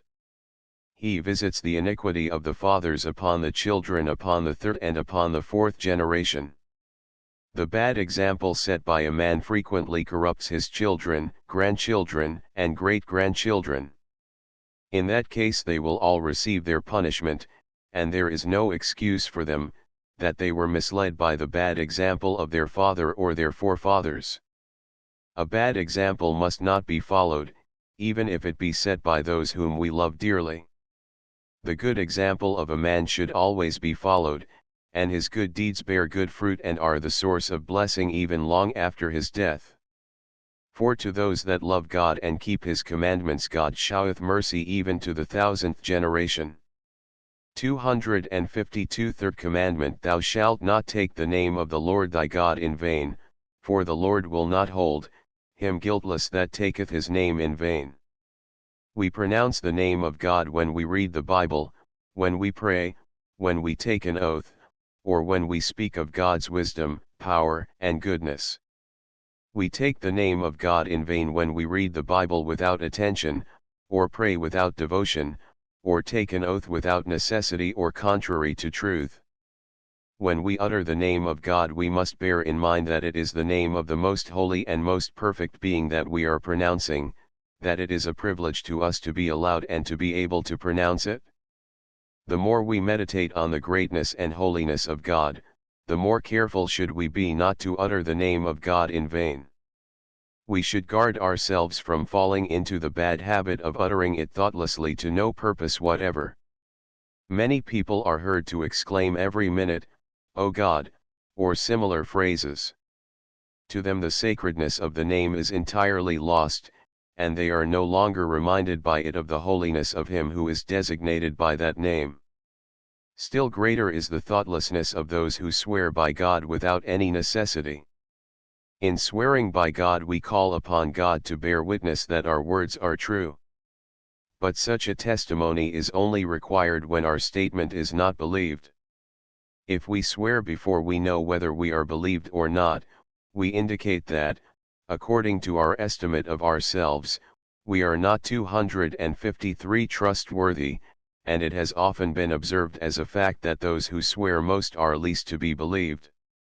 The worst of all forms of swearing is to swear falsely, that is, to swear that something is the case without knowing that it is true, or knowing that it is not true. This is a terrible crime, and is called the profanation of God's name. There is still another kind of profanation of God's name if we Jews who are called by his name, the people of the Lord, or children of the Lord, bring contempt upon God's people by disgraceful conduct. We profane the name of God. We sanctify it by noble and generous deeds. By leading a pure and blameless life we cause a sanctification of the name of God. The third commandment forbids us, 1. To utter the name of God unnecessarily in our common conversation. 2. To read the Bible carelessly, or to pray without attention and devotion. 3. To swear otherwise than when required by the law to do so, as, example in courts of law. 4. To swear when we are not fully convinced of the truth of our declaration. The additional sentence, "For he will not hold him guiltless who taketh his name in vain," is to remind us that it is against God the Omniscient that we sin in breaking this commandment. God knows our innermost thoughts, whether we think of what we utter or not, whether we are convinced of what we declare on oath or not. He will punish us if we break his commandments, although we may be able 254 to conceal our sins from men and escape condemnation by a human tribunal. Fourth commandment. Remember the Sabbath day to keep it holy. 6 days shalt thou labor and do all thy work. But the seventh day is a Sabbath unto the Lord thy God. In it thou shalt not do any work, thou, nor thy son, nor thy daughter, thy manservant, nor thy maidservant, nor thy cattle, nor thy stranger that is within thy gates.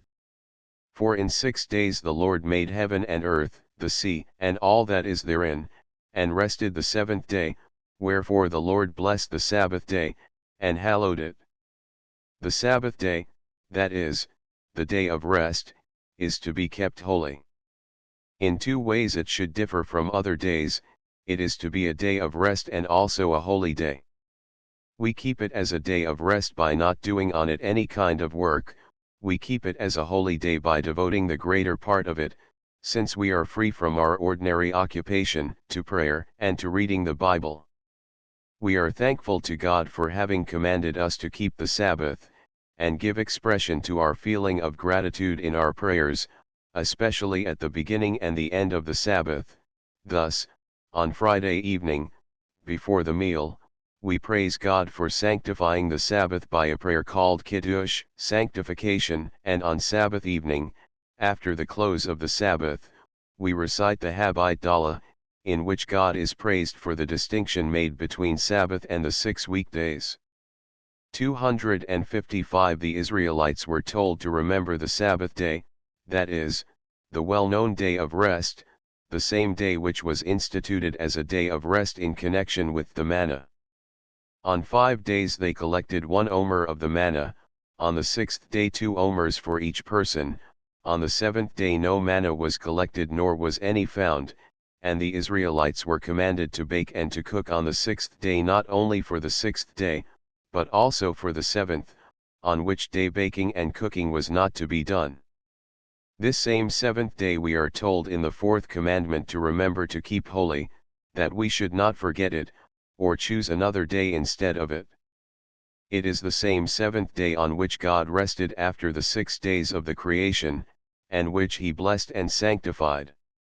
It is to be a day of rest not only for ourselves.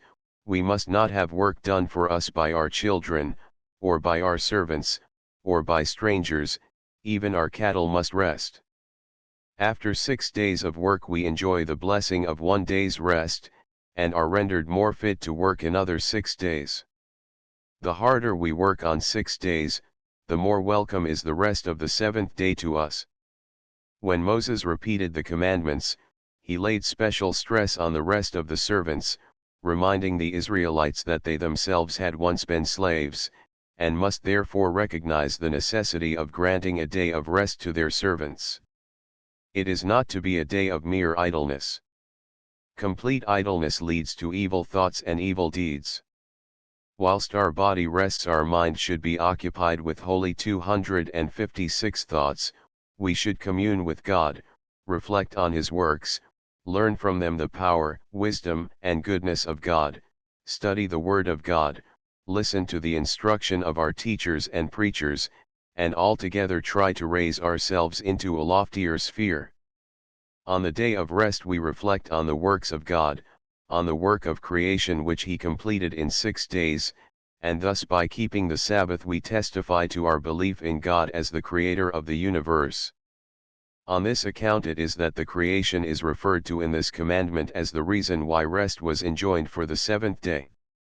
For in 6 days, and see therefore the Lord blessed the Sabbath day. The rest on the 7th day is a blessing to those who have worked hard during the preceding 6 days, it is a blessing to those who spend the Sabbath in a proper manner. And He hallowed it by giving man an opportunity to sanctify himself by more frequent communion with the Most Holy.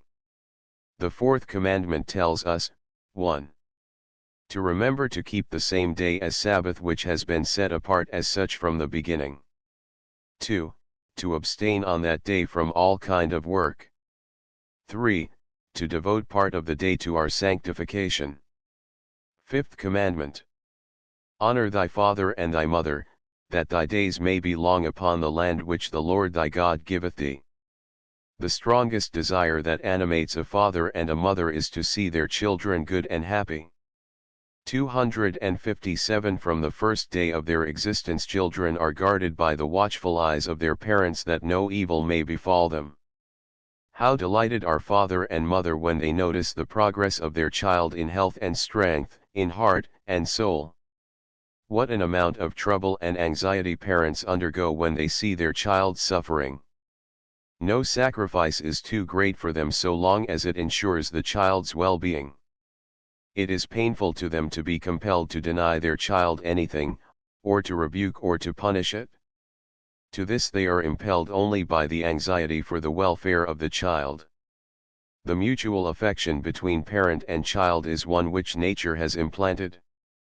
Without it the home would be the dwelling of misery and misfortune, with it comfort and happiness flourish therein.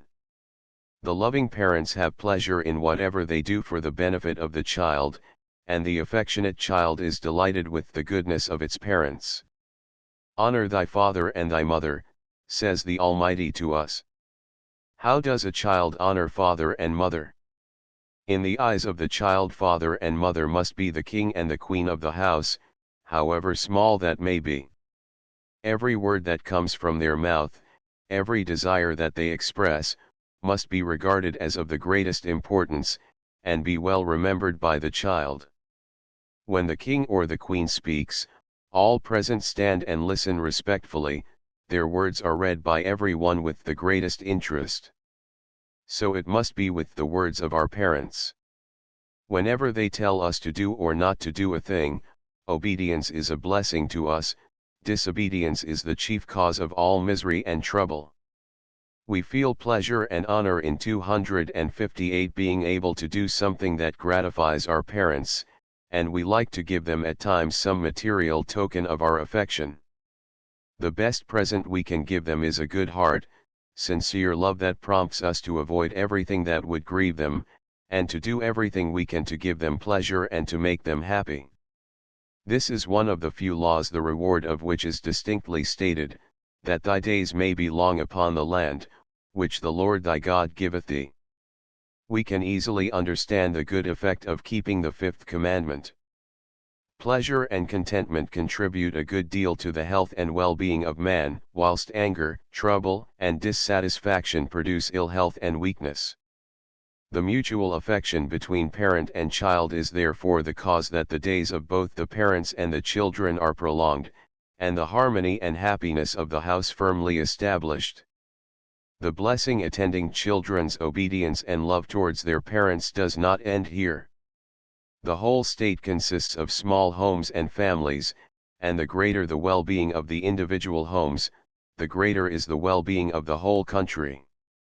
Thus the child, by acting in accordance with this divine commandment, contributes its share towards the prosperity of the whole country.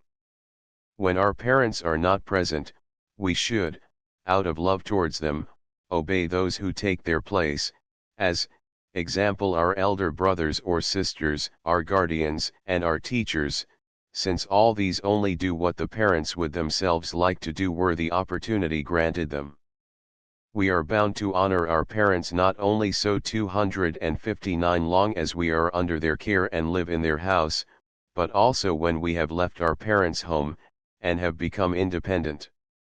Even when they have become old, weak, and poor, and we support them, we must not forget the natural relation between parent and child, and the honor due to parents from their children must still be shown to them.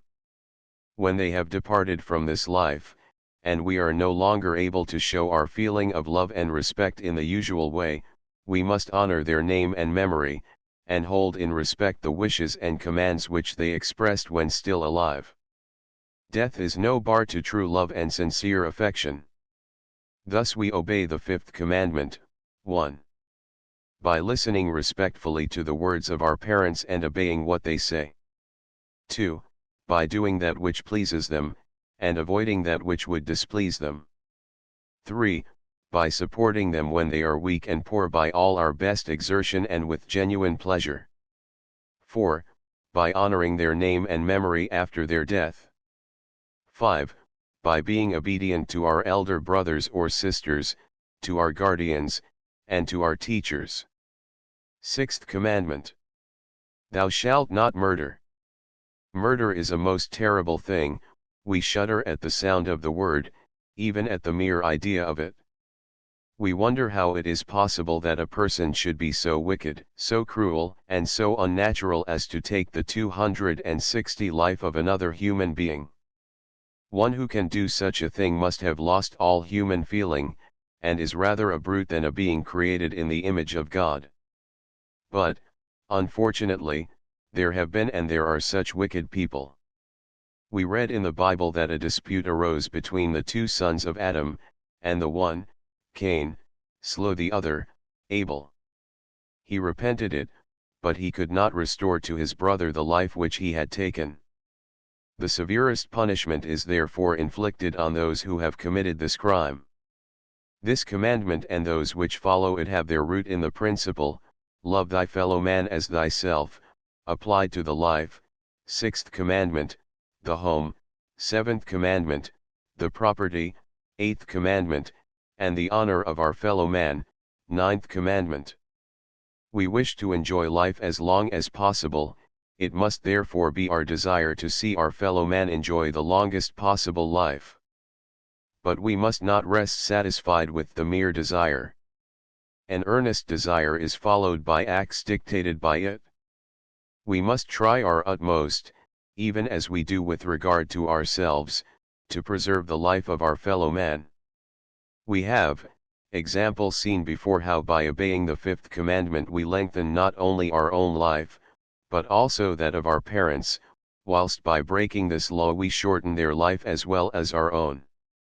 By supporting the poor and nursing the sick we may be the means of increasing a human life by many days or even years, whilst by neglecting the duty of charity we neglect to save the life of our fellow man when it is in our power to do so. Another instance of criminal neglect it would be if a person saw another 261 in actual danger of life, and did not try everything in his power to save him. Without having directly broken the sixth commandment, without having taken the life of our neighbor by violence, we may still be guilty of having shortened his life and caused his untimely death. Tale-bearers and slanderers, example, often undermine the peace and happiness of an individual, and even of a whole family, and sow the seed of misery and ruin where well-being and prosperity seemed well established. The sixth commandment enjoins that we should respect the life of our fellow man, and forbids us therefore, 1. To take it by violent means. 2. To do anything by which the peace and well-being of our fellow man might be undermined. 3. to neglect anything in our power to save our neighbor from direct or indirect danger of life. Seventh Commandment. Thou shalt not commit adultery. The institution of marriage is of very ancient date. When Eve had been formed out of the rib of Adam, and was brought to him, he exclaimed, She is bone of my bones and flesh of my flesh, and the account of the first marriage concludes thus, Therefore man shall leave his father and his mother and cleave unto his wife, and they shall be one flesh. General 2:24. Every married couple, husband and wife, bind themselves by a solemn promise to be true and faithful to each other, to remain throughout life united in love 262 and affection, and to establish a home founded on purity and sanctity. Adultery is the breaking of this promise.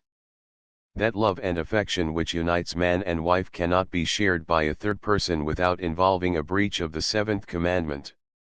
Jewish homes have always been distinguished by sanctity and purity. In order to retain this distinction, it is necessary that we should be trained in this virtue from our childhood. Our language must be pure and holy. Unclean and indecent expressions must never be uttered in our homes, either by the old or by the young. The purer our speech is, the more sanctified will our heart be. Bad society often corrupts the heart of the young through bad example in words and conduct. It is therefore essential that immoral persons should not come in contact with our children, that everything that is contrary to the virtue of modesty, should be rigorously excluded from Jewish homes. The seventh commandment forbids, 1. Faithlessness of a man to his wife, or a woman to her husband. 2. The use of improper and indecent language. 3. Immodest conduct. 4. Associating with immoral persons. Eighth commandment. Thou shalt not steal. We do not like that anyone should take a part of our property without our knowledge or consent. An old saying of the rabbis teaches, Let the property 263 of thy neighbor be as dear in thy eyes as thine own, Aboth 2:12, that is to say, as you do not wish a diminution or destruction of what is yours, so you must not cause a diminution or destruction of what belongs to your neighbor. By secretly taking anything for ourselves that does not belong to us, we steal, and break the eighth commandment. This commandment has also a wider sense, and forbids every illegal acquisition of property, whether it be directly by theft or robbery, or by cheating, by embezzlement or forgery.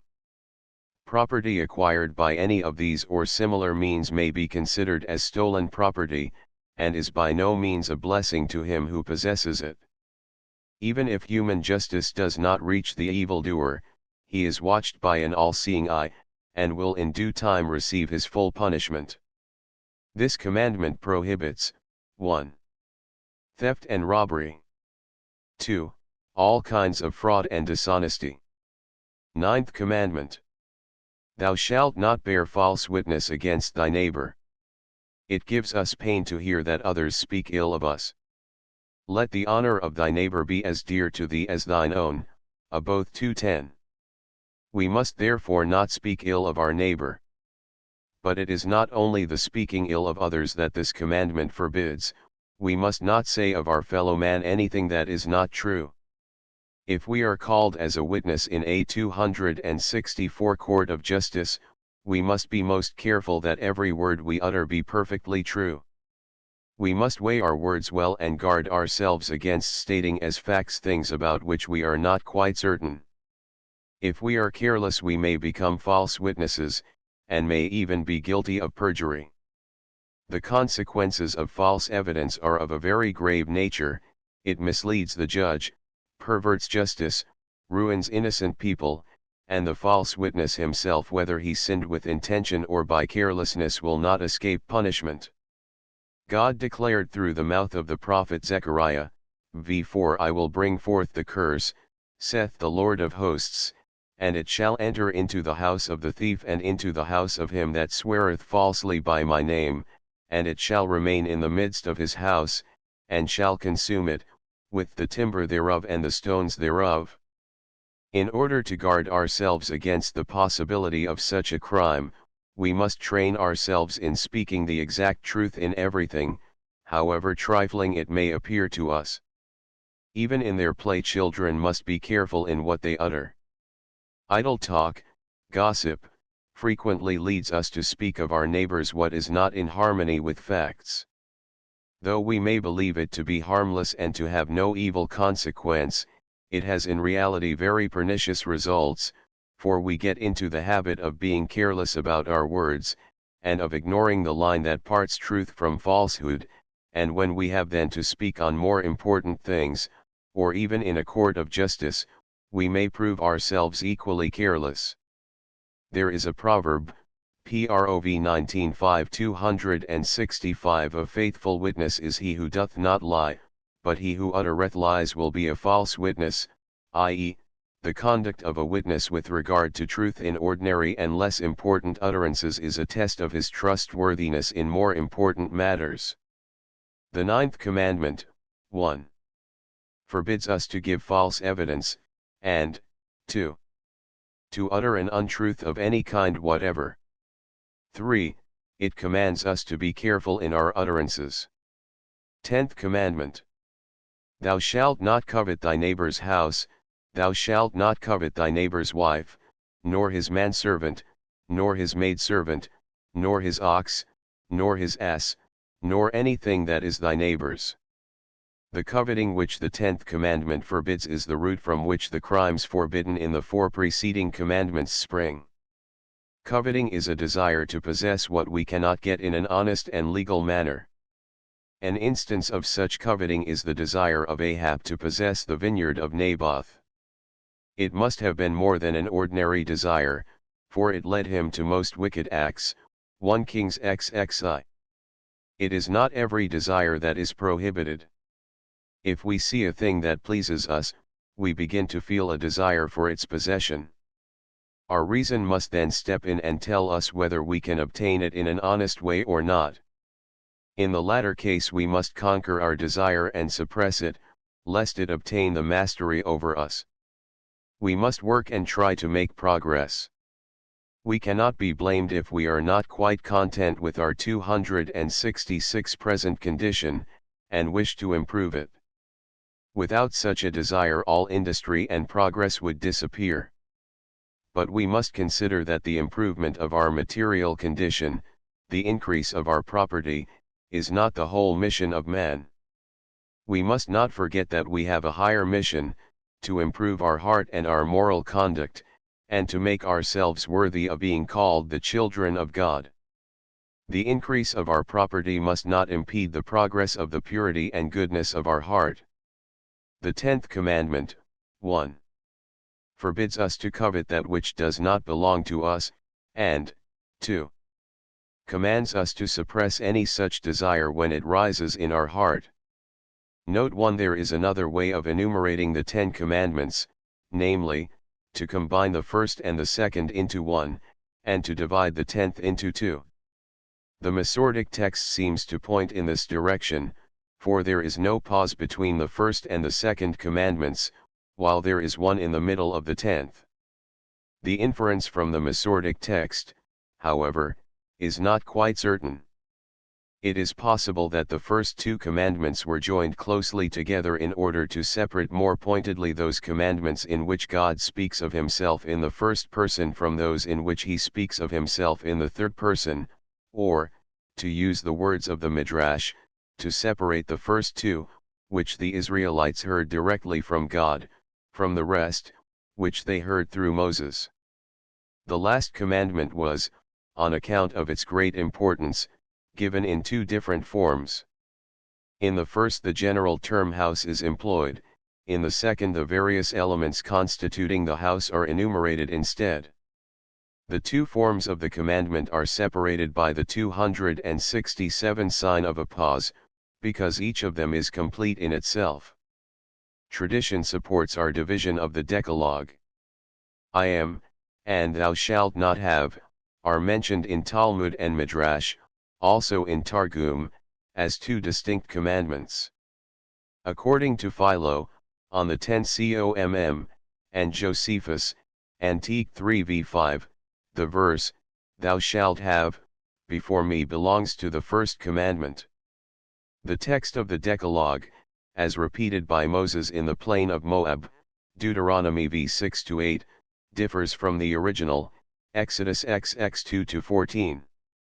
One of the differences, the first word of the fourth commandment, remember, in Exodus, and, observe, in Deuteronomy is pointed out in Midrash and Talmud, and also in the hymn for the eve of Sabbath, beginning, "Come, my friend." Tradition explains the first expression as referring to affirmative commandments, and the second to prohibitions. It further teaches that both expressions were spoken by God simultaneously, that is to say, the fourth commandment in Deuteronomy, though different in form, does not imply anything that has not been revealed by God on Mount Sinai. The same applies to all points of difference. Why did Moses introduce the alterations? Ibn Ezra, in his commentary on the Decalogue, is of opinion that the question need not be asked, or answered if asked, because in the repetition of a divine message the original words may be changed so long as the sense remains intact. But the addition of the phrase, "as the Lord thy God commandeth thee" in two cases, and the reference to the deliverance from Egyptian servitude, substituted, in Deuteronomy, in the fourth commandment for the reference to the creation, in Exodus, lead us to think that the changes were not introduced unintentionally or without any purpose. The repeated Decalogue is a portion of an address in which Moses exhorted a new generation in the plains of Moab to obey the divine law. It is, therefore, not unlikely that he made additions 268 and alterations for the sake of emphasis, where he noticed a certain laxity among those whom he addressed. Having come in contact with heathen nations and observed their rites in connection with their sacred days, the Israelites may have been inclined to imitate them. They were therefore exhorted to sanctify the Sabbath in the way God commanded, hence also the more emphatic "observe." A similar reason may have caused the addition of the same phrase, "as the Lord," and "see," to the fifth commandment. The participation of a portion of the Israelites in the licentious feasts of the Moabites and Midianites disturbed the peace of their homes and loosened the sacred family tie. Moses therefore points to the divine origin of the law commanding obedience to parents, and also emphasizes the blessings which it will yield by adding the words, "and in order that it may be well with thee." The change of circumstances has also caused another alteration in the fourth commandment. During the 40 years which the Israelites were compelled to spend in the wilderness, they almost forgot the condition of their former servitude. The new generation did not know it at all, and they grudged their slaves the one day of rest in the week. They were therefore reminded of their servitude in Egypt, and were asked to remember it in order that they might, out of gratitude to the Almighty, keep the Sabbath as He commanded them. Another indication that changed circumstances caused the alterations is noticed in the 10th commandment. Having arrived at the border of Palestine, the Israelites were about to take possession of houses and fields, and 2.5 tribes were already in possession of landed property. The term house, which at first denoted the home or the household, including the wife, was now in the minds of the people chiefly a permanent building. The wife, the center and the chief element in the home, was therefore substituted for the house in the first part of 269 the commandment, and vice versa, the house for the wife in the second part, where appropriately nor his field has been added the substitution of "thou shalt not desire," for the original "thou shalt not covet," may have been intended to teach the Israelites that all kinds and degrees of desire were forbidden, and to remind them of the consequences of desire which they had experienced at the graves of the desire, number 11.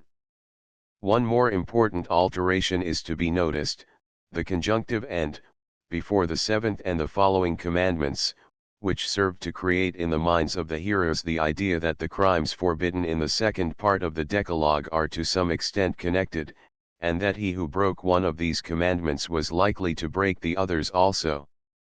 We are thus bidden to be on our guard, and to take good care that none of them be violated by us.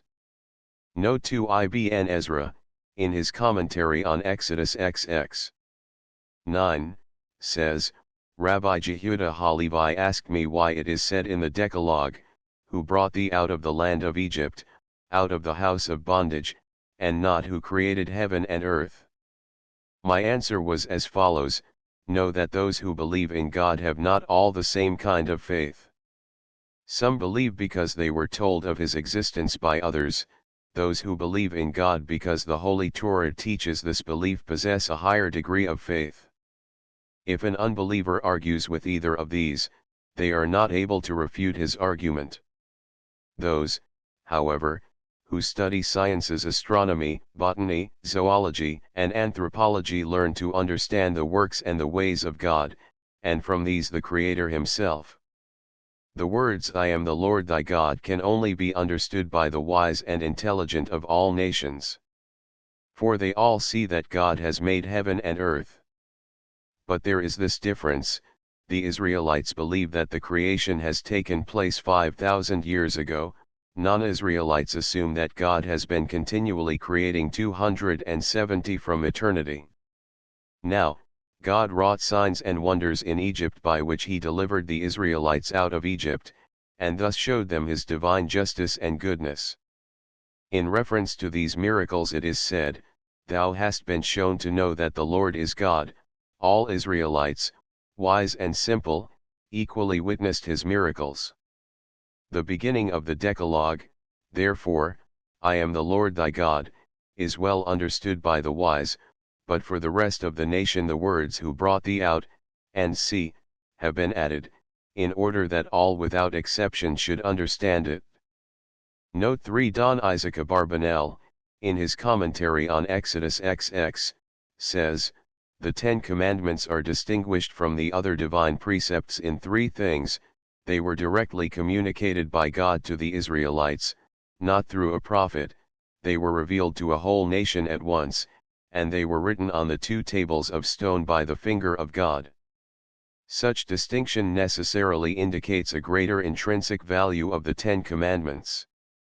My opinion is therefore that they are laws of a general character, and principles including all the 613 precepts which the Holy One, blessed be he, gave to his people, e.g., love and worship of God, sanctification of his name, submission to his judgment, fear of God, reverence of his sanctuary, and other duties towards God, Passover, tabernacles, tefillin, mezuzah, and such other precepts as are a memorial of the departure from Egypt, the separation of the firstborn, tithes, and see, all these duties are implied in the first commandment.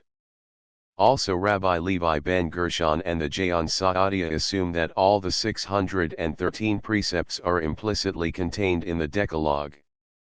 Although all precepts involving practice are implied in the Decalogue, and even allusions to each one of the 13 principles of faith may be discovered in it, there is no precept concerning our faith. It has already been proved by Rabbi Kistay that by the divine commands we are either 271 told to do a certain thing, or told not to do a certain thing, but what we have to believe or not to believe the Almighty taught us through signs, wonders, and revelation. The words "I am the Lord thy God, who brought thee out of the land of Egypt, out of the house of bondage," teach a certain truth, a principle from which many of the 613 precepts may be derived, but which is in itself no commandment. The Decalogue must therefore not be understood as designating 10 commandments, but 10 words or 10 paragraphs indicated in the Hebrew text by the pauses, or spaces left between two paragraphs. The 10 words were written on 2 tables, 5 on each. The first 5, containing positive and negative precepts, with the announcement of reward and punishment, were exclusively addressed to the Israelites. The latter 5 are simple prohibitions without any mention of punishment, because they were addressed to man as man, and include only such laws as are also suggested to him by human reason, without direct revelation. Rabbi R.S. Hirsch, in his commentary on Exodus XX, says in reference to the first commandment, as this verse is not understood as a mere declaration, but as a commandment, it does not say I am thy God, but I, the Lord, shall be thy God, and thus contains as the foundation of all our duties towards God an exhortation to acknowledge the sovereignty of God. The so-called belief in the existence of God, as ancient and modern theologians generally express this idea, differs widely from that which underlies this fundamental doctrine of Judaism. The truth which affords me the foundation of a Jewish life is not the belief that there is a God, or that there is only one God, but the conviction that this one, only, and true God is my God, that He has created and formed me, has placed me here, and given me certain duties, that He constantly makes and forms me, preserves, protects, 272 directs, and guides me, not the belief that I, an accidental product of the universe whose first cause He was millions of years ago, am through a chain of thousands of intervening beings related to Him, but the belief that every moment of my existence is a direct personal gift from the Almighty and All-Good, and that every moment of my life ought to be spent in His service, not the knowledge that there is a God, but the recognition of God as my God, as the sole cause of my fate, and my sole guide in all that I do, gives me the foundation for my religious life. The response to the exhortation, I shall be thy God, is Thou art my God.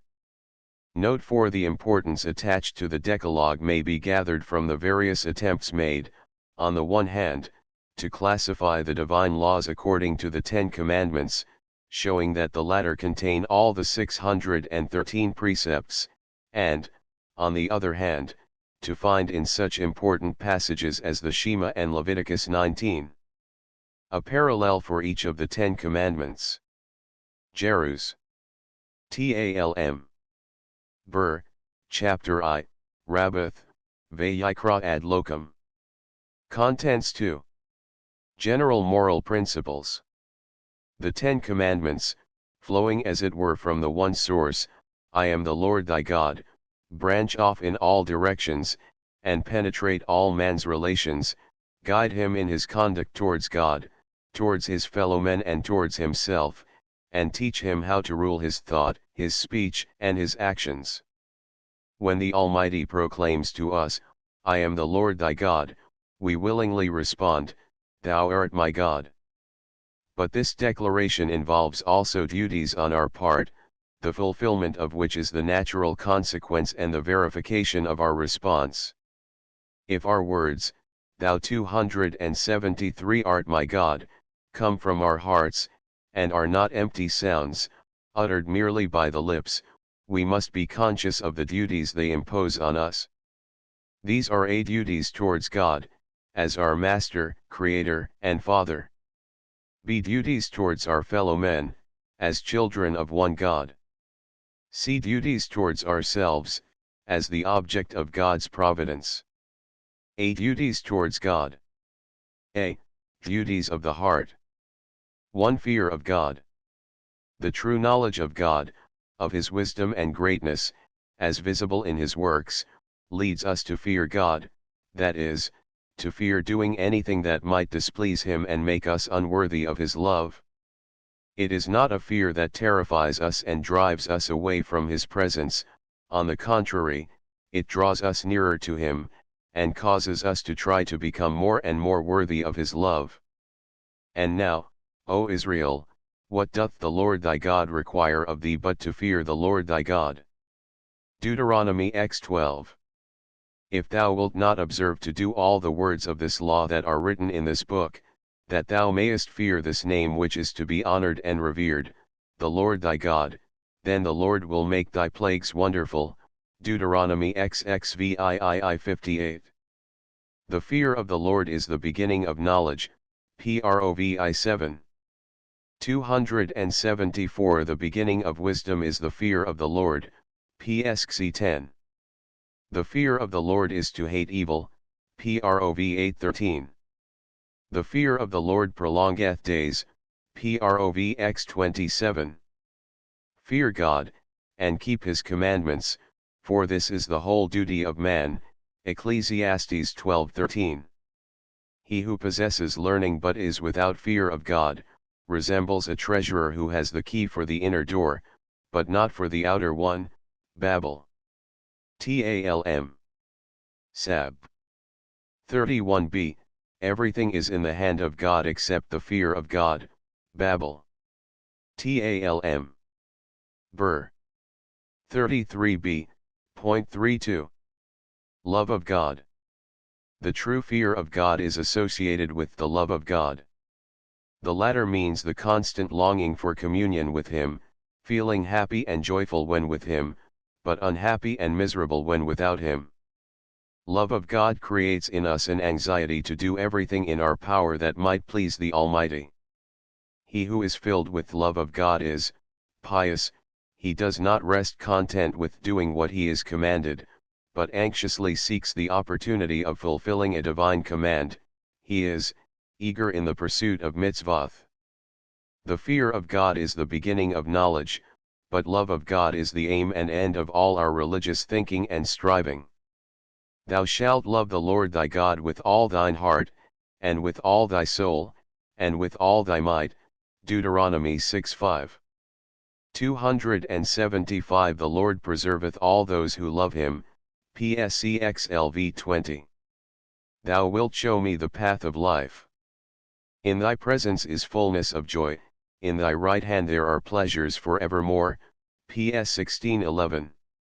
As the hart panteth after the water brooks, so panteth my soul after thee, O God, PS Lydie 2.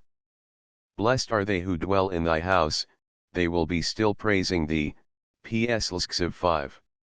The desire of our soul is to thy name, and to the remembrance of thee, Isa XXVI 8. I will rejoice in the Lord, I will joy in the God of my salvation, Hab 3:18. 3. Gratitude towards God. All that we possess, the very breath we breathe, is a present received at the hands of the Almighty. Whatever success we desire to achieve, whatever undertaking we desire to accomplish, we must ourselves first strive for it to the utmost of our power, and this done, we may hope for the divine blessing. When we have attained what we sought, we are warned against believing that our power and the strength of our hand hath gotten us this wealth.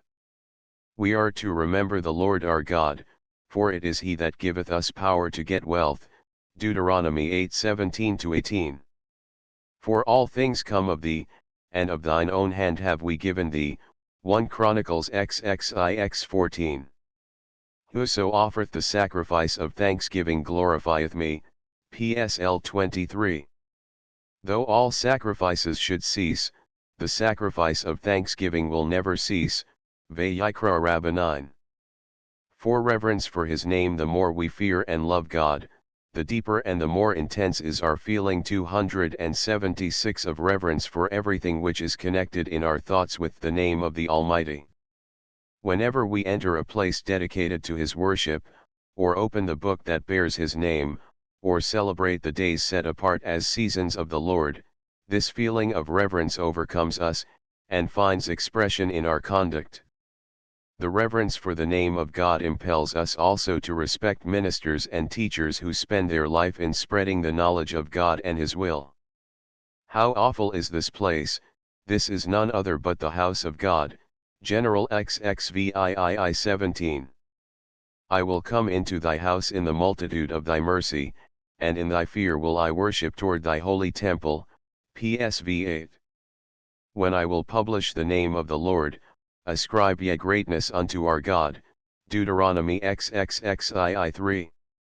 5. Obedience to the will of God. Whatever the Almighty, whom we love and fear, bids us do, we not only do, but find pleasure in doing. To obey is better than sacrifice, and to hearken than the fat of rams. For rebellion is as the sin of witchcraft, and stubbornness is as iniquity and idolatry, 1 Sam 15:22, 23. But this thing commanded I them, saying, Obey my voice, and I will be your God, and ye shall be my people, Jah 7:23. Thy statutes have been my song in the house of my pilgrimage, PS 6:54. Thy testimonies have I taken as an heritage forever, for they are the rejoicing of my heart, PS 6:111. Sacrifice and offering thou didst not desire, mine 277 ears hast thou opened, burnt offering and sin offering hast thou not required. Then said I, Lo, I come with the volume of the book written for me, I delight to do thy will, O my God, yea, thy law is written within my heart, PSXL 7-9. 6. Faith and confidence in God. God is all-kind, all-wise, and all-powerful. The Lord is good to all, and his mercy is over all his creatures, he wills that which is good for us. Being all-wise, he knows best what is good for us, and by what means it can be attained. Being all-powerful, he can always carry his will into effect. He is, therefore, the only being to whom we can safely entrust ourselves everywhere and always. In his words and commands, exhortations and warnings, we have the best and surest guide through life. Our confidence in God causes us to turn to him for help in time of need, and for comfort in time of sorrow. Into his hand I commend my spirit, when I sleep and when I wake, and with my spirit my body also, the Lord is for me, and I shall not fear. Daily prayers, morning service. Blessed is the man that trusteth in the Lord, and whose hope the Lord is, Jah 17:7. Trust in the Lord, and do good, PSXXXVII 3. Wait on the Lord, be of good courage, and he shall strengthen thine heart, and wait on the Lord, PSXXVII 14. The Lord is my shepherd, I shall not want, PSXXII 1. 7. Resignation to the will of God. Trusting in God's goodness, we are contented with the lot which 278 he determined for us. When we are prosperous we hope for his protection, lest we become corrupted and unworthy of his goodness. When we fail, faith in God will keep us from despair and encourage us to fresh attempts. When misfortune befalls us which it is impossible for us to remedy, we resign ourselves unto his will, and say, The Lord gave, and the Lord hath taken away, blessed be the name of the Lord. My flesh and my heart failed, but God is the strength of my heart and my portion forever, PS Z 8:26. I am in a great strait, let us fall now into the hand of the Lord, for his mercy is great, 2 Sam XXIV 14. We are bound to bless God in evil even as we bless him in good fortune.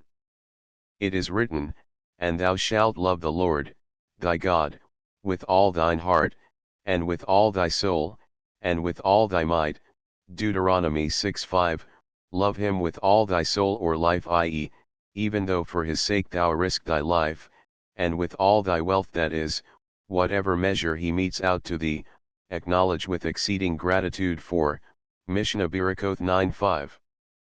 b. Duties towards God, in speech.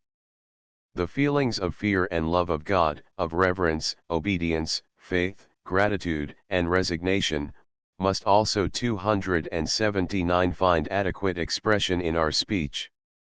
God, the Omniscient, knows our thoughts and sentiments, and there would be no necessity for giving them an outward expression, if we only intended thereby to make them known to the Almighty. But as in our relations to our fellow men, e.g., to our parents or to our children, we frequently, in obedience to an irresistible impulse, communicate to them in words what we think and what we feel, even when convinced that we only tell them things well known to them already, so we address the Almighty, who is everywhere near unto us, and listens to our speech, although our wishes are known to him before we utter them, and our innermost feelings are open before him before we express them in words. We are aware that there is an immeasurable difference between the divine being and earthly creatures like ourselves. We know that he is not subject to human weaknesses, and that the audible sound of words cannot move him more than the thoughts and feelings that prompt the words to come forth. And yet the mere communion of our heart with our Creator does not satisfy us, we feel ourselves impelled by some inner force to give it an outward expression. Besides, there is a constant interaction between our thoughts and our spoken words. Thoughts and feelings that remain unspoken are seldom permanent, we soon cease to be conscious of them ourselves, and they often disappear without leaving any trace behind them, whilst sentiments and ideas expressed in spoken words become strengthened and take a deeper and firmer root in our hearts. The relationship between our lips and our heart is therefore 280 of mutual benefit to both. The words uttered with the lips receive their value and importance from the heart, and the emotions of the heart derive strength and support from the lips. One prayer: all our feelings and sentiments towards the Almighty, our love and fear, faith and confidence, gratitude and resignation, find in divine worship their due expression. When our soul is full of the love of God, and yearns for His presence, we call upon Him in hymns and songs of praise, and He is nigh to all them who call upon Him, to all that call upon Him in truth. PSCXLV 18. I will sing unto the Lord as long as I live, I will sing praise to my God while I have any being. Let my meditation be sweet unto Him, I will rejoice in the Lord. PSCIV 33, 34. Praise ye the Lord, for it is good to sing praises unto our God, for it is pleasant, and praise is comely. PSXLAI 1. I will bless the Lord at all times, His praise shall continually be in my mouth. PS Thursiv 2. O Lord, open my lips, and my mouth shall show forth thy praise. PSLI 17. Our desire to please Him whom we love sincerely, our longing for an opportunity to do what is good in His eyes, ought not to remain hidden and silent. The sooner and the more frequently we give expression to these wishes in audible words, the sooner do they become realized, and the sooner are the promptings of our heart followed by deeds. With my lips have I declared all the judgments of thy mouth. PS 6:13. 281 How sweet are thy words unto my palate, yea, sweeter to my mouth than honey. PS 6:103. Let my tongue sing of thy word, for all thy commandments are righteousness. PS 6:172. We fear lest we offend and displease Him by our words or acts, we recall to our mind the holiness of a God who has no pleasure in wickedness, and with whom evil shall not sojourn. PSV 5, we not only meditate on the Holy One, but speak and sing of Him. Our meditation finds expression in songs on the holiness of God, and these songs again supply fresh material for meditation. We thus hope to fence and guard our heart against the intrusion of anything unworthy of the presence of the Most Holy. Who shall ascend the hill of the Lord, and who shall stand in His holy place? He that hath clean hands and a pure heart. PSXXIV 3, 4. I will wash mine hands in innocency, so will I compass thine altar. PSXXVI 6. Our weakness and helplessness in many conditions of life fill us with trouble and care. When we enjoy good health, we fear a change might take place. In possession of wealth, we are in anxiety, it might be taken from us. The pleasures of home and family we know to be but temporary, how soon may sorrow visit us there. From all these fears and anxieties we seek and find refuge in Him, who is a stronghold to the weak, a stronghold in times of trouble. PS 9:10. We tell Him confidently all the troubles and cares of our heart, as we would do to a friend who is always willing and ready to help us.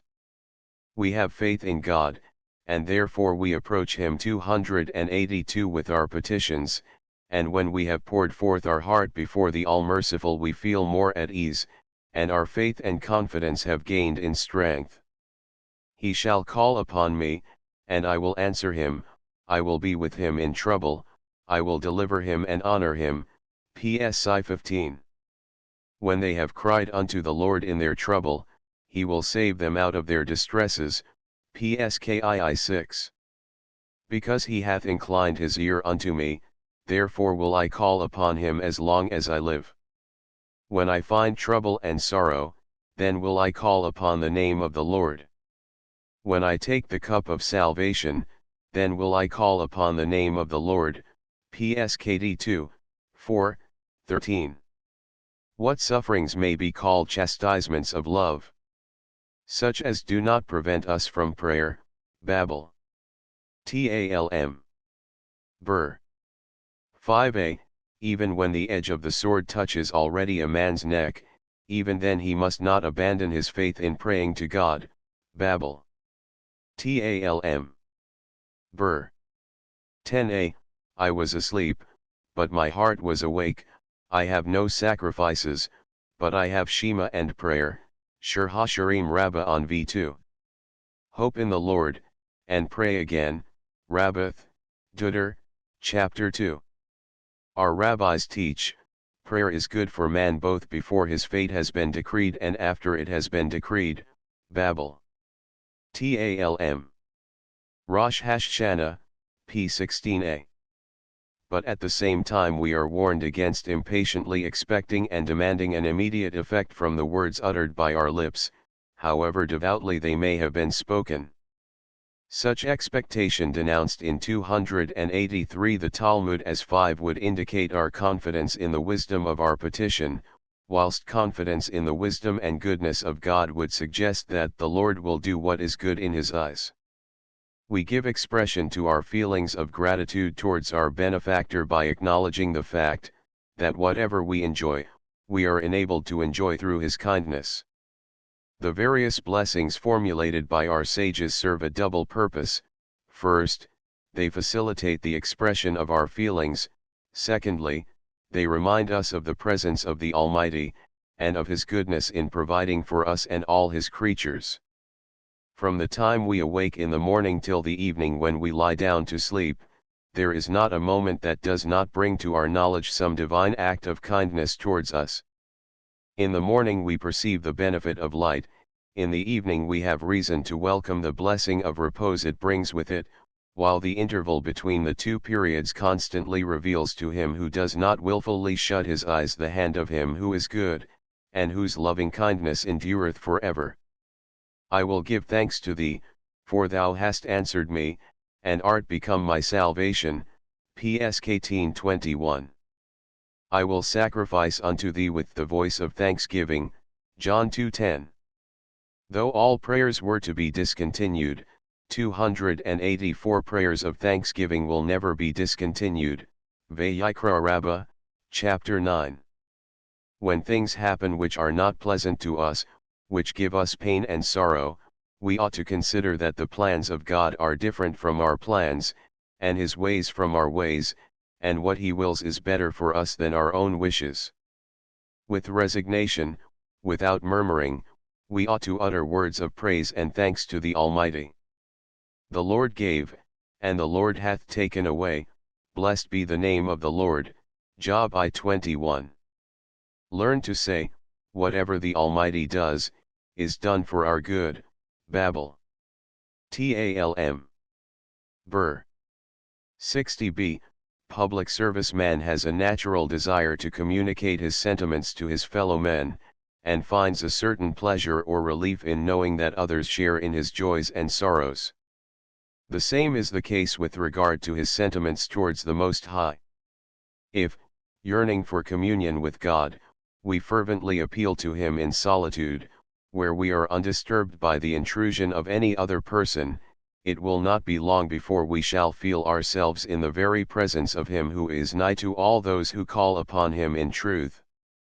Standing before the Almighty, the Creator and Master of the whole universe as well as of ourselves, we should like all nature to join in his praises, and we summon the inhabitants of the heavens above, his angels and hosts, sun, moon, and all the stars of light, and the dwellers on earth below, inanimate and animate, irrational and rational, kings with their peoples, to come and to praise the name of God.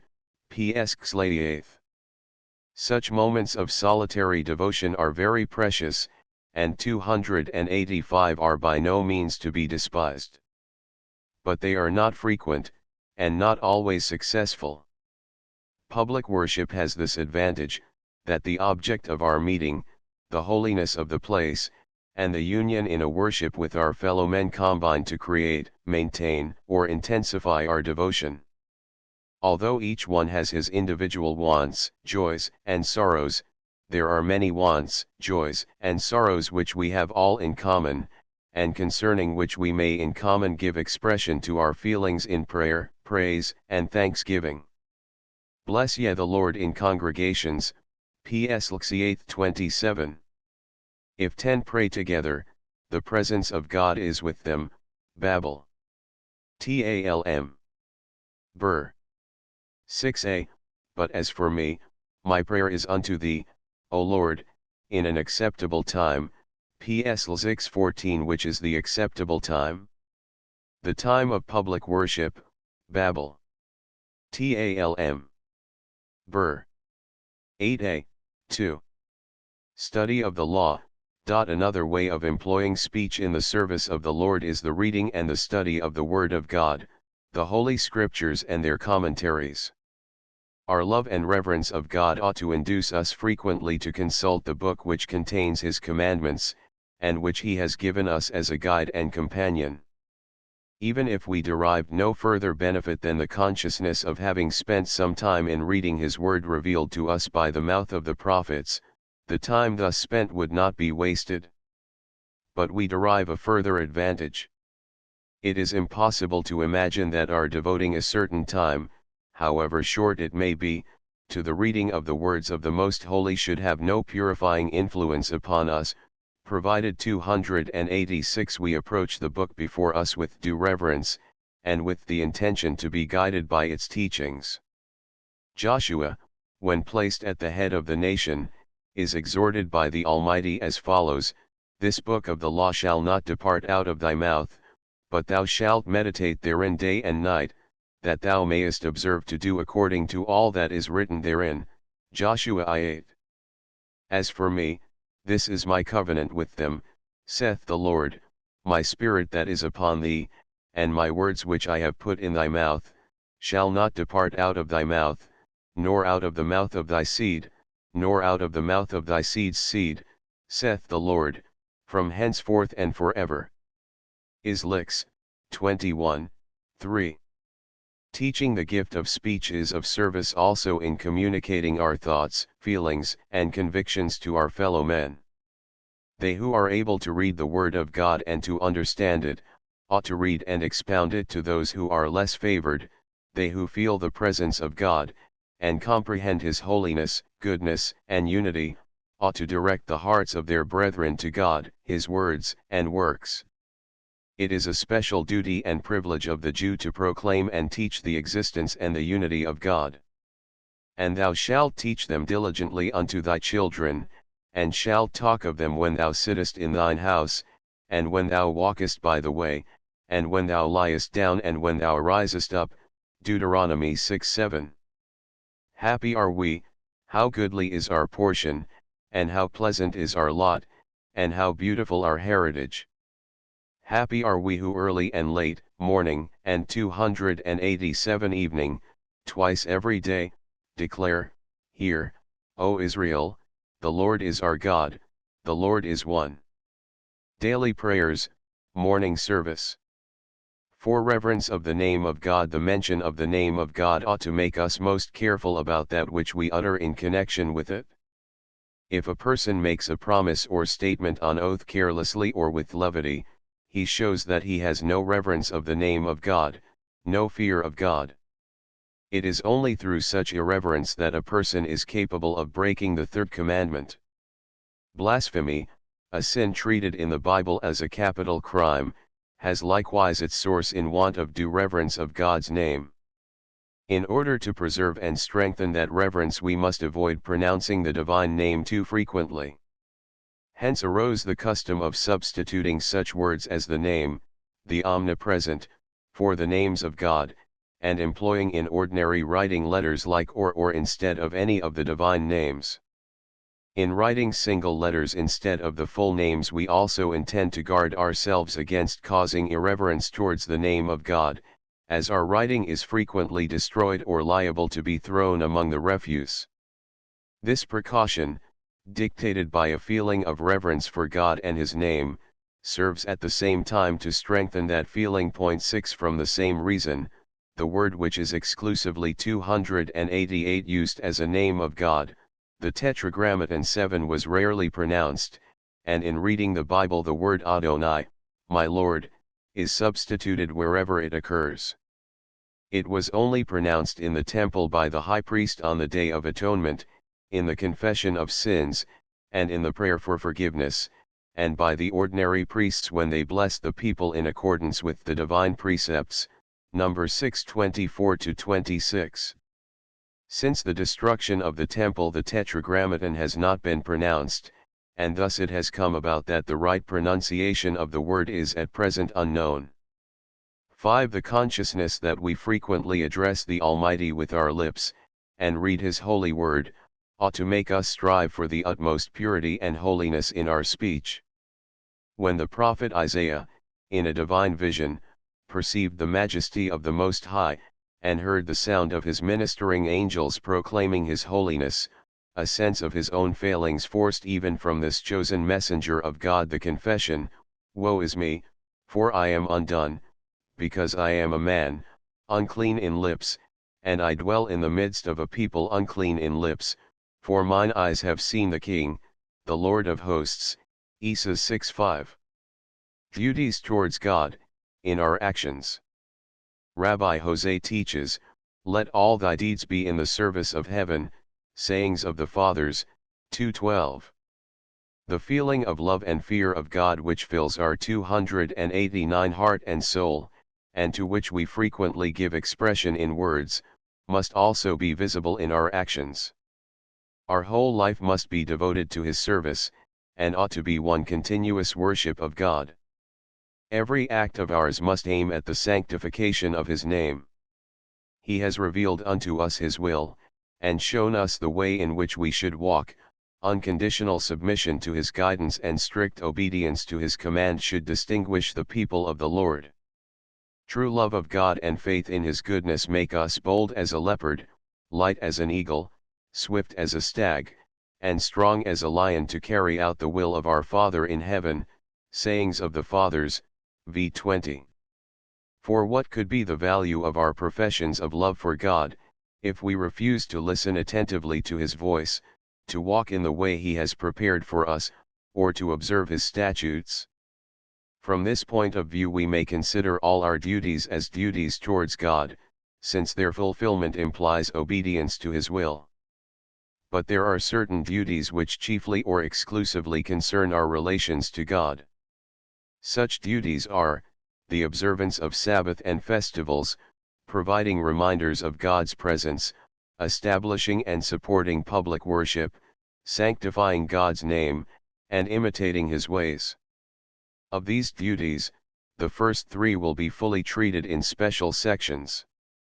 The sanctification of God's name is a duty incumbent on all mankind, but it is incumbent on us Jews in a higher degree, for we are called the people of the Lord, the chosen people, a holy nation, and a kingdom of priests.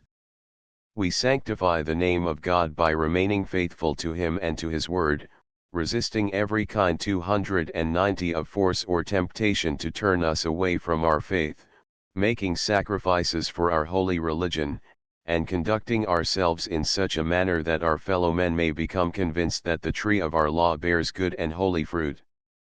Every action that brings disgrace upon us as Israelites, and causes our neighbors to despise the people of the Lord, who profess to be the guardians of the revealed Torah, is profanation of the name of God. "And ye shall not profane my holy name, but I will be hallowed among the children of Israel." Leviticus XXII 32. Profanation of the name of God is a greater sin even than idolatry, Babel. Talm. Sanhedrin 106a. Imitating the ways of God, we know that God is perfect, and that all his ways are perfect. We are conscious also of our weakness and of the impossibility of ever becoming perfect. But this conviction must not deter us from seeking perfection as far as our nature permits it, or from setting before us the ways of God as an example for us to follow, as the aim which should direct the course of our life, the balance in which to weigh our actions, and the test by which to determine their value. Ye shall be holy, for I, the Lord your God, am holy.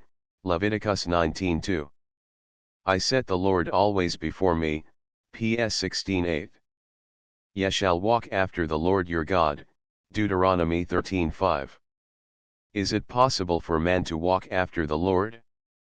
Has it not been said, the Lord thy God is a consuming fire? Ibid 4:24. The meaning of the verse, however, is this: follow the ways of God. He clothes the naked, as we are told, and the Lord God 291 made coats of skin for Adam and his wife, General 3:21, do the same. He visits the sick, as is indicated in the words, and God appeared to him in the plain of Mamre, Ibid 18:1, you must also visit the sick. He comforts the mourners, as appears from the passage, and it came to pass after the death of Abraham, that God blessed his son Isaac, Ibid XXV 11, do the same, and comfort mourners, and see, Babel. TALM. Soda 14a. It may happen that we are sometimes disposed to exclude a fellow man from our brotherly love. It would be against human nature to love those who have hurt or wronged us. But, on the other hand, we are taught that we must keep our heart free from feelings of revenge and hatred. If an offense has been committed against us by our brother, the law directs us as follows: thou shalt not hate thy brother in thine heart, thou shalt surely reprove thy neighbor, and not bear sin against him. Thou shalt not revenge, and thou shalt not keep a grudge against the children of thy people, but love thy fellow man like thyself. I am the Lord. Leviticus 19:17, 18.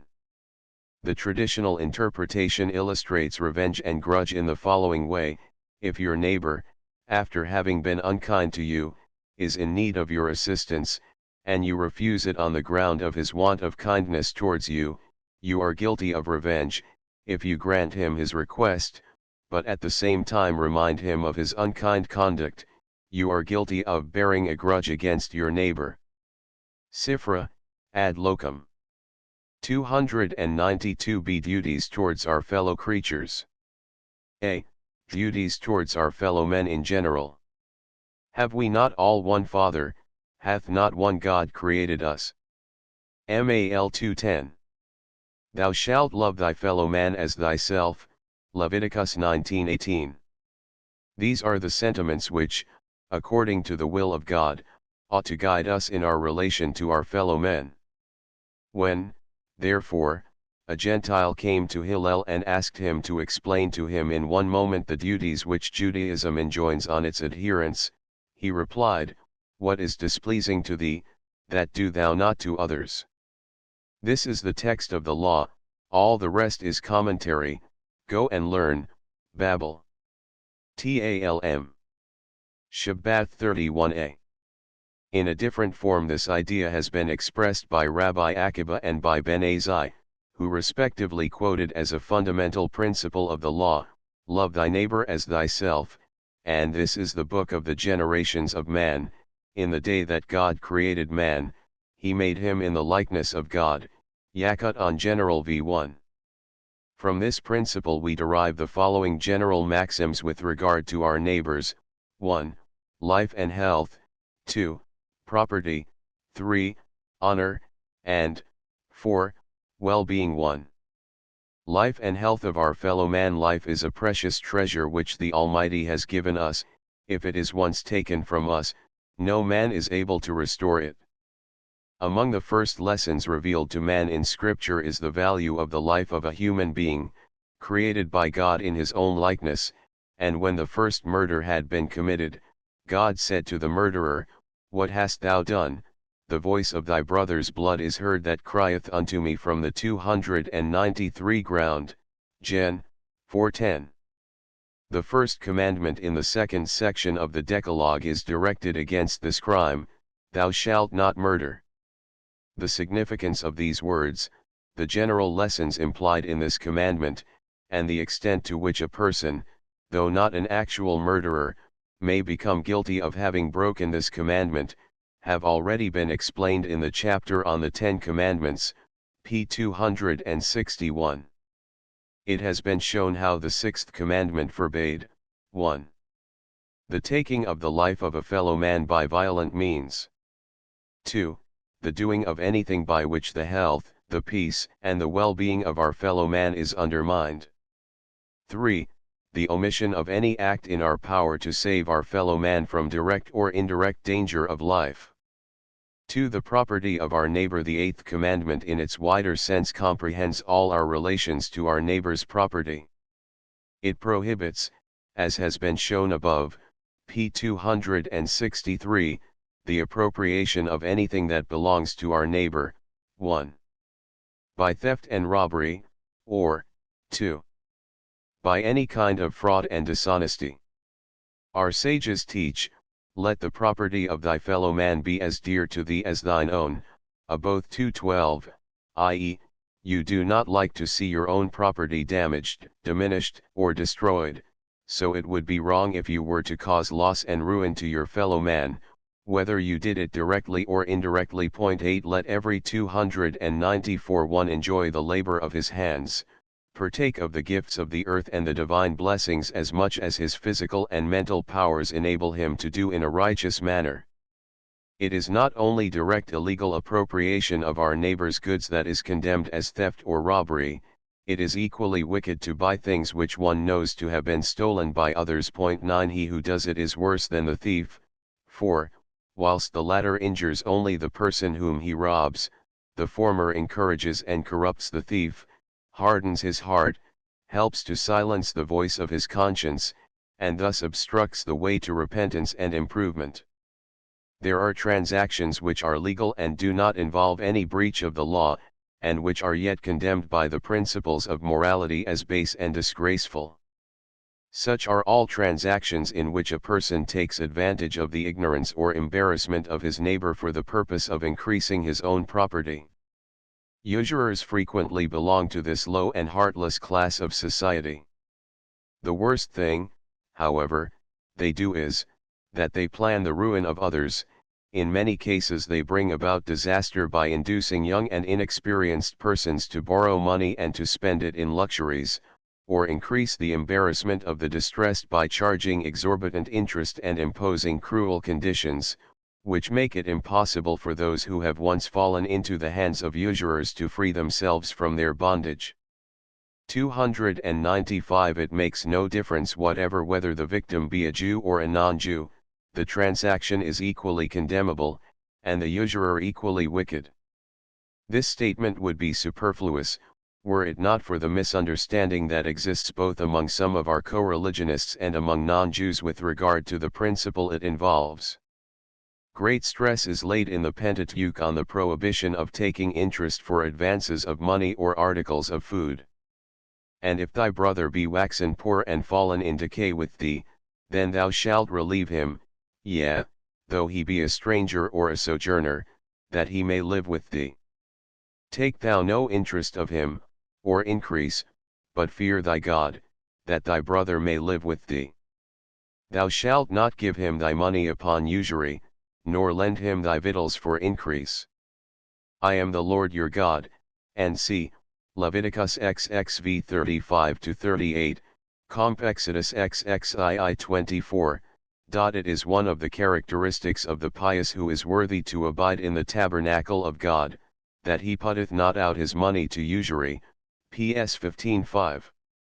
The strict prohibition to take interest on advances of money or goods served a twofold purpose.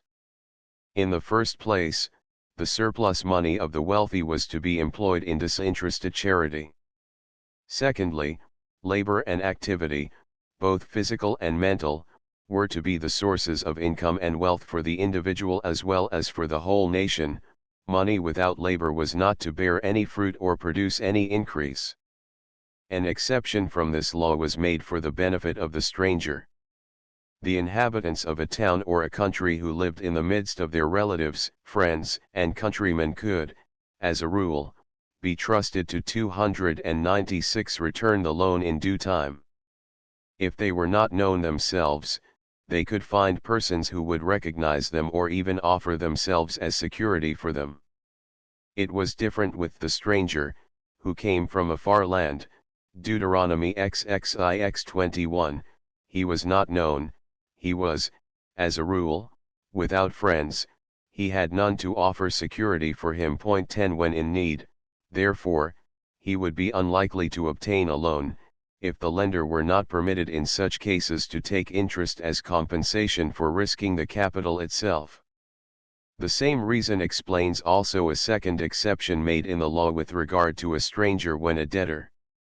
The payment of old debts is, as a rule, a great hardship to the insolvent, especially at a time when the benefit derived from the loan has already been forgotten. It was therefore ordained that every 7 years a remission of all debts should take place. The debtor that lived in the country could easily be urged or forced to pay his debts, and the creditor could safely expect that he would receive his money before the year of release began.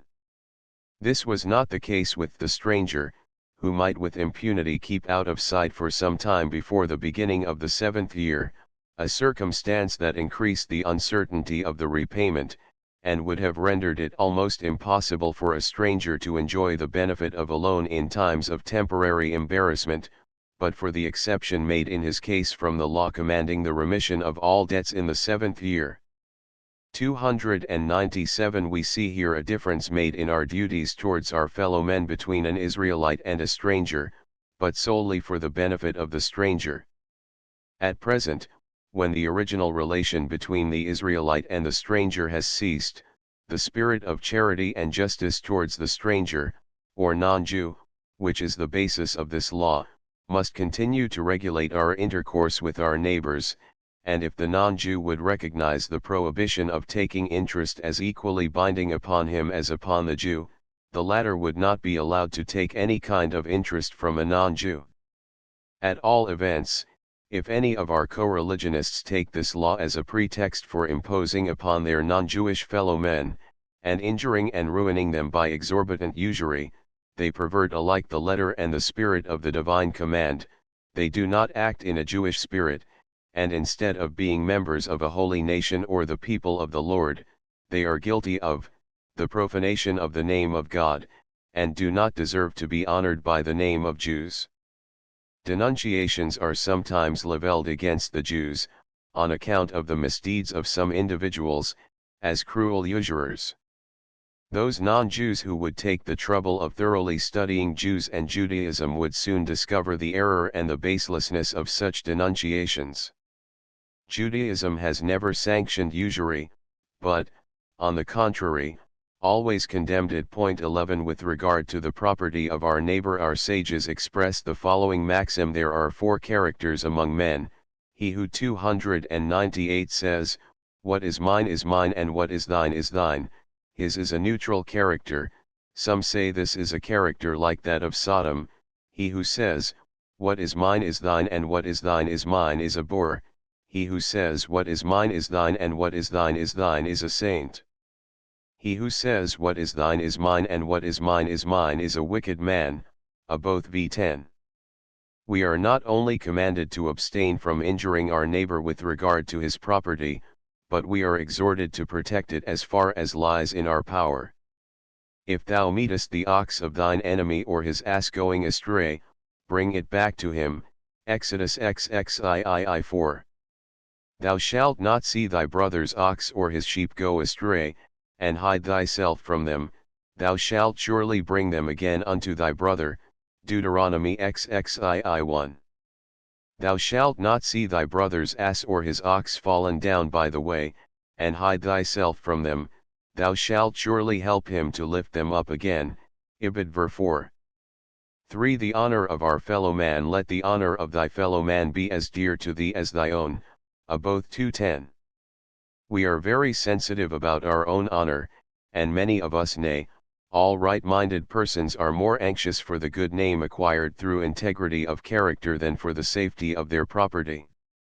We must be equally sensitive about the honor of our fellow man, and take good care lest we damage his repute by falsehood, slander, or spreading evil reports in apparently innocent gossip. An evil tongue is a serious failing from which few are exempt. Even if a person is not guilty of the sin of evil speech, he does not entirely escape the dust. 299 Of the evil tongue, babble. Talm. B. Bathra 165a.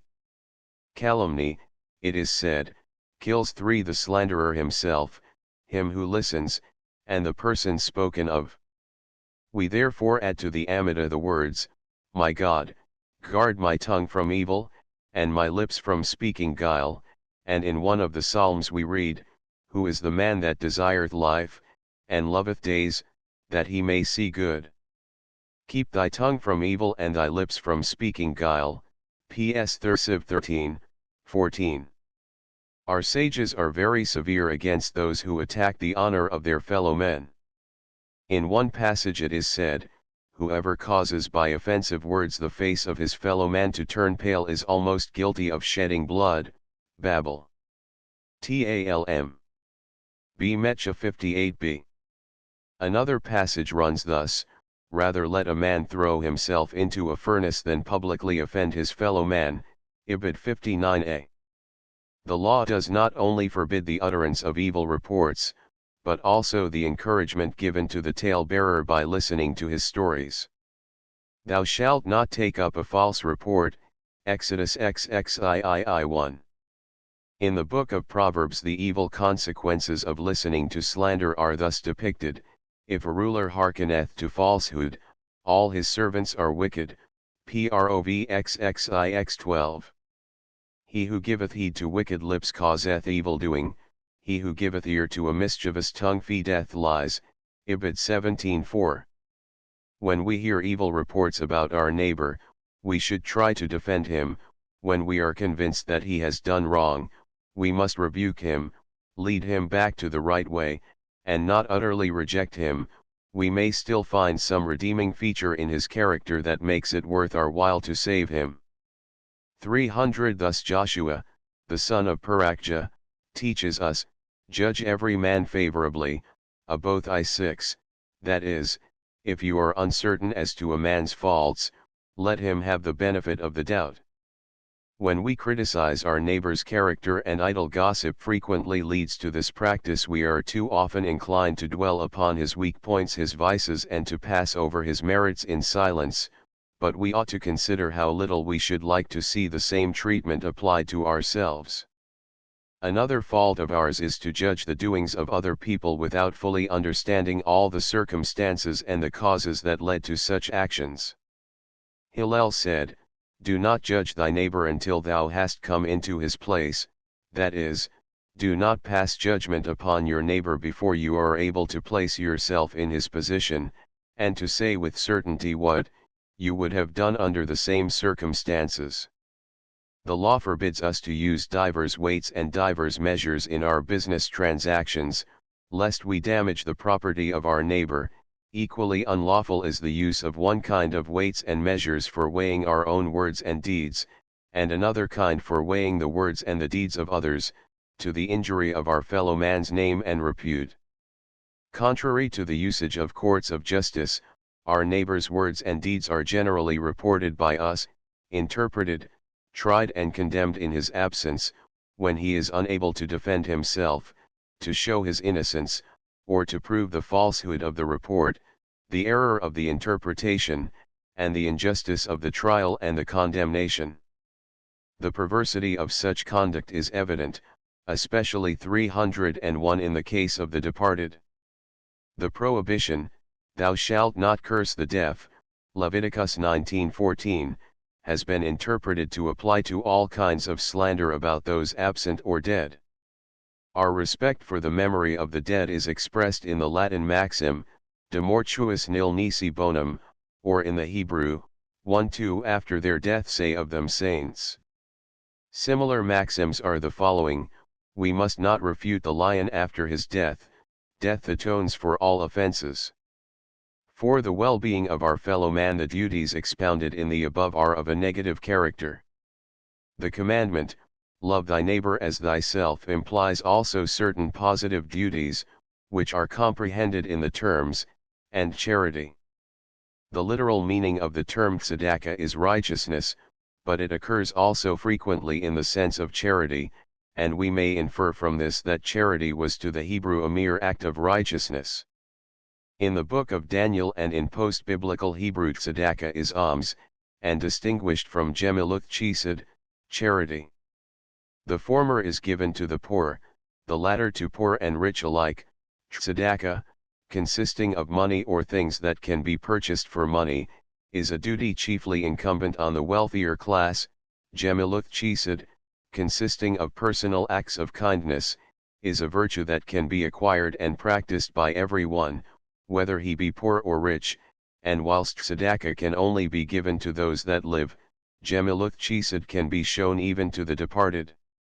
302 When Jacob asked his son for a burial in the cave of Machpelah, he relied on his son's kindness and truth, and the Midrash adds the remark, kindness shown to the dead is an act of true love, as there can be no prospect of gratitude or repayment.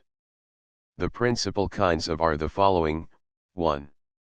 Visiting the sick. 13 The object of the visit ought to be to cheer up the sufferer by pleasant conversation, to assist him by good advice, to render him any service that is wanted, to inspire him with hope, and to strengthen his faith in God by the comforting words of Scripture and by prayer. 2. Accompanying the dead to his last resting place, and doing everything that our love and regard for the departed requires. Almost every Jewish community includes an association whose members undertake to perform personally, as far as possible, these acts of love. Such a society is generally called the Association for Practicing Loving Kindness Towards Our Fellow Men, or Holy Association, that is, an association for a holy object. 3. Comforting the mourners, who find relief in the conviction that their fellow men have sympathy with them. 4. Peacemaking. War, whether carried on between nations, or between parties, or between one individual and another, is equally detestable, and all those who by their exertion and intercession contribute to a diminution of warfare are 303 engaged in praiseworthy work. The principal prayers in our liturgy conclude with a petition for peace, and we look forward for the state of uninterrupted peace, the messianic time, as the most perfect condition of mankind. Forbearance, a kind word, a judicious counsel, frequently averts the great evil of strife and enmity. Peace, harmony, and friendship are best promoted by 5. Judging favorably the deeds and words of our fellow men. It is not an easy task to correctly estimate the motives which guide our neighbor in his actions, and in doing so we err frequently, but it is better to err by overestimating them, since this produces far less harm than going astray in the other direction and speaking ill of others without any justifiable cause. Conduct like this leads to peace and happiness within and without. Speaking peace to all his seed is the climax of the virtues praised in Mordecai, the Jew, Esther x3.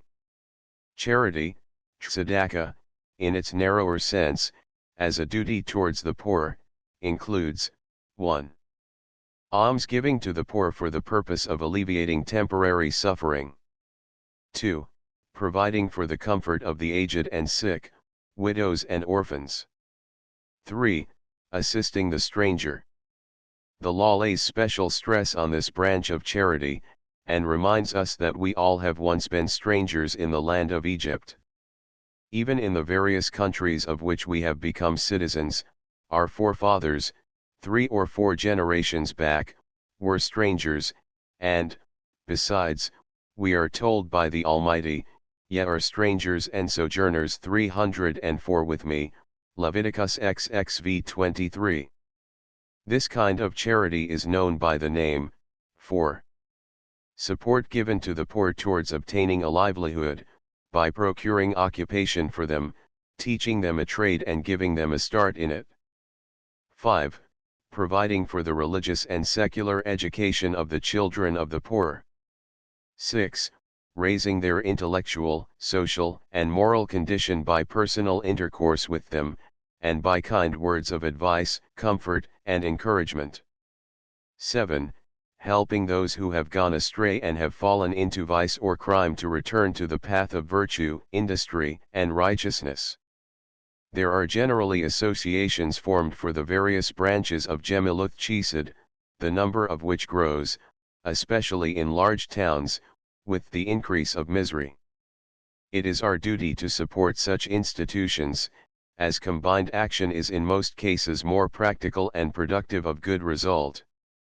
But the existence of public institutions, and our support given to them, by no means exempt us from assisting individually those who apply to us for help. We must be judicious in our charitable acts, lest we nurse poverty and promote imposture. But, on the other hand, we must not be overcautious, and must not unduly suspect every applicant for assistance as guilty of idleness or other vices, lest by refusal or hesitation to help we become guilty of neglect, when by prompt action we might save from utter ruin a person or a whole family well worthy of our sympathy. In this regard we are warned by King Solomon, "Withhold not good from them to whom it is due, when it is in the power of 305 thine hand to do it. Say not unto thy neighbor, Go, and come again, and tomorrow I will give, when thou hast it by thee." Prov 3:27, 28. b. Special duties towards our fellow men. 1. Children towards their parents. Honor thy father and thy mother is one of the 10 words which God spoke to the Israelites on Mount Sinai. The child honors his parents by considering them as his superiors, as endowed with authority over him, and entitled by experience to be his guides and instructors, by listening respectfully when they speak to him, and by speaking with reverence when he speaks of or to them. The love of parents towards their child should find an echo in the heart of the latter. The child's love of his parents finds expression in willing, cheerful obedience, in the endeavor to do everything that pleases them, in the sacrifice made for the purpose of giving them pleasure, in the assistance given them when, through age, sickness, or misfortune, they are in need of aid. The parent's duty towards the child is to do everything that true love demands, for his physical, moral, and intellectual well-being. With regard to the child's duty towards his parents, the following verses from Proverbs may be noticed: "The eye that mocketh at his father, and despiseth to obey his mother, the ravens of the valley shall pick it out, and the young eagles shall eat it." XXX 17.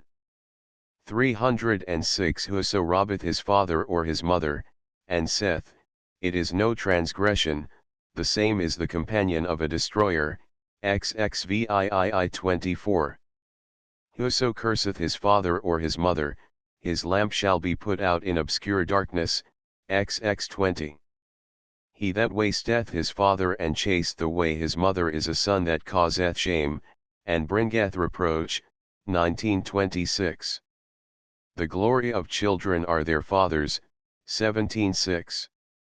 2. All other special duties towards our fellow men may be divided into I. Duties towards our equals. 2. Duties towards our superiors and towards our inferiors. I. Duties towards our equals. 1. A bond of friendship frequently exists between equals.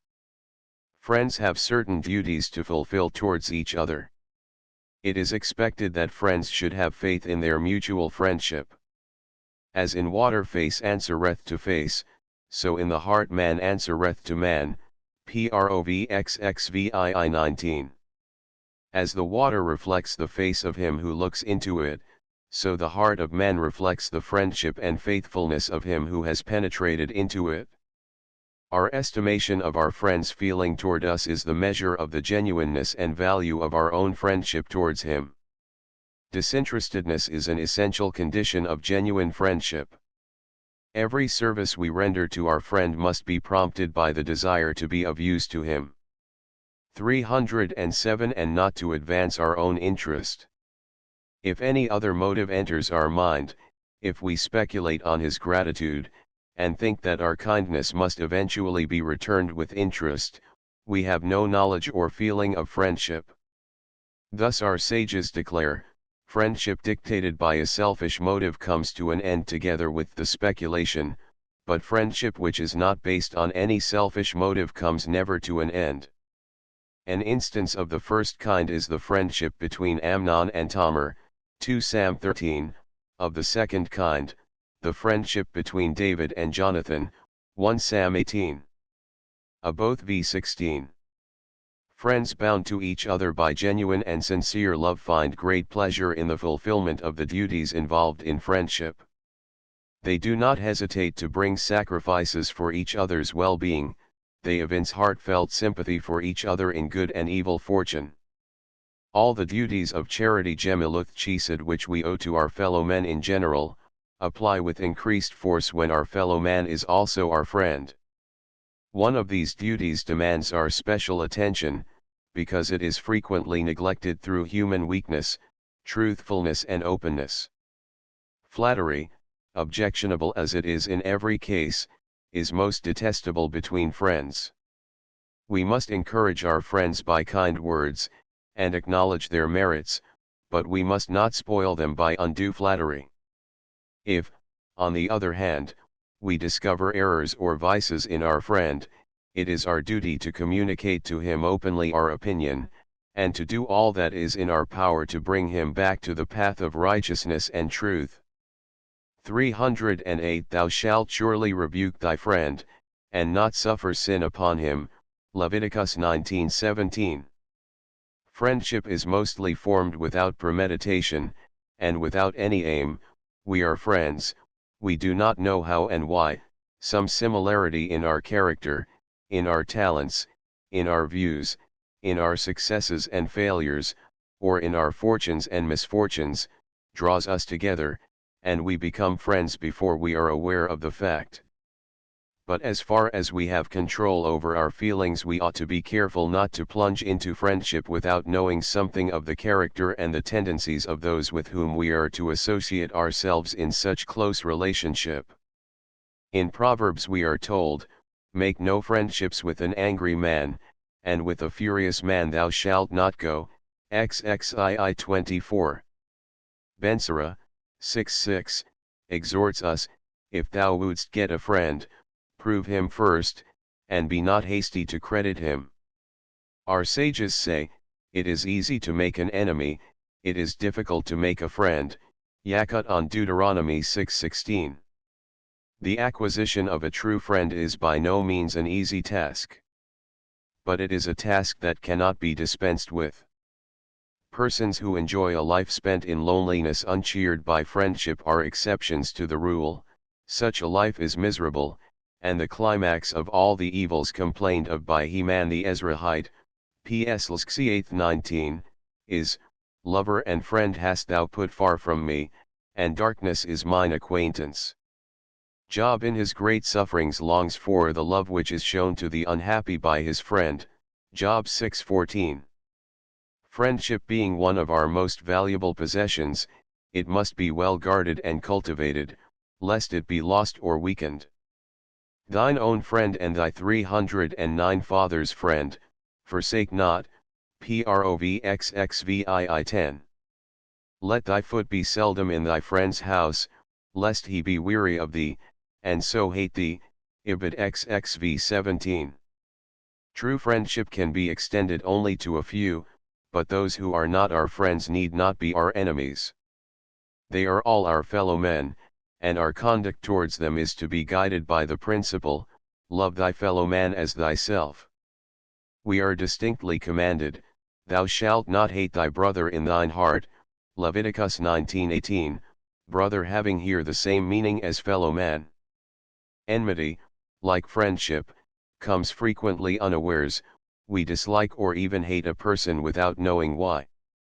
But it is our duty, as soon as such an ill feeling has stolen into our heart, to search for its origin, and this being done, we shall generally feel ashamed of having allowed our heart to be invaded by such an unworthy intruder. We must keep away from evildoers, and not associate with wicked people, but this is a very different thing from hating our neighbor. The pious wish, may sinners cease to exist, and the wicked be no more, PSCIV 35, is explained in the Talmud in the words of Beruria, daughter of Rabbi Meir, as follows: may sin cease to exist, and the wicked will be no more. We often conceive just indignation at the misdeeds of our neighbors, and cannot well separate the doer from the deed. But we ought in such cases of indignation to examine ourselves, whether the source of our indignation is pure, or has its root in selfishness. Such an analysis of our motives would soon purify our heart of all ill feeling. In our conduct towards those whom we consider our 310 enemies, or who consider us their enemies, we must show forbearance and a desire to offer or to seek forgiveness, according as we are the doers or the sufferers of wrong. Self-love and self-esteem, if not kept within due limits, easily produce feelings of revenge. Without entirely suppressing human nature, we are bound to control our feelings, and to let love of our fellow men in all conditions occupy the first place in our heart. We are taught by our sages, he who is forbearing, receives also pardon for his sins, Babel. Talm. Yoma 23a, be of the persecuted, and not of the persecutors, Ibid Baba, 93a, to those who being offended do not offend, being insulted do not insult, the verse applies, and they who love him shall be as the sun when he goeth forth in his might, Judges v 31, Babel. Talm. Shabbath 88b. 2. Man and wife are united by the holy bond of marriage. They owe to each other love, faithfulness, confidence, and untiring endeavor to make each other happy. The neglect of these duties turns a happy home into an abode of misery and wretchedness. 14 The last of the prophets, Malachi, rebuking such neglect, says, the Lord hath been witness between thee and the wife of thy youth, against whom thou hast dealt treacherously, yet is she thy companion and the wife of thy covenant. 3. As citizens of a state we must take our proper share in all work for the welfare of the state. When the state is in danger we must evince patriotism, and must not withdraw ourselves from those duties which, under 311 such circumstances, devolve upon every citizen. All our means, our physical and intellectual faculties, must be at the disposal of the country in which we live as citizens. Thus Jeremiah exhorts his brethren in Babylonia, build ye houses and dwell in them, and plant gardens, and eat the fruit of them, and seek the peace of the city whither I have caused you to be carried away captives, and pray unto the Lord for it, for in the peace thereof shall you have peace. JXXIX 5, 7. Similarly we are taught, pray for the welfare of the government, Aboth 3:2.15. An important dictum of Samuel, a rabbi famous for his decisions in questions of civil law, is accepted in the Talmud as law, the law of the state is binding upon us, Babel. Talm. Baba Kama 113a.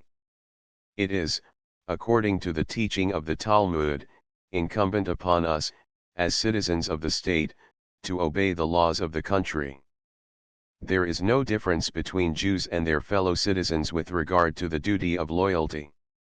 It is only in case of an attempt to force us aside from our religion that we are not only justified in resisting and disobeying laws framed with this intention, but we are commanded to do so.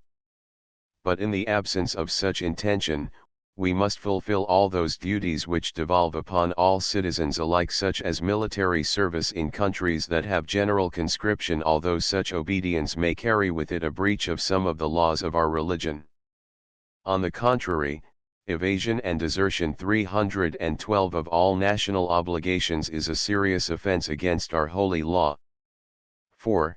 As members of the same religious community, we must unite in working for the well-being of the whole body. Do not separate thyself from the congregation, both 2:4, is a principle taught by the great Hillel.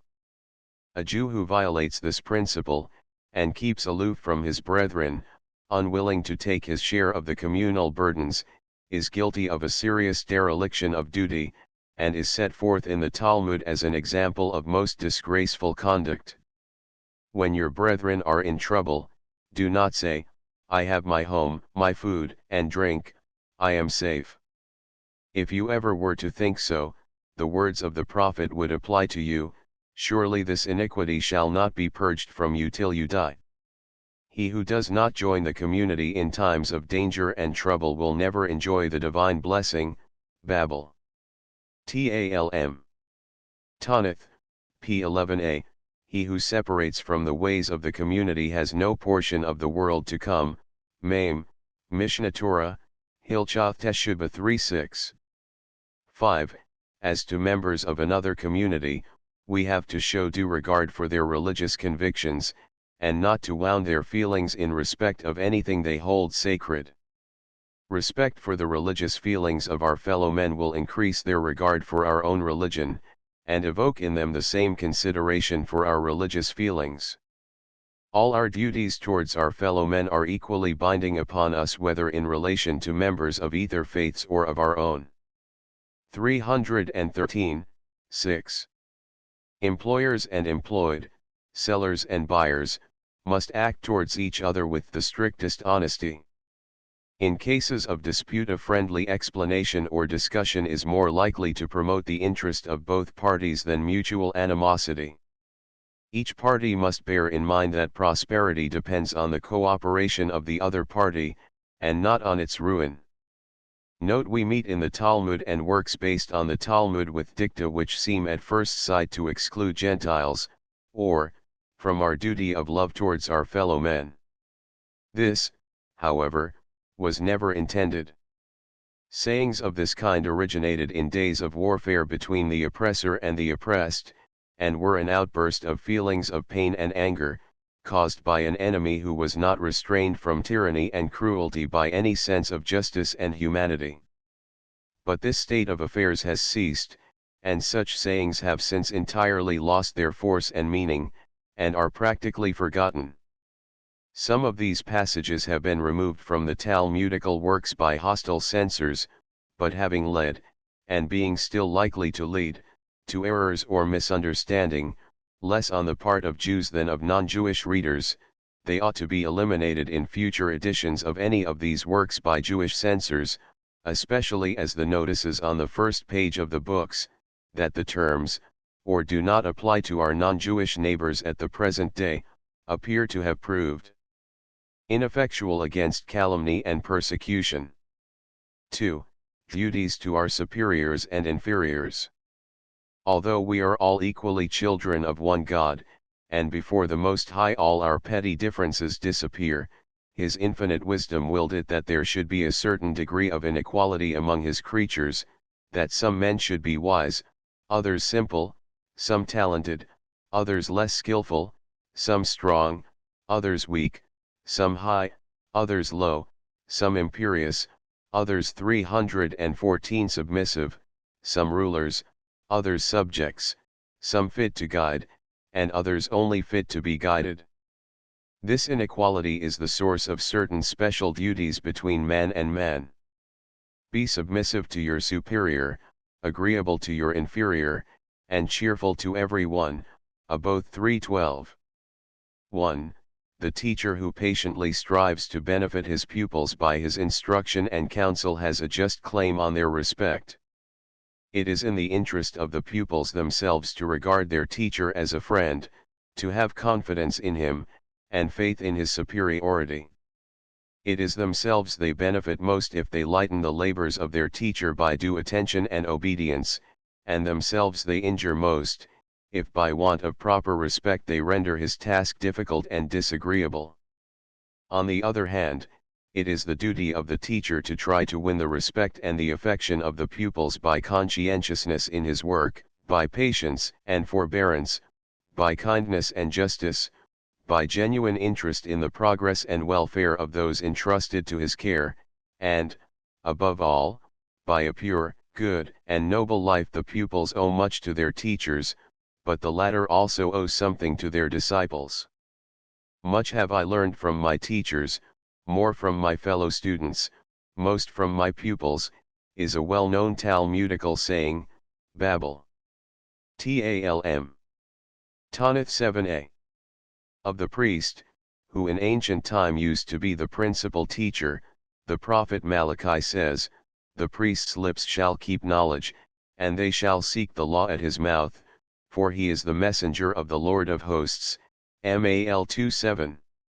Rabbi Jochanan, in commenting 315 on these words, said, if the teacher is like the messenger of the Lord, i.e., leads a pure life in the service of the Lord, then people shall seek instruction at his mouth. If not, they cannot be instructed by him in the law. Yakut ad locum. Let the honor of thy disciple be as dear to thee as thy own, and the honor of thy colleague as dear as the fear of thy teacher, and the fear of thy teacher as dear as the fear of heaven. Both 4:15. He who has been taught something by his neighbor, whether it be a chapter, a law, a verse, a phrase, or a letter, owes him respect. Thus David, who only learned two things from Ahithophel, called him teacher, chief, and friend. Ibid 6:3. Reverence is shown by a pupil to his teacher, not only by outward signs of respect, but also by refraining from opposing him, his teaching, or his decisions. Maimonides I Hilchoth Talmud Torah v1. A pupil who altogether relinquishes the teaching of his master is to the latter a source of intense grief. Among the outward signs of regard for the teacher we find the ancient custom or rule to pay a visit to the teacher on the three festivals, Passover, Feast of Weeks, and Tabernacles. Ibid v7. 2. Master and servant. The relation between master and servant is legally regulated by the same rules as that between employer and employed. Strict honesty in the fulfillment of the duties undertaken by either party is the basis of a good understanding between master and servant. The former must not exact from the latter more than was agreed upon, and the latter must not fail to perform all that he has undertaken 316 to do. The relation between master and servant can be made more pleasant on both sides, if they are sensible enough to recognize their mutual obligations. On the part of the master, it is necessary that he should consider his servant as a human being like himself, who has a right to expect due reward for faithful service. A treatment of the servant from this point of view inspires him with a feeling of regard and attachment for his master, which finds expression in good and honest service. The servant will feel comfortable in his work, and be convinced that to be a servant is no degradation. Thou shalt not defraud an hired servant that is poor and needy, whether he be of thy brethren or of thy strangers that are in the land within thy gates. Deuteronomy XXIV 14. 3. Rich and poor. The rich and poor meet together, the Lord is the maker of them all. Provxxii 2. Those who are fortunate enough to possess more than is wanted for the necessities of life, are expected to spend part of the surplus in relieving those who possess less than they require for their maintenance. Sympathy towards the poor and needy is the duty of the rich, gratitude towards the generous and benevolent is the duty of the poor. But the rich must by no means make their gifts dependent on the signs of gratitude on the part of the poor. They must even avoid eliciting expressions of thanks, as these lead too often to flattery, hypocrisy, and servility. The rich find ample reward for their benevolence in the joyous feeling that Providence has chosen them as the means of diminishing the sufferings, the troubles, and the cares of some of their fellow men. 317, 4. The following have a just claim on our respect: learned men, who, even if not directly our teachers, in many ways benefit us by their learning. It is a great sin to despise or to hate the wise. Jerusalem has chiefly been destroyed as a punishment for the contempt shown for the learned, as it is said, 2 Chronicles 30:16, they mocked the messengers of God, and despised his words, and misused his prophets, until the wrath of the Lord arose against his people till there was no remedy. Maimonides, LC 6:11. He who despises Talmud Chachamim, says Rab, has no remedy for his disease. Babel. Talm. Shabbath 119b, and belongs to those who forfeit their portion in the world to come. Ibid, Sanhedrin 90. The aged thou shalt rise up before the hoary head, and honor the face of the old man, and fear thy God. Leviticus 19:32. The Bible illustrates, in the history of Rehoboam, 1 Kings 12, the evil consequences of the contempt shown by this king to the words of the old man. With the ancient is wisdom, and in length of days understanding. Job 12:12. The building of the young is destruction, the destruction of the old is building. BT Megillah 31b. Point 16. Great men who have accomplished great works in the interest of mankind, and have thus merited the gratitude of all. The great men of our nation, their works, and the institutions founded by them at various periods of our 318 history. Do not despise thy mother, though she hath become old. Provxxii 22. The feeling of piety and reverence towards our sages and teachers of former generations, and towards institutions of ancient times that have come down to us, is an essential element in our inner religion. The magistrates, judges, and statesmen, who devote their time, their talents, and their energy to promoting the well-being of the state. The head of the state fear the Lord, O my son, and the king, and do not mix with rioters. Provxxiv 21. Contents, c. Kindness to animals. Be fruitful, and multiply, and replenish the earth, and subdue it, and have dominion over the fish of the sea, and over the fowl of the air, and over every living thing that moveth upon the earth. General I 28 and 9:2, and c. Comp. PS 8:7, and c. Thus spake the Creator to the first man. He gave him a right to make use of the animals for his benefit, and man makes the animals work for him. They serve him as food, provide him with clothing and other necessary or useful things. In return for all these services, the animals ought to be treated with kindness and consideration. It is a necessity to force certain beasts to work for us, and to kill certain animals for various purposes. But in doing so we must not cause more pain than is absolutely necessary. It is a disgraceful act to give pain to animals merely for sport, and to enjoy their agony. Bullfights and similar spectacles are barbarous, and tend to corrupt and brutalize 319 the heart of man. The more we abstain from cruelty to animals, the more noble and loving is our conduct likely to be to one another. A righteous man regardeth the feelings of his beast, but the heart of the wicked is cruel. Prov 12:10. The following are instances of kindness to animals enjoined in the Pentateuch. Ye shall not kill an animal and its young on one day. Leviticus XXII 28. If a bird's nest happen to be before thee on the way upon the earth or upon a tree, with young ones or eggs, thou shalt not take the mother with the young. Let the mother go away, then thou mayest take the young ones, in order that it may be well with thee, and thy days be long. Deuteronomy XXII 6:7. Thou shalt not muzzle the ox when he treadeth out the corn. Ibid XXV 4. In the Talmud we have the following saying: in the name of Rab we must not begin our meal before having given food to our cattle, for it is said, and I will give you grass in thy field for thy cattle, and after that thou shalt eat and be full. Deuteronomy 11:15, Babel. Talm. 40a. Contents. C. Duties to ourselves. Our duties to ourselves are to a great extent included in our duties towards God and towards our fellow men, because these likewise tend to promote our own well-being. The fundamental principle of our duties towards 320 ourselves is to make the best use of the gifts which the kindness of God has bestowed upon us.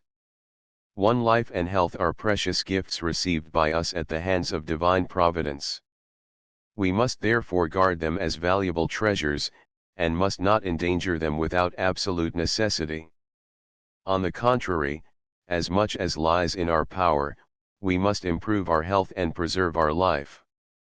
Food and bodily enjoyment, however pleasant for the moment, must be let alone if they are injurious to health.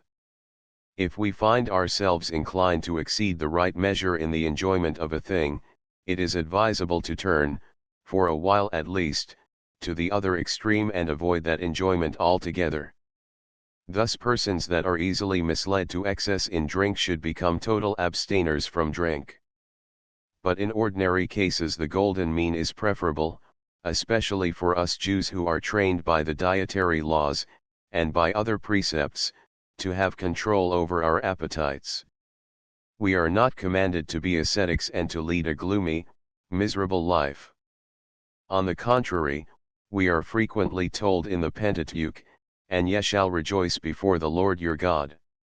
The psalmist exhorts us to serve the Lord with gladness, to come before his presence with singing, PSC 2. He who doth good to his own soul is a man of love, and he who troubleth his own flesh is a cruel man, Prov 11:17, i.e., he who does good to himself is of a cheerful disposition, and is likely to do good to others, but he who deprives himself of enjoyments is often also cruel to his fellow creatures. The Nazirite had to bring a sin offering after the expiration of the period of his 321 vow. What sin has he committed, was asked. The answer is given in the Talmud by Samuel, because he deprived himself of wine, and the rabbi further infers from this, that it is prohibited to impose a voluntary fast upon oneself.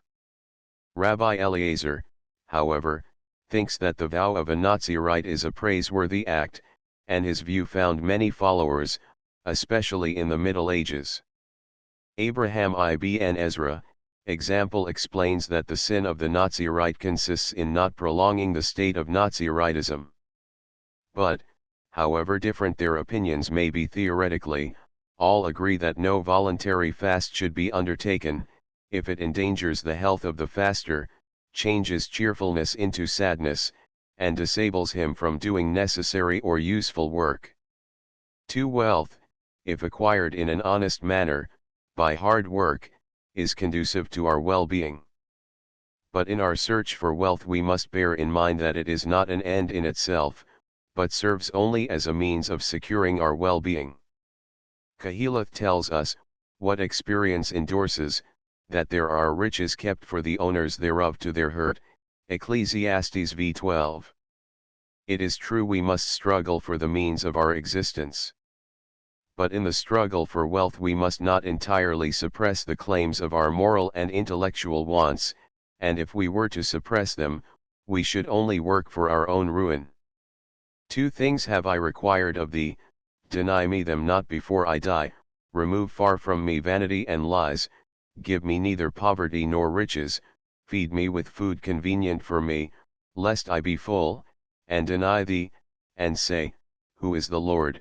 Or lest I be poor, and steal, 322 and take the name of my God in vain, Prov XXX 7-9. To this golden mean we should adhere. It is our duty to seek an honest livelihood, but we are told, labor not to be rich, cease from thine own wisdom, Prov XXIII 4. One of the various duties of parents towards their children is to take good care that they learn a trade, and he who does not teach his son a trade, say our sages, is as guilty as if he directly taught him to rob, babble. Talm. Kiddushin, p. 29a. There is an erroneous opinion abroad, that commerce is more congenial to Judaism than handicraft. In our law no trace of such preference is noticeable, on the contrary, agriculture was the principal occupation of the Israelites. When thou eatest the labor of thine hands, happy art thou, and it is well with thee. PS 2. Love work, and hate lordship is a well-known lesson of the sayings of the fathers, both I-10. Bible and post-biblical literature equally teach us the lesson that our comfort and happiness do not depend on the amount of wealth we have amassed, but on the degree of contentment our heart has acquired. Sweet is the sleep of the laborer, whether he eat little or much, but the abundance of the rich will not suffer him to sleep. Ecclesiastes v. 11. Industry is one of the sources of human happiness, but the blessing of industry is easily lost, if it is not combined with thrift and temperance. In days of prosperity we must bear in mind that days of misfortune may come. We must, so far as we can, provide for them, so that we may be able to hold out till the storm has passed. Temperance is inseparable from thrift 323 and industry. Intemperance not only consumes the products of thrift and industry, but in course of time destroys these very sources of our prosperity. Even with regard to Sabbath, in honor of which some degree of comfort and even of luxury may be indulged in, the principle is laid down: treat thy Sabbath like an ordinary day. If additional expense is likely to make thee dependent on charity, Babel. Talm. Shabbath 118a.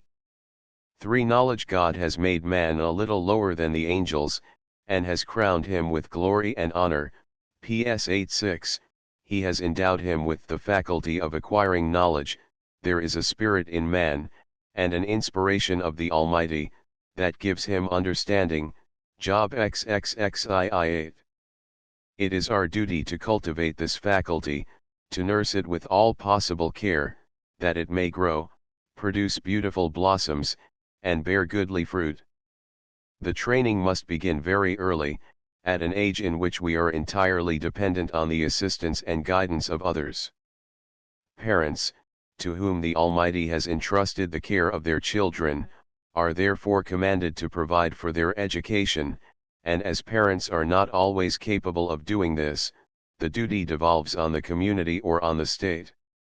Every civilized country has its schools, colleges, and seminaries for the development of the intellectual and moral faculties of its inhabitants, and as these institutions increase in number and efficiency, the prosperity of the nation grows in like proportion. But the success of these educational institutions, however well provided they may be with an excellent teaching staff and the best appliances, depends on the regular and punctual attendance of the children, their attention, 324, and their industry. It is the duty of parents to see, as far as it is in their power, that these conditions be fulfilled. Among the various branches of knowledge we seek to acquire, there is one branch of paramount importance, the absence of which would make all other knowledge valueless.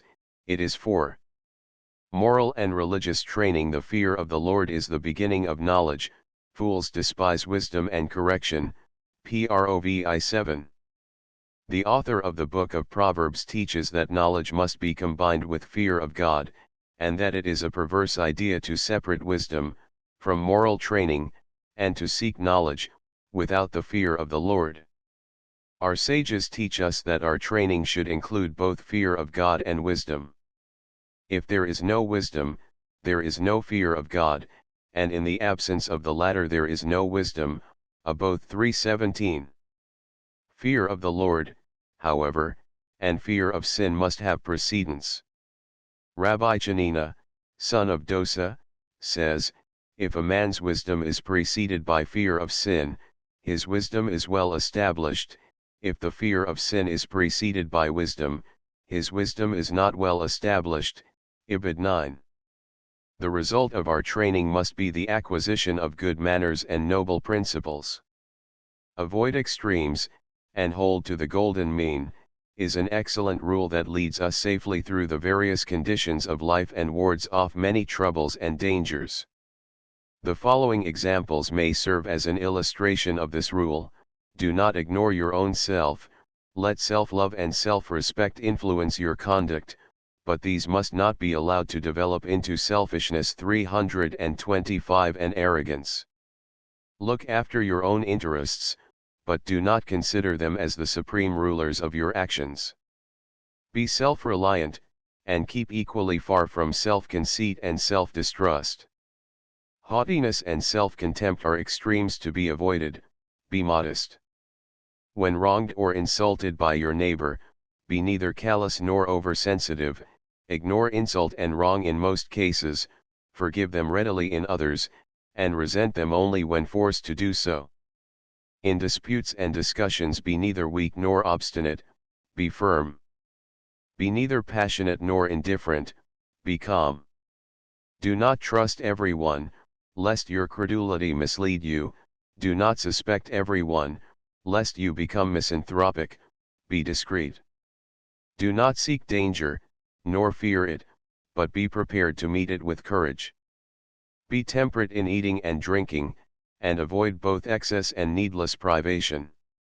In spending your earnings show neither niggardliness nor recklessness, be economical.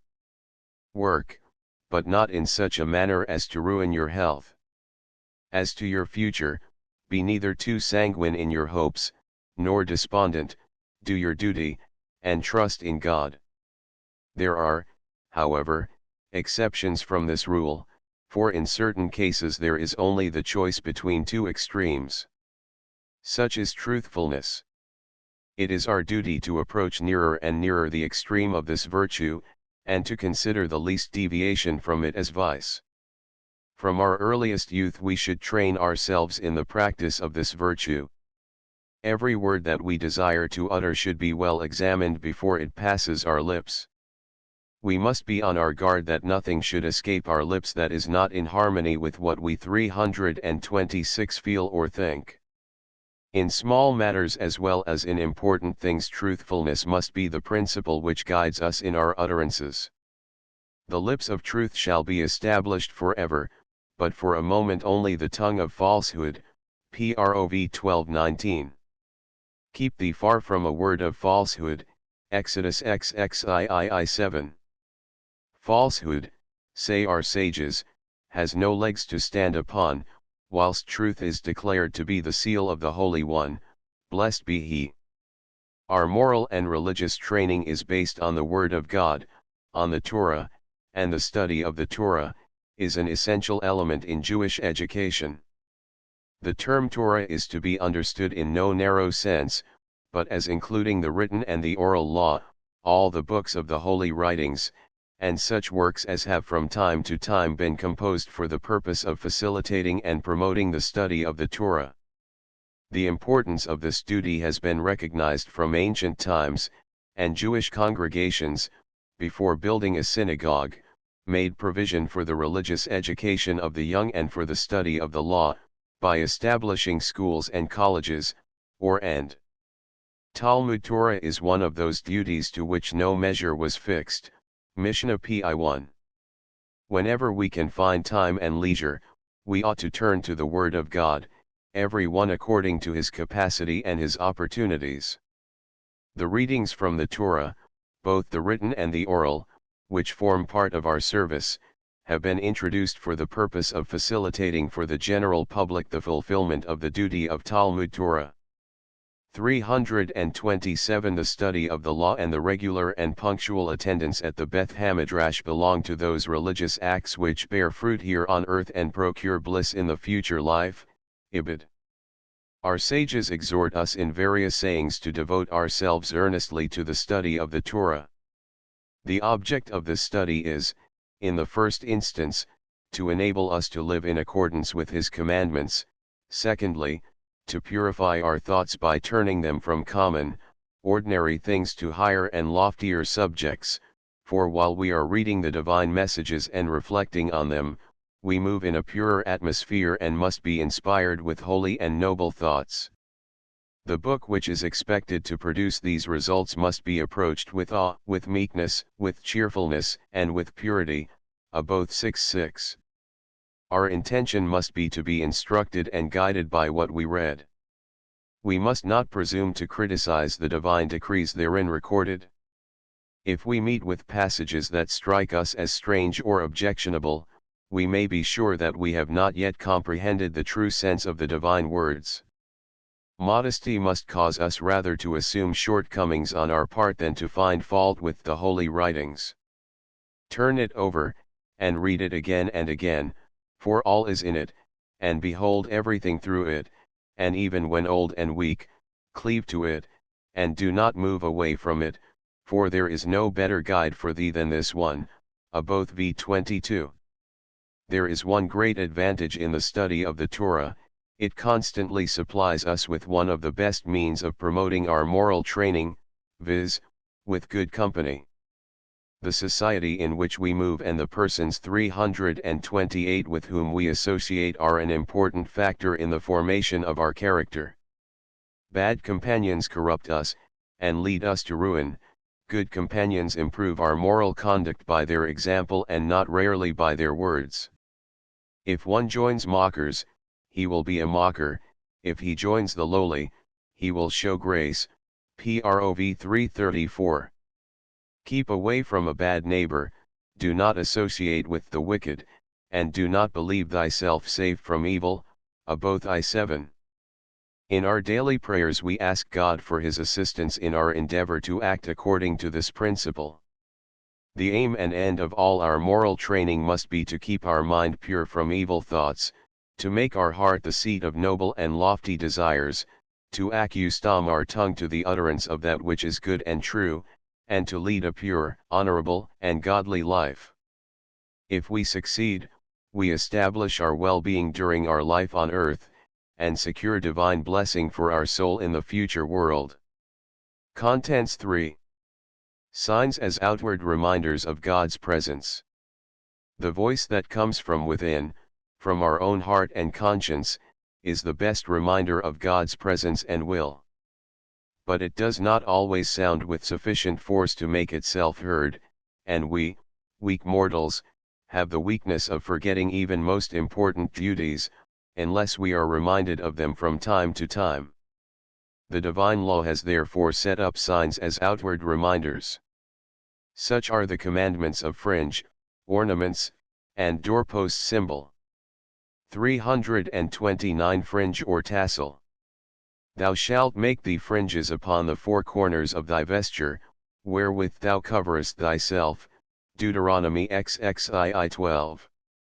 The object of this commandment is described as follows: It shall be unto you for a fringe, that ye may look upon it, and remember all the commandments of the Lord, and do them, and that ye seek not after your own heart and your own eyes, after which ye used to go astray, that ye may remember and do all my commandments, and be holy unto your God. Number 15:39, 40. In obedience to this commandment, we have two kinds of four-cornered garments provided with fringes. The one is small, and is worn under the upper garments the whole day. It is called arba kanfith, four corners, or talith kitten, small scarf. The other and larger one is worn over the garments during the morning service. 17. It is called simply talith, scarf, or talith gadol, large scarf. The form of the blessing which accompanies the performance of this mitzvah varies according as it refers to the small talith or to the large one.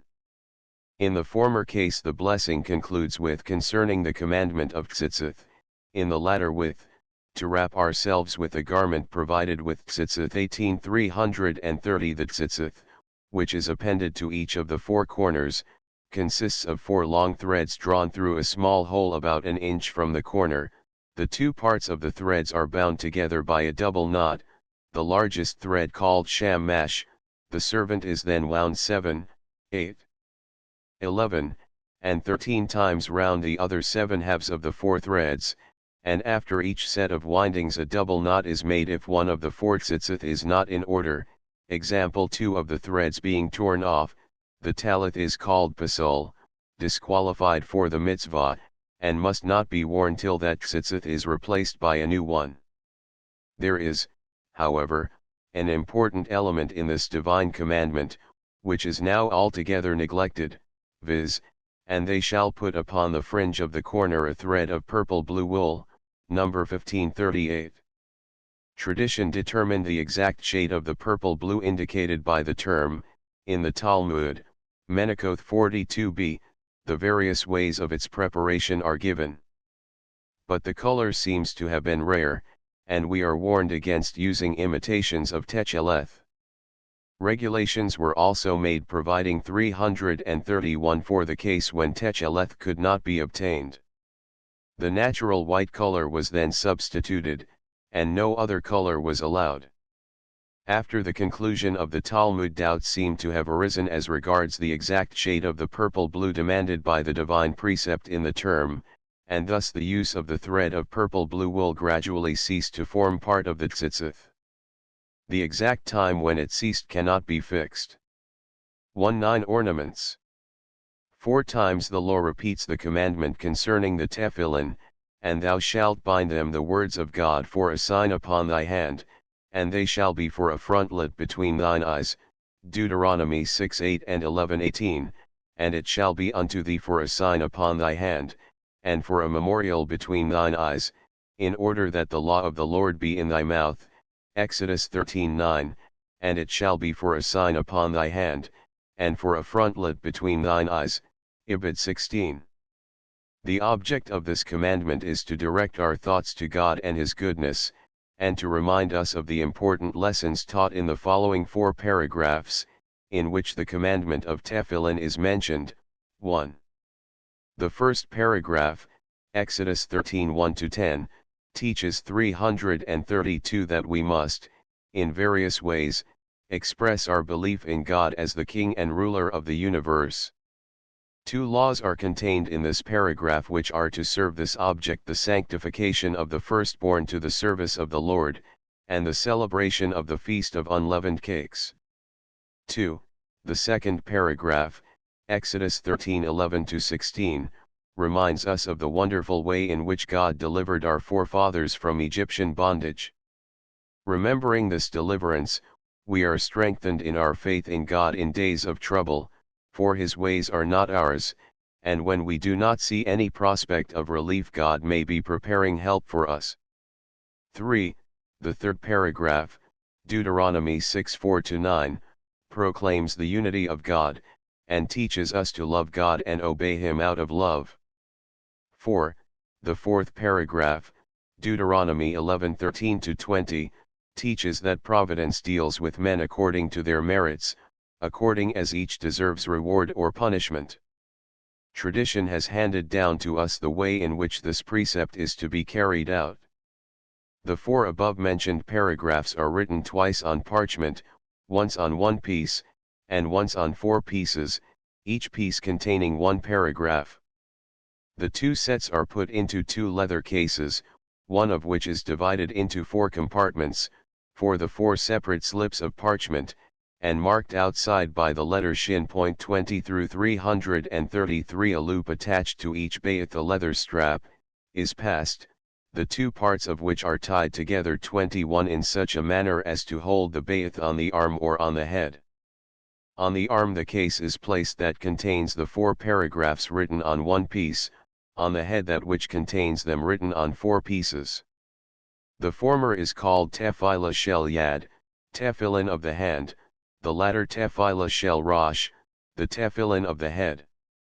The tefillin are put on in the following way. 1. Tefillah shel rosh.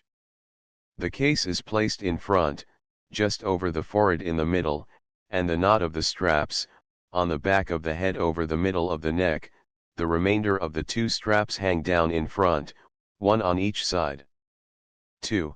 Tefillah shel yad. The case containing the parchment is placed on the inner side of the left upper arm, near the elbow, the knot is kept near it, and the strap is twisted 7 times round the arm and 3 times round the middle finger. There are, however, different customs with regard to this latter practice. Tefillah shel yad is put on first, being mentioned first in the divine precept. The reverse order is observed in taking off the tefillin. Originally the tefillin were worn all day long 22, but at present they are worn only during the morning prayer. 334 The tefillin are not worn on Sabbath or festival. The observance of these days is a sign forever of our belief that in 6 days the Lord made the heavens and the earth. The very days of rest thus remind us of the truths of which the tefillin are a sign. The tefillin became, therefore, unnecessary on those days. The commandment of tefillin applies to all male persons from their 13th birthday. 23 The performance of this commandment is preceded by the usual benediction, concluding, to place the tefillin, sil, on the arm and on the head. According to the German rite, a second benediction is recited before placing the tefillah shel rosh on the head, viz., concerning the commandment of tefillin. 24 In order to prevent a mere perfunctory observance of this commandment, we are taught to reflect on the importance and the object of the tefillin, and to declare that by placing the tefillin on the head and on the arm, near the heart, we indicate our consciousness of the duty to employ the thoughts that rise in our mind, and the desires of our heart, in the service of the Lord, who gave us the powers of thought and will. 25 335 Doorpost symbol. The mezuzah is a piece of parchment on which the 2 first paragraphs of Shema, Deuteronomy 6:4-9, 11:13-20, are written. The parchment is rolled together, put into a small case, and fixed on the right-hand doorpost. A small opening is left in the case, where the word Almighty, written on the back of the scroll, is visible. 26 The object of the mezuzah, commanded in the words, and thou shalt write them on the doorposts of thy house and upon thy gates, Deuteronomy 6:9 and 11:20, is to remind us of the presence of God, of his unity, providence, and omnipotence, both on entering our home and on leaving it, of the all-seeing eye that watches us, and of the Almighty who will one day call us to account for our deeds, words and thoughts. The mezuzah thus serves to sanctify our dwelling and protect it from being polluted by evil deeds. Signs of God's covenant. Besides the signs mentioned above, there are 2 other signs of the covenant between God and Israel. One Sabbath is called an everlasting covenant, and a sign between God and the children of Israel forever, Exodus XXXI 16:17. See pages 254 SQQ and 339 SQQ. 336 2. The covenant of Abraham, the covenant of circumcision. God made a covenant with Abraham, and said, Thou shalt keep my covenant, thou and thy seed after thee in their generations. This is my covenant which ye shall keep between me and you, and thy seed after thee. Every male child among you shall be circumcised when 8 days old, General 17:9, 10, 12. If the 8th day happens to be on a Sabbath, the circumcision takes place on that day, but if, because of illness, or from any other cause, the rite has not been performed on the 8th day, it must be done on some other day, but not on a Sabbath or festival. Notes 1. In reference to the importance of these mitzvoth, Maimonides, in Mishnah Torah, says as follows: although we are not commanded to get a talith, and to put it on in order to join the tzitzith, fringes, to it, a religious person will not consider himself free from this duty, but will always endeavor to wear a garment to which fringes must be affixed. During prayer we must be especially careful to provide ourselves with a talith. It is a disgrace for a scholar, Talmud Chacham, to say the prayer without the talith. We must be particularly anxious to perform this mitzvah. It is of great importance with regard to all the precepts, according to the words, and ye shall look upon it, and remember all the commandments of the Lord. Second Book, Ahab Ha, Hilchoth Tzitzith 3:12. The holiness of the tefillin is great, for so long as the tefillin are upon the head and the arm of a man, he is humble and God-fearing, keeps away from levity and idle talk, does not conceive evil thoughts, but turns his heart exclusively to words of truth and justice. We ought therefore to wear them all day long. This would be the proper way.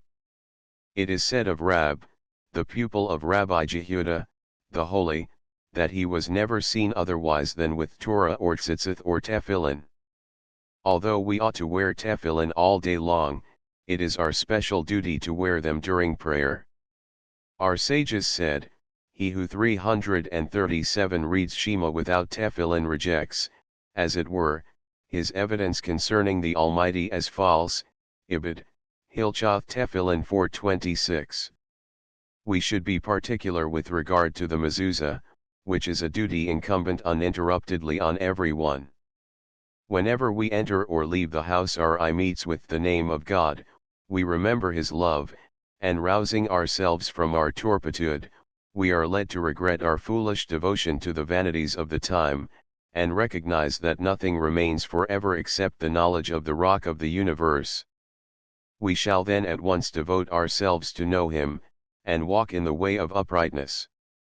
Our ancient sages said, he who has tefillin upon his head and upon his arm, tzitzith on his garment, and mezuzah on his door, he is saved from sin, since he has many reminders of his duties, and these are the angels that protect him from going astray.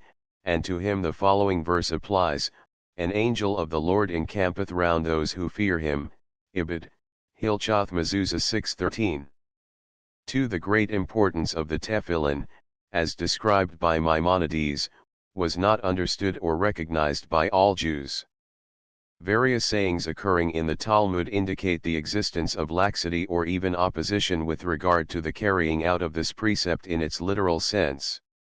When persons with tefillin on their head and on their arm showed by their conduct that their heart was not filled with the holiness and uprightness of which the tefillin are the symbol, it was but natural that not only were these persons accused of hypocrisy, but the divine precept itself was discredited. But the greater the opposition by one section of the Jewish community, the more the enthusiasm of the other section grew in its favor. Hence the numerous Talmudical and rabbinical utterances concerning the sanctifying force inherent in the tefillin, Compturrchayim xxxvii.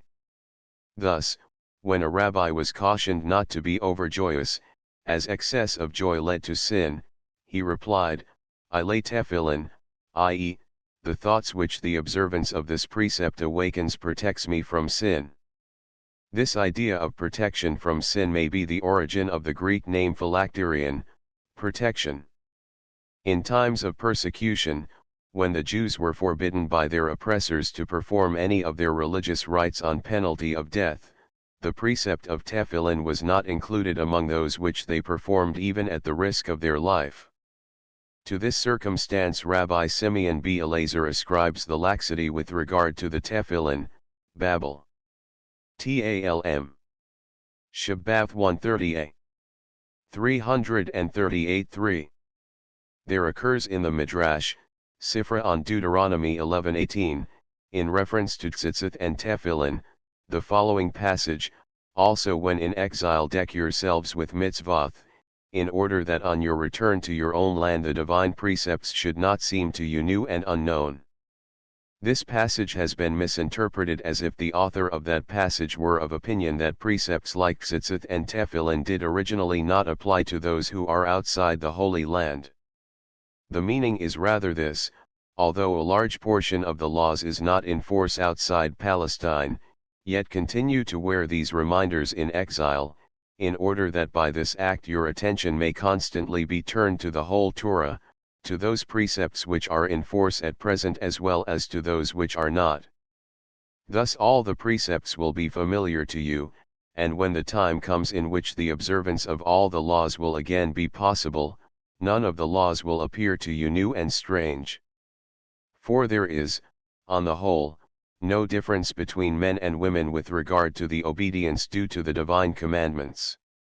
All Jews are equally bound to obey the will of God expressed in the law. This is absolutely the case with all prohibitions. In the case of positive commandments, the following rule has been laid down by our sages: women are exempt from the performance of such religious duties as are restricted to a certain period of time. The object of the seeming anomaly is probably this: the principal duty and the privilege of women is to manage the household, a task that demands constant attention. Religious acts which are to be performed at a certain time might involve an interference with such of their household duties as demand immediate attention, example nursing a patient, a task which generally falls to the lot of the female section of the family. Jewish women, nevertheless, zealously fulfill most of the duties from which the above rule exempts them. They thus are most eager to obey the laws concerning shofar on New Year, lulav on tabernacles, and the like, and some of them are named as having conscientiously laid tefillin, mekilta on Exodus 13:9. 339. Contents 4. Sabbath and festivals. The daily work which has chiefly the well-being of the body as its aim must be interrupted on certain days which the Almighty has appointed for the promotion of man's spiritual well-being. Sabbath and festivals are the days thus appointed, and are therefore called the seasons of the Lord, and holy convocations. The blessing derived from the observance of holy days in the true spirit is described by the prophet as follows: If thou keep back thy foot because of the Sabbath, from doing thy business on my holy day, and call the Sabbath a delight, the holy of the Lord, honorable, and shalt honor it, not doing thine own ways, nor finding thine own business, nor speaking thine own words, then thou shalt delight thyself in the Lord, and I will cause thee to ride upon the high places of the earth, and feed thee with the heritage of Jacob, thy father. Esaias 13:14. To those who fail to observe the seasons of the Lord in the true spirit, the prophet says in the name of the Almighty, Your new moons and your festivals my soul hateth, they are a trouble unto me, I am weary to bear them. Ibid 14. Maimonides 27 comprehends the various duties and observances of the holy days in the following four terms: remember, take heed, honor, and delight. The first two are found in the Pentateuch, and form the beginning of the fourth commandment in Exodus and Deuteronomy respectively. The other two occur in the above description 340 of the Sabbath quoted from Isaiah, Le'ayin 13:14. Following the example of our great teacher, we shall likewise treat of the laws and customs of Sabbath and festivals under these four heads. 28a. Remember the Sabbath day, speak of it, of its holiness and its blessings. We fulfill this duty when Sabbath comes in, by the Kiddush, the sanctification of the day, in which we praise the Almighty for the boon bestowed upon us by the institution of the Sabbath, and when Sabbath goes out, by the Havdalah, in which we praise God for the distinction made between the holy and the ordinary days. We have both Kiddush and Havdalah in a double form, a. as a portion of the Amidah in the evening service, the Kiddush being the middle section of the Amidah, the Havdalah consisting of a prayer added to the fourth paragraph beginning, b. as a separate service especially intended for our homes. It is this home service that we generally understand by the terms Kiddush and Havdalah, and in this sense they are employed in the following point 29 Kiddush. There is a traditional explanation of the term Zakir, remember it over the wine. As wine 341 gladdens the heart of man and forms an important element in a festive meal, it has been ordered that our meal on the eve 30 of Sabbath and festival should be begun with a cup of wine in honor of the day, and that mention should be made of the holiness of the day before partaking of the wine. The Kiddush consists of two blessings, one over the wine 31 and one that refers to the holiness of the day. On holy days except the last days of Passover a third blessing follows, praising God for having granted us life and enabled us again to celebrate the festival. On Friday evening a portion from Genesis, I31-2:3, is added, which contains the first mention of the institution of Sabbath. If a festival happens to fall on Sunday, we add part of the Havdalah to the Kiddush on Saturday evening 32-342 referring to the distinction between the holiness of the Sabbath and that of the festivals. The Kiddush is part of the Sabbath or festival evening meal, and in the absence of the latter the Kiddush is omitted. 33 In synagogues of the German and Polish minhag the reader recites the Kiddush at the conclusion of the Marab service. This custom is a survival of the ancient way of providing for the poor and the stranger. In the absence of better accommodation, lodging and food were given to the needy in rooms adjoining the synagogue, or even in the synagogue itself. It was for these that the reader recited the Kiddush, before they commenced the evening meal, as most probably wine was not served to all. Although circumstances have changed the mode of maintaining the poor, and the latter find no longer lodging and board in the synagogue, the Kiddush has been retained as part of the Marab service, except on the first 2 nights of Passover, when there had never been an occasion for reading Kiddush in the synagogue. The poor were treated on these nights with 4 cups of wine each, and they recited Kiddush by themselves as part of the Seder. 343 Habit Dala.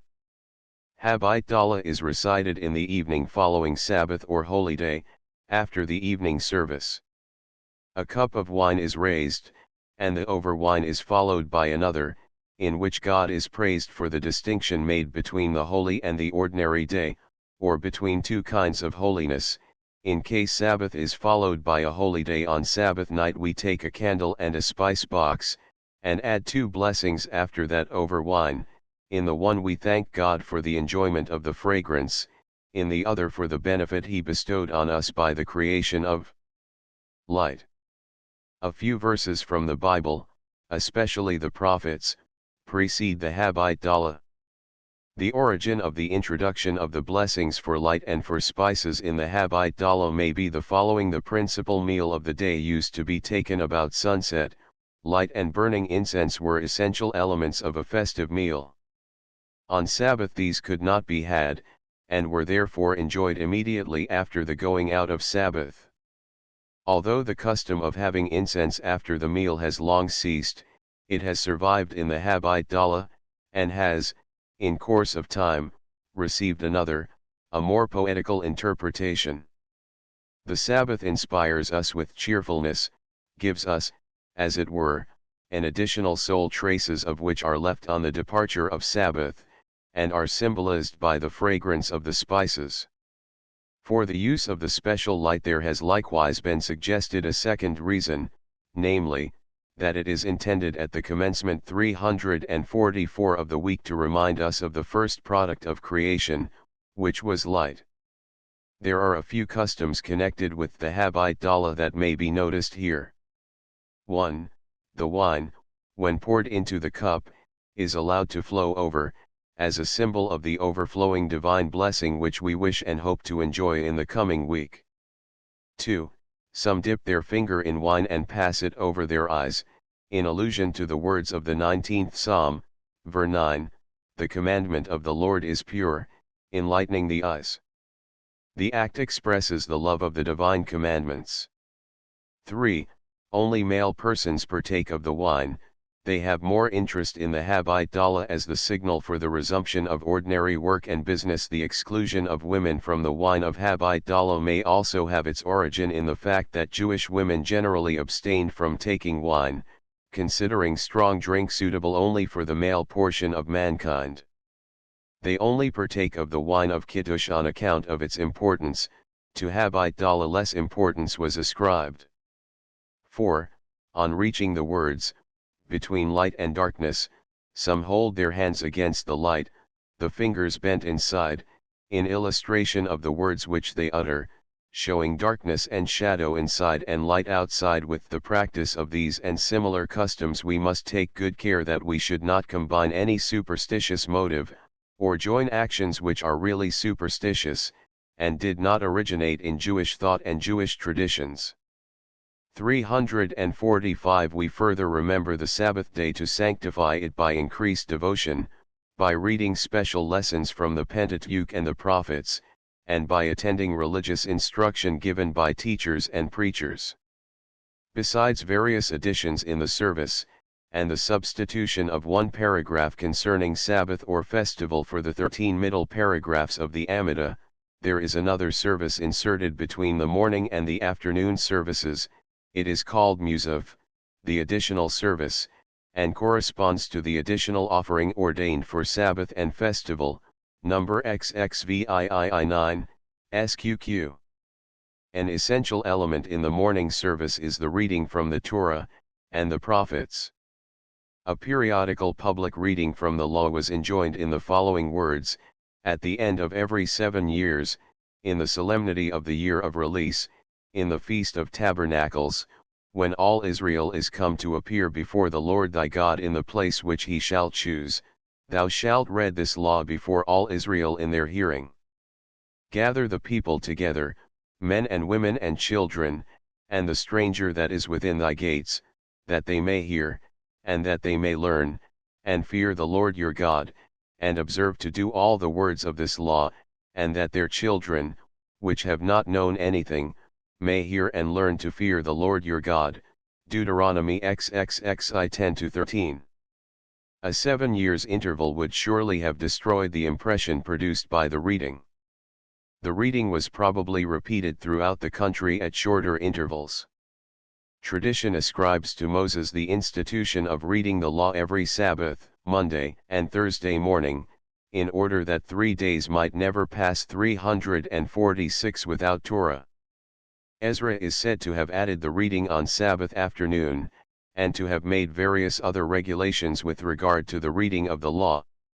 Quantity and manner of reading were at first, no doubt, variable. In the course of time certain systems found favor and became the fixed rule. Some completed the reading of the whole Pentateuch in 3 years, others in 1 year. The former mode was gradually displaced by the latter, and the attempts which have lately been made to revive it have not succeeded. Traces of the triennial reading may be noticed in the number of Siddarim contained in the 5 books of the Pentateuch. At present, however, the annual course is followed in almost all our synagogues. The section read on one Sabbath is called Sidra. The first is read the first Sabbath after the Feast of Tabernacles, and the last Sidra is read on Simchat Torah, the 23rd of Tishri. For the festivals such sections were selected as contained either direct or indirect reference to the festivals. If these happen to be on a Sabbath, the ordinary reading is interrupted, and that of the festivals substituted for it. The number of persons who were to take part in the reading varied according as the people were likely to devote less or more time to divine service, on weekdays and on Sabbath afternoon 3, on New Moon and Kol Hamd 4, on the festivals 5, on the Day of Atonement 6:34, and on Sabbath 7. Some may have required the assistance of the Chazan, and in 347 some cases the Chazan's voice was the only one that was heard. Gradually the Chazan became the reader, and the original reader became silent, being content with reciting the Birakoth. Only in the case of the Bar Mitzvah, the Chathan Torah, and the Chathan Bereshith the original practice has been retained. As regards the order of those who take part in the reading of the law, the first place is given to a Kohen, i.e., a descendant of Aaron, the priest, the second to a Levite, i.e., a non-priest of the tribe of Levi, and then follow other Israelites, that are neither Levites nor Kohanim, without any prescribed order. The last who concludes the reading from the law on those days on which a chapter from the prophets is also read is called Maftir, concluding, and the lesson from the prophets is called Haftarah, conclusion.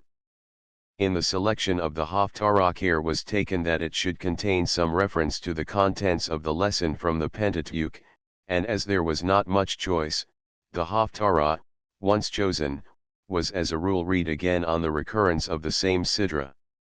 Different communities had different series of Haftarot. A few negative rules concerning the selection of the Haftarah are mentioned in the Mishnah, Megillah 4:10, Ezek and 16, 2 Sam 11 and 13, are to be excluded. These rules, however, were not observed, as Ezek is the Haftarah for the first day of the Feast of Weeks. There is an ancient rule about the nature of the Haftarot between the fast of Tammuz and New Year, viz., there should be 3 Haftarot of rebuke 348 and 7 of comfort. The former are taken from Jeremiah, I and 2, and Isaiah, I, the latter are selected from Isaiah, XL Tulksi. Various accounts are given of the origin of the Haftarah. One account traces its origin to a period of persecution, when the Jews were not allowed to read from the Torah, and the scrolls of the law were either confiscated or concealed. In both cases it was easy to read from the prophets, for this could be done by heart and in any place, whilst for the reading of the Torah it was necessary to produce a copy of the law. According to another account, the Haftarah served as a protest against the theory of the Samaritans, who recognized the Torah alone as holy. But it is more likely and more natural to suppose that the Haftarah was introduced as soon as the prophets became part of the Holy Scriptures. There was a tendency to have recourse to the divine messages of future comfort and glory when the present was gloomy and sad. At the end of the service or a religious discourse, just before leaving the synagogue or the Beth Hamidrash, passages from the prophets were read, in order that the people might carry away with them a strengthened faith in God and in the ultimate victory of their religion. On Sabbath morning the lessons from the prophets were of greater importance, since a larger number congregated, and more time could be devoted to it. A Biracha therefore introduced it, and Birakoth, including a prayer for the restoration of Zion, followed it. The name Haftarah suggests this explanation. It denotes literally causing to leave, departure, or conclusion. 349 After the return of the Jews from Babylon they spoke the Chaldee dialect. The lessons from the Bible were accordingly accompanied by a Chaldee translation called Targum. The translation was not always literal, but was frequently a paraphrase. It was given, as a rule, after each verse, by an appointed methergman in communities which only understood Greek. The Greek version was read. A Spanish translation of the Haftarah is still added at present on the fast of Ab in the Portuguese ritual, but otherwise the practice of adding a translation to the text has long since been discontinued. B. Take heed. The negative commandment concerning the holy days is, Thou shalt do no manner of work. The very name Sabbath, rest, implies absence of labor. We are commanded to rest on the Sabbath, but not to indulge in laziness and indolence, which are by no means conducive to the health of the body or the soul. The Sabbath rest is described in our Sabbath afternoon service as voluntary and congenial, true and faithful, and happy and cheerful. Moderate exercise, cheerful reading, and pleasant conversation are indispensable for a rest of this kind. What is to be understood by the term labor or work in the prohibition Thou shalt not do any manner of work? The Pentateuch gives no definition of the term. But the Israelites, when they were told that work was prohibited on Sabbath, and that 350 any breach of the law was to be punished with death, must have received orally a full explanation of the prohibition. A case is mentioned of one who profaned the Sabbath by gathering sticks, and was put to death. This could not have been done if any doubt had been left in his mind whether the act of gathering sticks was included in the prohibition. A few instances of work prohibited on a Sabbath day are met with in the Bible. In connection with the manna, the prohibition of cooking and baking is mentioned, also the commandment, Let no man go out of his place on the seventh day, Exodus 16:29, i.e., we must not travel or go beyond a certain distance 35 on the Sabbath. Another act distinctly forbidden is contained in the words, Ye shall kindle no fire in all your dwellings on the day of rest, Ibid XXXV3. The prophet Amos, 8:5, in rebuking the Israelites for cheating their fellow men, puts the following words into their mouth, When will the new moon be gone, that we may sell corn, and the Sabbath, that we may open our stores of wheat? This shows that the Israelites conducted no business on new moon and Sabbath.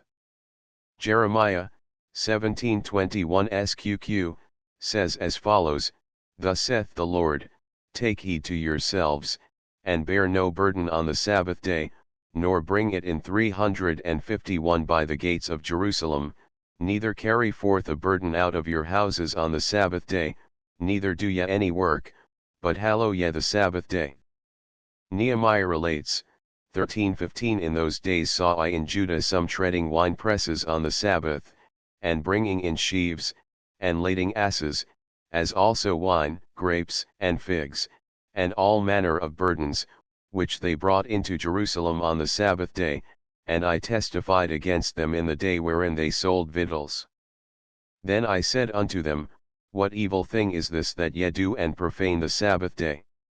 As a general rule, we may say that the work prohibited on Sabbath and festivals embraces two classes, viz., 1. All such acts as are legally, i.e., in the oral law defined as work.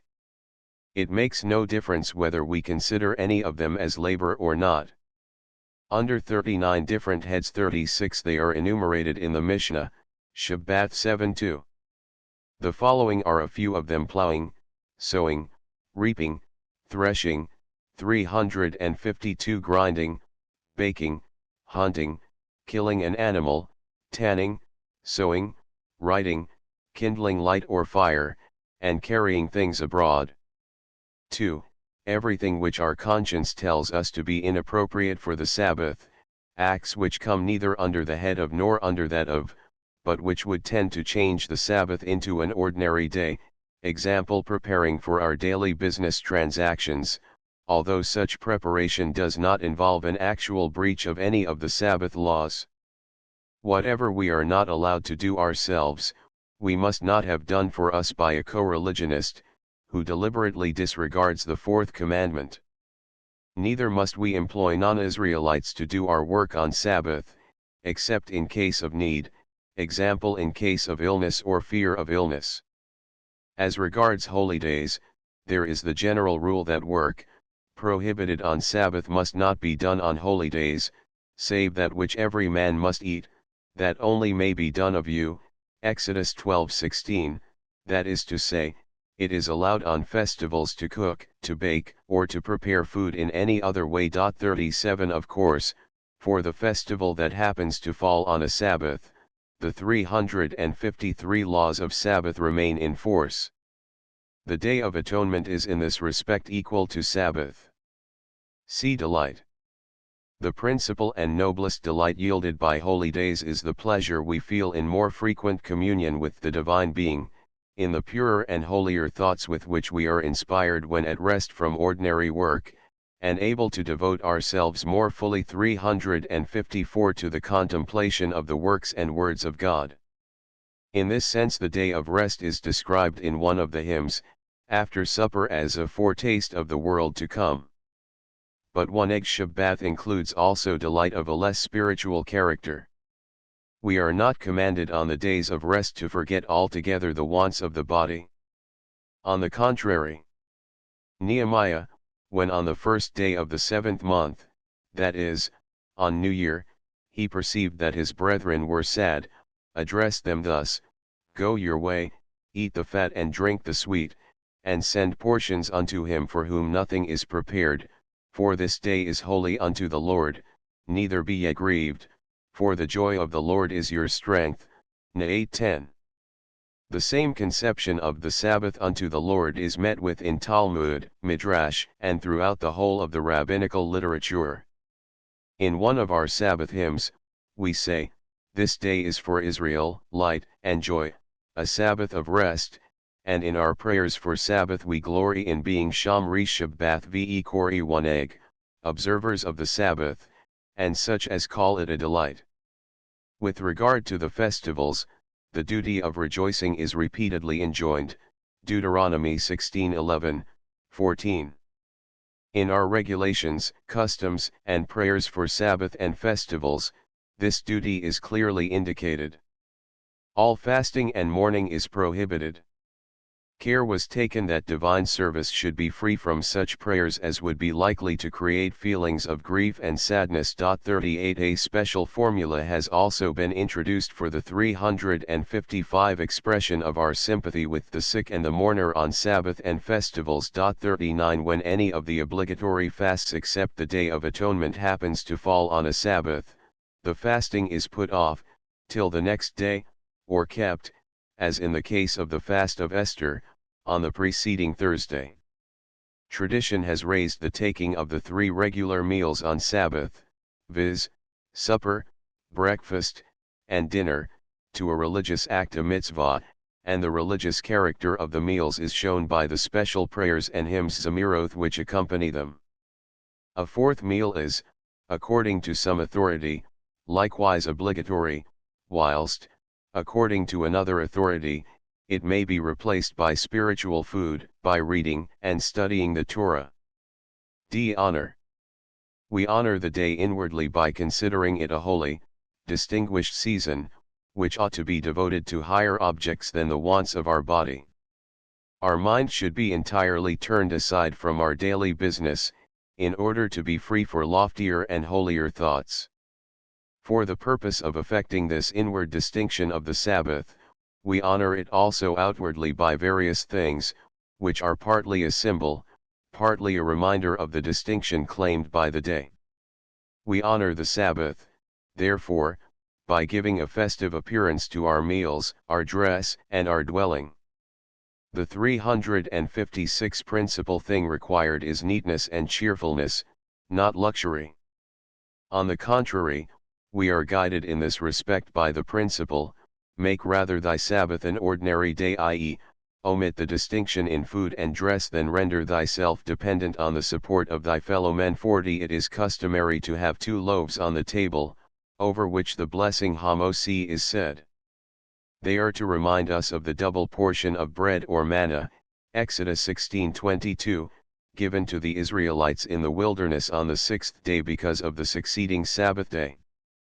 The cloth spread beneath the loaves, and the cover over them, represent symbolically the dew which both lay on the ground under the manna and also over it. 41 The origin of this custom of covering the bread may perhaps be found in the following Talmudic law: if a meal that has commenced on Friday afternoon is continued in the night, it must be interrupted when Sabbath comes in. A cloth is to be spread over the bread whilst the Kiddush is recited, Babel. Talm. Pesachim, 100a. The spreading of the cloth appears to be here merely a sign of the pause, and the distinction between the ordinary meal and that of Sabbath. 42 That which was at first ordained for 357 special cases became in course of time a general custom. 43 The loaves are called Berkoth, Tashir, or Halah. The first name they received as symbols of God's blessing, the double portion of manna which the Almighty sent to the Israelites on Friday because of the Sabbath, see Rashi on General 2:3. The verse, the blessing of the Lord, it maketh rich, Provx 22, suggested the second name. Halah reminds us of the commandment to give the first part of the dough to the priest, number 15:17-21. Although at present this commandment cannot be carried out, we separate a small piece, called halah, of the dough which we prepare for bread, and burn it, after having recited an appropriate blessing. 44 It is customary to prepare the dough for the Sabbath loaves at home, in order to be able to act in accordance with this custom. This is one of the religious acts which it is the special duty of women to perform, and some of the pious women of Israel have the praiseworthy custom to lay something aside for charity when performing this or similar religious acts. Another act performed in honor of Sabbath and 358 festivals is the kindling of special lights before the holy day comes in, to indicate symbolically the approach of a day of light and cheerfulness. This duty is likewise the privilege of the housewife. 45 or her representative. Before 46 kindling the lights the following blessing is recited. Blessed art thou, and hast commanded us to kindle the Sabbath lights. Or is substituted for according as a holy day, the Day of Atonement, or these days when they happen to fall on a Saturday, come in. On festivals, except the last days of Passover, the following blessing, called, is added. Blessed art thou, who hast kept us in life, preserved us, and enabled us to reach the season. Contents Notes 1. The reading of the law is preceded and followed by a blessing. In the first we praise God for having distinguished Israel by revealing the law to them, and in the second for the benefit derived from the law as the source of eternal life. The love and regard for the law expressed in these blessings should be shown by the congregants in silent and respectful attention to what is recited by the reader.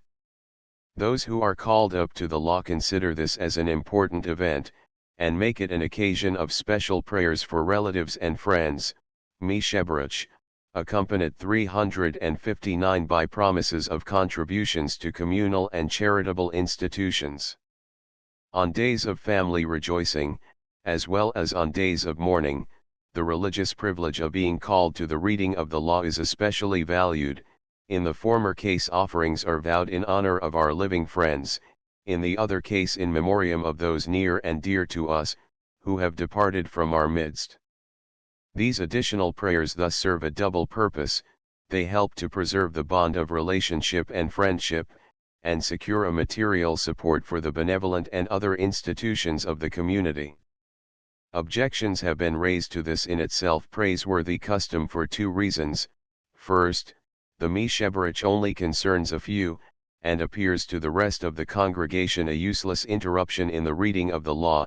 Secondly, it gives occasion to a display of vanity and pride. As to the first objection, provision could and should be made that the interruption be not unduly long, and cause irritation among the congregants. Due regard should be shown to the fact that the divine book is open on the reading desk, and everything should be avoided that might diminish the reverence proper to such an occasion. The second objection is based on a pessimistic estimate of our fellow men. If there is anyone whose offerings are made from vain and ostentatious motives, he is certainly lost in the multitude of those who take a more serious and a more dignified view of their duties when standing before the open Torah. 2. There is an old tradition that we should recite daily 100 benedictions.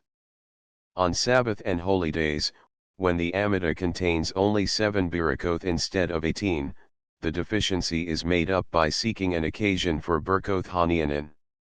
Hence the minhag spread of partaking on these days of various kinds of fruit between the meals.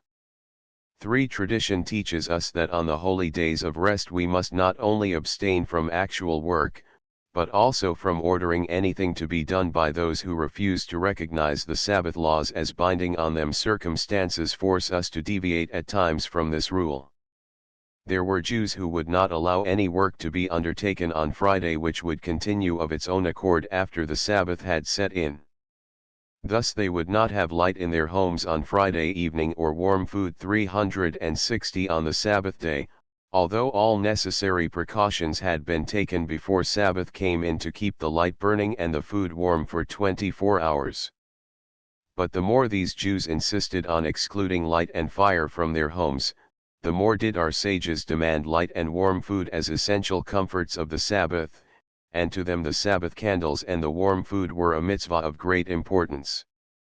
Much work is done on Sabbath for the public by non-Jews, example in connection with railway trains, steamboats, and other public conveyances. May the Jew avail himself of the work thus done for all alike without his bidding? He may in some cases, e.g., for a long sea voyage, in others not. But he must always bear in mind that Judaism depends on the adherence of the Jews to the noble principle: all Israelites are sureties responsible for each other.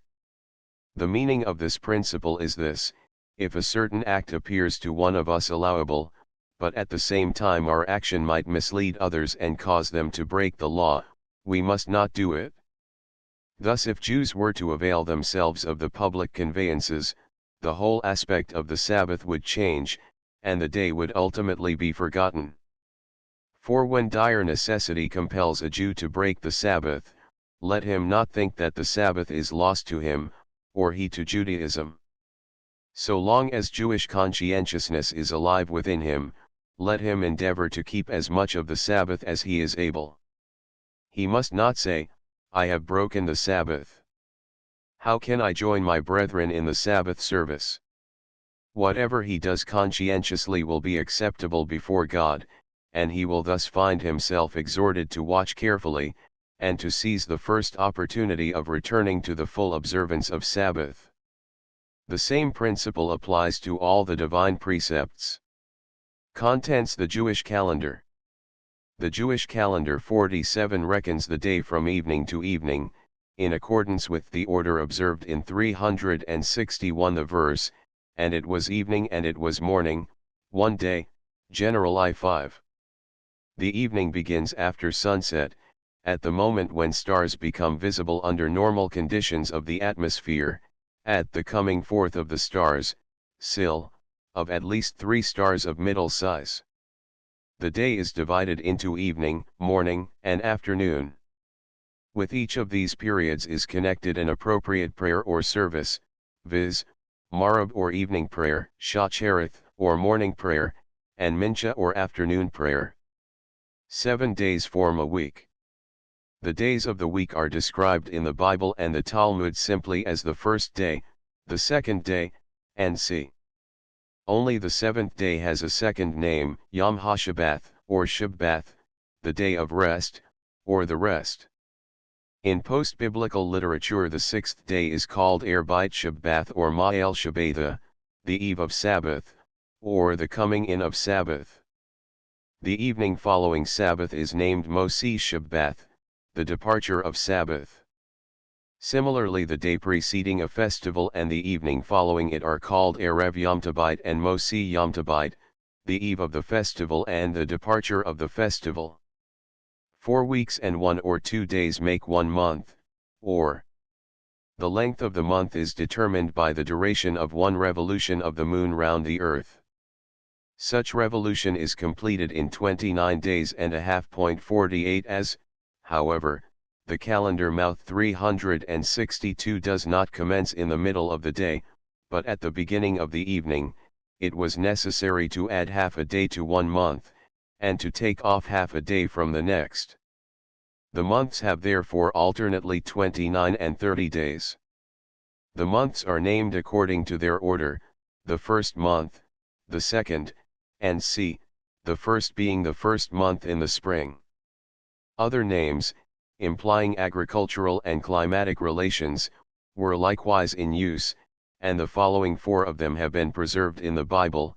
The first month is called Aviv, ears of corn, the second Ziv, beauty, the seventh Ethanim, hardy fruit, and the 8th, Bull, reign. 49 Since the return of the Jews from the Babylonian exile, names of foreign origin have been in use, viz., Nisan, Iyar, Sivan, Tammuz, Abh, Elul, Tishri, Cheshvan, Kislev, Tabhat, Shevat and Adar. 50 Roughly speaking, these months correspond to April, May, June, July, August, September, October, November, December, January, February, and March. The year is either an ordinary year or a leap year, the former consisting of 12, the latter of 13 months. The extra month is called Adar Sheni, the second Adar, and is added between Adar and Nisan.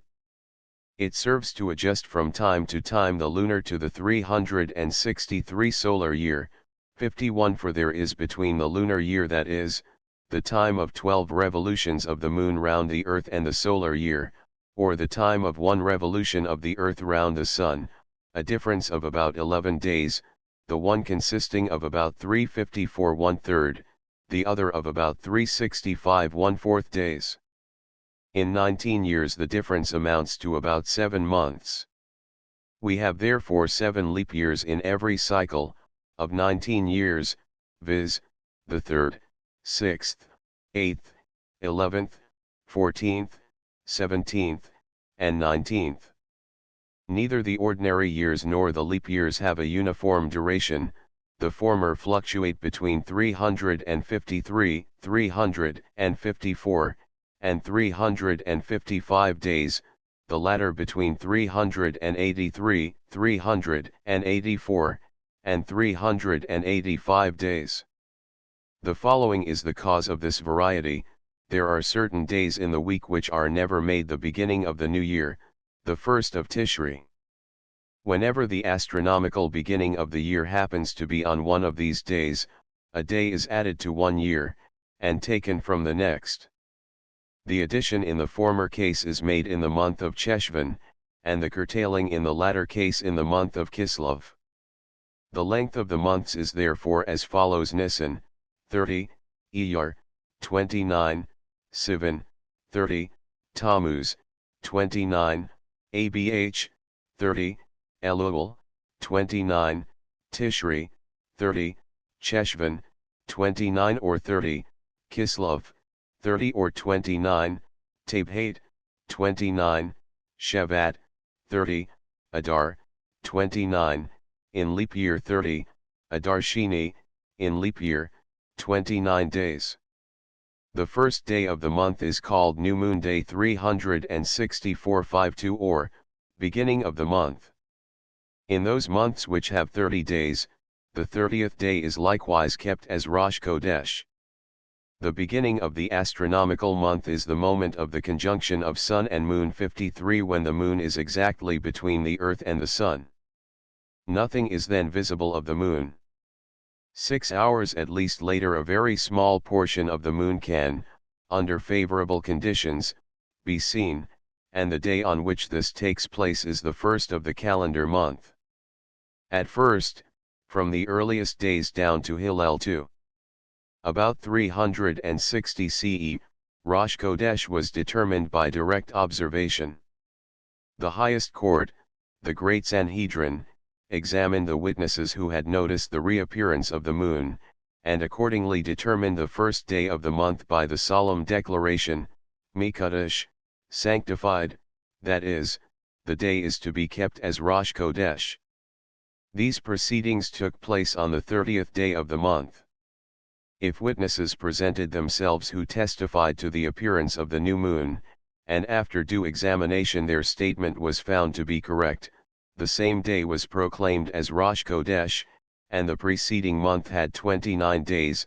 If no witnesses presented themselves, or the witnesses could not sustain their evidence, the day was added to the expiring month, and the day following was the first of the next month. The decision of the Sanhedrin concerned only the 30th day of the month. As soon as their decision was arrived at, Jewish congregations located within a certain distance were informed by 365 signal or by trustworthy messengers which day had been fixed as the first of the new month. The decrees of the Sanhedrin, the highest religious council of the nation, were accepted by all Jewish congregations as law, and the festivals were celebrated in accordance with the new moon thus appointed. There were, however, Jewish congregations in distant parts that could not be reached by the messengers in due time, and these were in doubt concerning the day on which a festival had to be celebrated. Being anxious not to miss the day kept as a festival on the authority of the Sanhedrin by their brethren at the religious center of the nation, the Jews abroad observed 2 days as holy days instead of one. Only the fast of the Day of Atonement had no additional day, because, being a fast day, the majority of the people were unable to abstain from food for 2 consecutive days. New Year, on the other hand, was, as a rule, everywhere observed 2 days, even in places near the seat of the Sanhedrin, and sometimes even in the very place where the Sanhedrin met, on account of the uncertainty whether the 30th of Elul or the day following would be fixed by the Sanhedrin as Rosh Hashanah.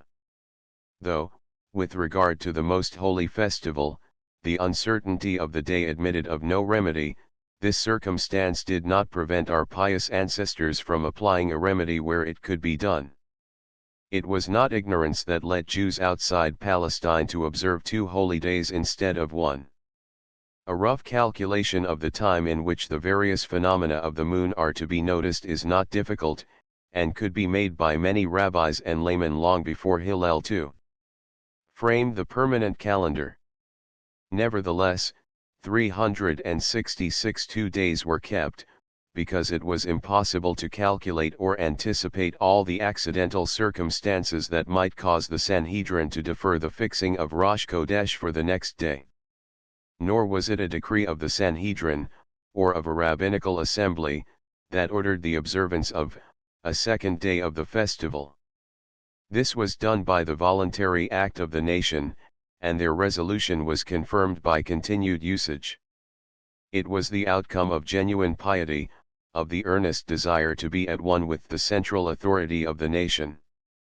The observance of is so old that no trace of its actual introduction can be discovered in the Talmud. Wherever mention is made of it, it is represented as an institution already in existence. It may already have existed in the days of the prophets, and traces of the celebration of a second day of Rosh Chodesh may be recognized in the first book of Samuel, IXX 27. This practice, which sprang from true fear and love of God, was spontaneously adopted by all the Jews outside Palestine, continued by generation after generation for more than 2,000 years, and has, as a minhag of long standing, become law. It is not a precept commanded in the written law, or decreed in the oral law, it is only a minhag practice, but a minhag that must be cherished and respected as a national institution. There may come a time when the institution of will be abolished. This can, however, only be done by the national will, confirmed by a Sanhedrin which will be recognized by the whole nation as the only religious authority. Until then it is incumbent upon us to adhere firmly to the observance of the second days of the festivals. 367. Contents Notes. The following are the general principles upon which our calendar is based. 1.